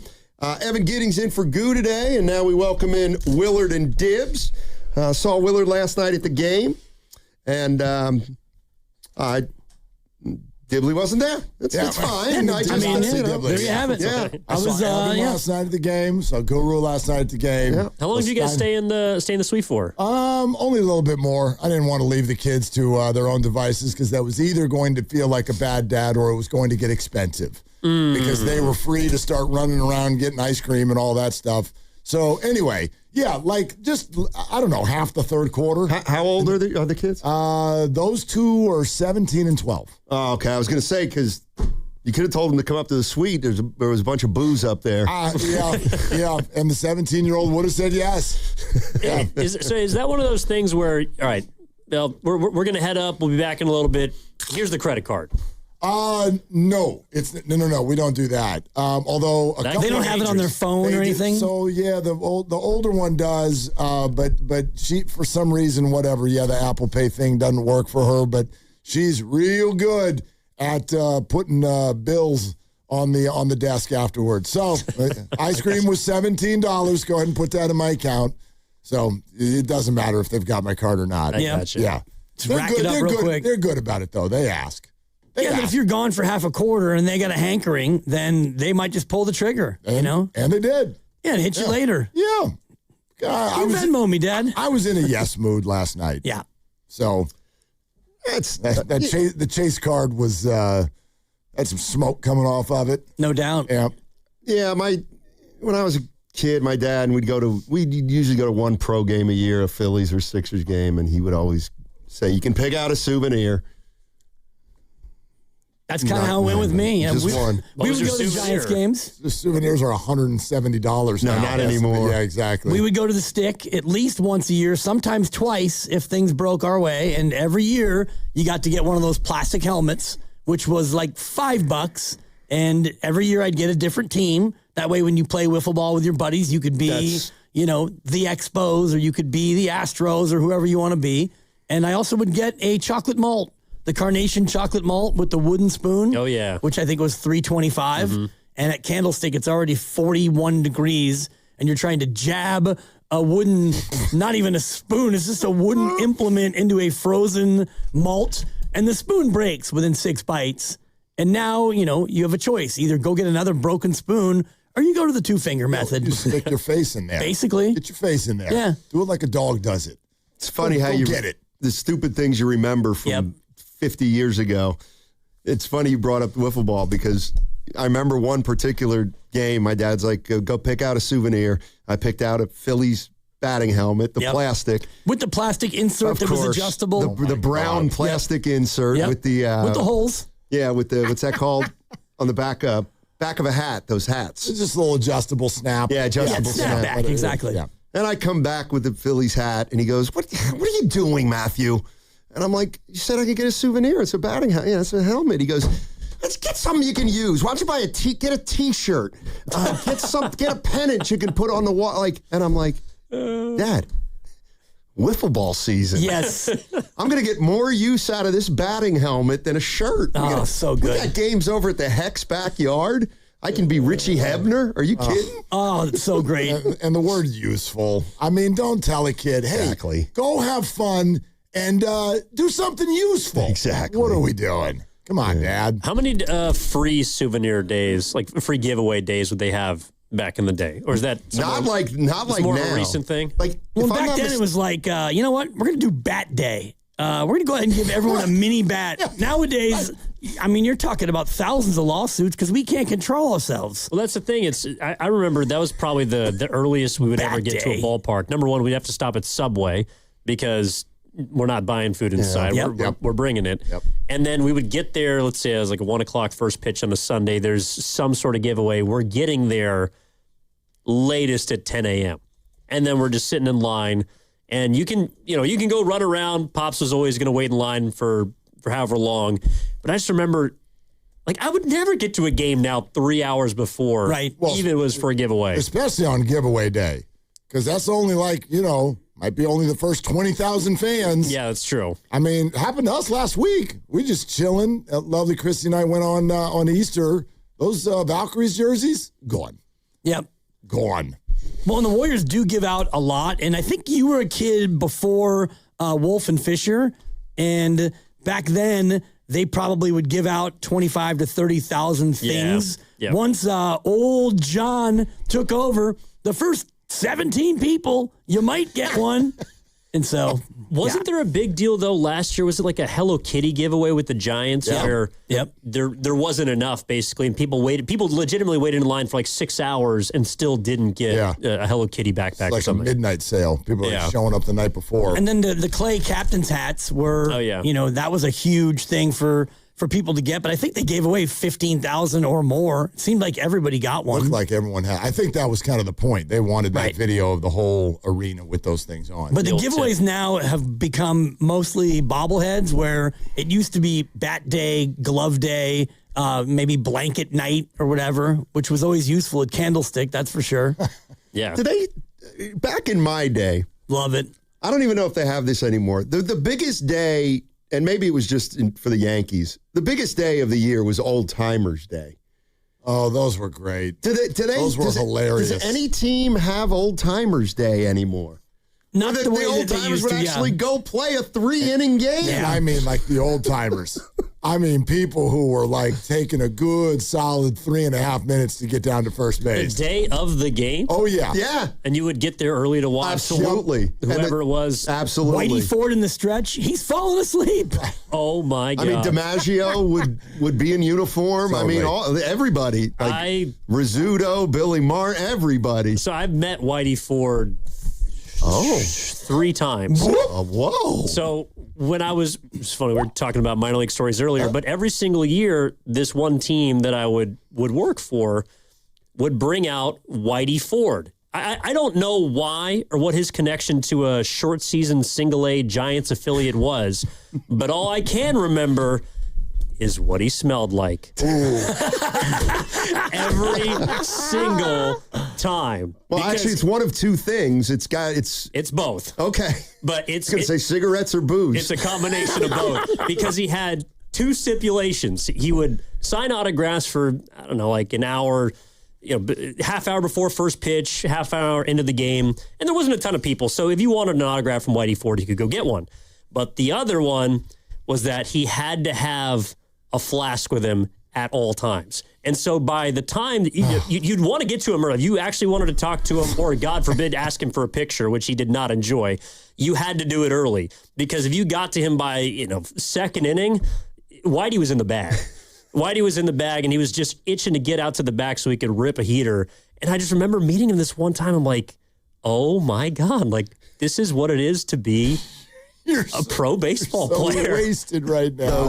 He was on some Yankee teams that were just notorious for gallivanting. Billy Martin and the Yankee teams from way back in the day were characters. Mickey Mantle. Oh, the Mick. They could get after it. Let's put it that. And Whitey Ford and Mickey Mantle were apparently always in the middle of it. We're doing higher or lower. We do it every Friday, and this week the number is 90. And so I was just looking for a bonus item. Whitey Ford, age at which he died, higher or lower than 90? Higher. I'll say lower. It was close, but he made it. He was just shy of 92. 91 and change, so he and my dad in the same club. Maybe booze and cigarettes aren't the come to think of it, the killers that they've been telling you. Pops lived till 92. He was sucking it all down. It's genes, Lung man. darts, It's no just doubt. luck. There's so many stories like that. Like that person was drunk his entire life, and they made it to 103 or whatever. It's a good question here. Didn't drinking kill Mickey Mantle? Well, it probably did. However, he did get sober before he passed for the last few years, but it had taken a toll. Yeah. But he did get sober at the end. I read that one of the reasons he started was his relationship with his father, but also in his rookie season, he injured himself. That carried his entire career. Yeah, he was hurt a lot in his career. He's just in pain at all times of his life. Yeah. There was no arthroscopic surgery or no we're going to go ahead and repair the meniscus and ACL replacement. It was, you tore up your knee. You got two choices. Either we take you out back and put you away or you start drinking. What's it going to be, Mick? Yeah, it's a tough option. Right. Yeah. So what'd you think of that Warrior game last night? So many things. Really? I came out of it, I was like, what do you say about that one?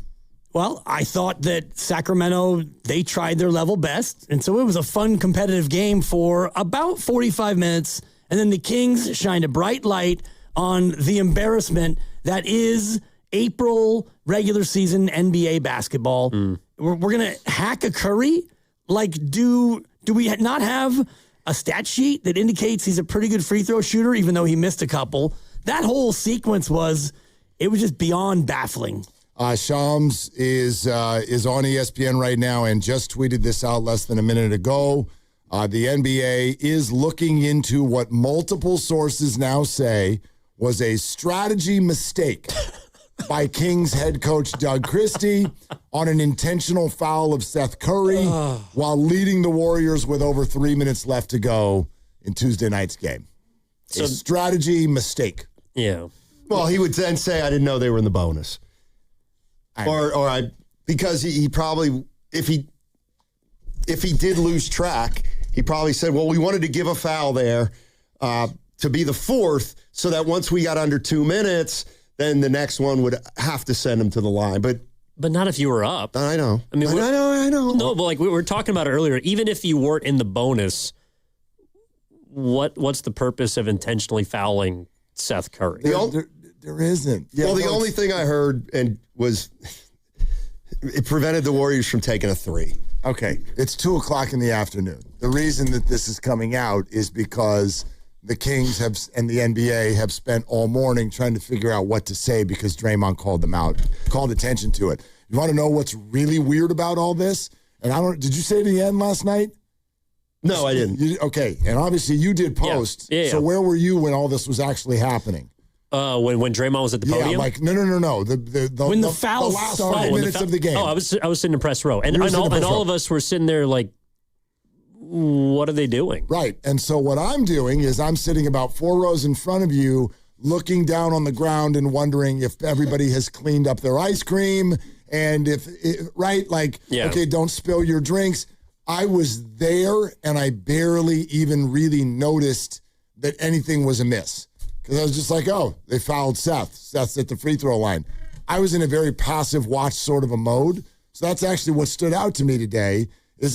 I got home before I realized this was controversial. Yeah, me too. I went back and looked at it, and the camera just caught the end of it because it was in the back court. And, I think that's interesting. And further proof is nobody asked Christie about it in the postgame. Right. Nobody asked him why he did that. You're listening to 95.7 The Game, KGMZ FM and HD1 San Francisco on Odyssey Sports Station, always live on the free Odyssey app and now broadcasting from the Laughing Monk Studios. So I'm watching the broadcast, and Fitz and Buki are saying they fouled Pat Spencer away from the ball. And then they cut to Draymond, and he, of course, is losing his business over the fact that it should be a take foul. It's a take foul. It's a take foul. And he's in the ref's face, and I didn't think that he was necessarily wrong, and I'm thinking, all right, after the break, Pat Spencer at the foul line. Here comes Seth Curry, And I'm thinking, they got it wrong or something happened. And then they show the replay, and you see McDermott basically go over and just like start tapping him gently.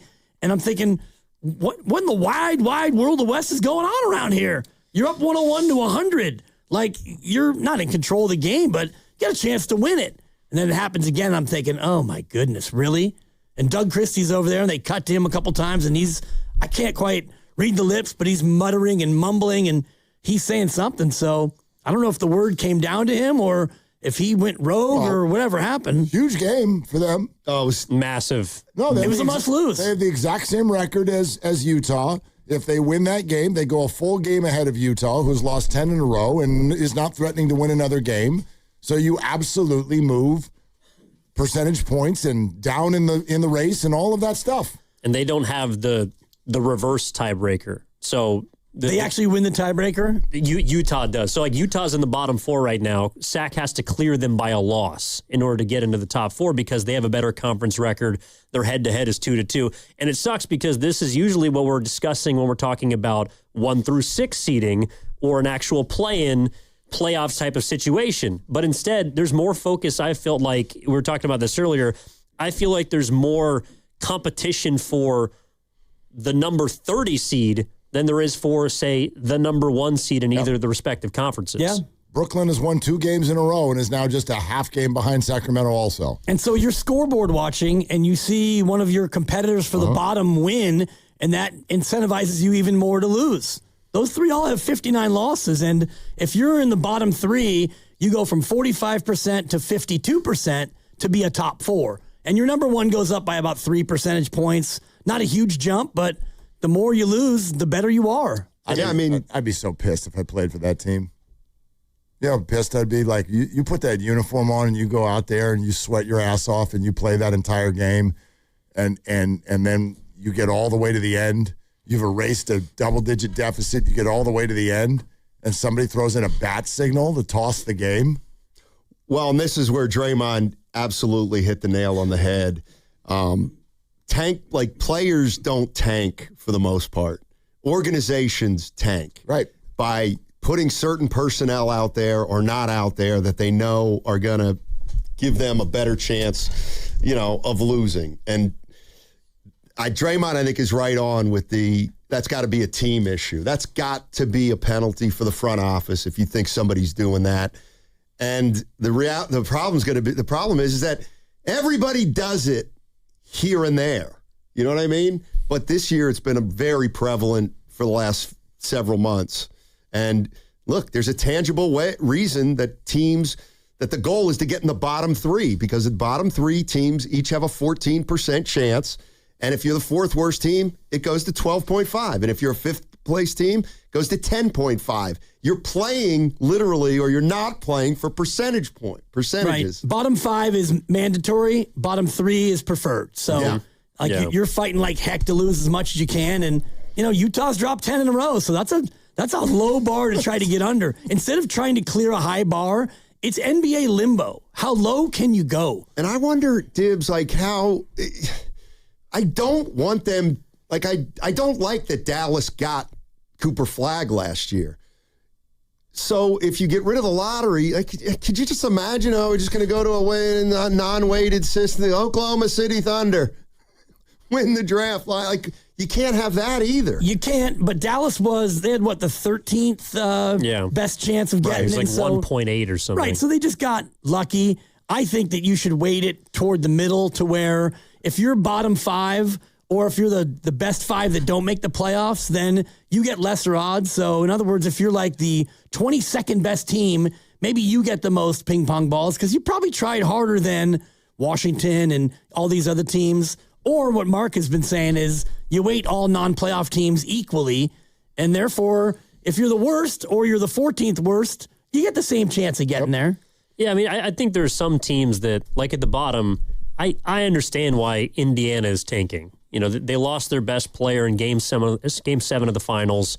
They did acquire a player this year that's supposed to help them compete next season. I get, the Warriors in 2020, they weren't they chose to tank after Curry got hurt, but it wasn't like external factors didn't force them into that situation.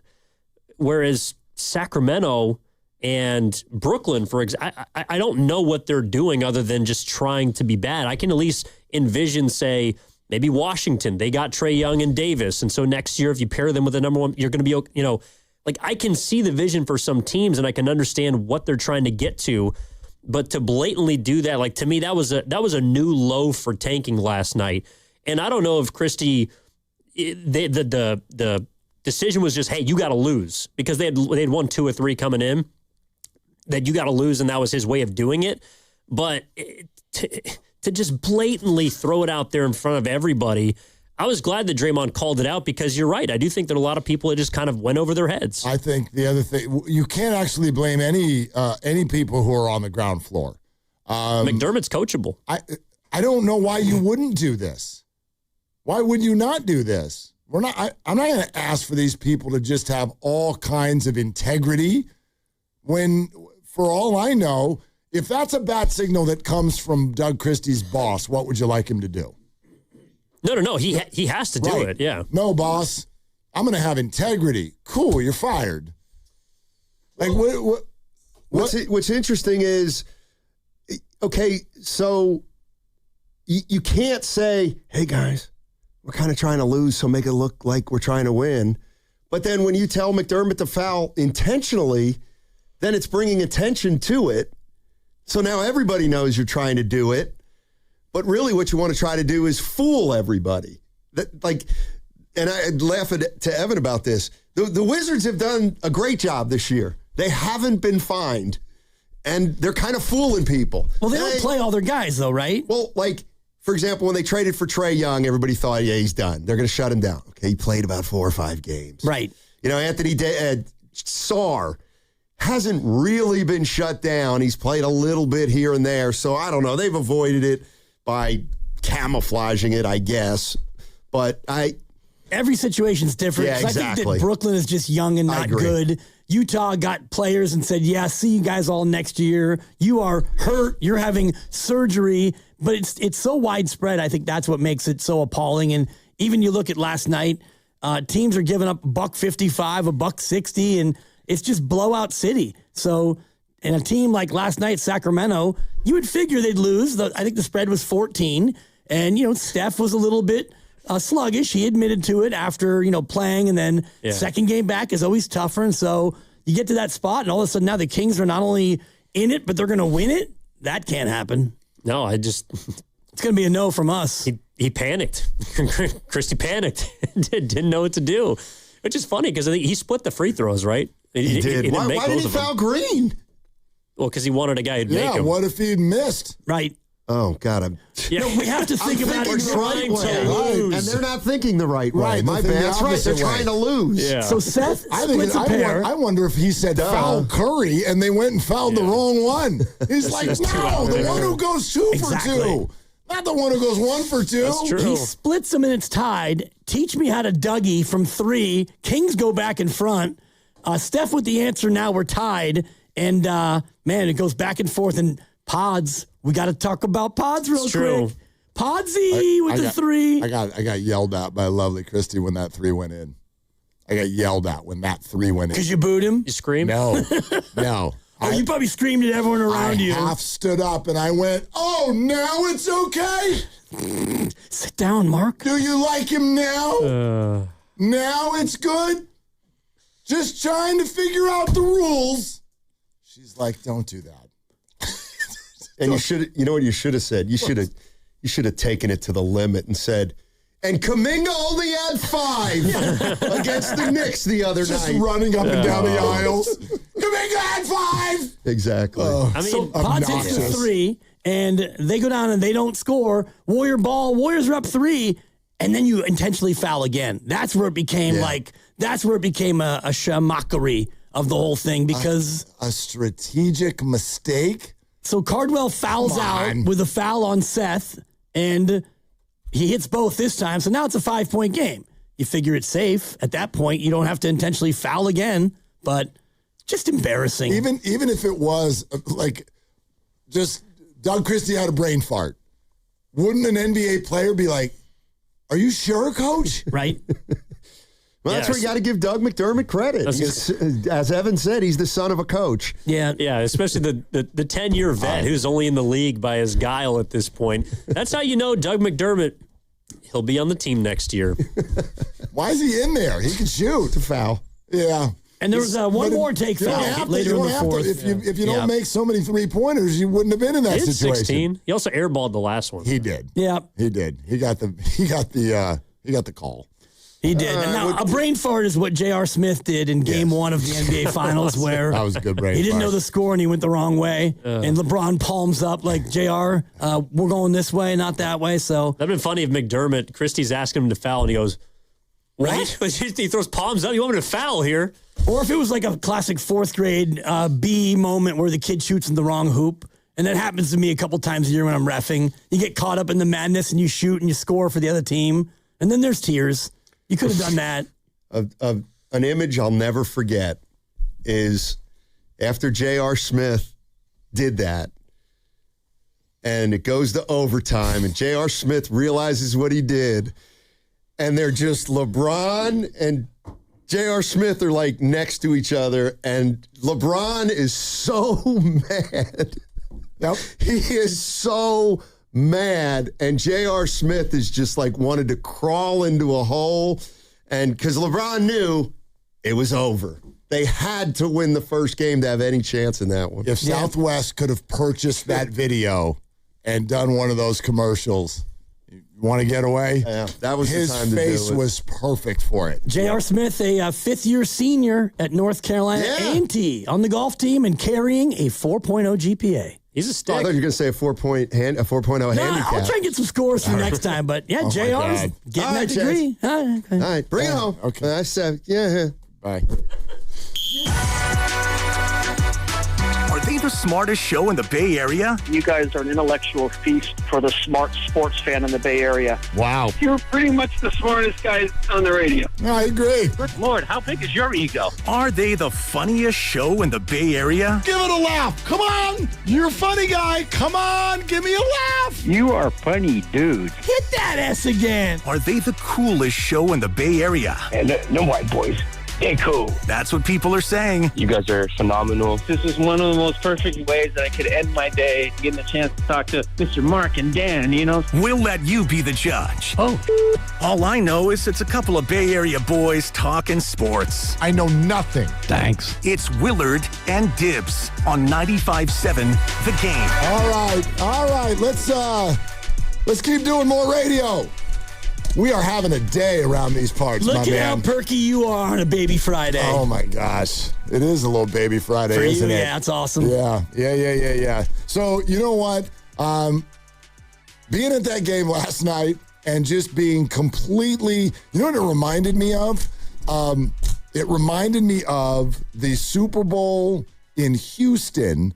This was the Jake Delhomme Panthers against Tom Brady and the New England Pats. And this was the game where Janet Jackson and Justin Timberlake staged that wardrobe thingamabob.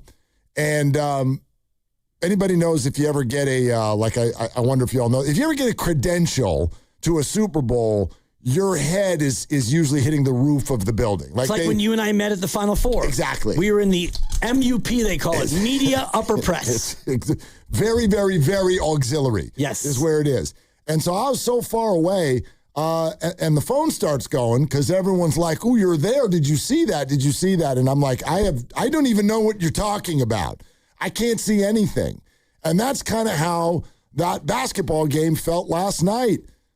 I was well home and in bed on my phone, which is that's what you do when you get into bed. You get into bed and you get on your phone, and I'm looking around and I'm like, why is this game so controversial? Because, you got people, you're at the game, you're looking around, you're saying hi to people are spilling popcorn, whatever, and I just wasn't paying close enough of attention to realize that something was completely wacky that was going on the floor. But I can't wait for the next 24 hours. I can't wait to see everybody try to explain themselves out of this paper bag. Go ahead. I'm all ears. Well, you can call it a strategic mistake if you want, but when you get a spot where you take the lead and there's 3 minutes and change to go, and the Warriors are just making their way down the court, and next thing you know, there's a whistle and a foul, and upon further replay, because, the cameras are following the basketball in the backcourt. It might have been Steph. I don't remember, but the whistle blows, and you hear the whistle off camera, and my first thought was 2 players got into it, and now we're going to have a fight. Yep. Because something happened so far off the ball that it had to be something like that. Blank you, no blank you, and now we're going to drop the gloves. But the replay was just McDermott going over and basically hugging Seth, and you're watching it going, what's going on? And I'm telling you, the kids are with me, and they ask a lot of questions at games. My daughter's kind of wired that way. She asks a lot of questions. But there was a whole lot of what happened? I didn't even see, you're watching one thing, and then the whistle blows, and the crowd is sitting there going, what happened? Our eyes weren't on that. And so I answered it the only way I could because my eyes weren't really on it either. I see the guy walk. There was a foul away from the ball. I remember having that conversation with her. There was a foul away from the ball. But I had no idea that they're over there playing Hack-a-Shaq, even though Shaq doesn't play anymore. Right. And doing it in a very odd time. Right. To a very odd person. And that's what makes it so just kind of stinky because there's 3 minutes to go and you're up 1. Okay, if you're up 4, let's just say, with 38 seconds left, okay, you don't want them to have a Various Curry hit a 3 and cut it to 1, or if it's a 3-point game, that's actually the smart play. If there's 8 seconds left and you're up by 3, you're supposed to foul. Up 1 with 3 minutes to go, you're not supposed to foul, but even if you want to try to get a horrible shooter on the line, you don't foul Seth Curry. No. Who might be third ranked among Currys, but he's still in the low to mid 80s, I believe. Is he third? I know Steph is one Steph in is the I got association. That. Yeah. He is numero uno all time. Right. And I think Dell's right in there. Seth might be ahead of Dell. Point being, if you're going to do that, you're going to do that to somebody who shoots 40%. DeAndre Jordan, for example. Right. But even that, you wouldn't do it up 1 with 3 minutes left. Well, there were varying strategies there, whether you do it when you're behind, whether you do it when you're ahead, what have you. But this one, that's what I mean. I can't wait to see you try to explain your way out of this one.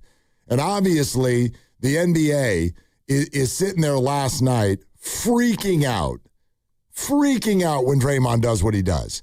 Now, let's back up because we never want to make the mistake of thinking that you all have just heard exactly what Draymond said. And there were multiple, as always, sort of legs on this spider with regard to Draymond's post-game availability. But he starts by calling out the Sacramento Kings for what we're talking about. And oh, by the way, if you don't sort of get the background of this, the idea is that Draymond and others were directly accusing the Sacramento Kings of an open tank job right in the middle of this basketball game. They were possibly going to win. They don't want to move up in the standings and therefore kind of down on the draft board. So the idea was in a close game, maybe somebody from an ownership booth called out the bat signal and said, why don't you go start fouling people with the last name Curry so we can make sure that we lose this basketball game. Here's Draymond. I saw a team tonight foul Seth Curry with 3 minutes to go in the game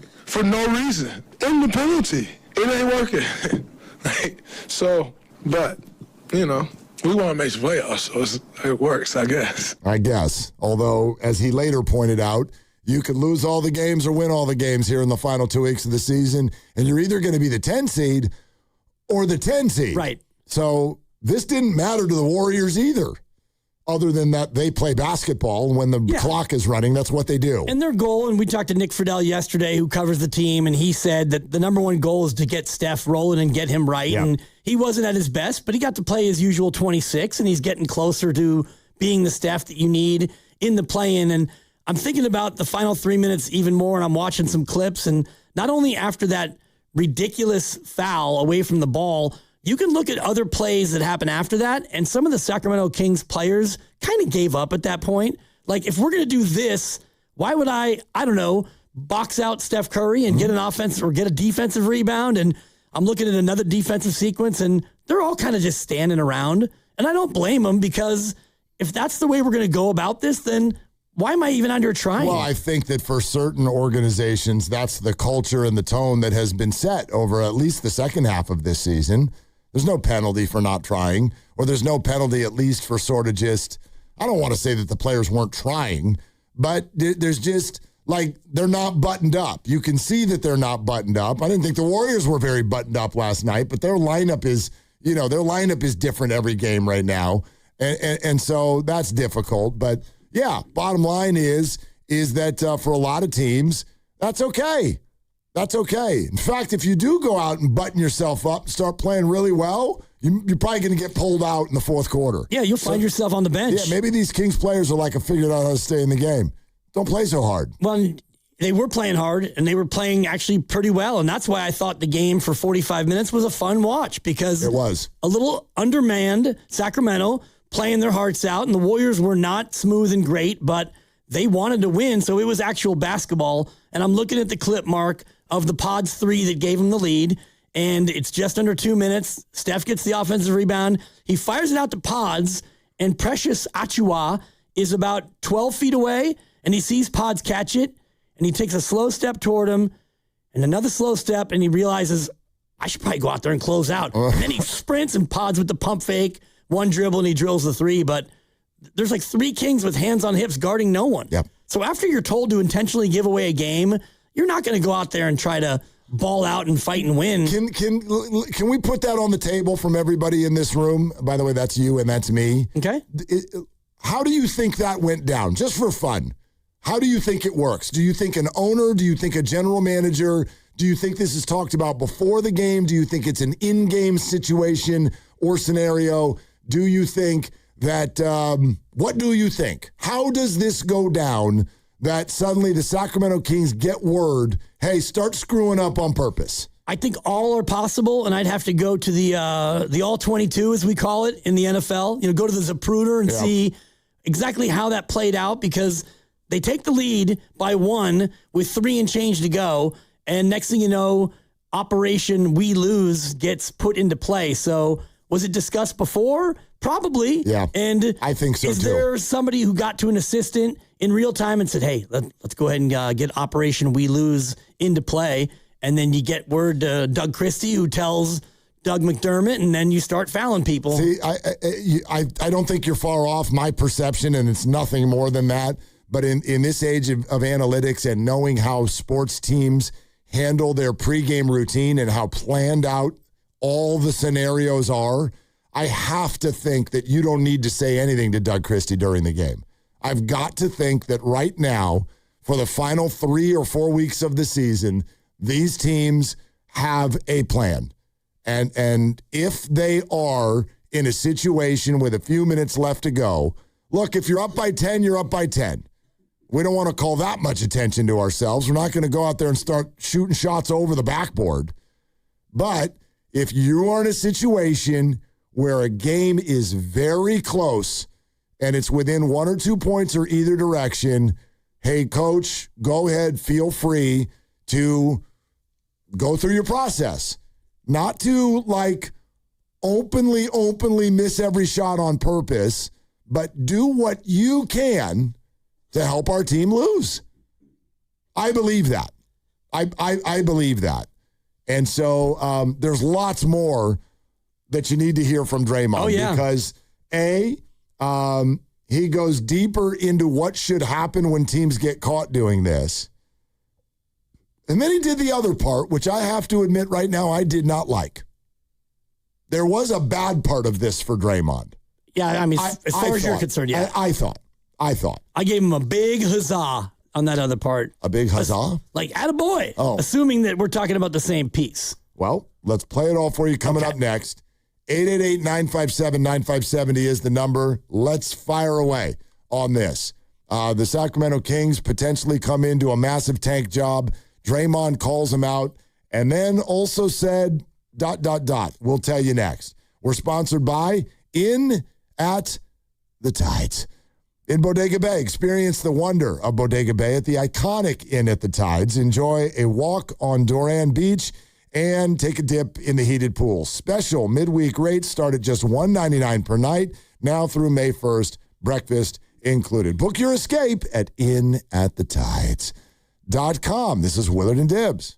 What's your financial future look like? At Pettinelli Financial Partners, we help you shape it. Whether you're planning for retirement, buying a home, or saving for something special, our professionals are here to provide clear guidance and smart strategies. Visit PettinelliFP.com today and take the first step toward a more secure financial future. The financial consultants at Pettinelli Financial Partners are registered representatives with and securities offered through LPL Financial, member FINRA SIPC. Investment advice offered through Stratos Wealth Partners, a registered investment advisor. Stratos and Pettinelli are separate entities from LPL Financial. Running a small business means juggling a lot. Your network has to handle it all. That's where a fiber-only provider falls short. You need a partner who gives you a greater advantage. Introducing the Total Solutions Advantage only from Comcast Business. A first-ever combination of the largest, fastest fiber-powered network, the most reliable Wi-Fi, gig speeds with equipment and security included, and a 5-year price lock. Plus, it's all backed by a 30-day money-back guarantee. The Total Solutions Advantage only from Comcast Business. A new standard for small business with reliability, security, and savings in one. Switch today. Get started with a great offer as low as $60 a month. When you add it all up, no one does business like Comcast Business. Offer ends 6/1/26. New customers only. Requires 300 megabits per second internet and security edge. 1-year agreement, eco-bill, and autopay required. Equipment, taxes, and fees extra. Most reliable Wi-Fi based on Open Signal Awards USA Fixed Broadband Experience Report, May 2025. Kohl's Epic Deals prove one thing. A good deal is the best feeling. Better than remembering your password on the first try. Or that first sip of coffee in the morning. Well, okay, the coffee is pretty close. But still, Kohl's Epic Deals are hard to beat. Save big on comfy tees, sandals, cozy bedding, and more at Kohl's and Kohls.com. Select styles. Offers end April 12th. Some exclusions apply. See store or Kohls.com for details. Batteries Plus presents Power Ballads. If you run a business in any industry, the last thing you need is some dead batteries. We got them in stock, and we're local too. We dream about batteries more than most people do. Batteries Plus, there's no problem too large. Batteries Plus, we're the experts in charge. Hey, Bay Area sports fans, get ready for game day with Laughing Monk Brewing. Whether you're watching with friends or heading out after the final whistle, Laughing Monk has the perfect beer for the moment. With locations in Sunnyvale, Scotts Valley, and Bayview in San Francisco, there's always a Monk nearby. And now, check out their newest San Francisco location in Nopa. From crisp lagers to bold IPAs, every beer is righteously brewed in San Francisco. Grab a pint, grab your crew, and make game day better at Laughing Monk Brewing. Righteously brewed in San Francisco. Are you interested in being an install or service technician? Good news! R&S Doors and Gates is hiring. If you have good mechanical skills and a knowledge of power tools, welding, and motor controls, you should apply today. R&S Doors has openings to repair and install commercial overhead doors, entry doors, and loading dock equipment. You must be able to work in a professional, fast-paced environment. Call 800-FIX-A-DOOR and apply today. That's 800-FIX-A-DOOR. Or visit rsdoors.com. R&S Doors. Look for the red truck. This is the story of the one. As a procurement manager for a hospital system, she keeps every facility in her network stocked and ready. That's why she counts on Grainger to be her single source for thousands of products, from disinfectants to lighting, air filters, and more. And with fast, dependable delivery, Grainger helps her keep every facility stocked, safe, and running smoothly. Call 1-800-GRAINGER, click Grainger.com, or just stop by. Grainger, for the ones who get it done. There's a difference between liking a house and actually getting it. Redfin is built to make up that difference and close the gap between finding and owning the home for you. Redfin agents close twice as many deals as other agents, so when you find a home you love, you're not a step behind when it's time to make an offer. That means less watching great homes disappear and more focus on the ones you'll actually move into and call home. Redfin helps turn saved listings into real addresses. Get started at redfin.com. Own the dream. Did you know about 1 in 3 people with plaque psoriasis may also develop psoriatic arthritis, which causes joint pain, stiffness, and swelling? Does this sound like you? Listen to what it sounds like to be a million miles away. Tremfya, guselkumab, taken by injection, is a prescription medicine for adults with moderate to severe plaque psoriasis who may benefit from taking injections or pills or phototherapy, and for adults with active psoriatic arthritis.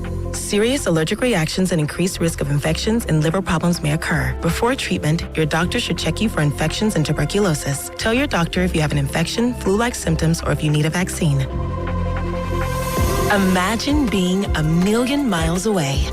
Explore what's possible. Ask your doctor about Tremfya. Visit Tremfya.com or call 1-800-526-7736. Get ready for Jim Gaffigan and his Everything is Wonderful tour on June 13th and 14th at the Masonic. A 4th show was just added. Buy your tickets at LiveNation.com. And for a chance to win tickets to the 4 p.m. show courtesy of Live Nation, visit 957thegame.com.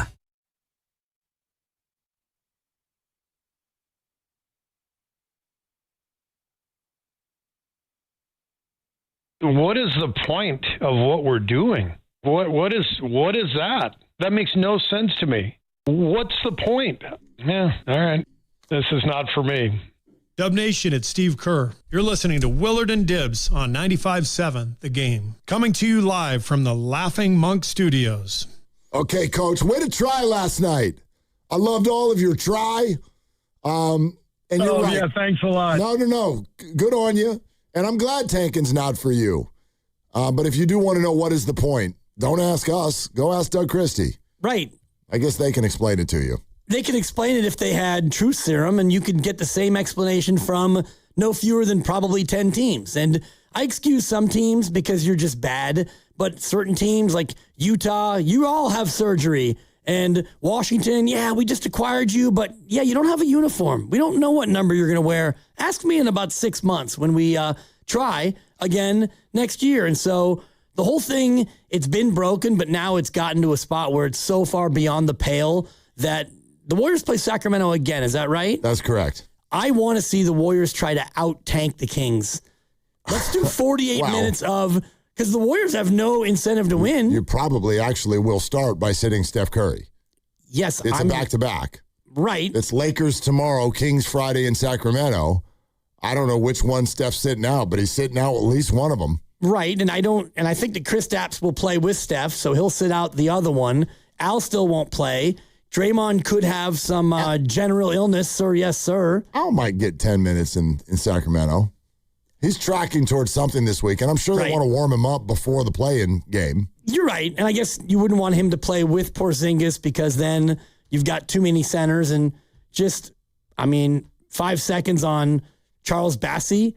He can play for my team next year. I'd like to spend a lot more than 5 seconds on Charles Bassey, just maybe not right now. But I agree with you 1,000%. And Kalena was calling him Bouncy Bassey. Bouncy Bassey. And I was like, yeah, Kalena, because the way he got up off the floor, he jumps, he lands, and then he jumps and blocks a shot. It's like, you don't see that from any Warrior ever. No. Other than GP2, who's 6'2". Right. He's like an actual center that protects the rim and all that stuff. And jumps. Right. And he had a double-double, and he dunks, and yeah, he can stay. I like him. Yeah. I like him. But it also means someone has to go. I'll hold. Okay, yeah. Because I got a name for you. But anyway, we got to let everybody hear all the stuff that Draymond said. So we played for you the fact that he called out the Kings for tanking. Here's where he chose to then take the conversation, and it was more with regard to the players having to suffer through fines as opposed to the teams. I get fined when I do wrong. Just fine the hell out of people. You know, we love taking money from players. Keep fining the teams. I've seen 2 fines. And we all know everybody tanking. But you've seen 2 fines. You know, if it was players, we snatched that money in a heartbeat. Why isn't it the same? Everybody love money. Well, so, you know, the punishment for players is always, let's take the money. Well, now it becomes time to punish teams, and all of a sudden, nobody don't know what to do. Why not? We know exactly what to do when somebody gets a technical foul or suspended for a game. We know exactly what to do. All of a sudden, we got team issues. We don't know what to do. What happened to the whole take the money stuff? Everybody else trying to reach a quota too. But when it comes to player discipline, we want to snatch the money as fast as we can. Come to team discipline, and we see 12 teams tanking. We've seen 2 fines. My math serves me correctly. That's 10 that ain't been fined. Just some quick math. could be wrong, so don't judge me if it's wrong. But I'm going to keep that same energy when it comes to teams, when it comes to officials, when it comes to everybody but players. We don't keep that same energy. But it's a players' league. Okay, so he's absolutely spot on. And that is what is personally hitting him about this issue. So I have no problem whatsoever. I loved that Draymond did that. I did, because he kind of did a mic drop after this thing was over and he walked off, which, again, totally fine. But a piece of me is like, Draymond, you're getting triggered by the fine part of it. And I would have loved for him to even just throw in one sentence about the fans. Right. And the fact that right now we are struggling to know if your sport is legitimate. That's where my mind goes. That's a good way to put it. Is your sport legitimate? Do y'all, and I know y'all do, understand how many things are on the line with regard to the final score and the outcome of a basketball game? Yes, betting is part of what I'm talking about, but it's one of 100 things. But it's a big thing. It's a big thing. And I thought about it last night when it came to the Seth Curry underdog prize picks over-under. I don't know what it was, but it probably was in that 6 or 6.5 range. And all of a sudden now he's getting these late free throw opportunities. And so that goes over. And so if you had a big wager on the less than or the greater than, your whole wager is corrupted by the fact that they are intentionally fouling him away from the ball. And that's the tip of the iceberg. The over-under. How about the season win totals for these teams? Yep. How about the stats that players are putting up and that they use them in contract negotiations the following year? How about just, I like my team to win and I don't even really know if they did? Like, it doesn't matter last night for the Warriors, but what if it did? And do you get to your car and turn on, the post with Evan or if it's Grandy on a different night, and you're literally driving home going, what, but did we win? Did we actually win? Or was it handed to us? There's got to be a very big, what did I just watch thing that goes through all of our heads. Yes, because when you buy a ticket and you were there with the lovely Christy and with the kids, you're going there for a number of reasons, and one of them is to see if your team is going to win.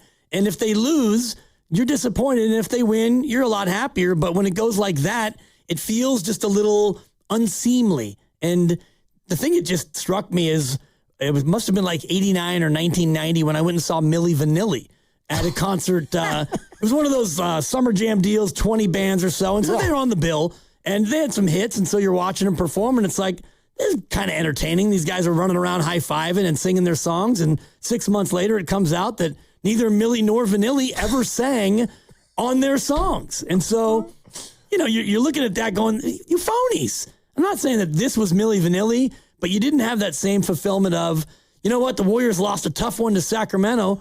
Or, the Warriors gutted that one out against Sacramento. It was, did they really win? Yeah, I feel dirty. A little bit. That was one of my favorite non-sports press conferences of all time. Milli Vanilli? Yeah. You were there? No. What do you mean I was there? No, I wasn't at the press conference. It was on TV. Oh, that's right. Like when the whole thing came out. And then, I don't know, I love that you call them Milli and Vanilli. I don't know if that was their name, so I don't know if it was Milli or Vanilli. Mike and Vince, I think. But one of them came to the microphone and was all pissed off at the accusations. So he just comes up to the microphone, and instead of, taking questions, he just walks up and he goes, girl, it's true. And you're like, that's not what the song sounds like at all, actually. Right. So that actually just made it worse. It was his way of being like, I can sing this. Yes. I'm like, not angry. You can't. No, and even when you're not angry. Yeah, go. Let's take this in a different direction. But anyway, look, there was a piece of this, though, from Draymond that I didn't love. And it's an extension of the tanking conversation where I will totally admit two things. One, he's right. And two, I love that he did it. There are only so many players in the NBA who have the cachet to do what Draymond Green did last night. And so that I really like. The Warriors often take leadership responsibilities in ways that they know not everybody wants them to do.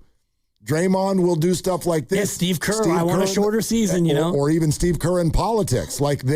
Steph Curry has done so as well. Like, they will come out and say, we understand our standing in this league. We understand our responsibility. We're not going to be shy away from that.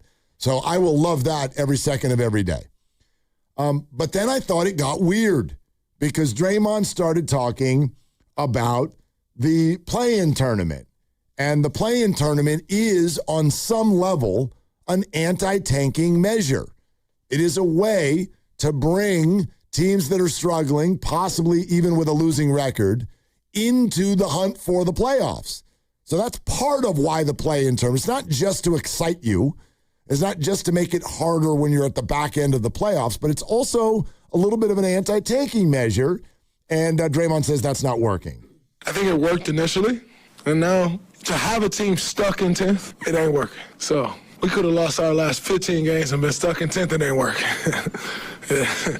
But it works for a little bit. If you could be stuck in 10th and lose all the last 15 games of your season, and you could be stuck in 10th, it ain't working. So, yeah. I think the play-in was made for teams to not tank. I think that's the part that everyone forgets. The play-in came about to make teams like maybe through 12 or 13 keep going. They ain't keep going. They kind of slowed down, and then they hit the brakes. So okay, he still hasn't said anything that's wrong. I think he's spot on, and I've been anti-play-in for the entirety of it. Why? Because of kind of what he's saying, and this year really is an example where it got exacerbated because 11 is 10 games back at 10 in the East, and 11 is 11 and a half back at 10 in the West. So I think that it's gotten to a spot where if you fight for the 10, now you got to beat the 9, you got to beat the 7-8 loser, and you play either a 63-win team or a 57-win team. The likelihood of you as the 8 beating the 1 is not great, and the likelihood of you being in the bottom 5 and getting a high pick is greater than the likelihood of you beating the 1 seed. I'm gonna say that there are multiple reasons for the play-in, and that aspect of it, I'll agree, doesn't work. However, I still think, and this is where my focus always is, I think it works for the fans. And the reason it works for the fans is it creates it creates dynamic games with urgency. It creates elimination scenarios like we love in March Madness. And I don't want to hear that, but who cares if you get the 10 seed or who cares if you, we watch games that are the 16 versus the 1, and we like it because it's an elimination game, even though there's next to no chance that it's going to go a certain way. Two times in history. Right. And then what I love about it is I think that if you are not in the top 6, you should have to work harder to get to the playoffs because you haven't earned a free trip to play the 1 seed. So I love those two aspects of it. But now this is the piece that got me. This is the piece that I felt I thought that was the piece that got you. No, because because right now he's having a perfect game in my eyes. He is. But then he said this. It's not exciting. It's not. But, I'm a competitor. So going to the game, I'm going to do all I can and win. But it's not that exciting. Do you think you'll be excited next week when you have 2 do-or-die road games that, they'll be on big stages? Well, listen, you go on the road in a game that you need to win, I think, as a competitor, you're going to rise to the challenge, But I'm not going to sleep tomorrow night like, man, we got this play-in next week. Got to get my rest. No, it ain't that exciting. So here's what bothers me about that. And again, I know where you're going. It's not that he's lying. There's no lying here. No lies were told. Draymond's never, at least last night, he was never, quote, wrong. But I didn't have to love it, and I'm willing to bet plenty of money that the Warriors didn't love it either. So here's the deal. We're out here. They're out there in the streets doing Warriors.com. Get your tickets. Click and roll. The best player that your franchise has ever known has been in a gym. He has been in Celebrini's office. He has been chatting with nutritionists. He has been working on what he calls a new normal. And he has been doing this for weeks and weeks on end so that he could fight like crazy to wrap his knee in a brand new wrap that'll probably be with him for the rest of his career so that he could fight his ass off to get back this week in order to get ready for next week, because he and the organization have referred to next week as meaningful basketball. And Draymond Green walked to the microphone last night and spit on all of that.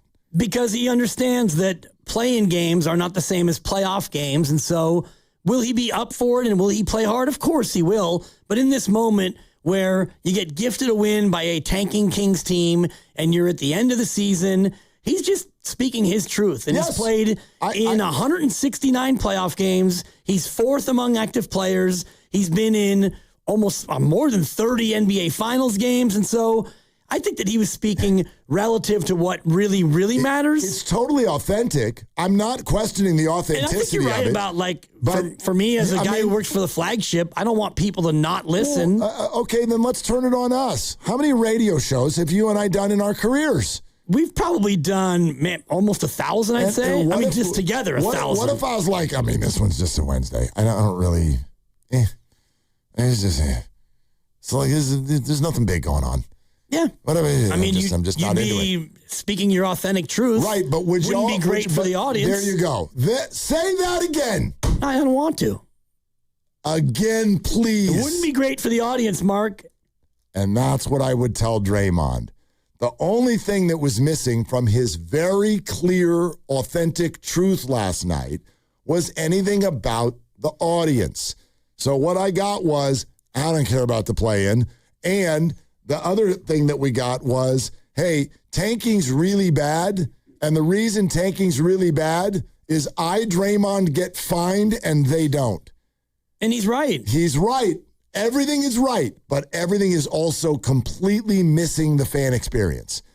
I want it, to me, Draymond Green getting fined and the Sacramento Kings owner not getting fined is sort of less offensive than my friend who spent $800 for him and maybe his kid and his kid's friend to go to the game last night in the 200 section and realize that what they're watching is a scripted performance.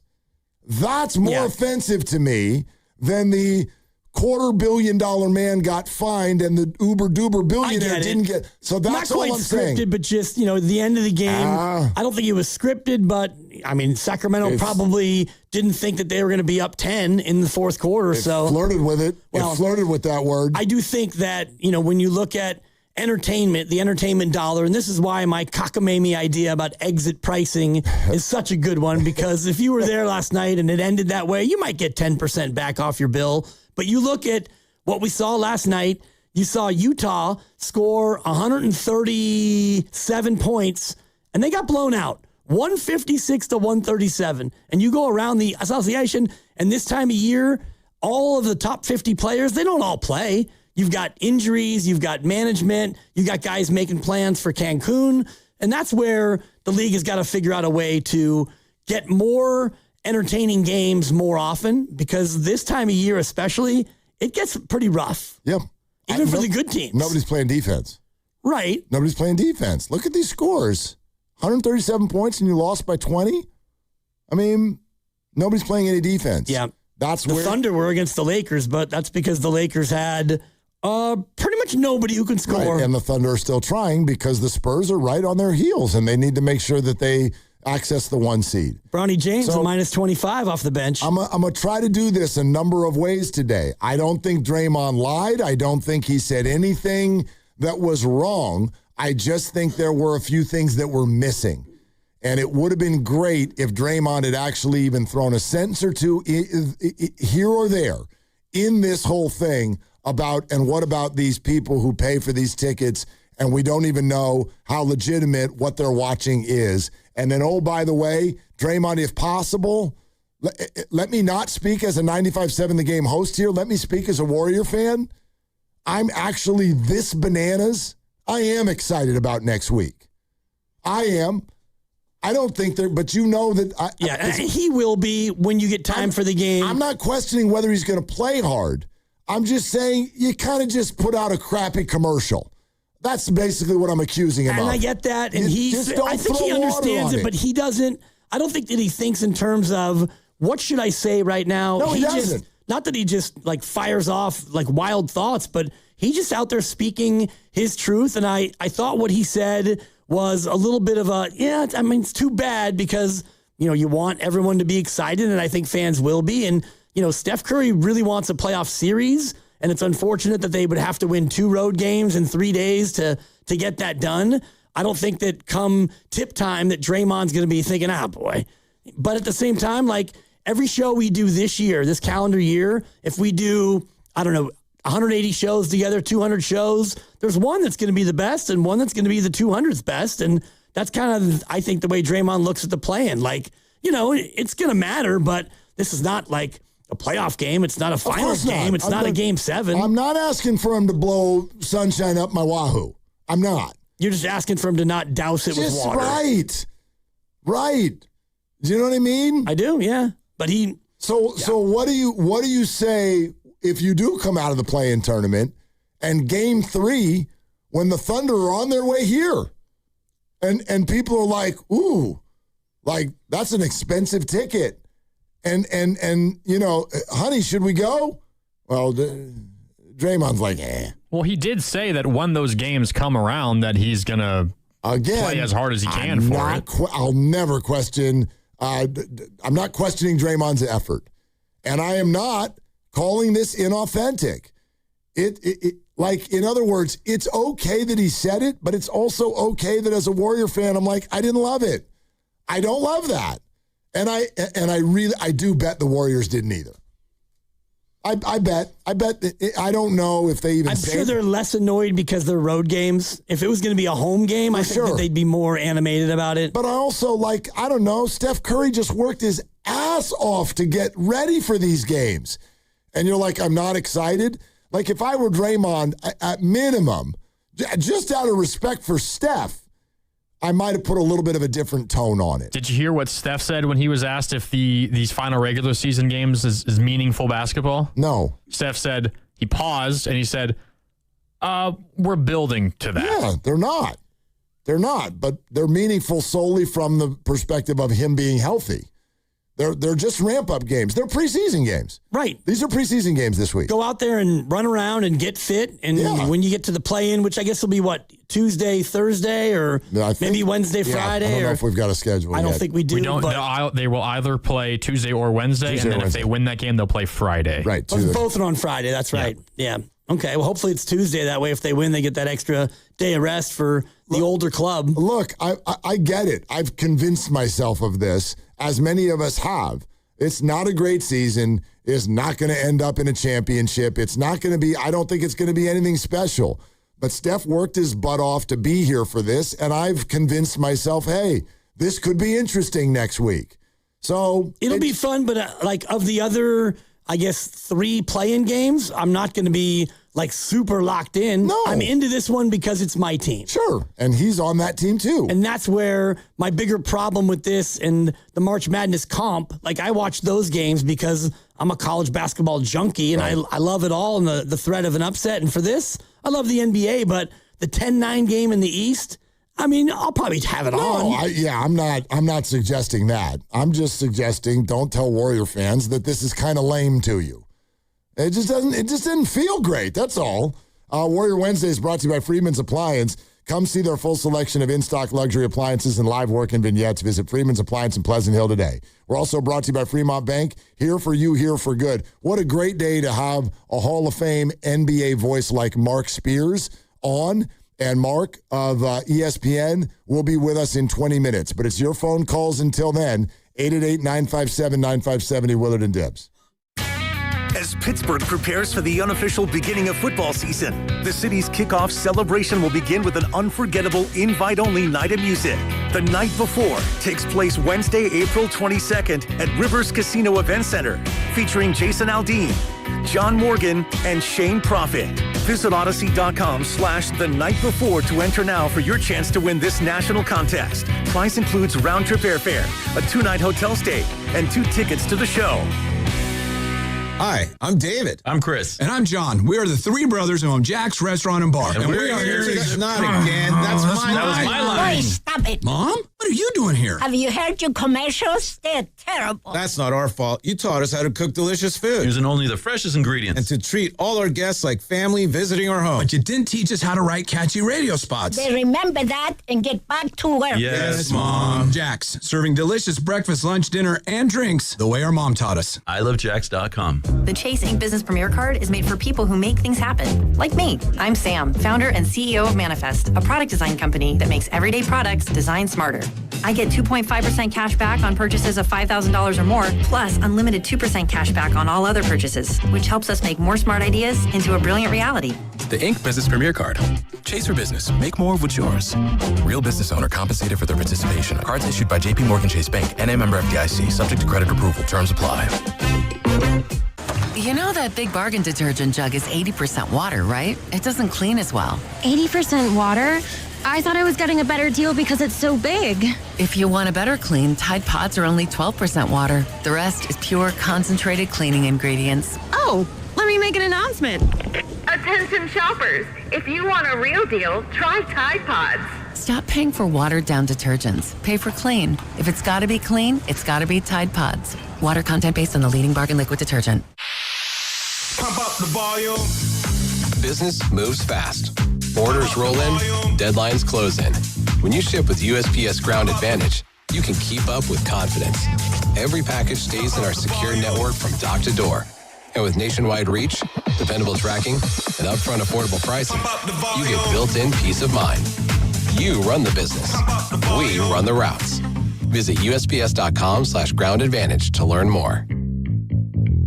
Running a business means wearing multiple hats. So if you're like me, you probably started out using your personal phone, taking client calls and texts nonstop. As my business grew, I needed something smarter. That's when I switched to Quo, the #1 business phone system. Quo works right on your phone or computer. No carrying 2 phones, no clunky landline, just one easy app you can try for free. Your team can share one number and handle calls and texts together like a shared inbox. Any teammate can jump into the conversation, so customers get faster responses. And Quo's AI assistant summarizes your calls and responds to customers 24/7, so you never miss a lead or opportunity. All this starts at just $15 a month. That's basically 2 coffees. You can even keep your current business phone number. Find out why 90,000 businesses trust Quo. No missed calls, no missed customers. Try Quo for free at quo.com/sports. That's quo.com/sports to try Quo free. QUO.com/SPORTS.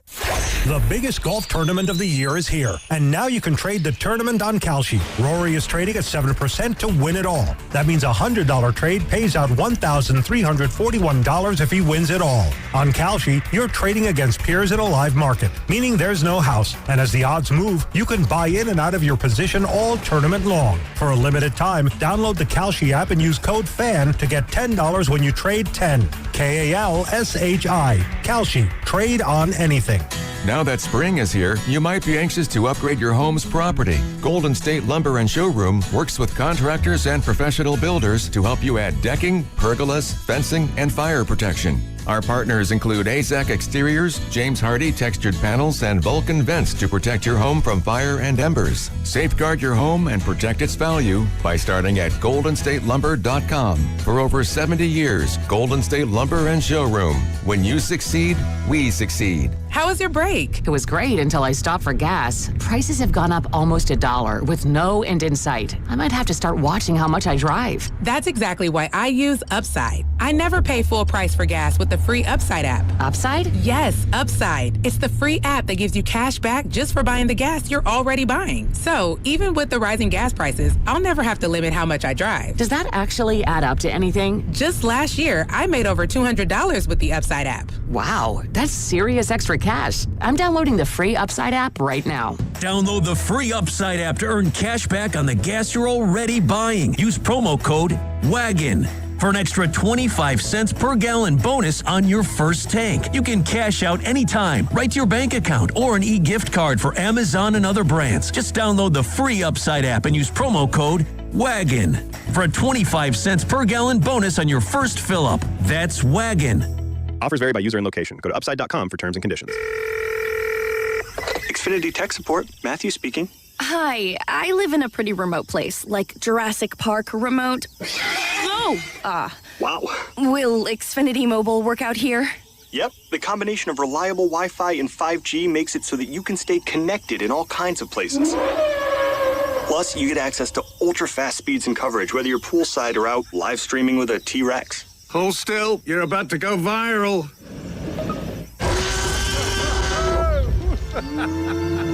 Welcome to a new era of Wi-Fi boosted mobile. Cut your mobile bill in half with 2 lines of unlimited. Learn more at xfinitymobile.com. Xfinity. Imagine that. Watch Jurassic Park with Xfinity. Restrictions apply. Xfinity Internet required. Savings comparison based on promotional rate for 2 lines of Xfinity Mobile Unlimited versus 2 lines of T-Mobile Experience More, Verizon Unlimited Plus, and AT&T Starter as of February 10th, 2026. Taxes, fees, extra. You're listening to 95.7 The Game, KGMZ-FM and HD1 San Francisco on Odyssey Sports Station and the home of the Golden State Warriors and Valkyries. Always live on the free Odyssey app and now coming to you live from the Laughing Monk Studios.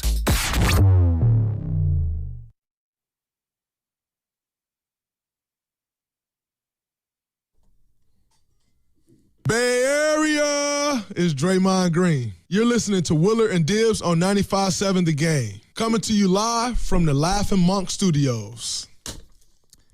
And Mark Spears will be here in like 13 minutes. The Hall of Famer. ESPN Mark Spears. Multiple Halls of Fame, that guy. Yeah, he went and did it with his career, man. And what a great day to talk to him when we have kind of a broad NBA issue like Draymond was talking about, calls out the Sacramento Kings for tanking, says the play-in tournament is not working, and despite the fact that he will be ready to ride and as a competitor play his butt off, also admitted the play-in tournament is not really all that exciting to him. It's just not, and it is broken, and I don't know if there's a fix for it because you get into that spot where you can fight like heck to be the 10, and if you're the 10, odds are you're going to get rolled, or you can go the other direction, which is easier. Hey, everybody, all our good players, you're going to sit. We're going to make sure we're at 11th or worst in our conference, and we'll go ahead and see you all next year. We'll see you in the aisles. And so the incentive to fight for 10, it just isn't enough to merit, putting out that effort. That I get. I mean, how many Warrior fans have we talked to that actually want them to lose in that number 10 so that it's like, cool, go get your game, but then let's keep the pick, please. Stay in the lottery. There's a lot of Warrior fans who feel that way. I don't know if they can have it in their heart to actually sit down and root against the Warriors when they're out there trying. I doubt that, but at the same time, I think it's one of those things that, let's say the Warriors do lose next Tuesday, I think it takes about 2 minutes after the game's over before you go, maybe it's better. You get over it. Yeah. If they win 2 play-in games and they're in the playoffs, they have a 0% chance of getting top 4, 0% of being number 1 overall. If they lose one of those games, they have a 9% chance of top 4 and a 2% of number 1 overall. So the chances aren't great, but you're saying there's a chance. So, I mean, y'all ever buy a Powerball ticket? All the time. Yeah, chances are pretty bad. But even if you stay where you are right now, which is 11, the difference between 11 and 15 really isn't any difference in this draft, I don't think. I mean, who knows? That is 4 more players, and maybe that's the guy you really wanted. But I think to answer it another way, there are 15 really good players in this draft. At least. Yeah. Let's take some calls. Let's go to Dave in Fresno. Hi, Dave. Thanks for calling in. Hey, guys. Thanks for having me on the show. Yeah, man. What's up? I wanted to touch on the whole pause thing. I know you guys kind of touched on it. I had a chance this last week to listen to you guys, the afternoon show, the morning show. And 2 points I want to bring up about that, if you allow me, is that first point is, listen to you guys defend him and the other guys. It's like, come on, you guys are grown men trying to defend another grown man. Only thing missing from that take was orange slices and Capri Suns because he tries hard and gives good effort. Come on, Dave. That's a bunch of bull. I'll let you finish, but I completely reject whenever somebody says we're trying to defend him. It has nothing to do with defending a human being. It has to do with calling out behavior that I find poor. That's what it is. It has nothing to do with taping up for pods, okay? All right, that's fine. All right. And I respect that. And to that, you need to respect why fans do not, because I've heard you ask why you fans don't like him. They give you a point, and you're like, whoa, that's invalid. That's so long ago, whatever. No, I don't need to respect it, Dave. And with all due respect, no, I don't. Okay. Like, you can give me an answer, and I don't like it. You ever heard a politician give you an answer, and you're like, I don't like that one. I don't like it. I do not like all of the reasons people use to come after this guy with such vitriol. Again, he's not perfect. There is absolutely room for criticism. I have said the same thing repeatedly. It's let the punishment fit the crime. The punishment here is absurdly loud, my opinion. Right. And what I was just going to say real quick, and that's why I respect your opinion. I try to compare kind of like SGA, where SGA, I know he's not a Bay Area player or whatever, but he's an MVP, puts up numbers, he's this, but fans just don't like him. For whatever reason, they do not like him. And you can argue his credentials, his stats, and some fans just don't like it. And that's just how they feel. So I hear what you're saying. I'm just trying to tell you that whether it is about Paz, and I'm saying I would have booed him, that's just how they feel, bro. Like, we ain't got to agree with it, but Dave, we just got to accept it. Dave, your comparison, you think Oklahoma City Thunder fans don't like SGA? No, I'm not saying that. Okay. What I'm saying is that because you bring up all the positives about Pod, right? How he plays hard and does this, we can be positives about SGA. Like, how could you like him? MVP? But that's the games that you just don't love and respect. But Dave, that's a player on a different team. His own fan base would never. They would never, and they wouldn't for Kason and other people who are just role players on that team. Like, they just would not do that. And so I get what you're saying about, because I'm not a big SGA fan, but I don't like the Thunder. So I can pick all kinds of players that play for other teams and not necessarily appreciate their game. And I'm not going to tell you I love all Warrior players the same, but I think that you can understand the difference between people not really appreciating somebody who plays for a different team and then a case where a player is disliked by his own fan base. You can see the difference in that, no? Yeah, totally. And for, a different sport, Barry Bonds. Like, not everybody like Barry Bonds in the Bay Area. I mean, there's certain things about fans that if he finds something they just don't like, they probably just go hold on to it, Bo. But, hey, I respect your opinion. I just want to put that out there, man, because it's really fascinating, probably more so interesting with this and what's going on with the rest of the season, because the season's pretty much over. But I just want to get that point out there that the fans, we crazy, man. Like, one thing could just let herself, bro. Yeah, no doubt. Appreciate that. And thank God you're all crazy, Dave, because if you all weren't crazy and we weren't crazy, then we'd be playing records down the hall. I respect that and understand it. I just don't I don't think any of those comparisons are the same thing. And in fact, the Barry Bonds situation, what an unbelievable documentary this could even be. The fan base here in San Francisco overlooked all kinds of unbelievable red-handed facts and still, to this day, love Barry Bonds. Well, they eventually became red-handed facts. At the time, it was, then the book came out, Game of Shadows, and there was, looks like he's gotten a lot bigger in some unusual areas. I mean, there was some common sense pieces to this, too. Like, his hat size grew like 4 sizes. That's the thing. And so, yet he was doing what he was doing, and it was exciting, and you went out there, and when you watched it, you stopped everything in your life to watch him bat and how he did it with that small bat that he used, and he choking up and just kapow and the rest of it. So you're right. And you can think about any other player, if it's SGA and his foul baiting or Luka Doncic and his constant complaining. Our players, we always will look past certain things. No doubt. No doubt. And I'd love to even share with Dave some behind the scenes stuff here at the station, which is that because you're bringing up comparisons and historical references, and that's great. I think that's part of sports talk. We love doing that. And there has been a lot of talk off air here at the station of people going, you ever seen anything like this? You ever seen a fan base just grab a player that was drafted by your team and Sure, not perfect, but like just about every metric out there would tell you that at minimum, it's like better to have him on your team than not have him on your team. He's a net positive almost every season. Like, I don't care if you want him to be your 2 or your 3 or your 6 or your 7 or whatever, but like better to have him on your team than not. Plays every game in an era where no one else does. And so we're all trying to rack our brains to go, have you ever seen this before? And guess what? Nope. Nobody can find the historical reference, and no, it's not Mike Dunleavy.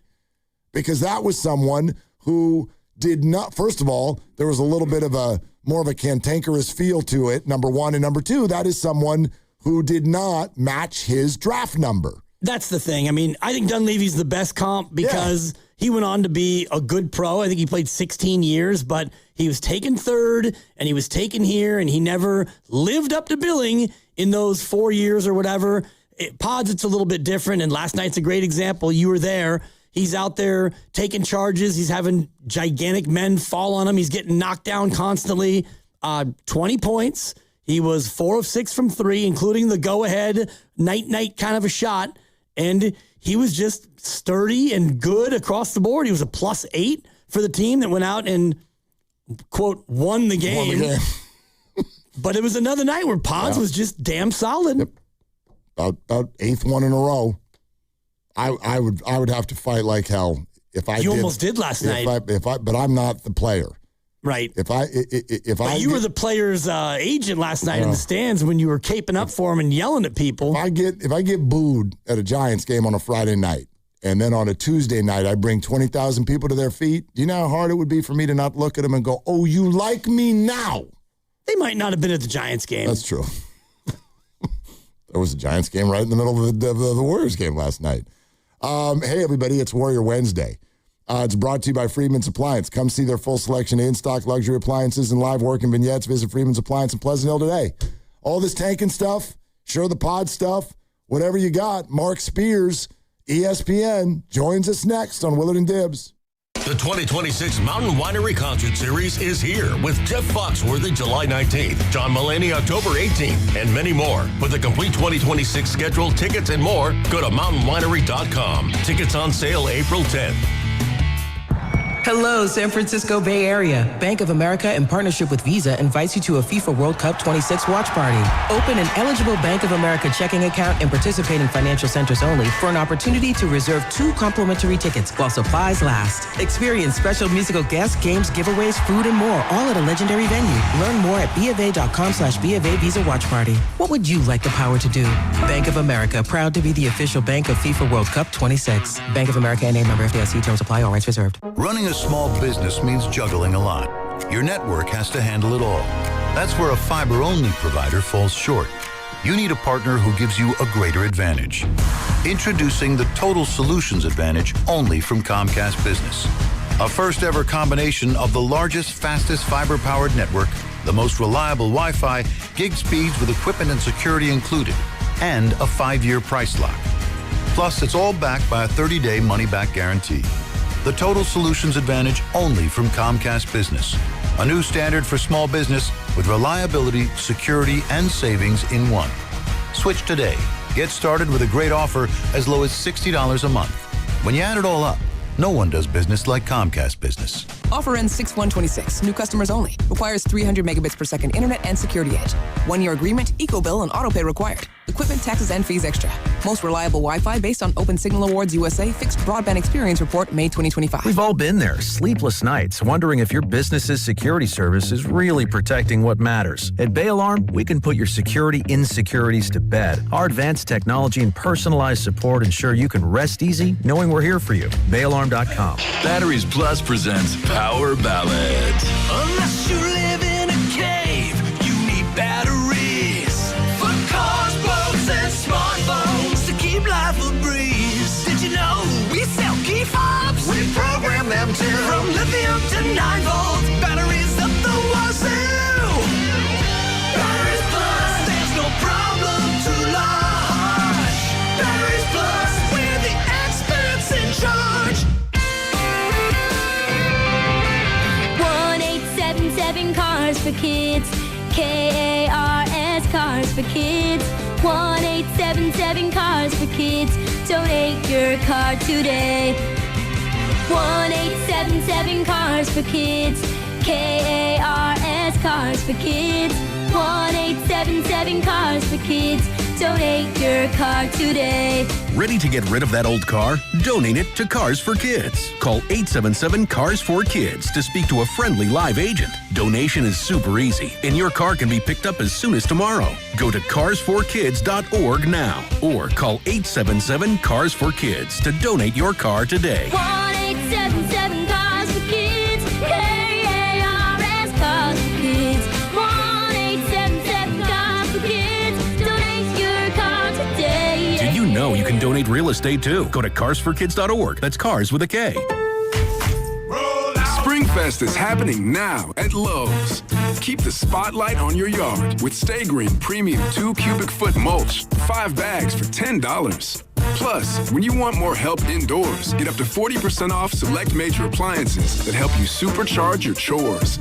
Our best lineup is here at Lowe's. Valid through 4/22 while supplies last. Selection varies by location. See Lowe's.com for details. Mulch offer excludes Alaska and Hawaii.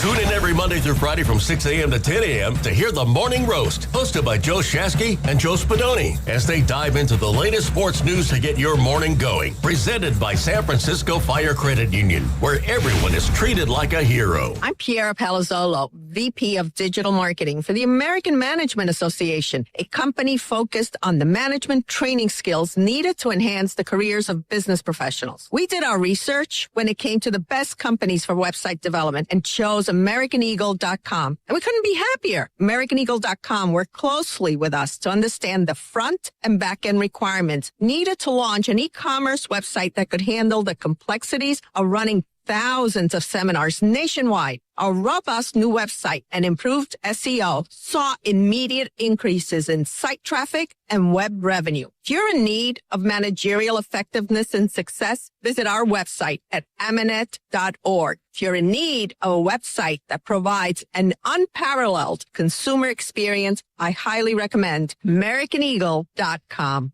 Transform your business today. Dial 877-WebNow1 for a free digital consultation with AmericanEagle.com. There's a new kind of energy at Starbucks. When your day needs a reset, try the all-new energy refreshers. Strawberry acai, mango dragon fruit, or the all-new mango strawberry. The refreshers you love, now with extra caffeine. New energy refreshers only at Starbucks. Wish your life came with a warning app? That dog does not want to be petted. Well, life doesn't always give you time to change the outcome, but prediabetes does. Take the 1-minute test today at doihaveprediabetes.org. Brought to you by the Ad Council and its prediabetes awareness partners.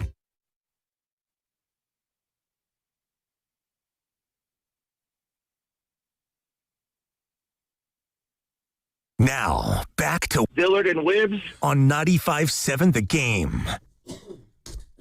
It's just a lot of Hall of Famers running around right now when it comes to the NBA in San Francisco. We're just in one of those moments where like Steph Curry and Draymond Green and Jimmy Butler and Steve Kerr, and it's just Hall of Famer. And I know some of them haven't been in yet, but they will. And then every week on Willard and Dibs, then there's Mark Spears with ESPN, Hall of Famer. You know what I'm saying? Halls of Famer. Yeah. I would imagine. Got to be multiples. Like there's a college one, there's a basketball one. I think he's even in the bald guy Hall of Fame, if I'm not mistaken. Well, BGHOF. Let's find out. Let's go out to the River Islands guest line. Mark Spears joining us, courtesy of Kendall Jackson Wines, an official wine partner of the Golden State Warriors. Mark is also in the Hall of Fame of setting up a day for a buddy, because speaking of Kendall Jackson Wines, me and the lovely Christy had a little day out there last Saturday.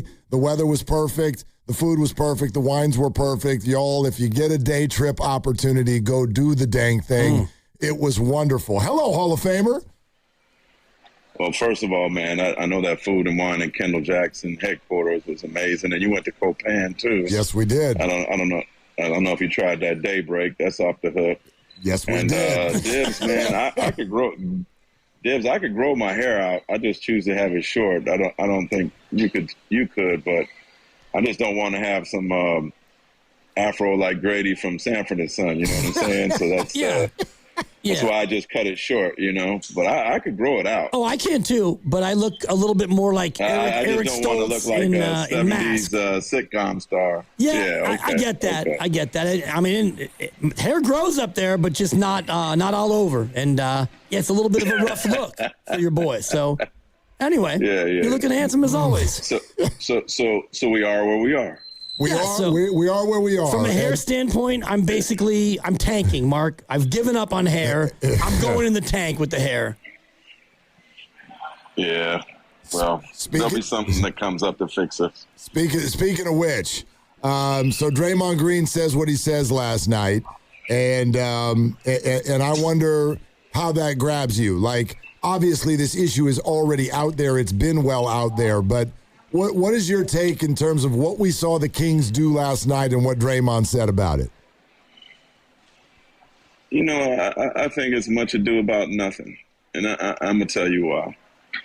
You know, the draft lottery is a lottery, right? Yeah. Like, what if they were doing this? What have they guaranteed?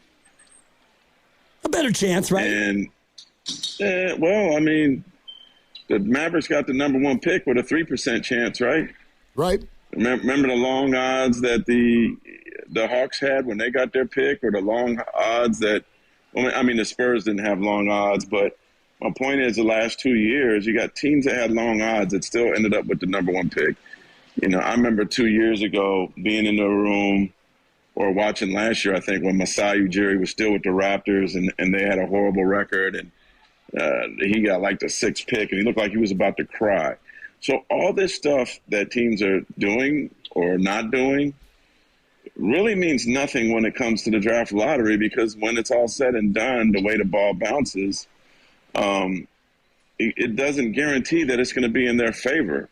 You know, I remember covering the Nuggets in 2003 when there was this draft where there was this guy named LeBron James, and the Nuggets had won 18 games, and it was supposed to be between them and Memphis for the number 1 pick. And Memphis had acquired, or in Cleveland as well, Memphis had acquired Vancouver's pick. Well, it was Vancouver's pick. But Memphis had acquired Detroit's pick, And what ended up happening was the Nuggets got the 3rd pick. I mean, it ended up being Carmelo Anthony. But that being said, they did all that for LeBron James. Nothing is guaranteed. I'm going to be at that draft lottery, and I'm going to laugh when it all shakes out. And all these teams that are doing this, that, and the third to get in the top 3 end up getting their feelings hurt. But your feelings are hurt at the same time, though. You can only slide so far. So it's not only getting the best odds to be number 1, it's also ensuring that you can't slip and slide too far down the board. And that's where I think the tweak needs to be made, where just because you're the second worst team doesn't mean you can't wind up at 11th or 12th. I don't like that, because then the reason why I don't like that dropping that far is because then the bad teams just stay terrible, man. It's like they don't get any better. Like, beauty's in the eye of the beholder, what you determine of tanking or not taking, like, who could really judge that? But if a team gets punished, and what if they weren't doing something wrong, and they, you know, a team that doesn't, that's like let's say if like the Warriors don't make it into the playoffs, they're like the 13th seed. I don't know which one where they land. Maybe you guys got that. 11. But like it's not out of the realm of possibility that the Warriors can get a high pick, right? Like, because just what we've seen. So that if anything, I think it should be limited to 6 teams, maybe 8 teams. It shouldn't go that far. And also, this is a one-off draft, so I get it, right? Like, this draft is so great that even if you're 8, 10, and even at 13, if the Warriors are 13, like, they're still going to get a really good player that could help them next year. But next year, it ain't going to be the same.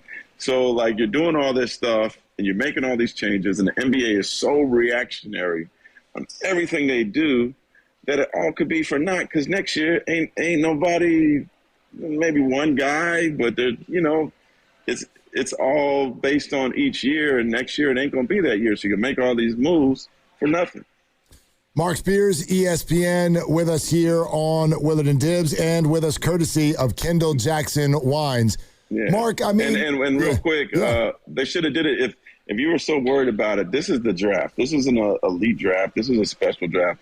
They should have did this a year before, not after. Because after, like, let me know when the next great draft is. I can't tell you. So it's too late. Well, I wonder this, though, Mark, because to me, when I see what I saw last night, if we take Draymond completely with what he's saying and we buy that something was really amiss from what Doug Christie was doing, well, then this is about much more than just the draft. Like, we're talking about an illegitimate finish to the game. So, I mean, what do you... but we've seen that a couple times. Right. We saw that with Memphis. For sure. Remember the Memphis game? And all of a sudden, like, didn't they have like a 10-point lead with 5 minutes left? And pulled their all people. Of a sudden, and pulled everybody. Yeah. So this ain't new. No, it's not, but it's been happening. But Adam Silver's got to do something about it, right? So what does he do? You make this change, then next year nobody cares about the draft, and what was it worth? Then some team, like, it's for nothing. It's too late. He should have did it. If he was going to do something, he should have did it for this year's draft. I can't tell you when the next great draft is. So it's all for, like, next year we ain't got to worry about this. A little early, but I mean, unless they could make it to affect this current draft, it's all for nothing, really. And I think that this is the draft where it doesn't matter as much because you've mentioned this, Mark, a bunch of times, like 1 through 10 or 15 or maybe even 20. You can find a good player. It's 2 years ago. Yeah, 2 years ago when Wemby goes to San Antonio, that's the time where, it's going to be slanted and kind of unfair. Yeah, I mean, I do feel like they believe that there's this top 5 group, which to me includes A.J. Debinca, Darren Peterson, Caleb Wilson, Cam Boozer, and now Darius Acuff, that they believe is, that top 5. But I'm going to tell you what, man, like there's going to be, I hope we can run this interview 3 years from now, maybe 5 years from now. Oh, yeah. Because I think Nate Ament's going to be really, really good, right? I think the Karim Lopez from Mexico is going to be really, really good. There are other guys that are going to get picked a little later. Mikael Brown Jr., have you watched him play? He had a back injury. Yep. He could fall a little bit. Like, he's nice. He had 45 in a game.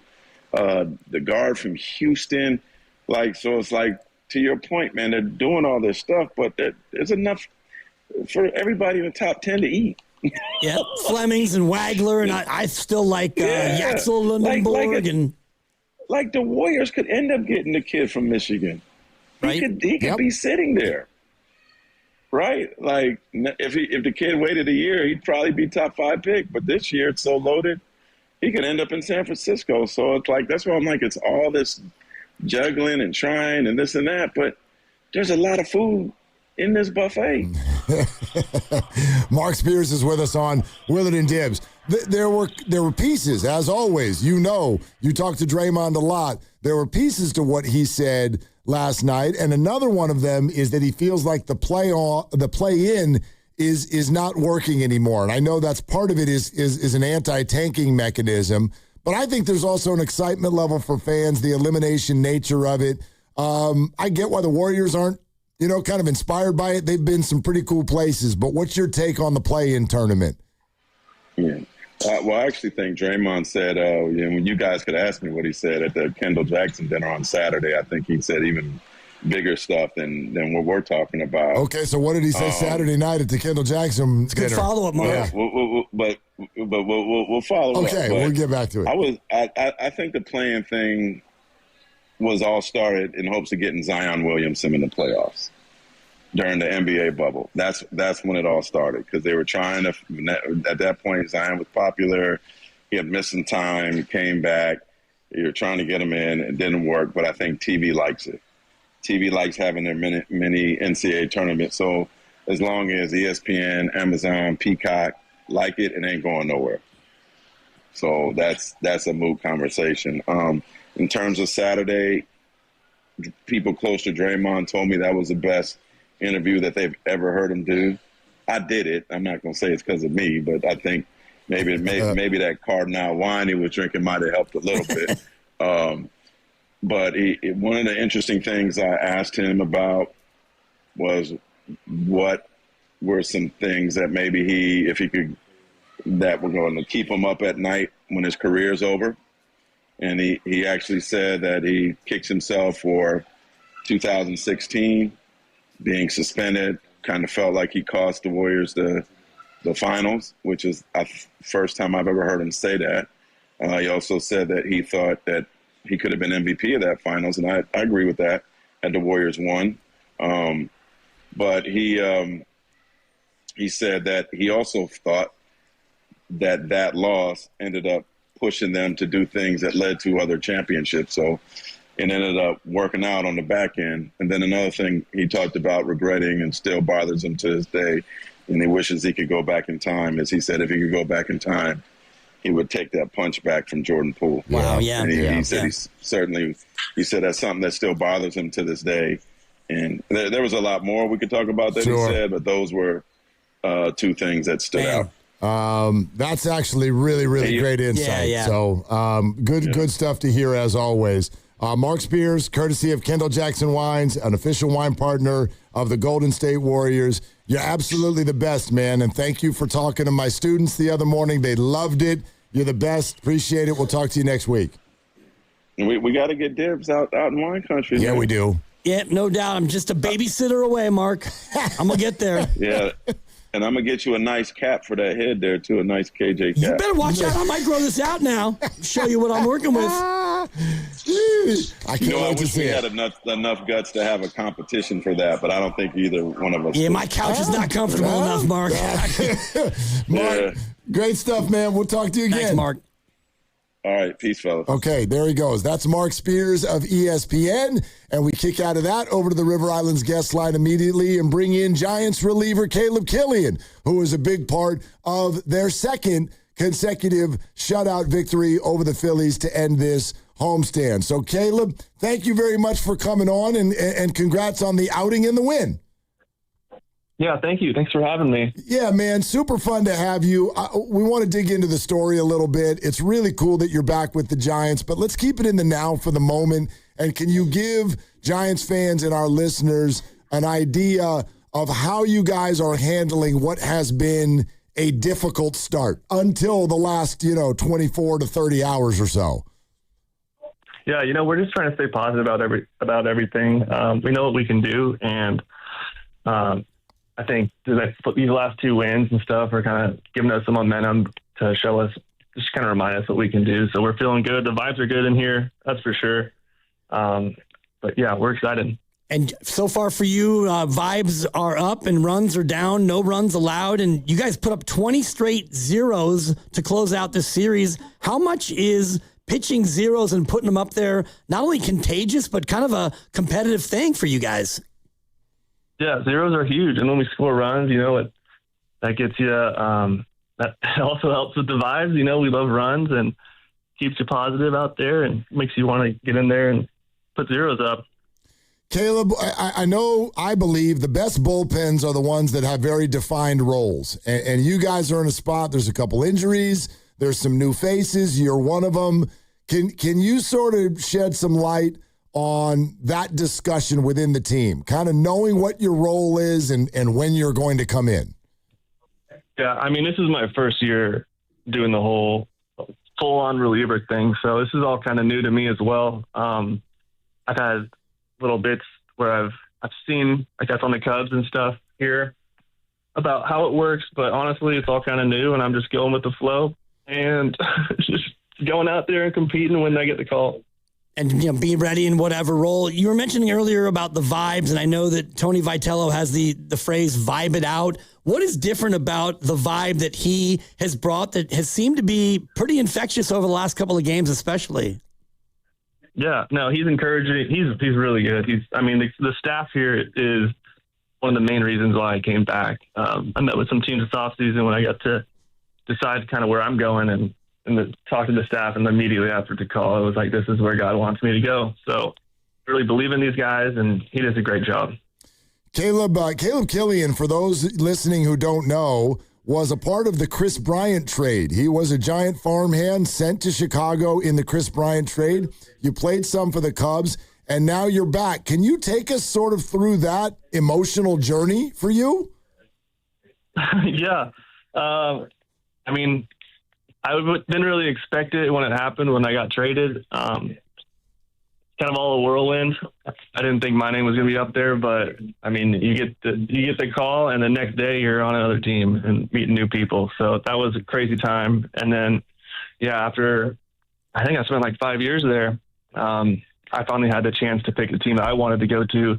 And I mean, it says a lot that I came back to this team, because I had good experiences here, and I believe in the staff, like I said before. Didn't really have many bad things to say, so I'm glad to be back. Happy, very grateful. Yeah, so no hard feelings after something like that, Caleb? No. I mean, it's a business too, you know. But no hard feelings. I had really good memories here, so yeah, I wouldn't be back here if I didn't. How tough is it to kind of have the yo-yo career that you did with the Cubs organization, where you get some big league time and then it's back to AAA and you're kind of bouncing around? How tough is that mentally on a pitcher? It's not easy. Yeah, I mean, I think anyone that's gone through that would agree that it's not the best situation to be in, but I mean, it's also my own doing. I didn't establish myself in the big leagues, so you kind of run out of opportunities. So I can't blame anyone but myself. Caleb Killian, Giants reliever, is with us, and I'm looking at even just like I'm trying to see how many major league appearances you had before this year. Something must have clicked this year, right? Something must have clicked that got you this spot. So what is it? You know, I'm not sure yet. I think it's a combination of things. But the new role, just kind of going out there and competing, giving my all, I think some encouragement just from the coaches too has helped my mindset a little bit, and then just trusting God's plan, letting him lead it. You open up 3-8 and you come back with back-to-back victories as you get ready to set on a nice cross-country plane. You mentioned the vibes are good. What's going to be kind of the atmosphere as you head to Baltimore and you don't play again until tomorrow? Good vibes. I think we got a long flight coming ahead, but we got an off day tomorrow, so we'll get to rest up there. But I don't know. It's new to me. I think this is our first show playing, so I'm looking forward to it. Yeah, I just realized that. So now I'm looking at these numbers. Today was what, like your 14th or 15th game in the history of your major league career. So this is all new to you. Oh yeah, no, I've never made opening day before, so that was really cool to be a part of and experience. That was awesome. The whole smoke flag, American flag in the air, that was incredible. Just spectacular. Now, you just mentioned it's your first show playing, so this will be your first road trip essentially as a major leaguer. No, I have been on a plane before. I guess this plane, they're calling it a show plane, so I don't know. I guess it might be a little different. I haven't seen it yet, so I don't know. But I'm excited for it. I mean, they have to have described something to you, right? You have no idea what this is? This is something different? I believe so. Yeah, I think maybe the chairs are different. I don't know. I'll let you know when I find out. I love it. Probably no middle seats is what I'm imagining, and full reclinability. And maybe like edible food. Yeah, well, there's usually food that they do have. Right, so, right. But maybe this is like indulge.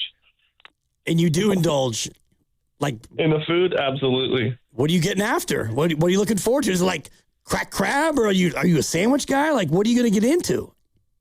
Maybe they'll have Chick-fil-A.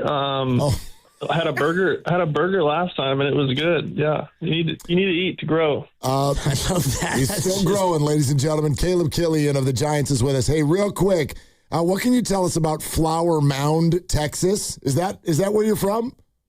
That is where I'm from. Yeah, that's where I grew up. Tell us about good it. Good town, good spot. We're right next to a lake, so I spent a lot of time hanging out there, having bonfires or wakeboarding, whatever. Gets hot in the summer, but that's why you got to go to the lake and cool off. It's a good town, safe. I liked it. I enjoyed it. How many people? I still got my in-laws out there. How many people are out there? I want to say at least 70,000. Okay. So 60, 70,000. Yeah. They got to have multiple Chick-fil-A's. And when you go, what's your order? Spicy chicken? Honestly, I'm not a big Chick-fil-A guy anymore. I was in college, but if they bring me a Chick-fil-A sandwich on the airplane, I'm going to eat it. I'm going to eat it. There it is. Caleb, thanks so much, man. Congratulations on the show plane, the performance today, all of it. Thanks for coming on. Thanks for having me. All right, there it is. Caleb Killian, Giants relievers. Actually, pretty cool story. Very good story, Yeah, he was one of two prospects the Cubs really, really liked in that Chris Bryant trade from a number of years back, but then toils around with the Cubs for a few years, ends up a free agent, back with the Giants, makes the squad, striking people out today on the mound at Oracle Park. And getting on a show plane and getting ready to eat. And you look at his career, and it's AA, AAA, Single A, Fall Ball, Arizona League. Oh, here's a cup of coffee. Sorry. AAA, AA. And now he's on an opening day roster. Now he's back. Yep. And heading for the show plane. Pretty cool. We're brought to you by Fremont Bank. Here for you, here for good. We will react to that. Coming up, yes, the Giants were victorious today, so we'll get into them a little bit as well. 888-957-9570, it's Willard and Dibs.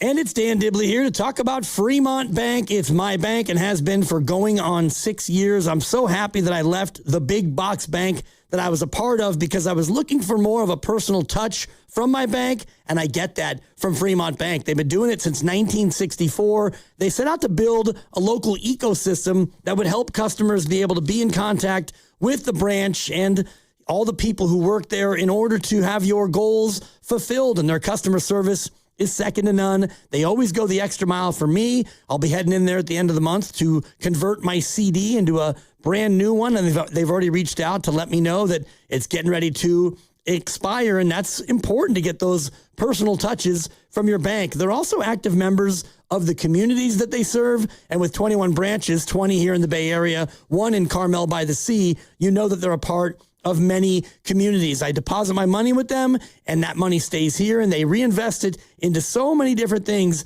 that make the Bay Area great. Go in and see for yourself what full-service banking looks like. It's Fremont Bank, turning family-owned businesses into household names. Hello, San Francisco Bay Area. Bank of America, in partnership with Visa, invites you to a FIFA World Cup 26 watch party. Open an eligible Bank of America checking account in participating financial centers only for an opportunity to reserve 2 complimentary tickets while supplies last. Experience special musical guests, games, giveaways, food, and more, all at a legendary venue. Learn more at BofA.com/BofA Visa Watch Party. What would you like the power to do?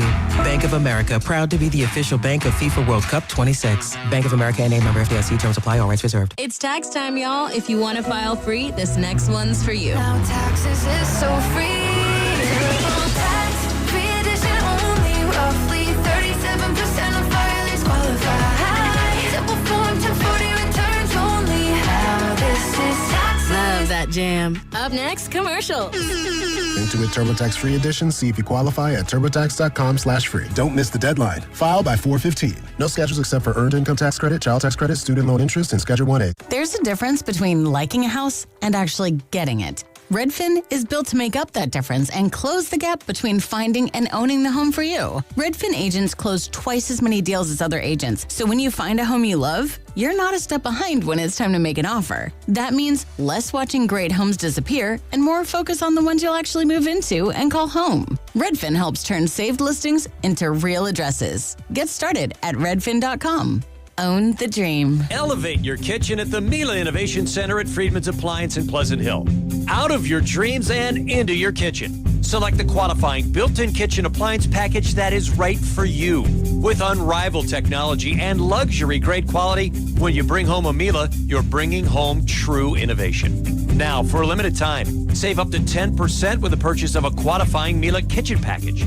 Visit the Miele Innovation Center at Friedman's Appliance in Pleasant Hill or at friedmansappliance.com. Want to interact with the hosts but can't call? Text the Boxer and Gerson Work Injury Attorneys text line at 888-957-9570. Boxer and Gerson, Northern California's premier workers' compensation law firm, helping injured workers get their lives back for over 40 years. Hi, I'm David. I'm Chris. And I'm John. We are the 3 brothers who own Jack's Restaurant and Bar. And we are here to... Not again. That was my line. Boy, stop it. Mom? What are you doing here? Have you heard your commercials? That terrible. That's not our fault. You taught us how to cook delicious food. Using only the freshest ingredients. And to treat all our guests like family visiting our home. But you didn't teach us how to write catchy radio spots. They remember that and get back to work. Yes, Mom. Jax, serving delicious breakfast, lunch, dinner, and drinks the way our mom taught us. ilovejax.com. Doors and loading dock equipment are a crucial part of your business, and one you probably don't think much about until they break. A broken door or dock leveler can be a real security threat, along with disturbing the flow of goods in your business. Luckily,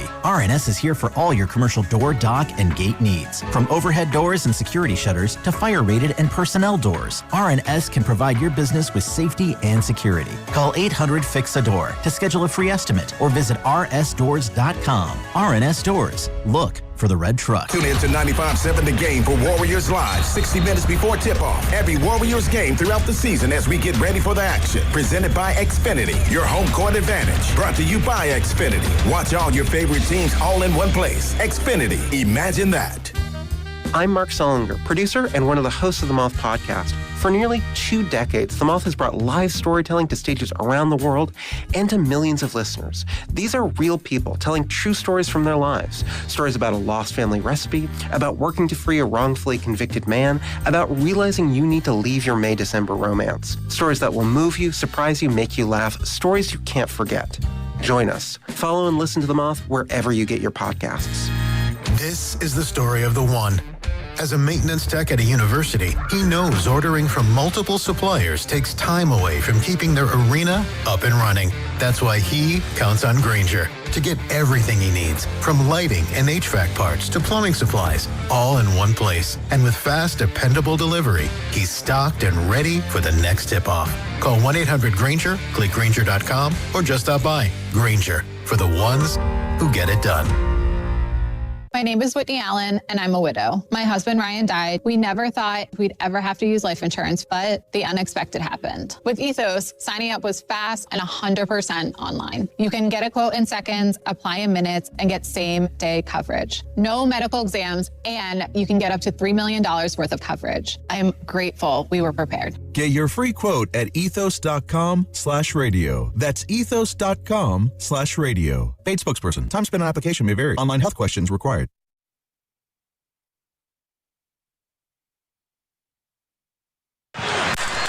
Devers hits a high drive.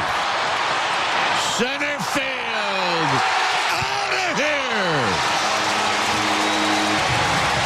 You think that felt good for Rafi Devers? Goodness gracious. Just a belt high challenge, and he was laying right in the bushes for it. And he did not miss one bit of it. And backspins it right over the center field wall into the net. I'm a Giants fan. That's Bonds-like, and it clears the bags. Now, back to Will and Dibby on 95.7 The Game. Yeah, that Devers home run, and both last night at Oracle Park and then today, felt a little similar in one aspect to the Pods 3 last night. Felt a little bit similar. Because 3 points were scored in each. Very good. And I say points knowing that they're runs. You can think of other comparisons if you want. We'll see if you get the one that I'm thinking of. Both left-handed.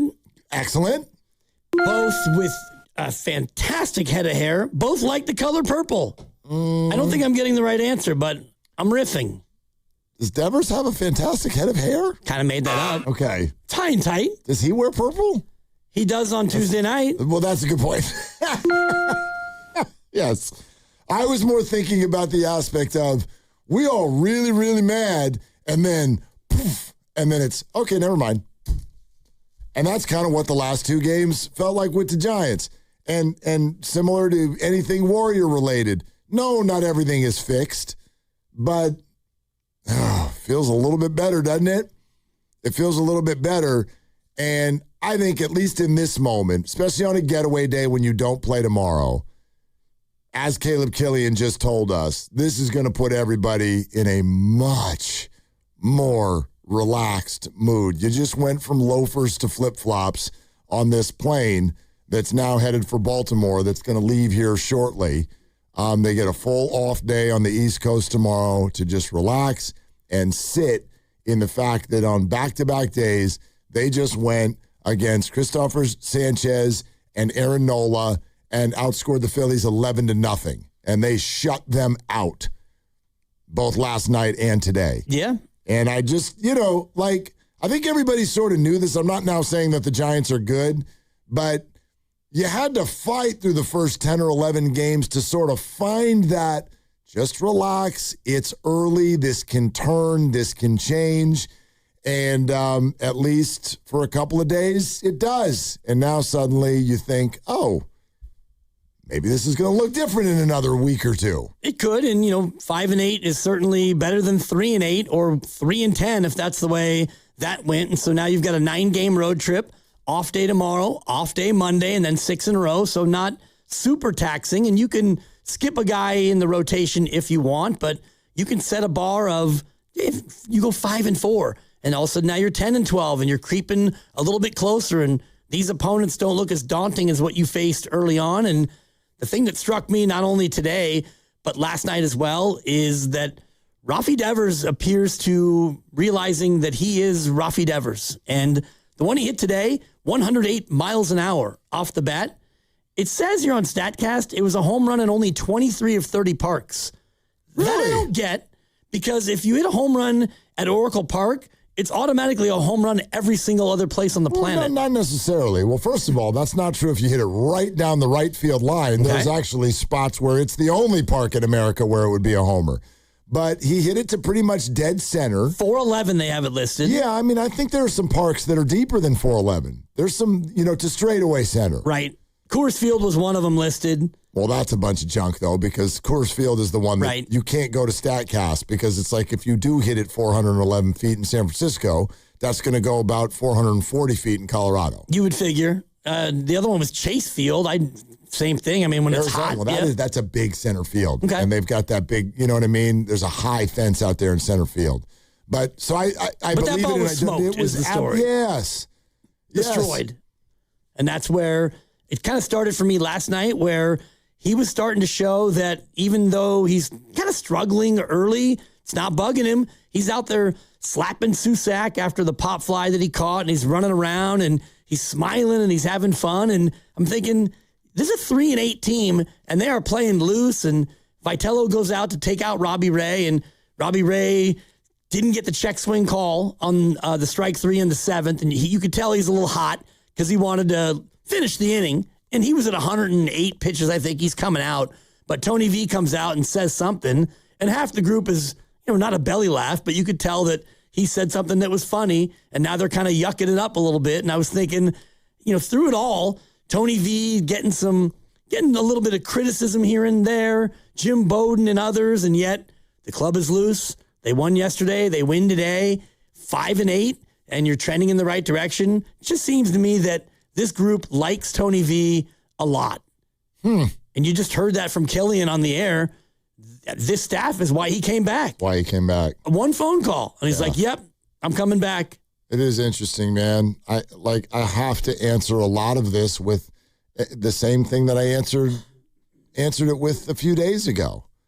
I think it's the only way to be fair. I don't know.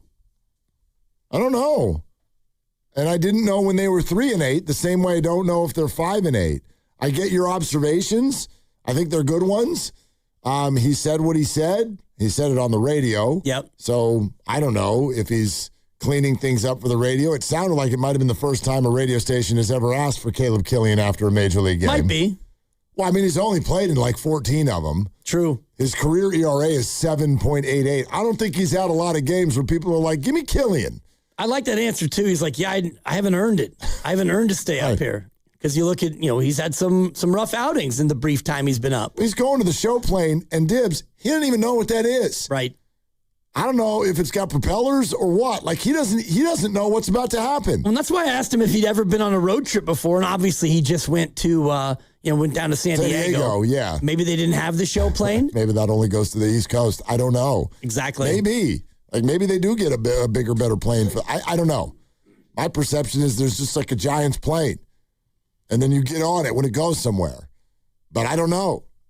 Yeah, you just never know. Maybe the shorter trips, they use a less expensive plane. Maybe they get free videos on this one. I don't know. What is the show? I thought that was the nickname for the Bigs. It is, but when you're going all the way back east, you get the show plane. Having flown on the SaberCats plane, which the San Jose Sharks would borrow the SaberCats plane. Oh. Because the SaberCats did everything beyond first class in the extinct Podunk Arena League. Yeah. That plane, you open up with appetizers, and everybody's got their, like, it's a one-seat row, basically. One seat on this side, one on the other side.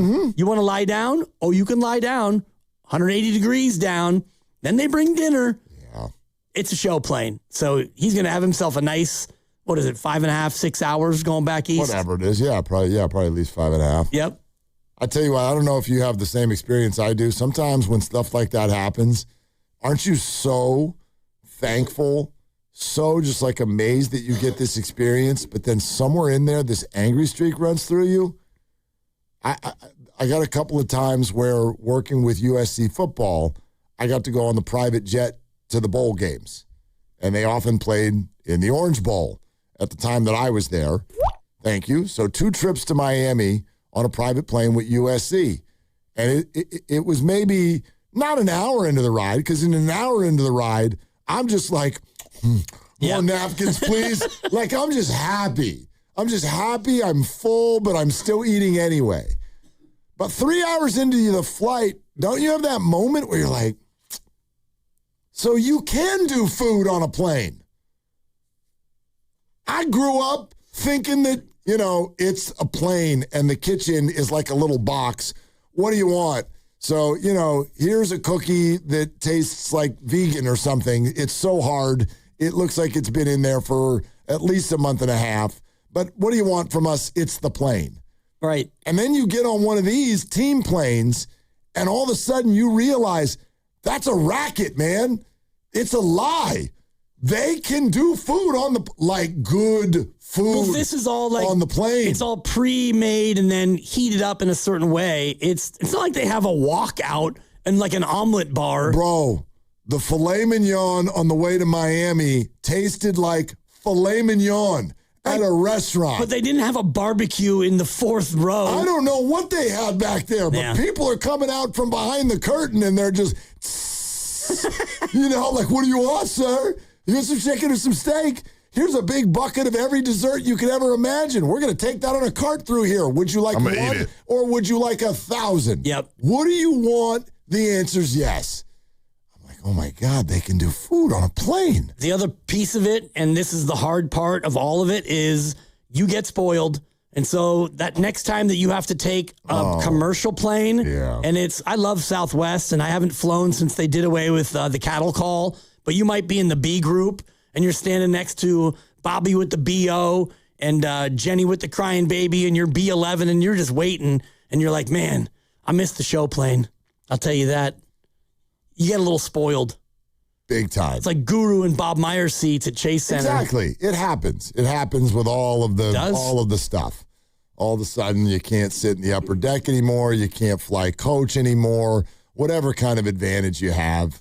I don't know. Can you not go get fast food anymore? All that stuff. You can always squeeze that in. Yeah, that's a good point. But anyway, so the show plane, the Giants, 6-0 last night, 5-0 today. And Dibs thinks the Giants love Tony Vitello. Until I see anything to the contrary, and I go back to the Alex Pavlovich article from spring training where he's given the guys a hard lesson on the field and there's some eye rolls and Matt Chapman's behind him nodding. Mm-hmm. And this is from Pav's article. And I can just picture it. And Chappie's now hitting and Devers has come alive and Adames is working to the opposite field, which is always a good sign. And so slow starts and last couple of days is a small sample, but through it all, I haven't seen any signs of what's this guy doing? Well, okay, few things on this. And 888-957-957 is the number. You're listening to 95.7 The Game, KGMZ FM and HD1 San Francisco, on Odyssey Sports Station and the home of the Golden State Warriors and Valkyries. Always live on the free Odyssey app and coming to you live from the Laughing Monk Studios. I don't know if they love Tony Vitello, and I don't know that there's any broad stroke that we can give. I'm sure there are plenty of guys who are like, I give him an A. And there are plenty of guys to be like, I give him a B and what have you. I'm sure his relationship with all the players is not the same, but I don't know if they need to love him. I don't know if that's what this is about. I know that they need to respect him, but they don't need to love him. I mean, we were actually talking about this. Remember when Matt Chapman yelled at Casey Schmidt and we were doing like an hour or two on, have you ever yelled at anybody at work? And nobody would say no. Of course, there's been yelling at work or there are hurt feelings at work. And how about with your boss? You agree with him all the time? Do you love him every day? Or her, whoever your boss is, whatever you do, I'm saying him because that's what we, like actually we've got one of each. Depends on how far up our chain you want to go. Do you love him every day? Do you have tense conversations? Absolutely. But at the end of all of it, I think it works best and the company will do best if you're simply sort of having that respect for boss. Doesn't need to be, I love him, I like him, like I'm going to go to war for him. But I think there needs to be an underlying respect. And when you come from college and go to the pros, that's especially true. Absolutely. And, you have to also be authentic to yourself, right? So you can't just come in and kowtow to the vets because you want to curry favor and win them over. You still have to be the guy that you're going to be.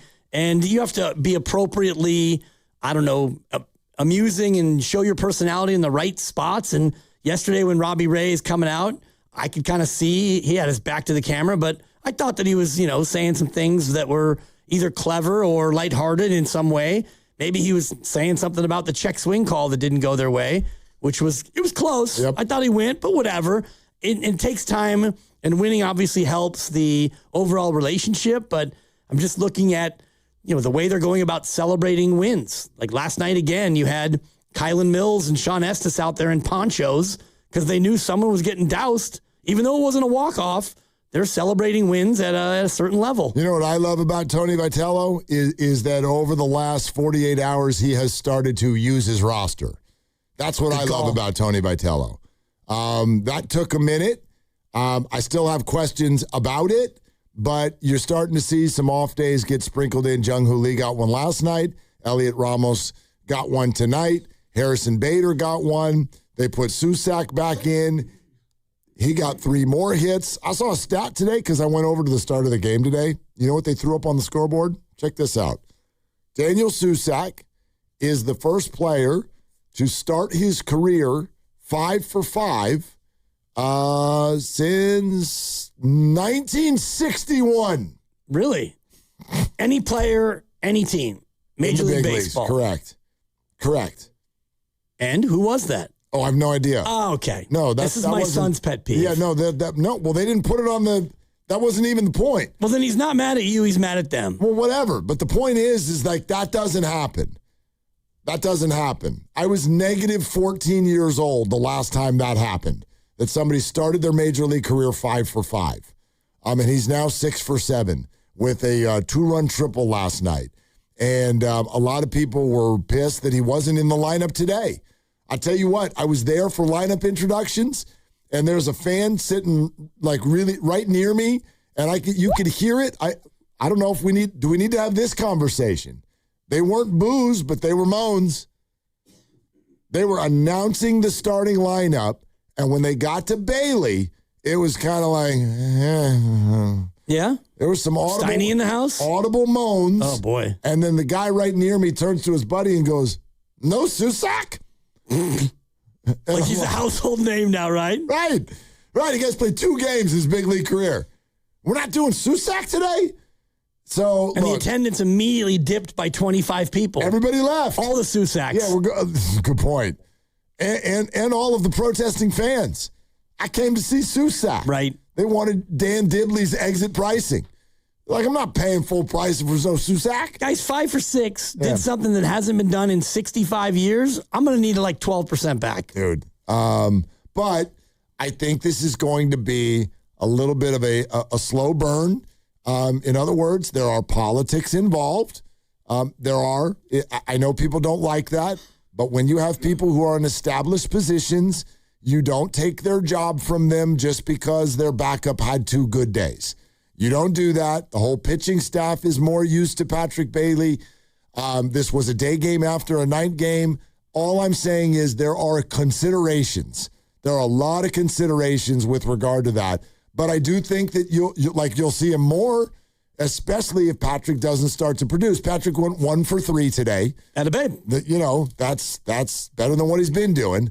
Susac still has more hits than Bailey, which is wild because he's played 2 games. Right. So it'll come and he'll get more opportunities, but you don't just I'm almost in agreement. You don't yank the rug out from underneath his feet because Susac had 2 games. You could ride the hot hand, I get that, but there are things to consider there. Yeah, and you've got a 9-game trip that does span 11 days, and so there'll be at least 1, probably 2 games. I know they've got an early morning game for us in Cincinnati that will either be Bailey or Susac. Neither one will go on the back-to-back day game after a night game. And maybe you give him one in Baltimore as well. I don't know, but he's definitely earned more time. But you're right. At this point in the year, especially as good as Bailey is, not only framing, which everyone wants to undersell the importance of framing in the ABS era, but it still is very important because you only get 2 challenges. Yep. So if you're going to, not challenge every pitch and it's not the robots yet, framing still matters. Do we have analytics on teams yet on ABS challenges? I feel like the Giants are not good at it. I haven't seen any analytics. I know they made 2 terrible challenge decisions today. Did they? Chapman made a bad one. I saw that and one. Patrick Bailey actually made a bad one too. Arise made a good one. Yes, he did. Right before the Chapman one. Chapman made a mistake right after and then eventually struck out. They actually put it in the box now. Arise, strike, overturned to a ball. The catcher for the Phillies had 2, ball overturned to strike twice, so he stole a couple. Okay. And, Bailey had a ball that was confirmed, to Grandy's point. And Chapman had a strike that was also confirmed. Yeah, so. and Adames will challenge things that are literally right down the middle of the plate. Like they're fully in the box. I think we need to do a new penalty for when I do ABS. If it's one of those balls that hits the line where only part of the ball is in the box, okay, I get it. You took a shot. What are you going to do? But if the whole ball is in the box, I don't know, man. You lose both challenges? You got to start next at bat with a strike already, or I don't know, you got to take a lap. Something's got to happen there. When you lose challenge ability for the rest of the week. I like that. Unless it's like if it's a game-saving situation or whatever, but I do like that. Yeah, Willy Adames is not off to a great abs start. Yeah, the old abs numbers. And, you're able to now see him, Baseball Savant, MLB.com. You can kind of, start to look at who's good at it and who's not for hitters and for catchers. So it's going to be a thing, but with only 2 challenges a game, framing and, stealing strikes is still a thing, especially early in the count. All I want to point out, though, in the conversation we're having about whether it's the Giants or Tony Vitello, isn't it funny, and I think we can all admit this, does your perception of everything change in, how many has it been? It's been 22 hours, approximately. Maybe even just 21 hours and change since the Giants started that game last night. 3-8, everybody hates them. They're about to face 2 elite starters. They're the worst team in baseball. And then 21 and a half hours later, they shut out the Philadelphia Phillies twice. They score 11 runs in those 2 games. Their best hitter has a watershed moment, big moment, 2 out, 2 on, 3-run homer to break a scoreless tie in whatever that was, 7th inning, I think. Does your perception of everything we've been talking about change?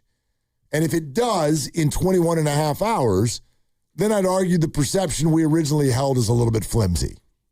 Depends on what your perception was, and I haven't heard him today in the postgame. Maybe we'll have some of that for you as we get deeper into the show, but that's been my only real, and it's not a major issue, but it's been an eyebrow raiser of some of the commentary that he's offered up in spots. But if he's being authentic to himself, then that's going to be part of the journey. And so the other issue I was having is him not using the bench, and you pointed it out where Koss got to play and Encarnacion and left, and you're seeing more guys getting breaks and spot starts for other people. So that to me becomes an important part of it as well. I mean, even the all the guys that are hitting under 200, I mean, just think about it.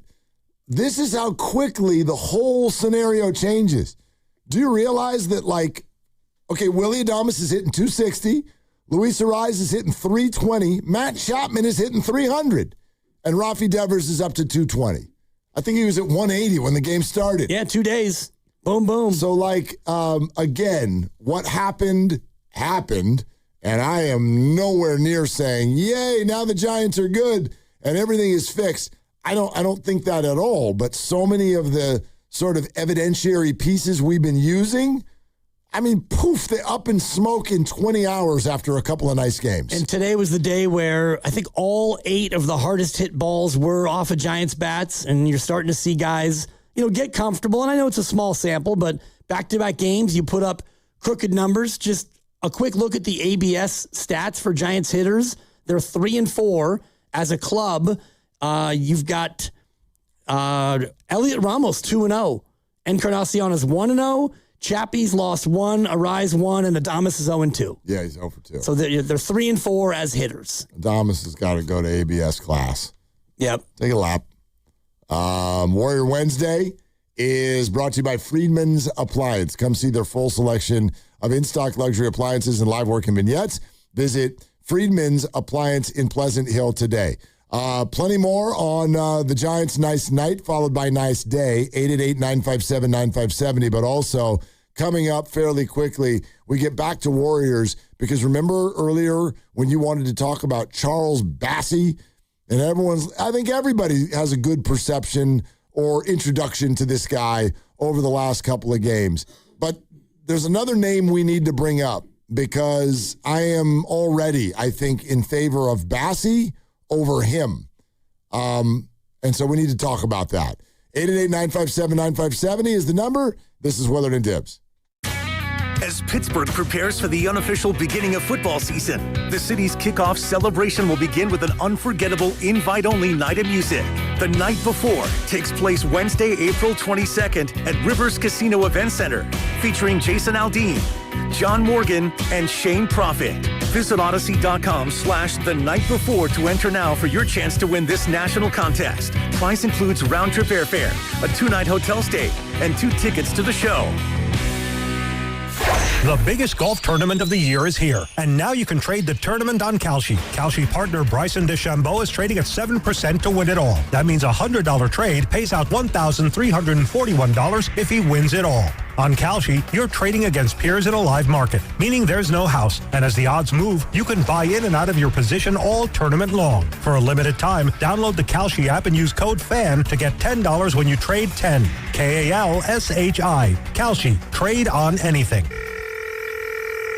Xfinity Tech Support, Matthew speaking. Hi, I live in a pretty remote place, like Jurassic Park remote. Oh! Wow. Will Xfinity Mobile work out here? Yep, the combination of reliable Wi-Fi and 5G makes it so that you can stay connected in all kinds of places. Plus, you get access to ultra-fast speeds and coverage, whether you're poolside or out live streaming with a T-Rex. Hold still, you're about to go viral.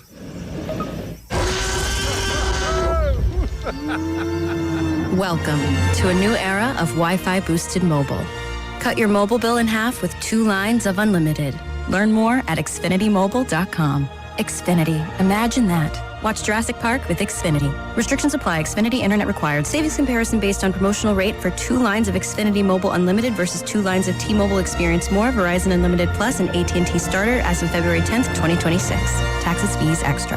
Neuropathy is a debilitating condition that is sometimes misdiagnosed. Symptoms can include pain, numbness, and tingling in your hands, legs, and feet. Neuropathy is a progressive condition that only worsens unless you get effective treatment. SF Bay Wellness is a leader in neuropathy reversal and uses FDA-cleared, non-invasive electric cell therapy to restore nerve function with no injections, no drugs, and no surgery. The treatments have a 95% success rate. If distance is a factor, ask about our virtual consultation option. Call SF Bay Wellness at 844-94-NERVE for the $99 neuropathy evaluation and receive a personal treatment plan that is tailored to your needs. Don't wait another day. Call 844-94-NERVE. That's 844-94-NERVE. Why keep suffering with the painful symptoms of neuropathy? You deserve to live a pain-free life. Start getting the treatment you need for your neuropathy symptoms. Call today. Tune in every Monday through Friday from 6 a.m. to 10 a.m. to hear The Morning Roast, hosted by Joe Shasky and Joe Spadoni, as they dive into the latest sports news to get your morning going. Presented by San Francisco Fire Credit Union, where everyone is treated like a hero. Batteries Plus presents Power Ballads. If you run a business in any industry, the last thing you need is some dead batteries.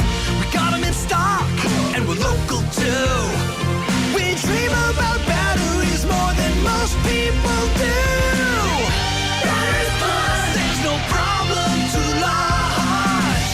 Batteries Plus, we're the experts in charge. What's up, cousin? I want a new phone. Have you seen any good deals? Everyone has free phones, but when I switched to T-Mobile, I got more value and so much more. Like streaming included. And travel benefits. And the best part? The price of your talk, text, and data is guaranteed for 5 years. Get more benefits and more value. At T-Mobile, families save and get a 5-year price guarantee. Switch now at T-Mobile.com. Qualifying plan requires price guarantee on talk, text, and data. Exclusions like taxes and fees apply. See T-Mobile.com. Let's talk about a big win on and off the field. This April, donate blood with Stanford Blood Center and you're automatically entered to win 2 luxury suite tickets for the Giants versus the Diamondbacks on May 25th at Oracle Park. We're talking suite level, great views, all the food and drinks included. Your one donation saves lives, and it puts you in the best seats in the house. Make the call to donate today. Visit StanfordBloodCenter.org for an appointment.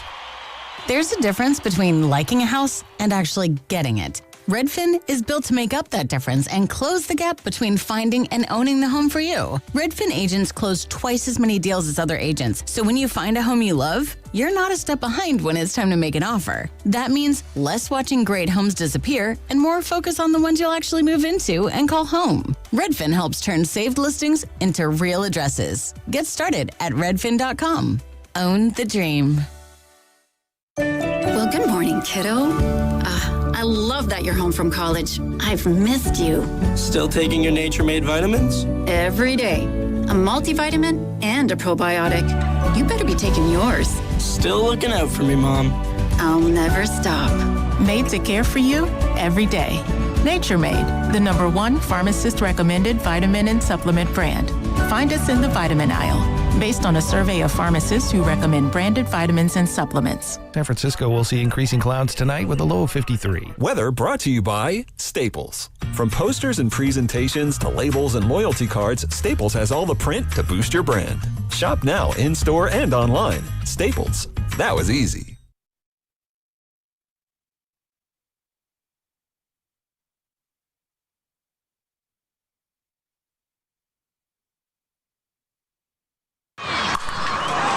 Hit high and deep to right. Garcia back, looking up off the top of the wall, and Arias on the move. And he is going to head into third standing. Now, back to Dillard and Wibbs on 95.7 The Game. That's just how it went down. Yeah. You know what I mean? Giants win. Warriors win. All they do this week is win, win, win. No matter what. Shout out Keaton. I just took an L during the break. Not a full one. No, but word has it there's free pizza in the kitchen. Please explain. There's free pizza in the kitchen. Yeah. And so I didn't even know that. I was just going out for another reason. And all of a sudden you see like seagulls. My coworkers are all descending on the communal table. And I look, and there's one slice left. And you had beaten me there because you have longer strides and you don't have a bad knee. And I didn't take the last slice. Don't look at me. No. So as I approach what's in the box, there's one slice left. One. And the new guy. Oh. New guy Danny. New guy took it? New guy Danny. It was Dan on Dan Crime. I like. He's an anchor at KCBS. He's a nice guy. But I like when a new guy has the cojones to do that. It's kind of like a Tony Vitello press conference. New guy. I'm new here, but that's okay. I got juice. Apparently. Yeah. Got a quicker first step than your boy, the Dibber. So by the time I got there, all that was left were 3 pretty tired hamburgers Leftover hamburgers is a tough sell. Especially with no mustard in the building. I want to know how the hell they even got those over here. I think it's all food from the Giants game. Oh, no, can confirm. You don't know what's happened here. There's a piece of this that nobody but me knows. All I know is by the time I got to the box, what was in the box? It might have been Macklin Celebrini's practice bag because these things were hockey pucks. Lucas, I ate it. Yeah, Lucas really wants to say something, but he's eating right now. What's up? No, I got it out. It was a good burger. It was a good burger. Yeah, I found Portland ketchup in the cabinet. Correct. Didn't know they had a specific we're ketchup looking for going on up mustard, there. and we go to the fridge, and there's yellow mustard. And he's about to grab the mustard, and we're going to put mustard on our 6-hour-old hamburgers. Burger, yeah. And I said, you know what, Lucas? I heard my wife in the back of my head. I said, you might want to check the expiration date on that mustard because mustard goes bad. You know what that is? It's a disappointment because it expired a year ago. And I screamed out, mustard! And there's no mustard. But you ate it. You ate it. And I got good news for you. They're not 6 hours old. About 4. Okay. How would you know? Because I already had 2 of them myself when they were actually in the suite at the ballpark. Kaboo! Where there were cheese sauce and like a Thousand Island-ish type. Oh, I love that. Dressing option. For 3. Thank you. Yeah. Wheeler has a burger. He had 3. So the way today actually went, not that any of you give a rip, but since we're on this, because I think everybody can relate to what happens when free food just suddenly arrives at the office. We turn into seagulls. It's really something. It's intense. And you got to use your elbows and your legs and your attitude. You got to bring all that to the table. But I didn't, because I was here this morning to do Sarah and Vinny at 7:45 in the morning. Yeah, and a great effort. So yeah, be that as it may, we had a great time. They're iconic. I just love that I even got to go on their show. But then I'm sitting there, and Guru needed the day off. He had some stuff come up. And so then Lubman comes in and goes, hey, since you're sitting here, could we have you come do our game show? Next thing you know, I'm on the morning roast doing their thing. And then that's over, and I'm like, I just do some work and sit around here until 1:45 comes around. And then it turns out the Odyssey's got a suite over at the Giants game. Beautiful day. Let's go for a walk. And everyone's like, the clients will be over there and maybe you can meet some people. I'm like, great, I'll go meet some people. So I get to a baseball game at about 12:10. Starts at 12:45. Yeah. What do you think's going on in the suite? Packed. People are pounding food and beverage and rubbing elbows and locking in on who's going to sing the anthem. So I text Matt Nahagian. I'm and playing along. I know how this goes. Am I in the right suite? Because I don't see anybody. Go outside, check the number, and look. He goes, is there... He goes, wait, who's... I said, nobody's here. And then he does that. Wait, do you mean literally? Or are you just kind of being... dramatic. Right. He goes, who's there? I said, all right, let me look around. It's hot dogs, sliders, and me. Which actually went well. It went really well. It went Not really... a lot of conversation, but a lot of eating. No, I was talking to him. Yeah. I'm like, I'm going to have one of you. Yeah. I'm going to eat it. I'm going to have one of you. I'm going to eat it. And then when I'm done with that, I'm going to have another one of you. I'm going to eat it. And I did. I had lunch. Hey, hot dog, get in my belly. By myself. There you go. What else was going on? They got any chips and popcorn? No, but sodas? I could tell that the pizza that you jackals just ate, I could tell that it was coming because there were signs. Tony's Pizza and then flavors, like little signs, but no pizza. What is the one that we have? I have no idea. Does it matter? Don't ask me. You just I thought eat you read it. the sign. No, but no. I don't know. The sign said, I didn't read it that closely because there was no pizza. It was just signs. So, anyway, sliders, hot dogs, and me. It's going to be the name of my autobiography one day. It's pretty funny. Yeah. So, it went well. And then I could have done it because there was some alcohol. Oh. I had water. In that, that's not how you roll. Let's drink. You're not a big alcohol guy anyway. I mean, I didn't drive. Right. I walked. That's fair. I had a show to do. Yeah. The third show of the day. That's right. Do you want to do a third game show of the day? Because I have one available if need be. I feel selfish with this because you're essentially only offering it today because it's spring break. You and Lucas are both gone. I'm taking my daughter on a college driving trip for the rest of the week. That sounds awesome. Yeah. And it's really selfish about me. And the game is higher or lower. We play it every Friday. But if neither you nor Lucas is there, Captain Smugberg there might get an easy layup of a victory. I mean, I don't want that, but that's why I said I feel selfish, like jamming myself into the whole thing. You tell me. You guys make the call. All right. We'll see how it goes. In the meantime, let's talk about tanking. Well, Lucas is the expert. He seems to tank every Friday on higher or lower. Am I right? Only it was on purpose. Dibs is working on a Lucas. I didn't know that. It's 2 chirps. Did you know that he was working on you? It's quite limited. We're in the D process. Not bad. I need to be a little bit more off mic, and I also need to get a yeah, Grandy. You got to turn your mic off so we only hear the laugh through Willard's mic. Try that. Try it. It's actually That's pretty better. good. All right, thank you, Grandy. It's good feedback. Oh my God, that's so stupid. Yeah, Grandy. I'll work on it some more. I'll workshop. No, it's pretty funny. There it is. Yeah, it's pretty good. All right. Anyway, no, I wanted to get this take off. Are you ready? Yep. It's not going to go well for Quentin Post. Really? Look. Hi, this is Quentin Post. This is a nice kid, and I know they've been looking really hard for years and years for a stretch big. Guess what? They have 2 other ones now. And I know that Al Horford is really old, and I know that Kristaps Porzingis is potentially not going to be on the team next year.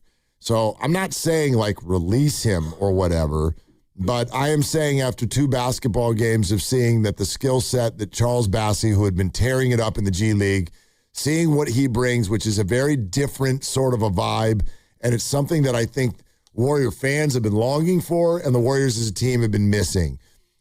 He is a real effort guy down low, and he can protect the rim.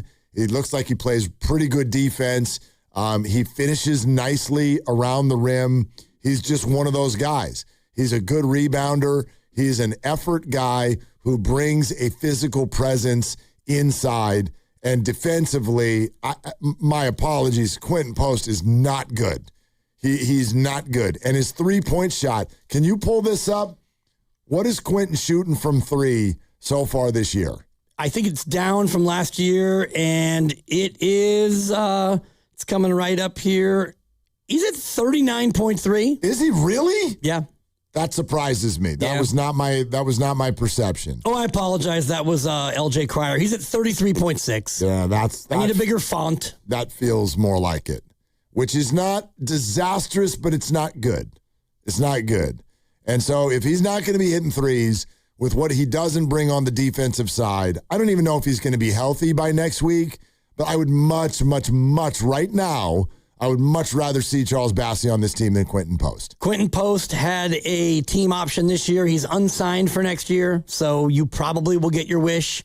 If Porzingis comes back. I wish, but I'm just saying. Yeah, I know, and that was the wrong way to put it. I like Bassey better than Post right now for this team. It makes me think about a good bullpen where, and you always talk about Frisbee guy, and my father-in-law, called Rogers Frisbee guy because of the way he threw from the submarine position, but the more different pitchers you have, arm angle stuff, lefty, righty, that can be more effective when you want to mix and match, and it's the same with your bigs. If you have Kristaps at 7'3", who's a true stretch 5, if you've got Al Horford maybe for another year as a veteran stretch 5 who can also rim protect, and then you add in Charles Bassey, Bouncy Bassey, as Kalena Azubuike called him, and I'm just getting to know his game, but he reminds me of a more skilled JaVale McGee in the just like the crazy athleticism, but Bassey can actually get it and score in the low block. Not bad.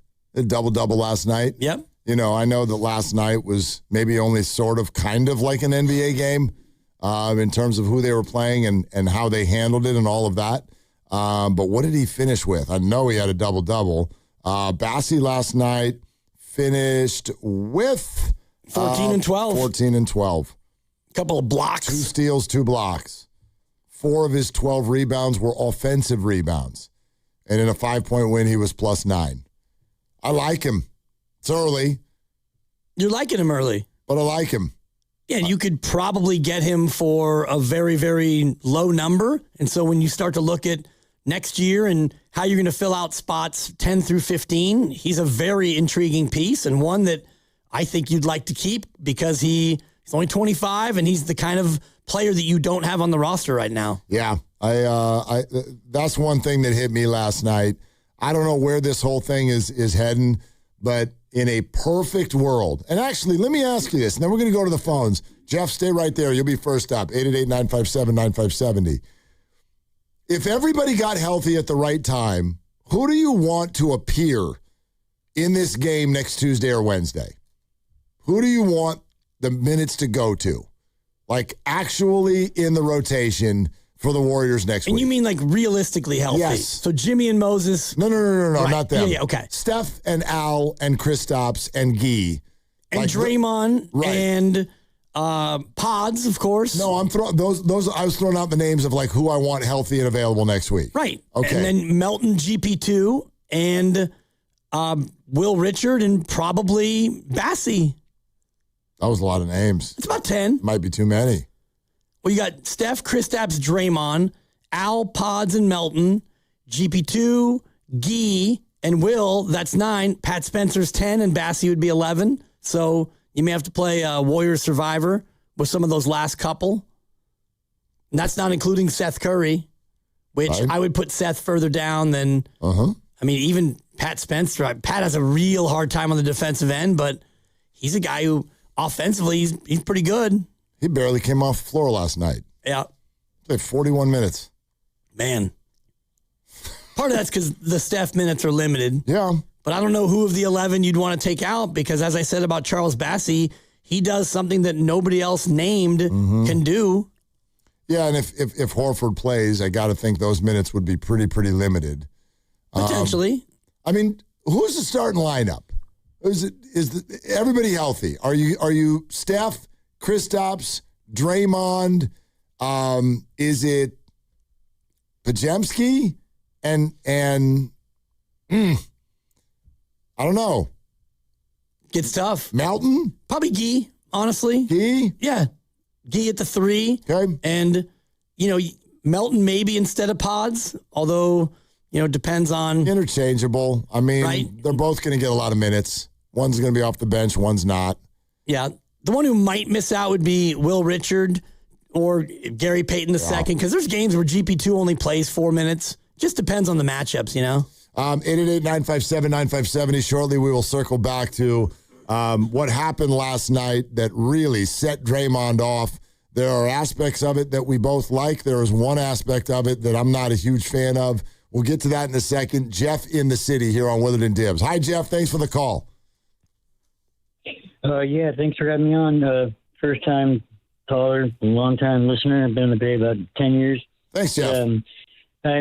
I'm from SoCal, and I normally am just now coming around to the Bay Area teams and stuff, and that was BS for that guy to do that, man. Since he's a team leader and like one of the captains and so up with Steph and everything, why would he even go there with the fan base is the most important thing when you're a star, they come out to see you, and it's like that bugged me as well. So anyway, I just wanted to say you're spot on for that.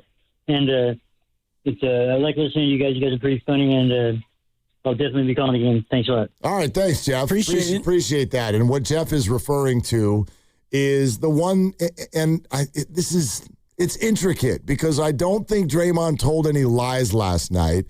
I just had to be honest that as a Warrior fan, that wasn't the best feeling when he sort of said it the way that he said it with regard to next week's play-in. It's not exciting. It's not. But, I'm a competitor, so going to the game, I'm going to do all I can and win, but it's not that exciting. I mean, do you think he'll be excited next week when you have 2 do-or-die road games that, they'll be on big stages? Well, listen, you go on the road in a game that you need to win, I think, as a competitor, you're going to rise to the challenge, But I'm not going to sleep tomorrow night like, man, we got this play in next week. Got to get my rest. Like, no, it ain't that exciting. I get it. I know the Warrior fan base largely will agree because it's hard to get excited about the play-in tournament when you are coming out of what has been called a fading dynasty. He also said that he won't go to bed tonight and think about the play-in next week, and that's fair. I mean, play-in next week, I can't wait. What you're saying is not totally wrong, but I am with him. I think the play-in is kind of concocted and cockamamie. I don't think that it serves the purpose that they initially wanted it to. And Mark Spears earlier said he believes that they created it for Zion, to get Zion into the bubble, which I thought was interesting because at the time Zion was the bee's knees. He was very popular, and now he can't stay healthy enough to be a fan favorite. I just thought that there's a fan piece to that, and that's what we as fans do. We buy into this whole show. It's so funny that we talk about what does excite us and what doesn't, and what does matter and what doesn't. Well, none of it matters. Like the Warriors won 4 championships. What did you get out of it? 4 parades. Did you get any money? Did they come to your house? I got lifetime memories. Did you get any free? Okay, sure. I got to tail after GP2 when he was shirtless with Hennessy last parade. So that was fun. I'm not poo-pooing it. I'm actually doing the opposite. What I'm trying to tell you is I'm into it when you all try, period. So let's ride. And then the second piece of it is what surprised me about Draymond saying that is it's in the shadow of everything that Steph Curry just tried to do. He's been 2 months working his way back through what he has called one of the most frustrating injuries of his career, all to come back for what they have referred to as meaningful basketball. And that meaningful basketball starts next Tuesday, and Draymond just poo-pooed it. He did. Right. But he poo-pooed it, I think, in a construct because... What do you mean by that? He looked at the fact that if they lose 15 in a row, they're still the 10 seed. And so that basically means that these games that are leading to the play-in, they didn't really matter. And also I think that he was saying that it's not that exciting. I heard him say that relative to what is exciting and what he's done in 169 playoff games. So, yeah. I mean, it's a little bit, he poo-pooed it, but I don't think that the message I received was not, I'm not going to be up for it. He even said, he would be up for it. But I know he'll play hard. I do not worry about Draymond playing hard.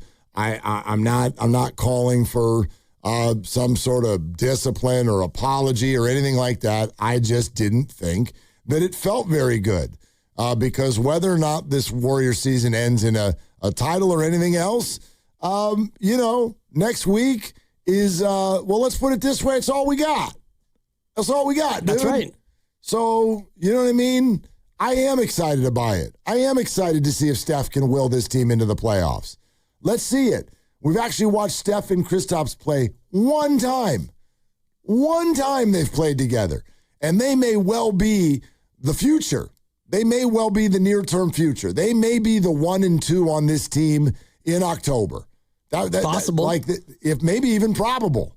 Depending on what he wants to do contract-wise. But and if there's anybody else in the picture, right? But Jimmy's not going to be back. And so these guys, let's not leave him out of this. What's Porzingis been doing? He worked his butt off, and Rick Celebrini's the GOAT so that he can actually start stacking games, and he's doing it. He's doing it. He's starting to stack, not all of them, but he's stacking most of them. And Steph got back, and that's meaningful basketball. And I know that Draymond was tired, and I know that he was annoyed at some of the other stuff that had happened last night. But don't say you're not excited when we're excited. And he's got to speak his truth. Yeah. And, right now in that moment, I'm sure he wasn't excited. And he got a win over a Sacramento team that basically wanted to lose more than the Warriors wanted to win. Yep. And he said what he said, and I'm with him 100%. And so it doesn't bother me at all that he said that he's not excited, because after a game that ends like that, and you still have 3 more games to go, and then you go to Portland for the play-in, or maybe it's LA. I get it. In the moment, when he runs out there after introductions and the ball goes up, he'll be excited because it's Draymond. So, I don't know. Yeah, it didn't. And by the way, bother me at all. No, it's I get that, and again, I'm not losing sleep over it either. I just don't. It's not. As a Warrior fan, is not what I wanted to hear, and he didn't even phrase it that way, where he's talking about if he's excited. He said it's not exciting. Like let's call it what it is, and you agree with that, and that's fine. He crapped on the play-in tournament. Yes. And that's fine. I like the play-in tournament. I do. They are elimination games. Hell, this would have been a great follow-up for Draymond. You know what and I didn't think of it until just now, so I'm not coming out on any other media person's road. But do you know what would have been a really interesting follow-up to Draymond saying, I'm not excited about the play-in, or it's not exciting? Are you thankful for it? Because if it didn't exist, your season's over on Sunday. And Steph Curry just worked his way to get back for this. So, do you not have any thankfulness, or what word would you use, Draymond, to describe the fact that your season does not end on Sunday? Well, I think he said what he really feels, which is it's not that exciting. And if you're the 7, you have a different feeling than if you're the 10. The 10 has only made it into the playoffs one time out of the 10 seed, and I think that is 10 instances now, going back to the inception. And so, yeah, you can be hopeful, and he's very understanding about the association more than I ever will be, and so you're the 10, and you can't be the 11, and so it's a little bit like the Talking Head song Road to Nowhere. Right now he's on a road to nowhere. You're going to play game 80, and LA doesn't have Reeves or Luka, and they're just kind of in wait-and-see mode, and you can't be anything but the 10, and you have 2 more after that against another trying-to-lose Sacramento Kings team. And so if you're Draymond and you've been doing this for, 14 years, and you've played in the highest leverage games possible, and now you're on this road to nowhere, I totally am getting it. I don't often step out and defend Draymond Green. But I'm not trying to pin you, but you have come down his road before for this exact same reason. When he says, I can't get up for Orlando in February. There you go. Yeah. Or when he doesn't want to play because Steph's not playing. Exactly. I think this is the exact same thing. This I understand. This is worse. This is far better because this is we're at a pointless spot in the schedule, and Sacramento's going to lay down like that? No, I couldn't. Well, he's not talking about Sacramento. He's talking about next week, which is your path to the playoffs. We're brought to you by Fremont Bank, here for you, here for good. Let's talk this out a little bit more coming up. 888-957-957. We'll take your calls right now on whether or not you're kind of thumbs up or thumbs down on the idea of Draymond saying, the play-in tournament is not exciting. We'll take some calls on that right here on Willard and Dibs. Also, it's Willard for Habas. The world feels uncertain right now, but when a serious injury hits, uncertainty is over, and you are in the fight for your life. Bills start, pressure builds.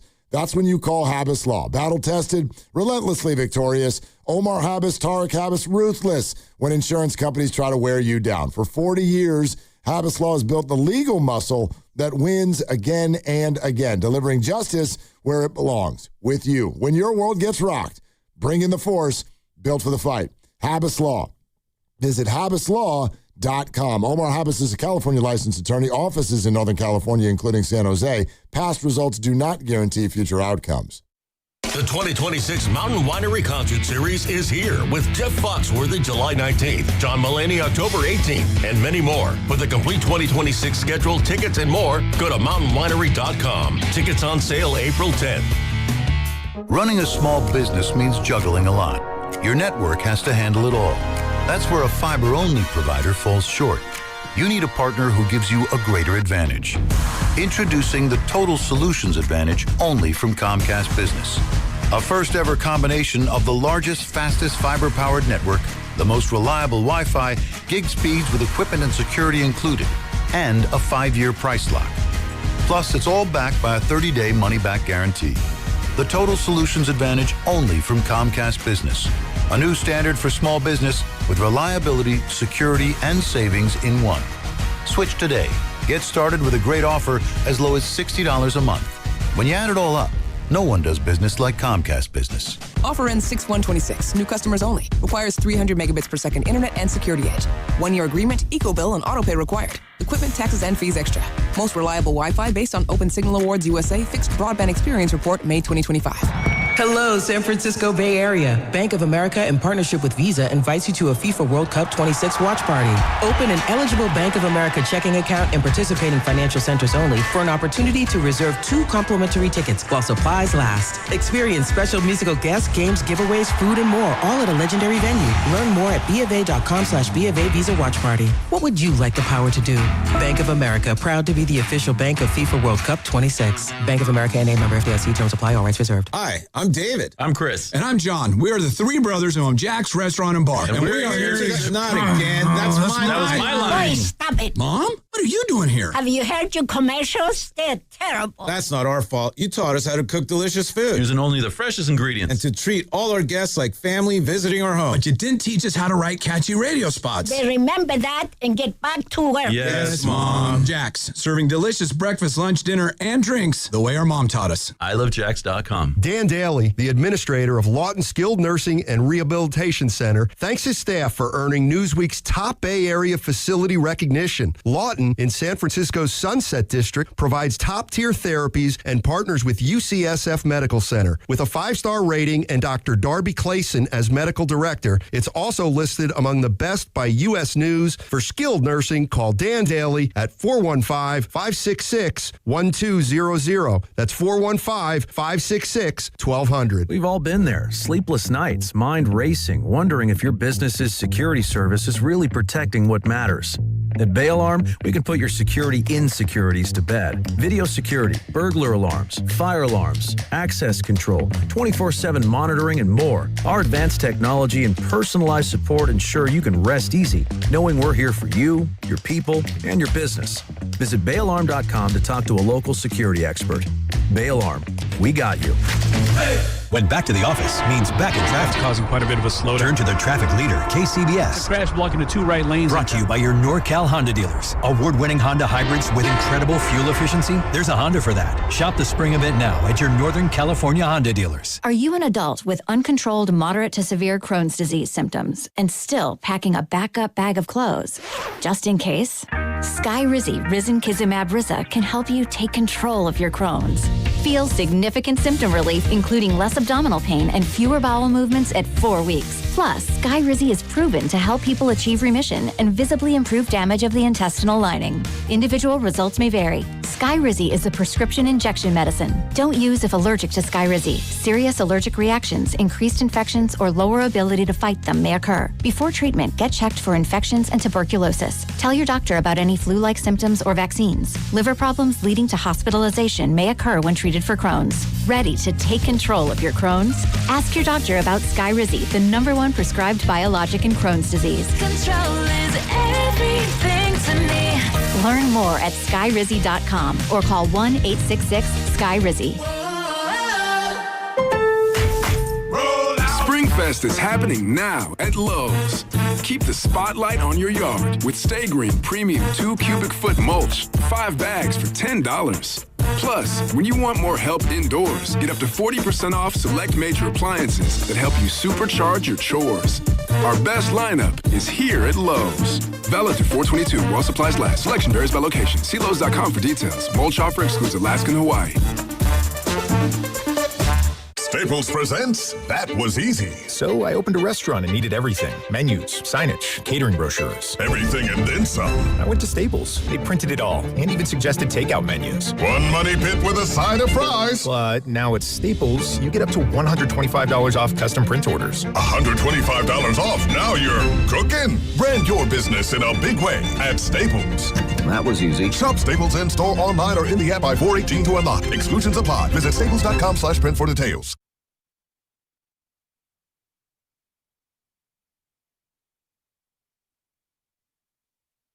Dub Nation, this is Quinton Post. You're listening to Willard and Dibs on 95.7 The Game. And you never know when I'll be on the River Islands guest line. So make sure to keep it locked on 95.7 The Game. You better hurry. I mean, probably not today. No. No, I'm not building a grave.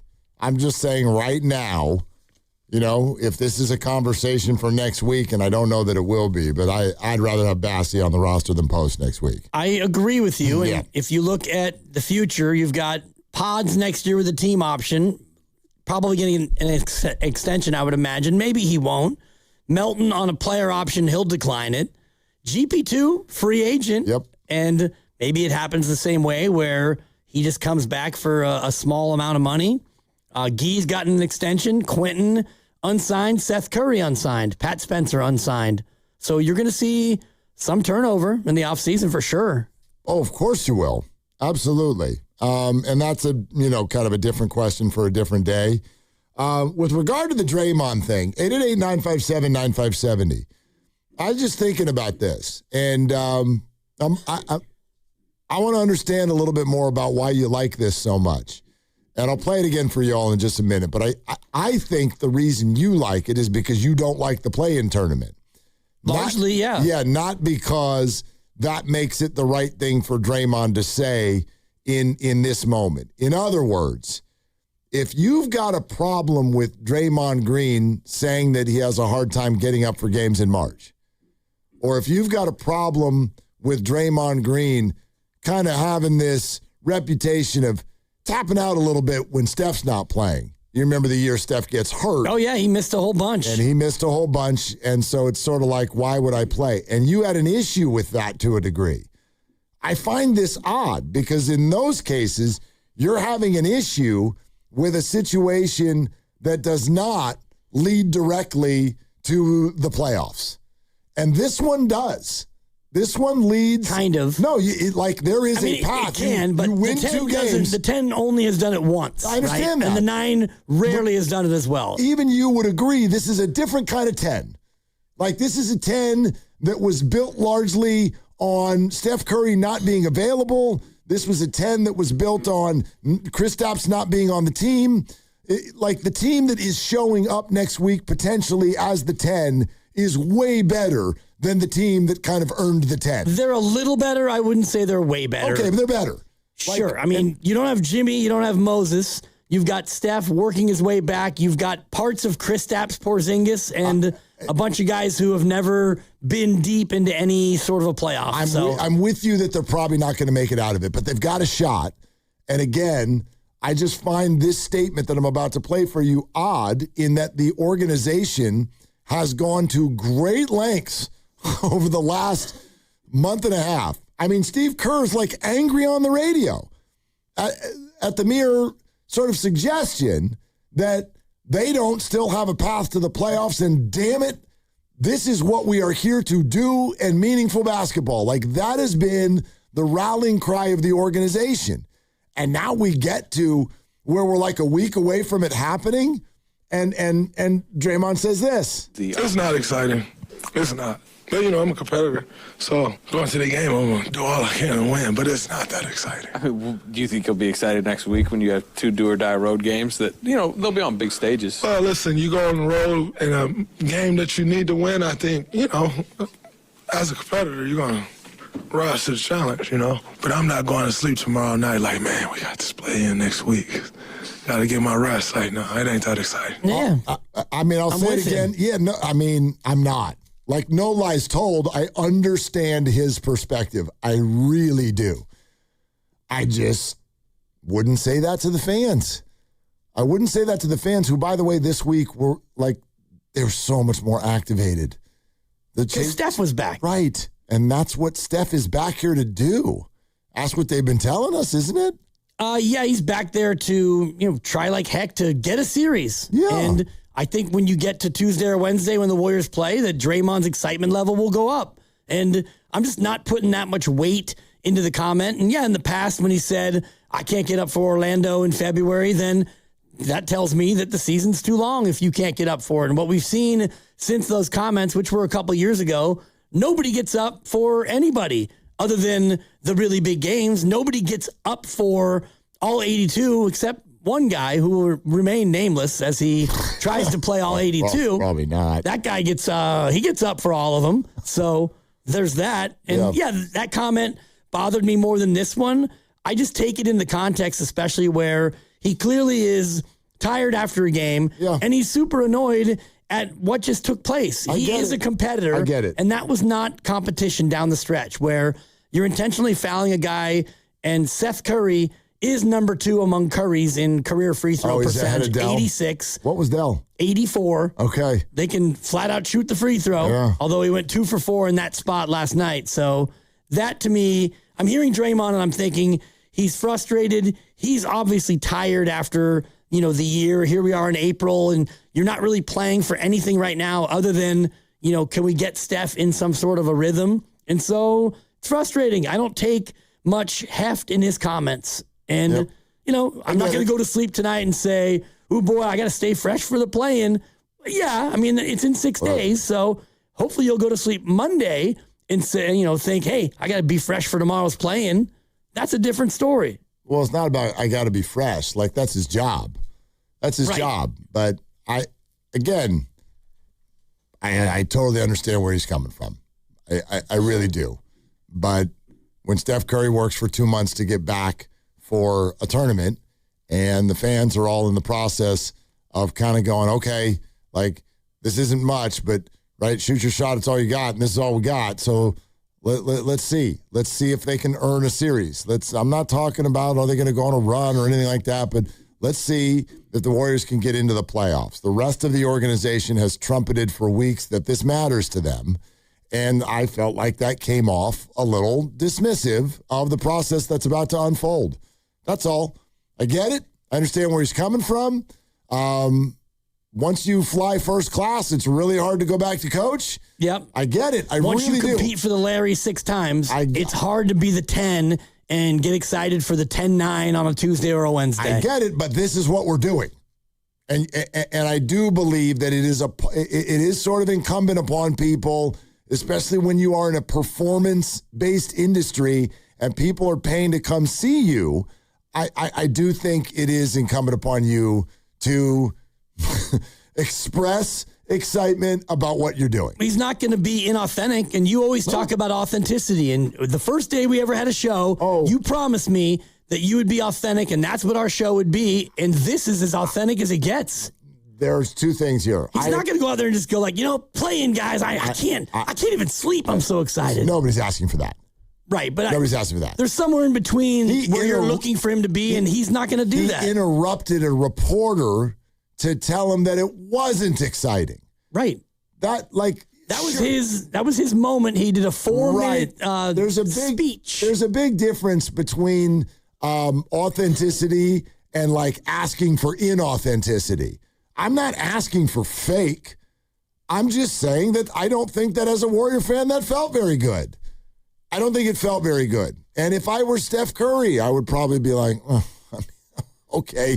Like, I don't think they're so used to Draymond saying stuff that I'm sure it just is totally water off a duck's back. And I hope I'm making that point correctly. This is not a big deal. I'm not asking for anything inauthentic. But just because something is authentic doesn't mean you have to trumpet it. There's not like a rule that every thought that you say has to be said. It's no rule, but he is the spokesman for keeping it real. And when he gets a chance to express how he feels, especially in something like this, and Nick Friedel, actually, it was Friedel and Slates who were asking him the questions, and it was kind of a 3-person back and forth. And so, Friedel, actually, a guy who also doesn't like the play-in tournament, kind of led him into, the play-in and all the other comments that he made. And so, Draymond's gonna speak his mind. I get it. He's not just gonna think, you know what, I should probably say what the Warriors want me to say here because, that's the right thing to do. Yeah, this argument is a little, not that it's an argument. No, it is. I'm tired of being told that I agree with you all the time. Well, and now you're over here agreeing with Draymond, which you never do. Because he's right this time. And I'm going to keep it real and recognize when he's right. See, but this is where you're being a little bit disingenuous. That's not true. No, here's why. That's not true. No, you're saying that he's right because Draymond's authentic and he's the king of keeping it real, but the only reason you like it in this case is because you agree because he's talking about something that you also don't like. Confirmation bias. Right. Absolutely. But if he was keeping it real about something else, what if he kept it real about how much the refs suck? Then you would be like, this is out of line. Depends on if he had a case. But not really. You wouldn't like it. Depending on how it went. But yeah, I generally I defend the refs more than probably any other human being. I get what he's saying and I get what you're saying, but there's a confluence here that for me doesn't work. You're giving him credit for authenticity and keeping it real, which he always does, and you often don't like it. Well, I like it this time because you like the he's topic. on the right side of the topic. Well, that's where that's my opinion. And that's fine. And you and I disagree on that. And I love that he called it out. And Nick Friedel joined us yesterday, and he also called it out. And I think more people who feel that way should speak on it. Yeah, that's great. This year is a great example of why it doesn't work, because there was no race for the 10 seed. Oh. Both 11 seeds packed it in around the All-Star break. But it's not just about that. It was created to try to have the 11 and the 12 seeds actually try. So you would limit the tanking teams. It sounds like it was created to get Zion in the playoffs. According to Mark Spears earlier. And that was a bubble thing. I don't think there's one reason why it was created. I don't think there's one reason why, like I equally, like I'll accept your reason, but there are more. It also creates urgency basketball. It also creates a scenario where at the back end of the playoffs, which, by the way, we collectively ripped for years, the 7 and the 8 seed. Well, who the hell is out here 500 basketball, and you get to make the playoffs? And now, for those teams at the back end, we've made it harder. We've created an extra step for you to even be allowed in the playoffs. I like that. It's not just the anti-tanking measure. Yes, that's part of it, but that's not the only thing. And by the way, in this particular moment, you can say it didn't work because the Warriors have been the 10 for weeks and there was never going to change. That's true. Here's how it did work. The Warriors are definitely going home without it, and now they might make the playoffs. I like that. I don't. Okay, fine. They deserve to be going home. You're the 10 seed. Yeah. You deserve to be going home. And that's a fair opinion. I don't share it, but it's a fair opinion. The 10 seed in the play-in advancing is 1-9 in the 5 years they've done it. The 9 seed is 3-7. Right. So 4-16, the teams that don't belong, 4 times out of 20, they've been able to survive. But that's data, and this is Steph Curry, and those are very different things. In fact, emotion of watching him play more games, I'm into. Or just the fact that he's probably the best player to ever play on a 10 seed. Like, this is again, this team that has a chance to play next week is factually better than what they've been for the last 2 months. Factually. It depends on, it's subjectivity. It's not, how so? It's your subjectivity. They didn't have Steph for the last 2 months, and now they do. They're better. Right. And so they have a better chance to perform at a higher level. They had Moses, and now they have Malachi Lyons. Yeah, and he's not playing next week. I mean, who is playing? I don't know. Not him. Right. You're listening to 95.7 The Game, KGMZ FM and HD1 San Francisco and Odyssey Sports Station, and the home of the Golden State Warriors and Valkyries. Always live on the free Odyssey app, coming to you live from the Laughing Monk Studios. I guess that's a little bit of what I'm saying. You can hate the play-in tournament, but I think as a Warrior fan, you should be kind of thankful for it right now because it's your only path. It's all you got. Like, let's see it. This is all we got. Steph, I mean, it's funny I'm thankful because I love basketball and I love watching him play. But and that's enough. It's a little bit, to me, it's undeserved in the reality of an 8-team playoff structure. And I get that. It's a little bit like when you have a league and you have first team, second team, third team, and then everybody gets 2 honorable mentions. And so you wind up with 47% of the players in the league getting an award. Like, it totally waters down the award. But every sport has this, right? We let whoever wins the NFC South host playoff games every year. Which is wrong. Okay. And that, again, I'm not like, I get your opinion. I don't share it, but I do understand it. I really do. But sports is littered with that. It's because of money. You want to have money. And Mark Spears, who joined us earlier from ESPN, said that, like, you know, all of their partners, they want to have extra shows and extra gate. You've been into what's going on with the Sharks. Do they deserve this? If they get the 8 seed, yes. Well, but there's no skate-in game. And I like that, the skate-in tournament. That actually sounds kind of fun. Yeah. Yeah, if they get the 8 seed, I mean... Then they've earned it. There are a lot more teams in hockey that have a better record than the Sharks than don't. I'm asking, what's the line of, quote, deserve? If you're in the top 8 in your conference, you go to the playoffs. Why 8? Because that's 8. Then you have 4 matchups. You can give a team a bye or whatever. Why don't we stop at 4? Because you want to have 8 and you have 3 divisions. Or you have 2 divisions because you want more revenue. But then why let not? them all in. Let's have a 30-team cockamamie you stink NBA I'm tournament. just asking you, where's the line? The line is 8. But that's also because someone told you that. The world made it 8. Right, it's evolved into 8. The NFL now is 7. And you know what? The NFL pretty soon is going to go to 8. And the NFL should be 6 still. You have no problem during this show grabbing pieces of paper and putting all kinds of unbelievable data down on it when the Dayton play-in cockamamie from 64 to 68 thing happens. You have Miami of Ohio. You have no issue with it.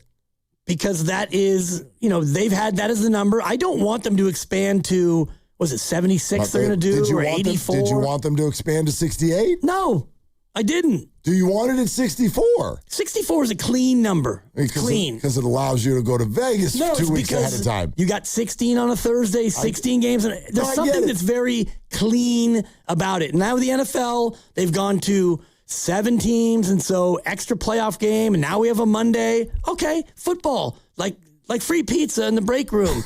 It can't be bad. I ate a burger from 5 hours ago, and it was a cold, hard burger. How's it going, by the way? Great. Okay, good. It's working its way down. Okay.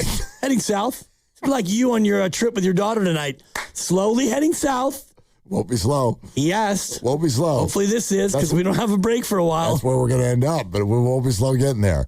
Anyway, listen, I'm purposefully kind of pushing it a little bit because I'm always sort of perked up when someone goes, that team doesn't deserve. It's like, well, but so where's the line? 8. Right, but it's only 8 because you were born in a certain year. Like if you had been watching all the way back, like there's always, every year, and he's the same uncle in the corner of every holiday we go to. And he's over there in the corner. Uncle Dibs. It's not. His name's Uncle Lynn. You're not old enough to be Uncle Lynn yet, but I know you're going to get there. And Uncle Lynn will sit down, and there'll be food, and then the game will be on, and he can't get out of like the second quarter before he pulls out, and then it's immediately let's launch into everything that's wrong with sports because it's not like it used to be. Because Lynn has been around since the regular season started, and then the next week you had the championship game. And we had 2 teams. Boop, there you go. You go play. And then it goes to 4, and then it goes to 8, and then it goes to 10. And the NFL goes from 4 to 6, and now they're at 7 and all. And it's just like, yes, there's always going to be more. And when do we decide that, no, now that's enough? And I don't want more, and this team doesn't deserve it. Well, you decide when you realize you're letting in crap. And that's what we have in the play-in. This year, you actually have almost all winning teams. Yeah. Gasps. But you got a Warrior team. You have a losing record. And I know you lost your best player for a while. Yeah. And you lost your second best player for even longer. And you lost your 6th best player who was on the come. And he's gone. And the guy you acquired wasn't able to play. And you got a 40-year-old center. And darn it, the schedule at the start of the year was really, really rugged. You have a losing record. You don't deserve postseason or whatever this is, basketball. And that's fair, but there are also circumstances, many of which you just detailed, and they are the only team that right now that does not have a winning record that is going to be in this dance next week.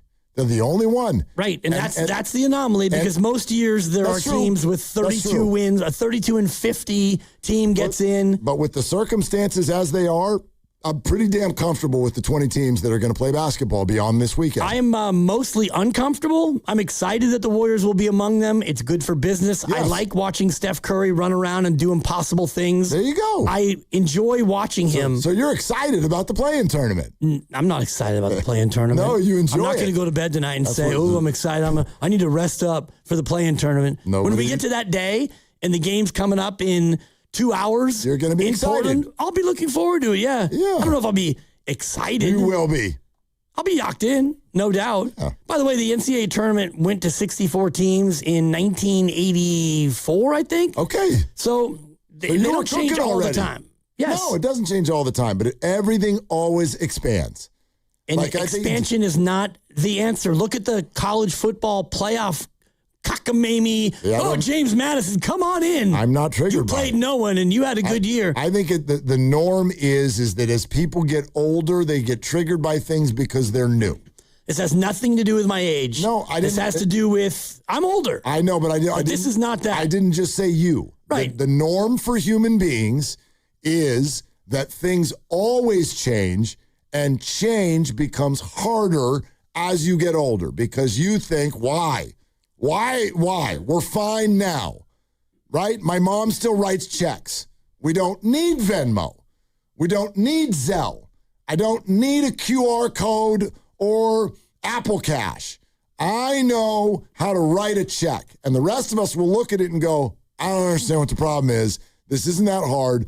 Give me your phone for 10 minutes, Mom. I'm going to set all this up for you. And then life is so much easier. You don't have to take a stamp out and head down the street and all of these things. But that's the way, and I very much feel that in sports a lot. Yeah, this is not where I'm coming from. That's fine. It's not where you're coming from. It's where a lot of people are coming from. I don't mind the NFL expanding to 7. I think it gives incentive to a team to be the 1 seed because you're the only one who gets the week off. So more football, incentivize the 1, good expansion. Basketball going to a 10-team, 20 of the 30 of you get in regardless of how bad you are, and then you get to slug it out. That, to me, bad expansion. You like 17 games in the NFL?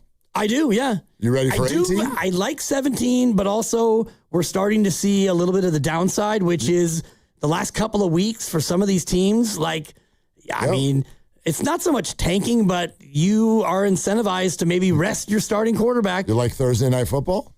I do like Thursday Night Football. Wednesday Night Football? I'm not sure yet. It hasn't happened other than a couple of times. Yeah, but COVID. Out of COVID. The way it is right now is a beautiful rhythm.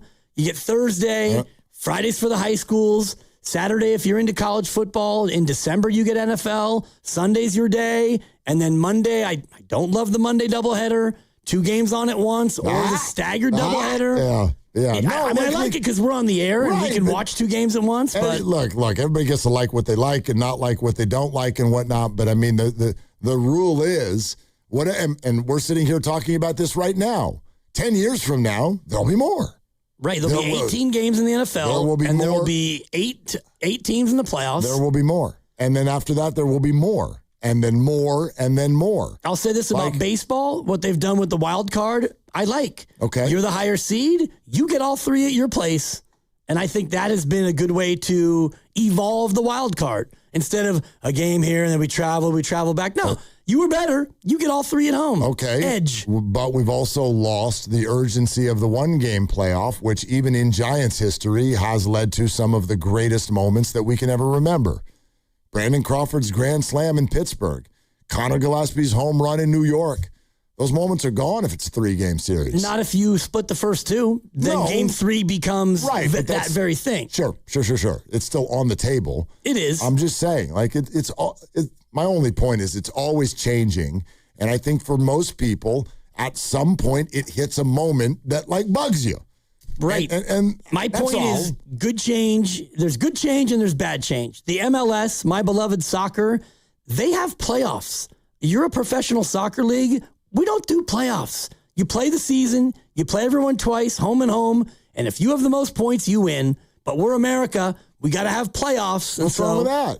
It's just not what you do at high-level soccer. It looks Harry High School is what it does. Yeah, but it is what we do in American sports. So right, but I don't think it's necessarily resonated with the hardcore soccer community. So there's good change, good playoffs, bad change, bad playoffs. I think that this is a bad one. Yeah, MLS, it not resonating, I don't think is because it has playoffs. It just hasn't resonated. It's done better because a lot of the European expatriates are now coming over here to wrap it up and get a lot of money. But then we also all have access to everything happening in Europe now and globally around the world. So, there's less of a reason for me to need MLS And now. also, we don't align our season with the European leagues. And so it's just... that's already too much on the MLS. Okay, then let's move on. Kumar in Ukiah. Hi, Kumar. Thanks for calling. What's up? Hey, Willard. Hey, Ebenezer Dibbs. Why are you trying to yuck my yum, man? I'm having so much fun with Curry back, and you're saying, well, the odds are really bad for a 10 seed and a 9 seed, so what's there to get excited about? As if all things are equal. We got Porzingis. We got Curry. We are not the same team that gave us this losing record. And we have a chance, and Curry's excited about it. And honestly, I feel kind of shame on Draymond, but, I have not always seen eye to eye with Draymond. I love what he does on a court. I think he's going to keep doing it. And all I can say is if we get into the off, you are going to be celebrating just as hard as anybody else. And you need to think about that, my friend. First of all, you don't tell me what I need to think about. Second of all, well played with Ebenezer. I'm going to give you some props for that. And I'm also in on Yuck My Yum. Anytime anybody can say that, I'm in on it. Go ahead. Yeah, it's a book. It's a children's book that I used to read, and it's a great expression. And I'm not trying to yuck your yum. I'm just expressing how I feel. If you want to lie awake tonight, unlike Draymond and I, and already get excited and aroused about the 10-9 game next week, go ahead. Hey, can we, I would like to. Thank you. Good use of aroused. Moratorium. On? This entire, don't tell me how to feel thing. That's all we can do.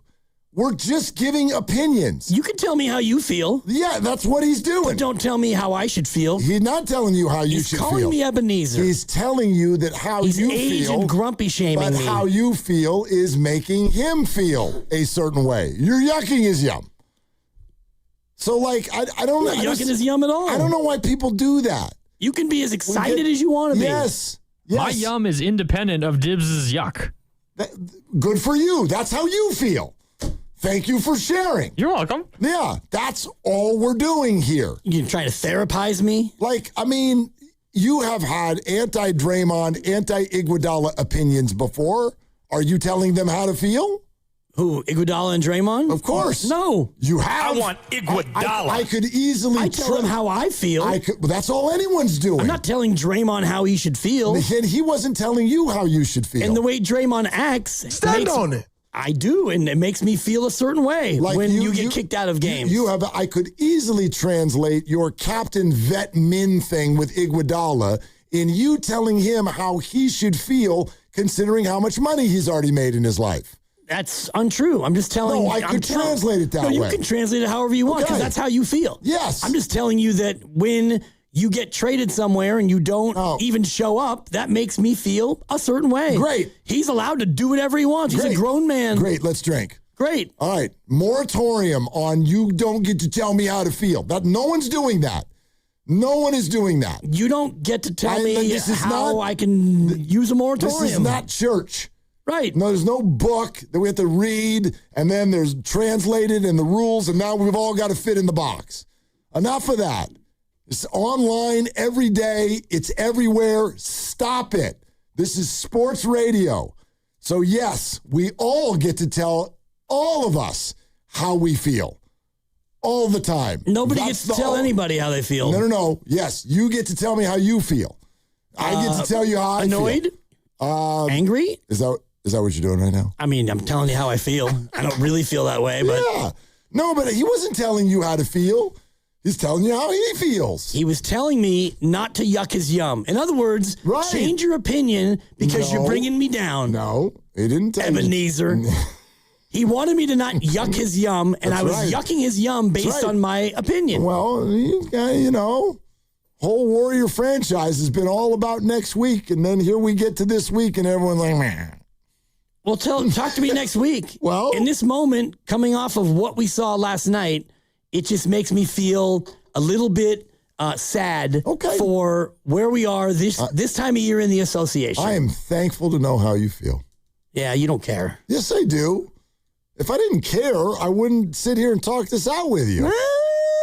You might. I am contractually obligated. Yeah, you are. Yeah. Yeah. That's all. I just don't know why anybody translates it that way. That's odd to me. Don't tell me how to feel. Yeah, we're all sitting here farting around talking about sports. Tell me how to feel. Tell me how to fan. Blah, blah, blah. Yeah. You people that booed pods, I think you're jerks. There. Now you know how I feel. Right. Not telling you how to fan. You get to be a jerk again tomorrow and if we you had want. A caller come in and try to defend it. Right. Great. And you felt like you needed to shout him down. I did not shout him down. He finished. Eventually. Yeah. He got through it. Yeah. I also thought, I felt sad for Pods. That's how I felt. There you go. There's a different emotion. Great. Yeah. I didn't feel sad for him. He's got a great life. He's got a great life. Big picture, he's young and successful, and he makes a decent salary. So I wasn't like, oh my God, I need to write him a handwritten note a la Steve Kerr. In the moment, I thought, that kind of sucks. Yeah, it sucks. My sadness is reserved for other things. But yeah, it sucks. But it's a little bit like when I'm behind somebody and the light turns green and I blare the horn and then you swing around to pass them and you look over and it's somebody who's probably 83 years old. I feel bad, which is why I try to honk less. That's how I would feel when that happens. Man, I went Luka Doncic palms up one time and just obnoxious driving. It just and I was so demonstrative with what are you doing? Blah, blah. And then you do that thing where you go around him. And yeah, that's what I'm saying. And you pull up next to him and you try to give him a little, and I pull up and I get right next to him and I look into his window and it's one of my really good friend's dads. Oh. I love the young people. No. Can you help me fix my phone? Just going to hit the gas and get on out of here, I had one a couple days ago. I was ready to blare. Let's go. And then I looked again. I'm like, oh. And I did the drive around, and it was clearly a 15-and-a-half-year-old first time out with Dad. Oh, no. And so I was like, I'm glad I didn't lay into it because, I saw them finally pull away, and it's like a little bit of a quivery sort of effort. I was like, we got a first time, no time. Yeah. Yes. Mike and Orinda. Hello, Mike. Thanks for calling. Hey, how's it going? What's up? Hey, Dibs. I want to tell you how to feel. Cool. I'm here for it. Tell him, Mike. No, but take a step back, and here's the way I want to reframe it. Steph is back, and whether that's in a play-in game, a playoff game, a regular season game, it makes me want to watch again because we all know it's coming to an end. So if it's playoff games, if they get into the playoffs, they just make the plans, I'm just happy again because he's back on the court. I appreciate that. I guess my feelings, Mike, if I may, are of a broader nature about the play-in tournament. When the Warriors play basketball, I watch. It's my job, but beyond that, I really enjoy it. I watch number 30 run around, and I cherish these days because they're running out. Yeah. In a broader sense, I think it's kind of a silly thing. I get that, and all I'm poking at you with is the fact that I think that's why you liked Draymond this time, is because he happened to hit on a subject matter where you're like, yeah, but Draymond has done things like this in the past, which would suggest I'm like a little bit less than enthused about playing basketball for the Warriors right now, and you haven't liked it.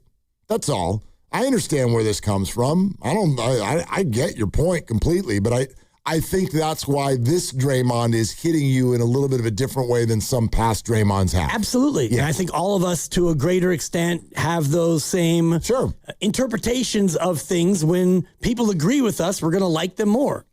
Yeah, absolutely. Absolutely. Did you want to do higher or lower? I kind of do. Yeah, I think we probably should. We probably should, absolutely. It's what I've been doing all day, is playing radio game shows. What's your record so far? 1-1. Oh, you won on the JoJo show, as Sarah calls it. I came back on Spadoni the same way that Lubman came back on me on Alice. Well, let's see if you can go 2-1 on the day. Yeah, which is like, I mean, if there was one that I could pick to win, it would have been the other one. No doubt. But that's all right. It's all right.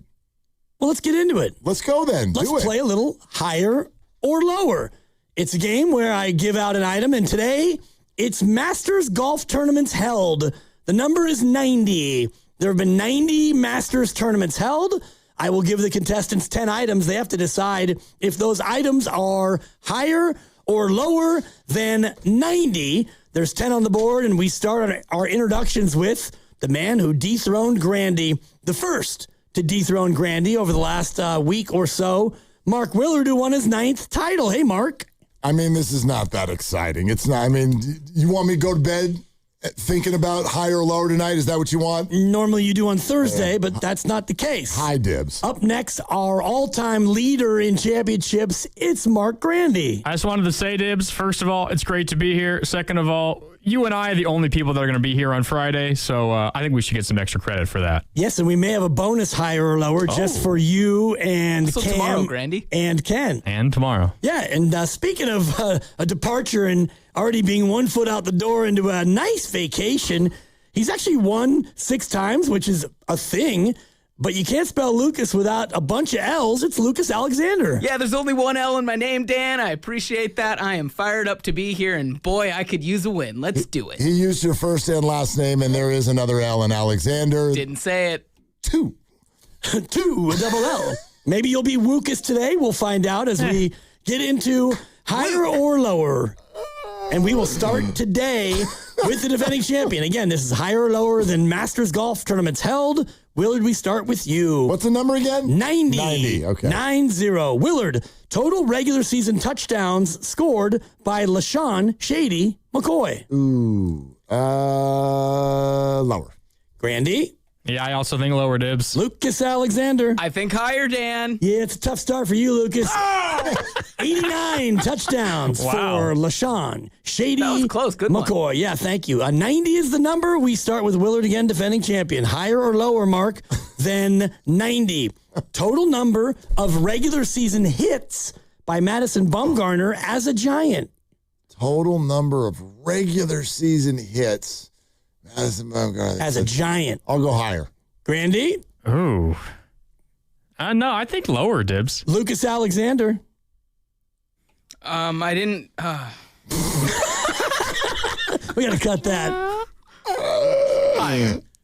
It is higher. Yes, sir. Point to Lucas. Yes, it is. Point to Willard. Yes. 105 hits for Mad Bum as a Giant. Willard 2. Grandy 1. Lucas Alexander 1. I have to say your full name every time. There's a certain rhythm to it. He is all over the room right now. I wish you could see this. I should just leave this mic on because he's been screaming the whole pacing, time. He's screaming. He's dancing. There's a lot going Gotta on. fire up the fans behind me. 30 minutes away from a vacation. I get that. Willard, we start with you. Higher or lower than 90? It's 90 Masters tournaments that have been held. We start with Willard. Higher or lower than 90, Willard? Highest temperature ever recorded on the island of Iceland. Higher or lower than 90? Higher.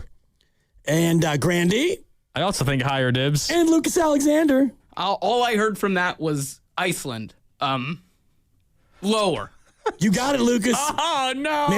Maybe not listening will help you. 86.9 is the highest temperature. I've always heard that it's not appropriately named because Greenland is colder than Iceland.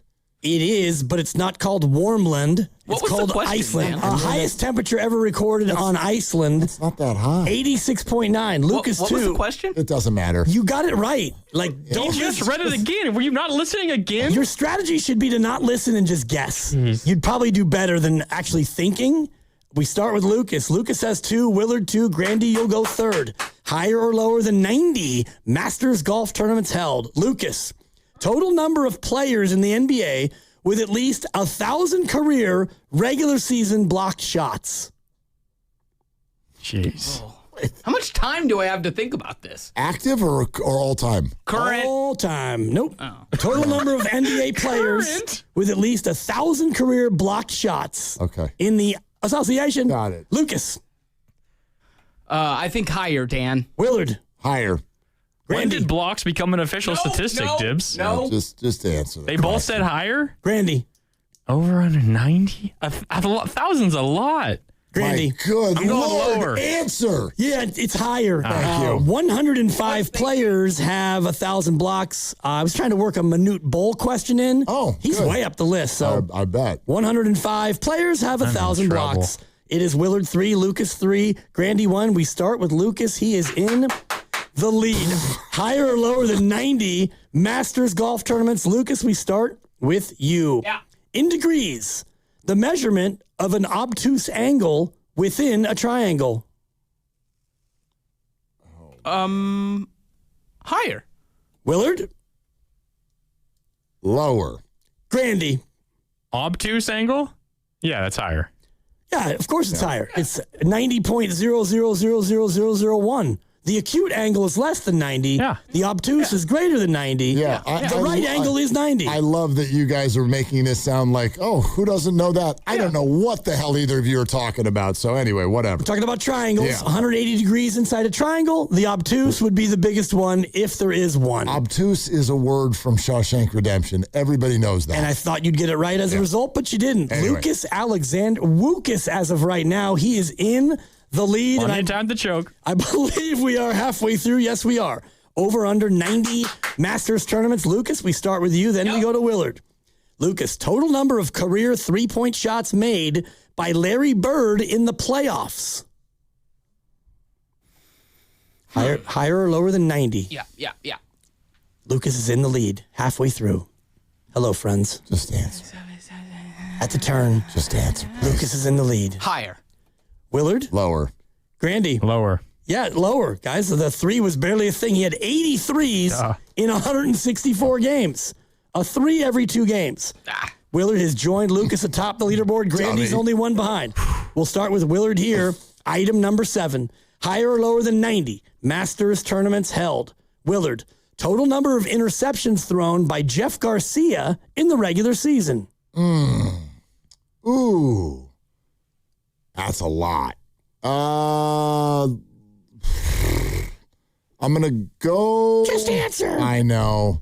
Higher. Lucas. Higher. Lower. Grandy. I'm going higher, Dibs. Tough one for the marks. It is lower. Just a massive one right there. Pretty big there, Lucas. 83. Yeah. 83 picks for Jeff Garcia. Lucas, 5. Willard, 4. Grandy in a little trub with 3. We start with Lucas. We go in order of the leaderboard. Hello, friends. What number is this? This is number 8. Okay, so 3. Higher or lower than 90 Masters tournaments. I was hoping for the tinkling of the piano, but it's too late now. Higher or lower than 90. Lucas, total number of singles matches won by Novak Djokovic at the U.S. Open. 90? This is item 8. You should know by now. 90. It's a tight one. I'm going higher. And Willard. I'll go lower. Grandy. I also think lower, Dibs. Oh, you guys are in some trouble. Higher. 95 wins for the Joker. By the way, that's the fewest of the 4 slams, the U.S. Open, and he still has won 95. That's a lot of matches. Good 2 Lord. to go, and it's getting late. You guys may have to differentiate and hope because Lucas is up 6-4. For sure. How many more left? Grandy's out. Yes. Grandy's out. 2 to go. Thanks for playing, Grandy. We start with you, Lucas. I love a cocky Lucas. Lucas, higher or lower than 90 Masters golf tournaments held. The highest single round score at the Masters set by Charles Kunkel in 1958. Highest. You said highest. That's not an answer, Lucas. Lucas Alexander. It's a difficult course, Dibs. Final round. It is a tough course. Short game I'm is really.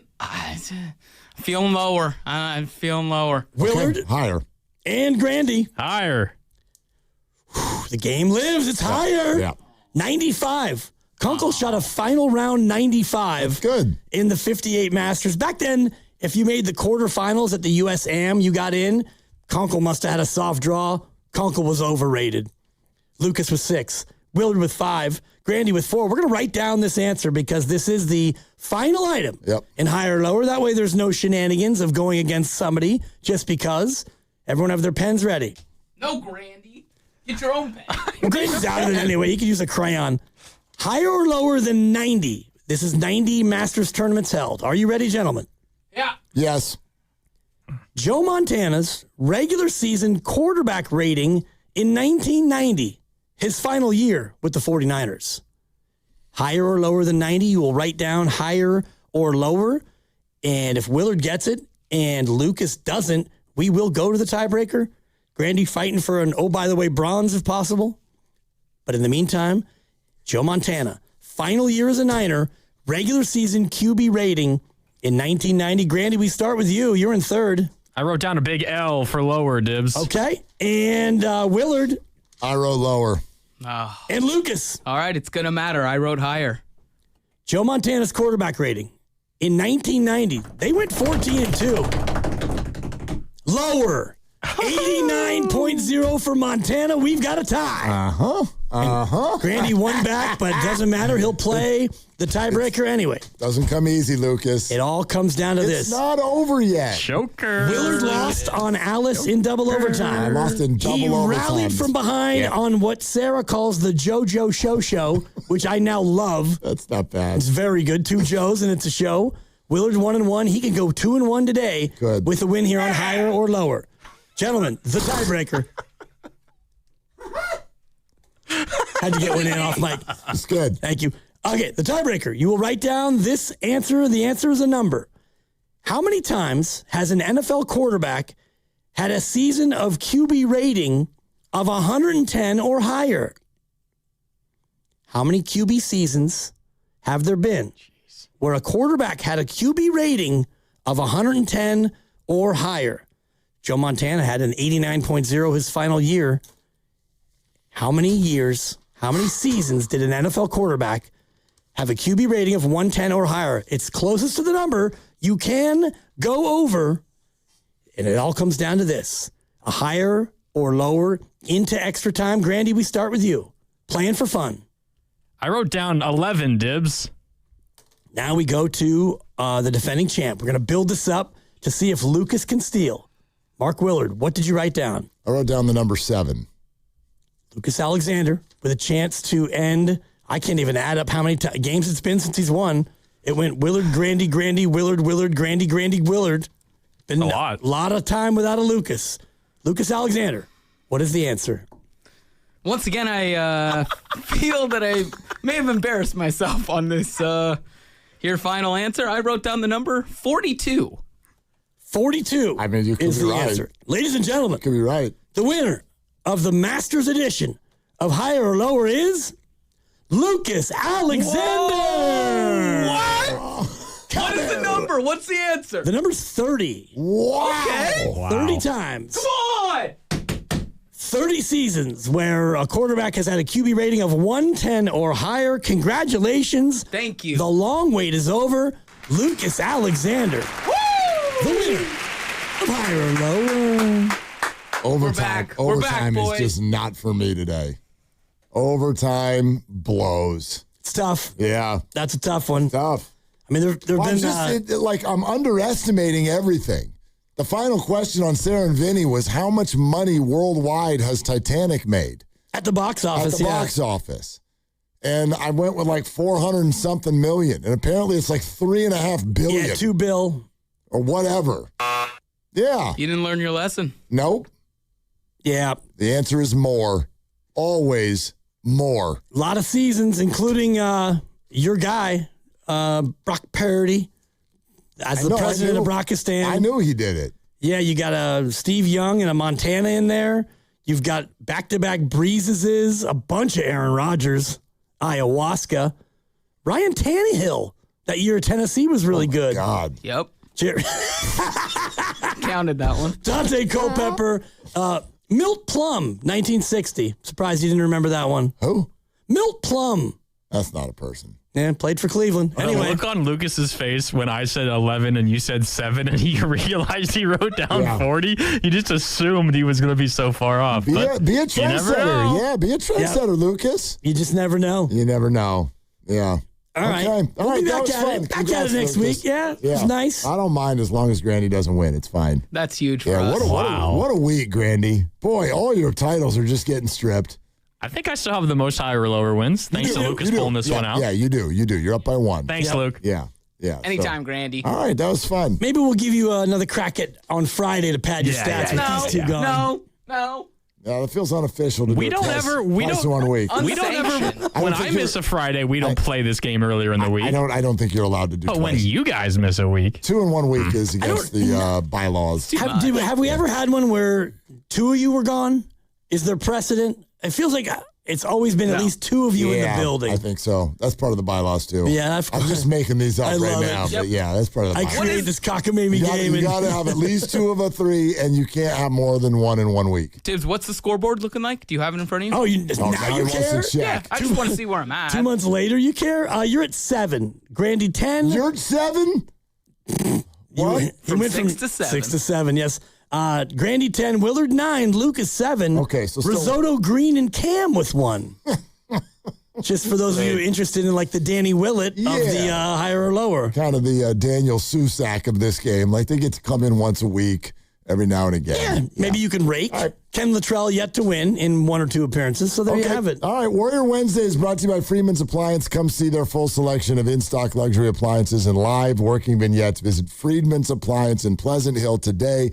888-957-9570 is the number. It's Willard and Dibbs. And it's Dan Dibley over here. Now that spring is approaching, this might be the time to upgrade your home's exterior and property. Golden State Lumber and Showroom works with contractors and professional builders to satisfy the homeowner's plans to add decking, pergolas, fencing, and fire protection. Improving your home with modern siding is a good way to protect against fire, mold, and dry rot. AZEK Exteriors offers exceptional durability, easy installation, and timeless beauty. Golden State also partners with James Hardy Fiber Cement textured panels, which provide a range of styles and resist damage from extreme weather, pests, and aging. You may also consider Vulcan Vents stainless steel screens designed to protect homes from flames and embers with impressive results. For a wide selection of products that will increase the value of your home, go to GoldenStateLumber.com. Talk with your builder or contractor to start your project for completion this spring and summer. Family owned since 1954, Golden State Lumber and Showroom. When you succeed, we succeed. The biggest golf tournament of the year is here, and now you can trade the tournament on Kalshi. Kalshi partner Bryson DeChambeau is trading at 7% to win it all. That means a $100 trade pays out $1,341 if he wins it all. On Kalshi, you're trading against peers in a live market, meaning there's no house. And as the odds move, you can buy in and out of your position all tournament long. For a limited time, download the Kalshi app and use code FAN to get $10 when you trade 10. Kalshi. Kalshi. Trade on anything. What's up, cousin? I want a new phone. Have you seen any good deals? Everyone has free phones, but when I switched to T-Mobile, I got more value and so much more. Like streaming included. And travel benefits. And the best part? The price of your talk, text, and data is guaranteed for 5 years. Get more benefits and more value. At T-Mobile, families save and get a 5-year price guarantee. Switch now at T-Mobile.com. Qualifying plan requires price guarantee on talk, text, and data. Exclusions like taxes and fees apply. See T-Mobile.com. I'm Neil, founder of Clay Room. When I found ceramics, I realized my calling was to give others the space to be creative. So I set out to open my own studio. Having a Chase Ink card has allowed us to grow it and bring people together. Now we're molding a creative community. With the Chase Ink Business Cash Card, you can earn up to 5% cash back on business essentials, so your business can go from here to possible. Chase for business. Make more with yours. Real business owner compensated for their participation. Cards issued by J.P. Morgan Chase Bank, N.A. member FDIC. Subject to credit approval. Terms apply. Let's talk about a big win on and off the field. This April, donate blood with Stanford Blood Center and you're automatically entered to win 2 luxury suite tickets for the Giants versus the Diamondbacks on May 25th at Oracle Park. We're talking suite level, great views, all the food and drinks included. Your one donation saves lives, and it puts you in the best seats in the house. Make the call to donate today. Visit StanfordBloodCenter.org for an appointment. Hey, it's Willard. The world feels uncertain right now, but when a serious injury hits, uncertainty is over. You're in the fight for your life. Bills start, pressure builds. That's when you call Habas Law. Battle-tested, relentlessly victorious. Omar Habas, Tarek Habas, ruthless when insurance companies try to wear you down. When your world gets rocked, bring in the force built for the fight. Habas Law. Visit HabasLaw.com. Omar Habas is a California licensed attorney. Offices in Northern California, including San Jose. Past results do not guarantee future outcomes. Now through April 12th at Big O Tires, get $80 in rebate savings on 4 select in-stock Michelin tires with installation purchase. Plus, an additional $80 in instant savings from Big O. Disposal fees extra, not good with other offers. See your locally owned Big O dealer for pricing. Elevate your kitchen at the Miele Innovation Center at Freedman's Appliance in Pleasant Hill. Out of your dreams and into your kitchen. Select the qualifying built-in kitchen appliance package that is right for you. With unrivaled technology and luxury-grade quality, when you bring home a Miele, you're bringing home true innovation. Now, for a limited time, save up to 10% with the purchase of a qualifying Miele kitchen package. Visit the Miele Innovation Center at Freedman's Appliance in Pleasant Hill or at freedmansappliance.com. Thy ticket, Lady Jennifer of Coolidge. Well, many thanks, good sir. Hereeth my Discover card. They accept Discover at Renaissance fairs? Yeah, they do here. Discover is accepted at the places I love to shop. Get it? With the Times. With the Times? You're playing the lute. Yeah, and it sounds pretty good, right? Discover is accepted at 99% of places that take credit cards nationwide. Based on the February 2025 Nielsen report. There's a difference between liking a house and actually getting it. Redfin is built to make up that difference and close the gap between finding and owning the home for you. Redfin agents close twice as many deals as other agents, so when you find a home you love, you're not a step behind when it's time to make an offer. That means less watching great homes disappear and more focus on the ones you'll actually move into and call home. Redfin helps turn saved listings into real addresses. Get started at redfin.com. Own the dream. This is the story of the one. As a procurement manager for a hospital system, she keeps every facility in her network stocked and ready. That's why she counts on Grainger to be her single source for thousands of products, from disinfectants to lighting, air filters, and more. And with fast, dependable delivery, Grainger helps her keep every facility stocked, safe, and running smoothly. Call 1-800-GRAINGER, click Grainger.com, or just stop by. Grainger, for the ones who get it done.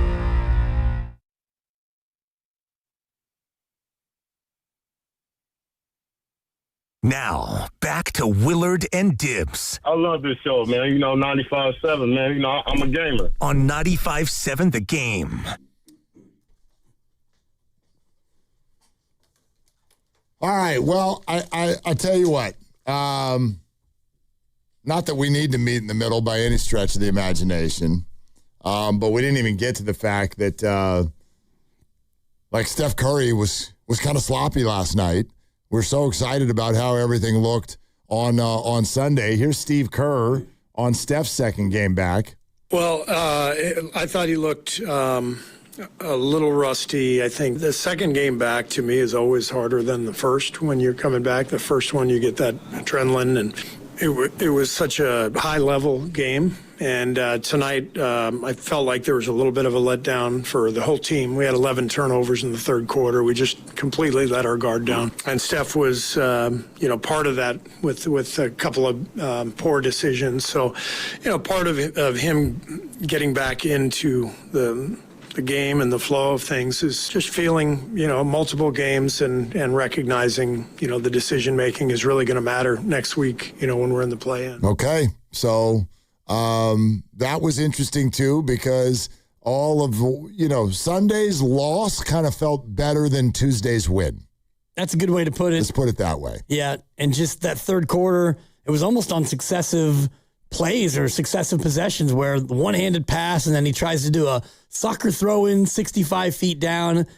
Just easily excusable in a game that has no ramifications in the standings, but you want to see him be a little bit more buttoned up. And Steve's right. The whole team had 11. Spencer with 3.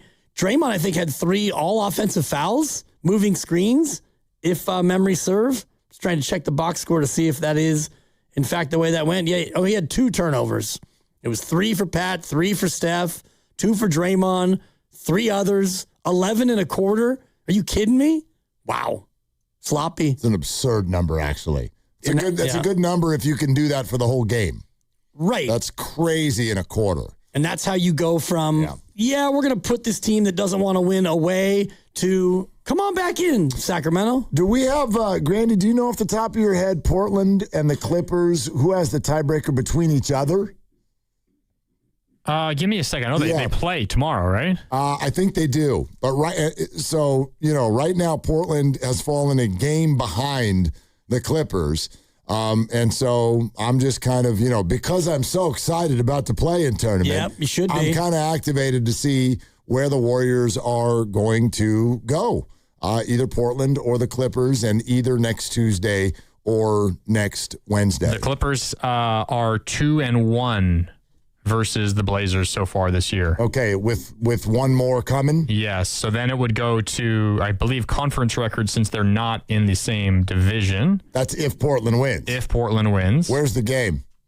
I just moved off their schedule. Give me one sec. No, that's conference record right now would go to Portland. So if Portland wins, likely Portland would have the tiebreaker. The game is in Portland. They play on Friday. Portland will need to be in San Antonio tonight first, though. So we'll see if that even matters. Portland goes at San Antonio, then home games between the Clippers and the Kings. We know they'll win the game against the Kings. The Kings will be sure about that.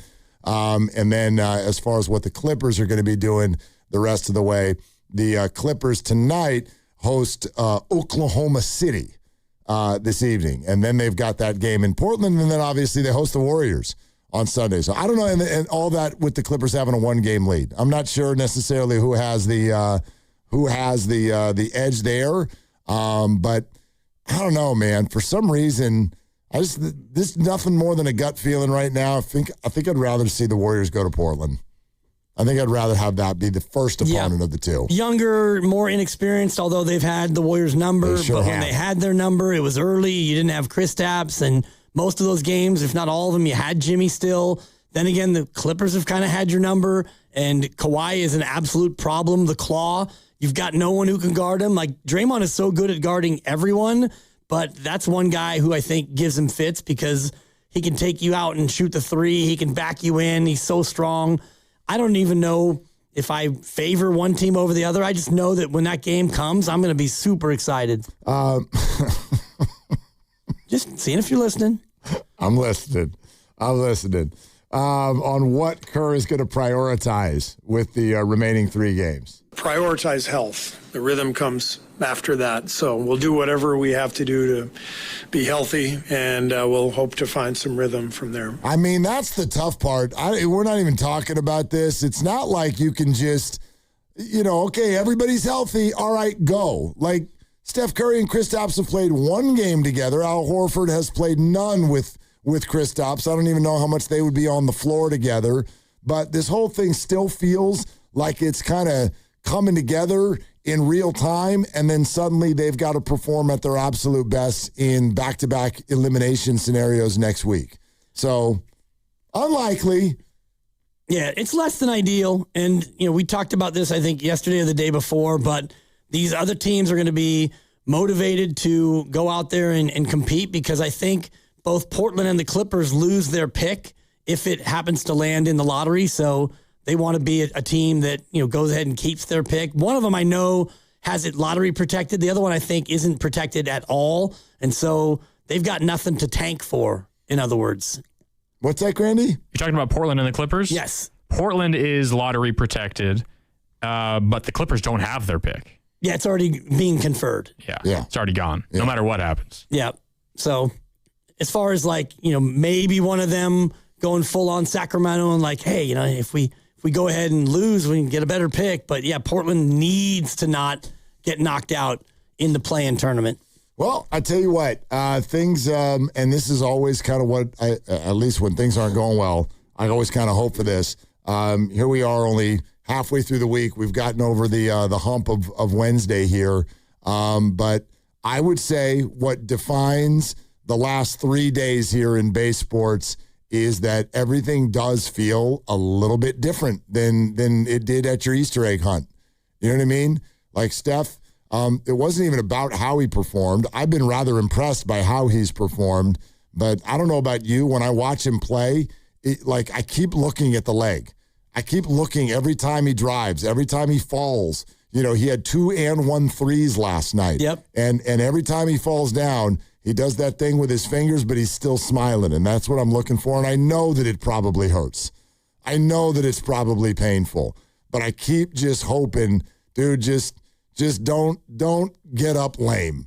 But yeah, it's a completely different entity, and to a small degree, I feel like a much, much smaller degree, I feel like over the last 22 hours, the Giants helped themselves on that front as well. No doubt. I mean, to be able to put up back-to-back shutouts and rocket some balls off the wall. And today, as I mentioned earlier, the 8 hardest hit balls were all by Giants, and Devers had 2 of them, and 6 other guys had 1 of them. So other people in the lineup are starting to barrel up, so to speak. There's a Giant with 2 home runs.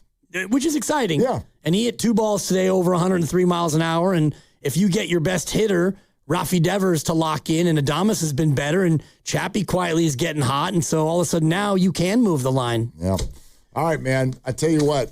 Just get ready for tonight, because tonight's big. We haven't really mentioned it at all. the Sharks, again on national TV. Yeah. The Sharks in Edmonton, and it's a TNT game. Puck drops at 7. And I was today years old when I learned about the NHL tiebreakers. You realize that head-to-head is the 5th tiebreaker on the list? Yeah, it's not a... Right. I actually did realize that. It's not even a thing. No, so you obviously you go by the points, and then isn't the first tiebreaker after that your number of wins? Regulation wins. RW, then it's games won, excluding shootouts, ROW. Then it's any wins So of any overtime kind. wins, yeah. Shootout wins, too, because overtime wins are in the second category. And then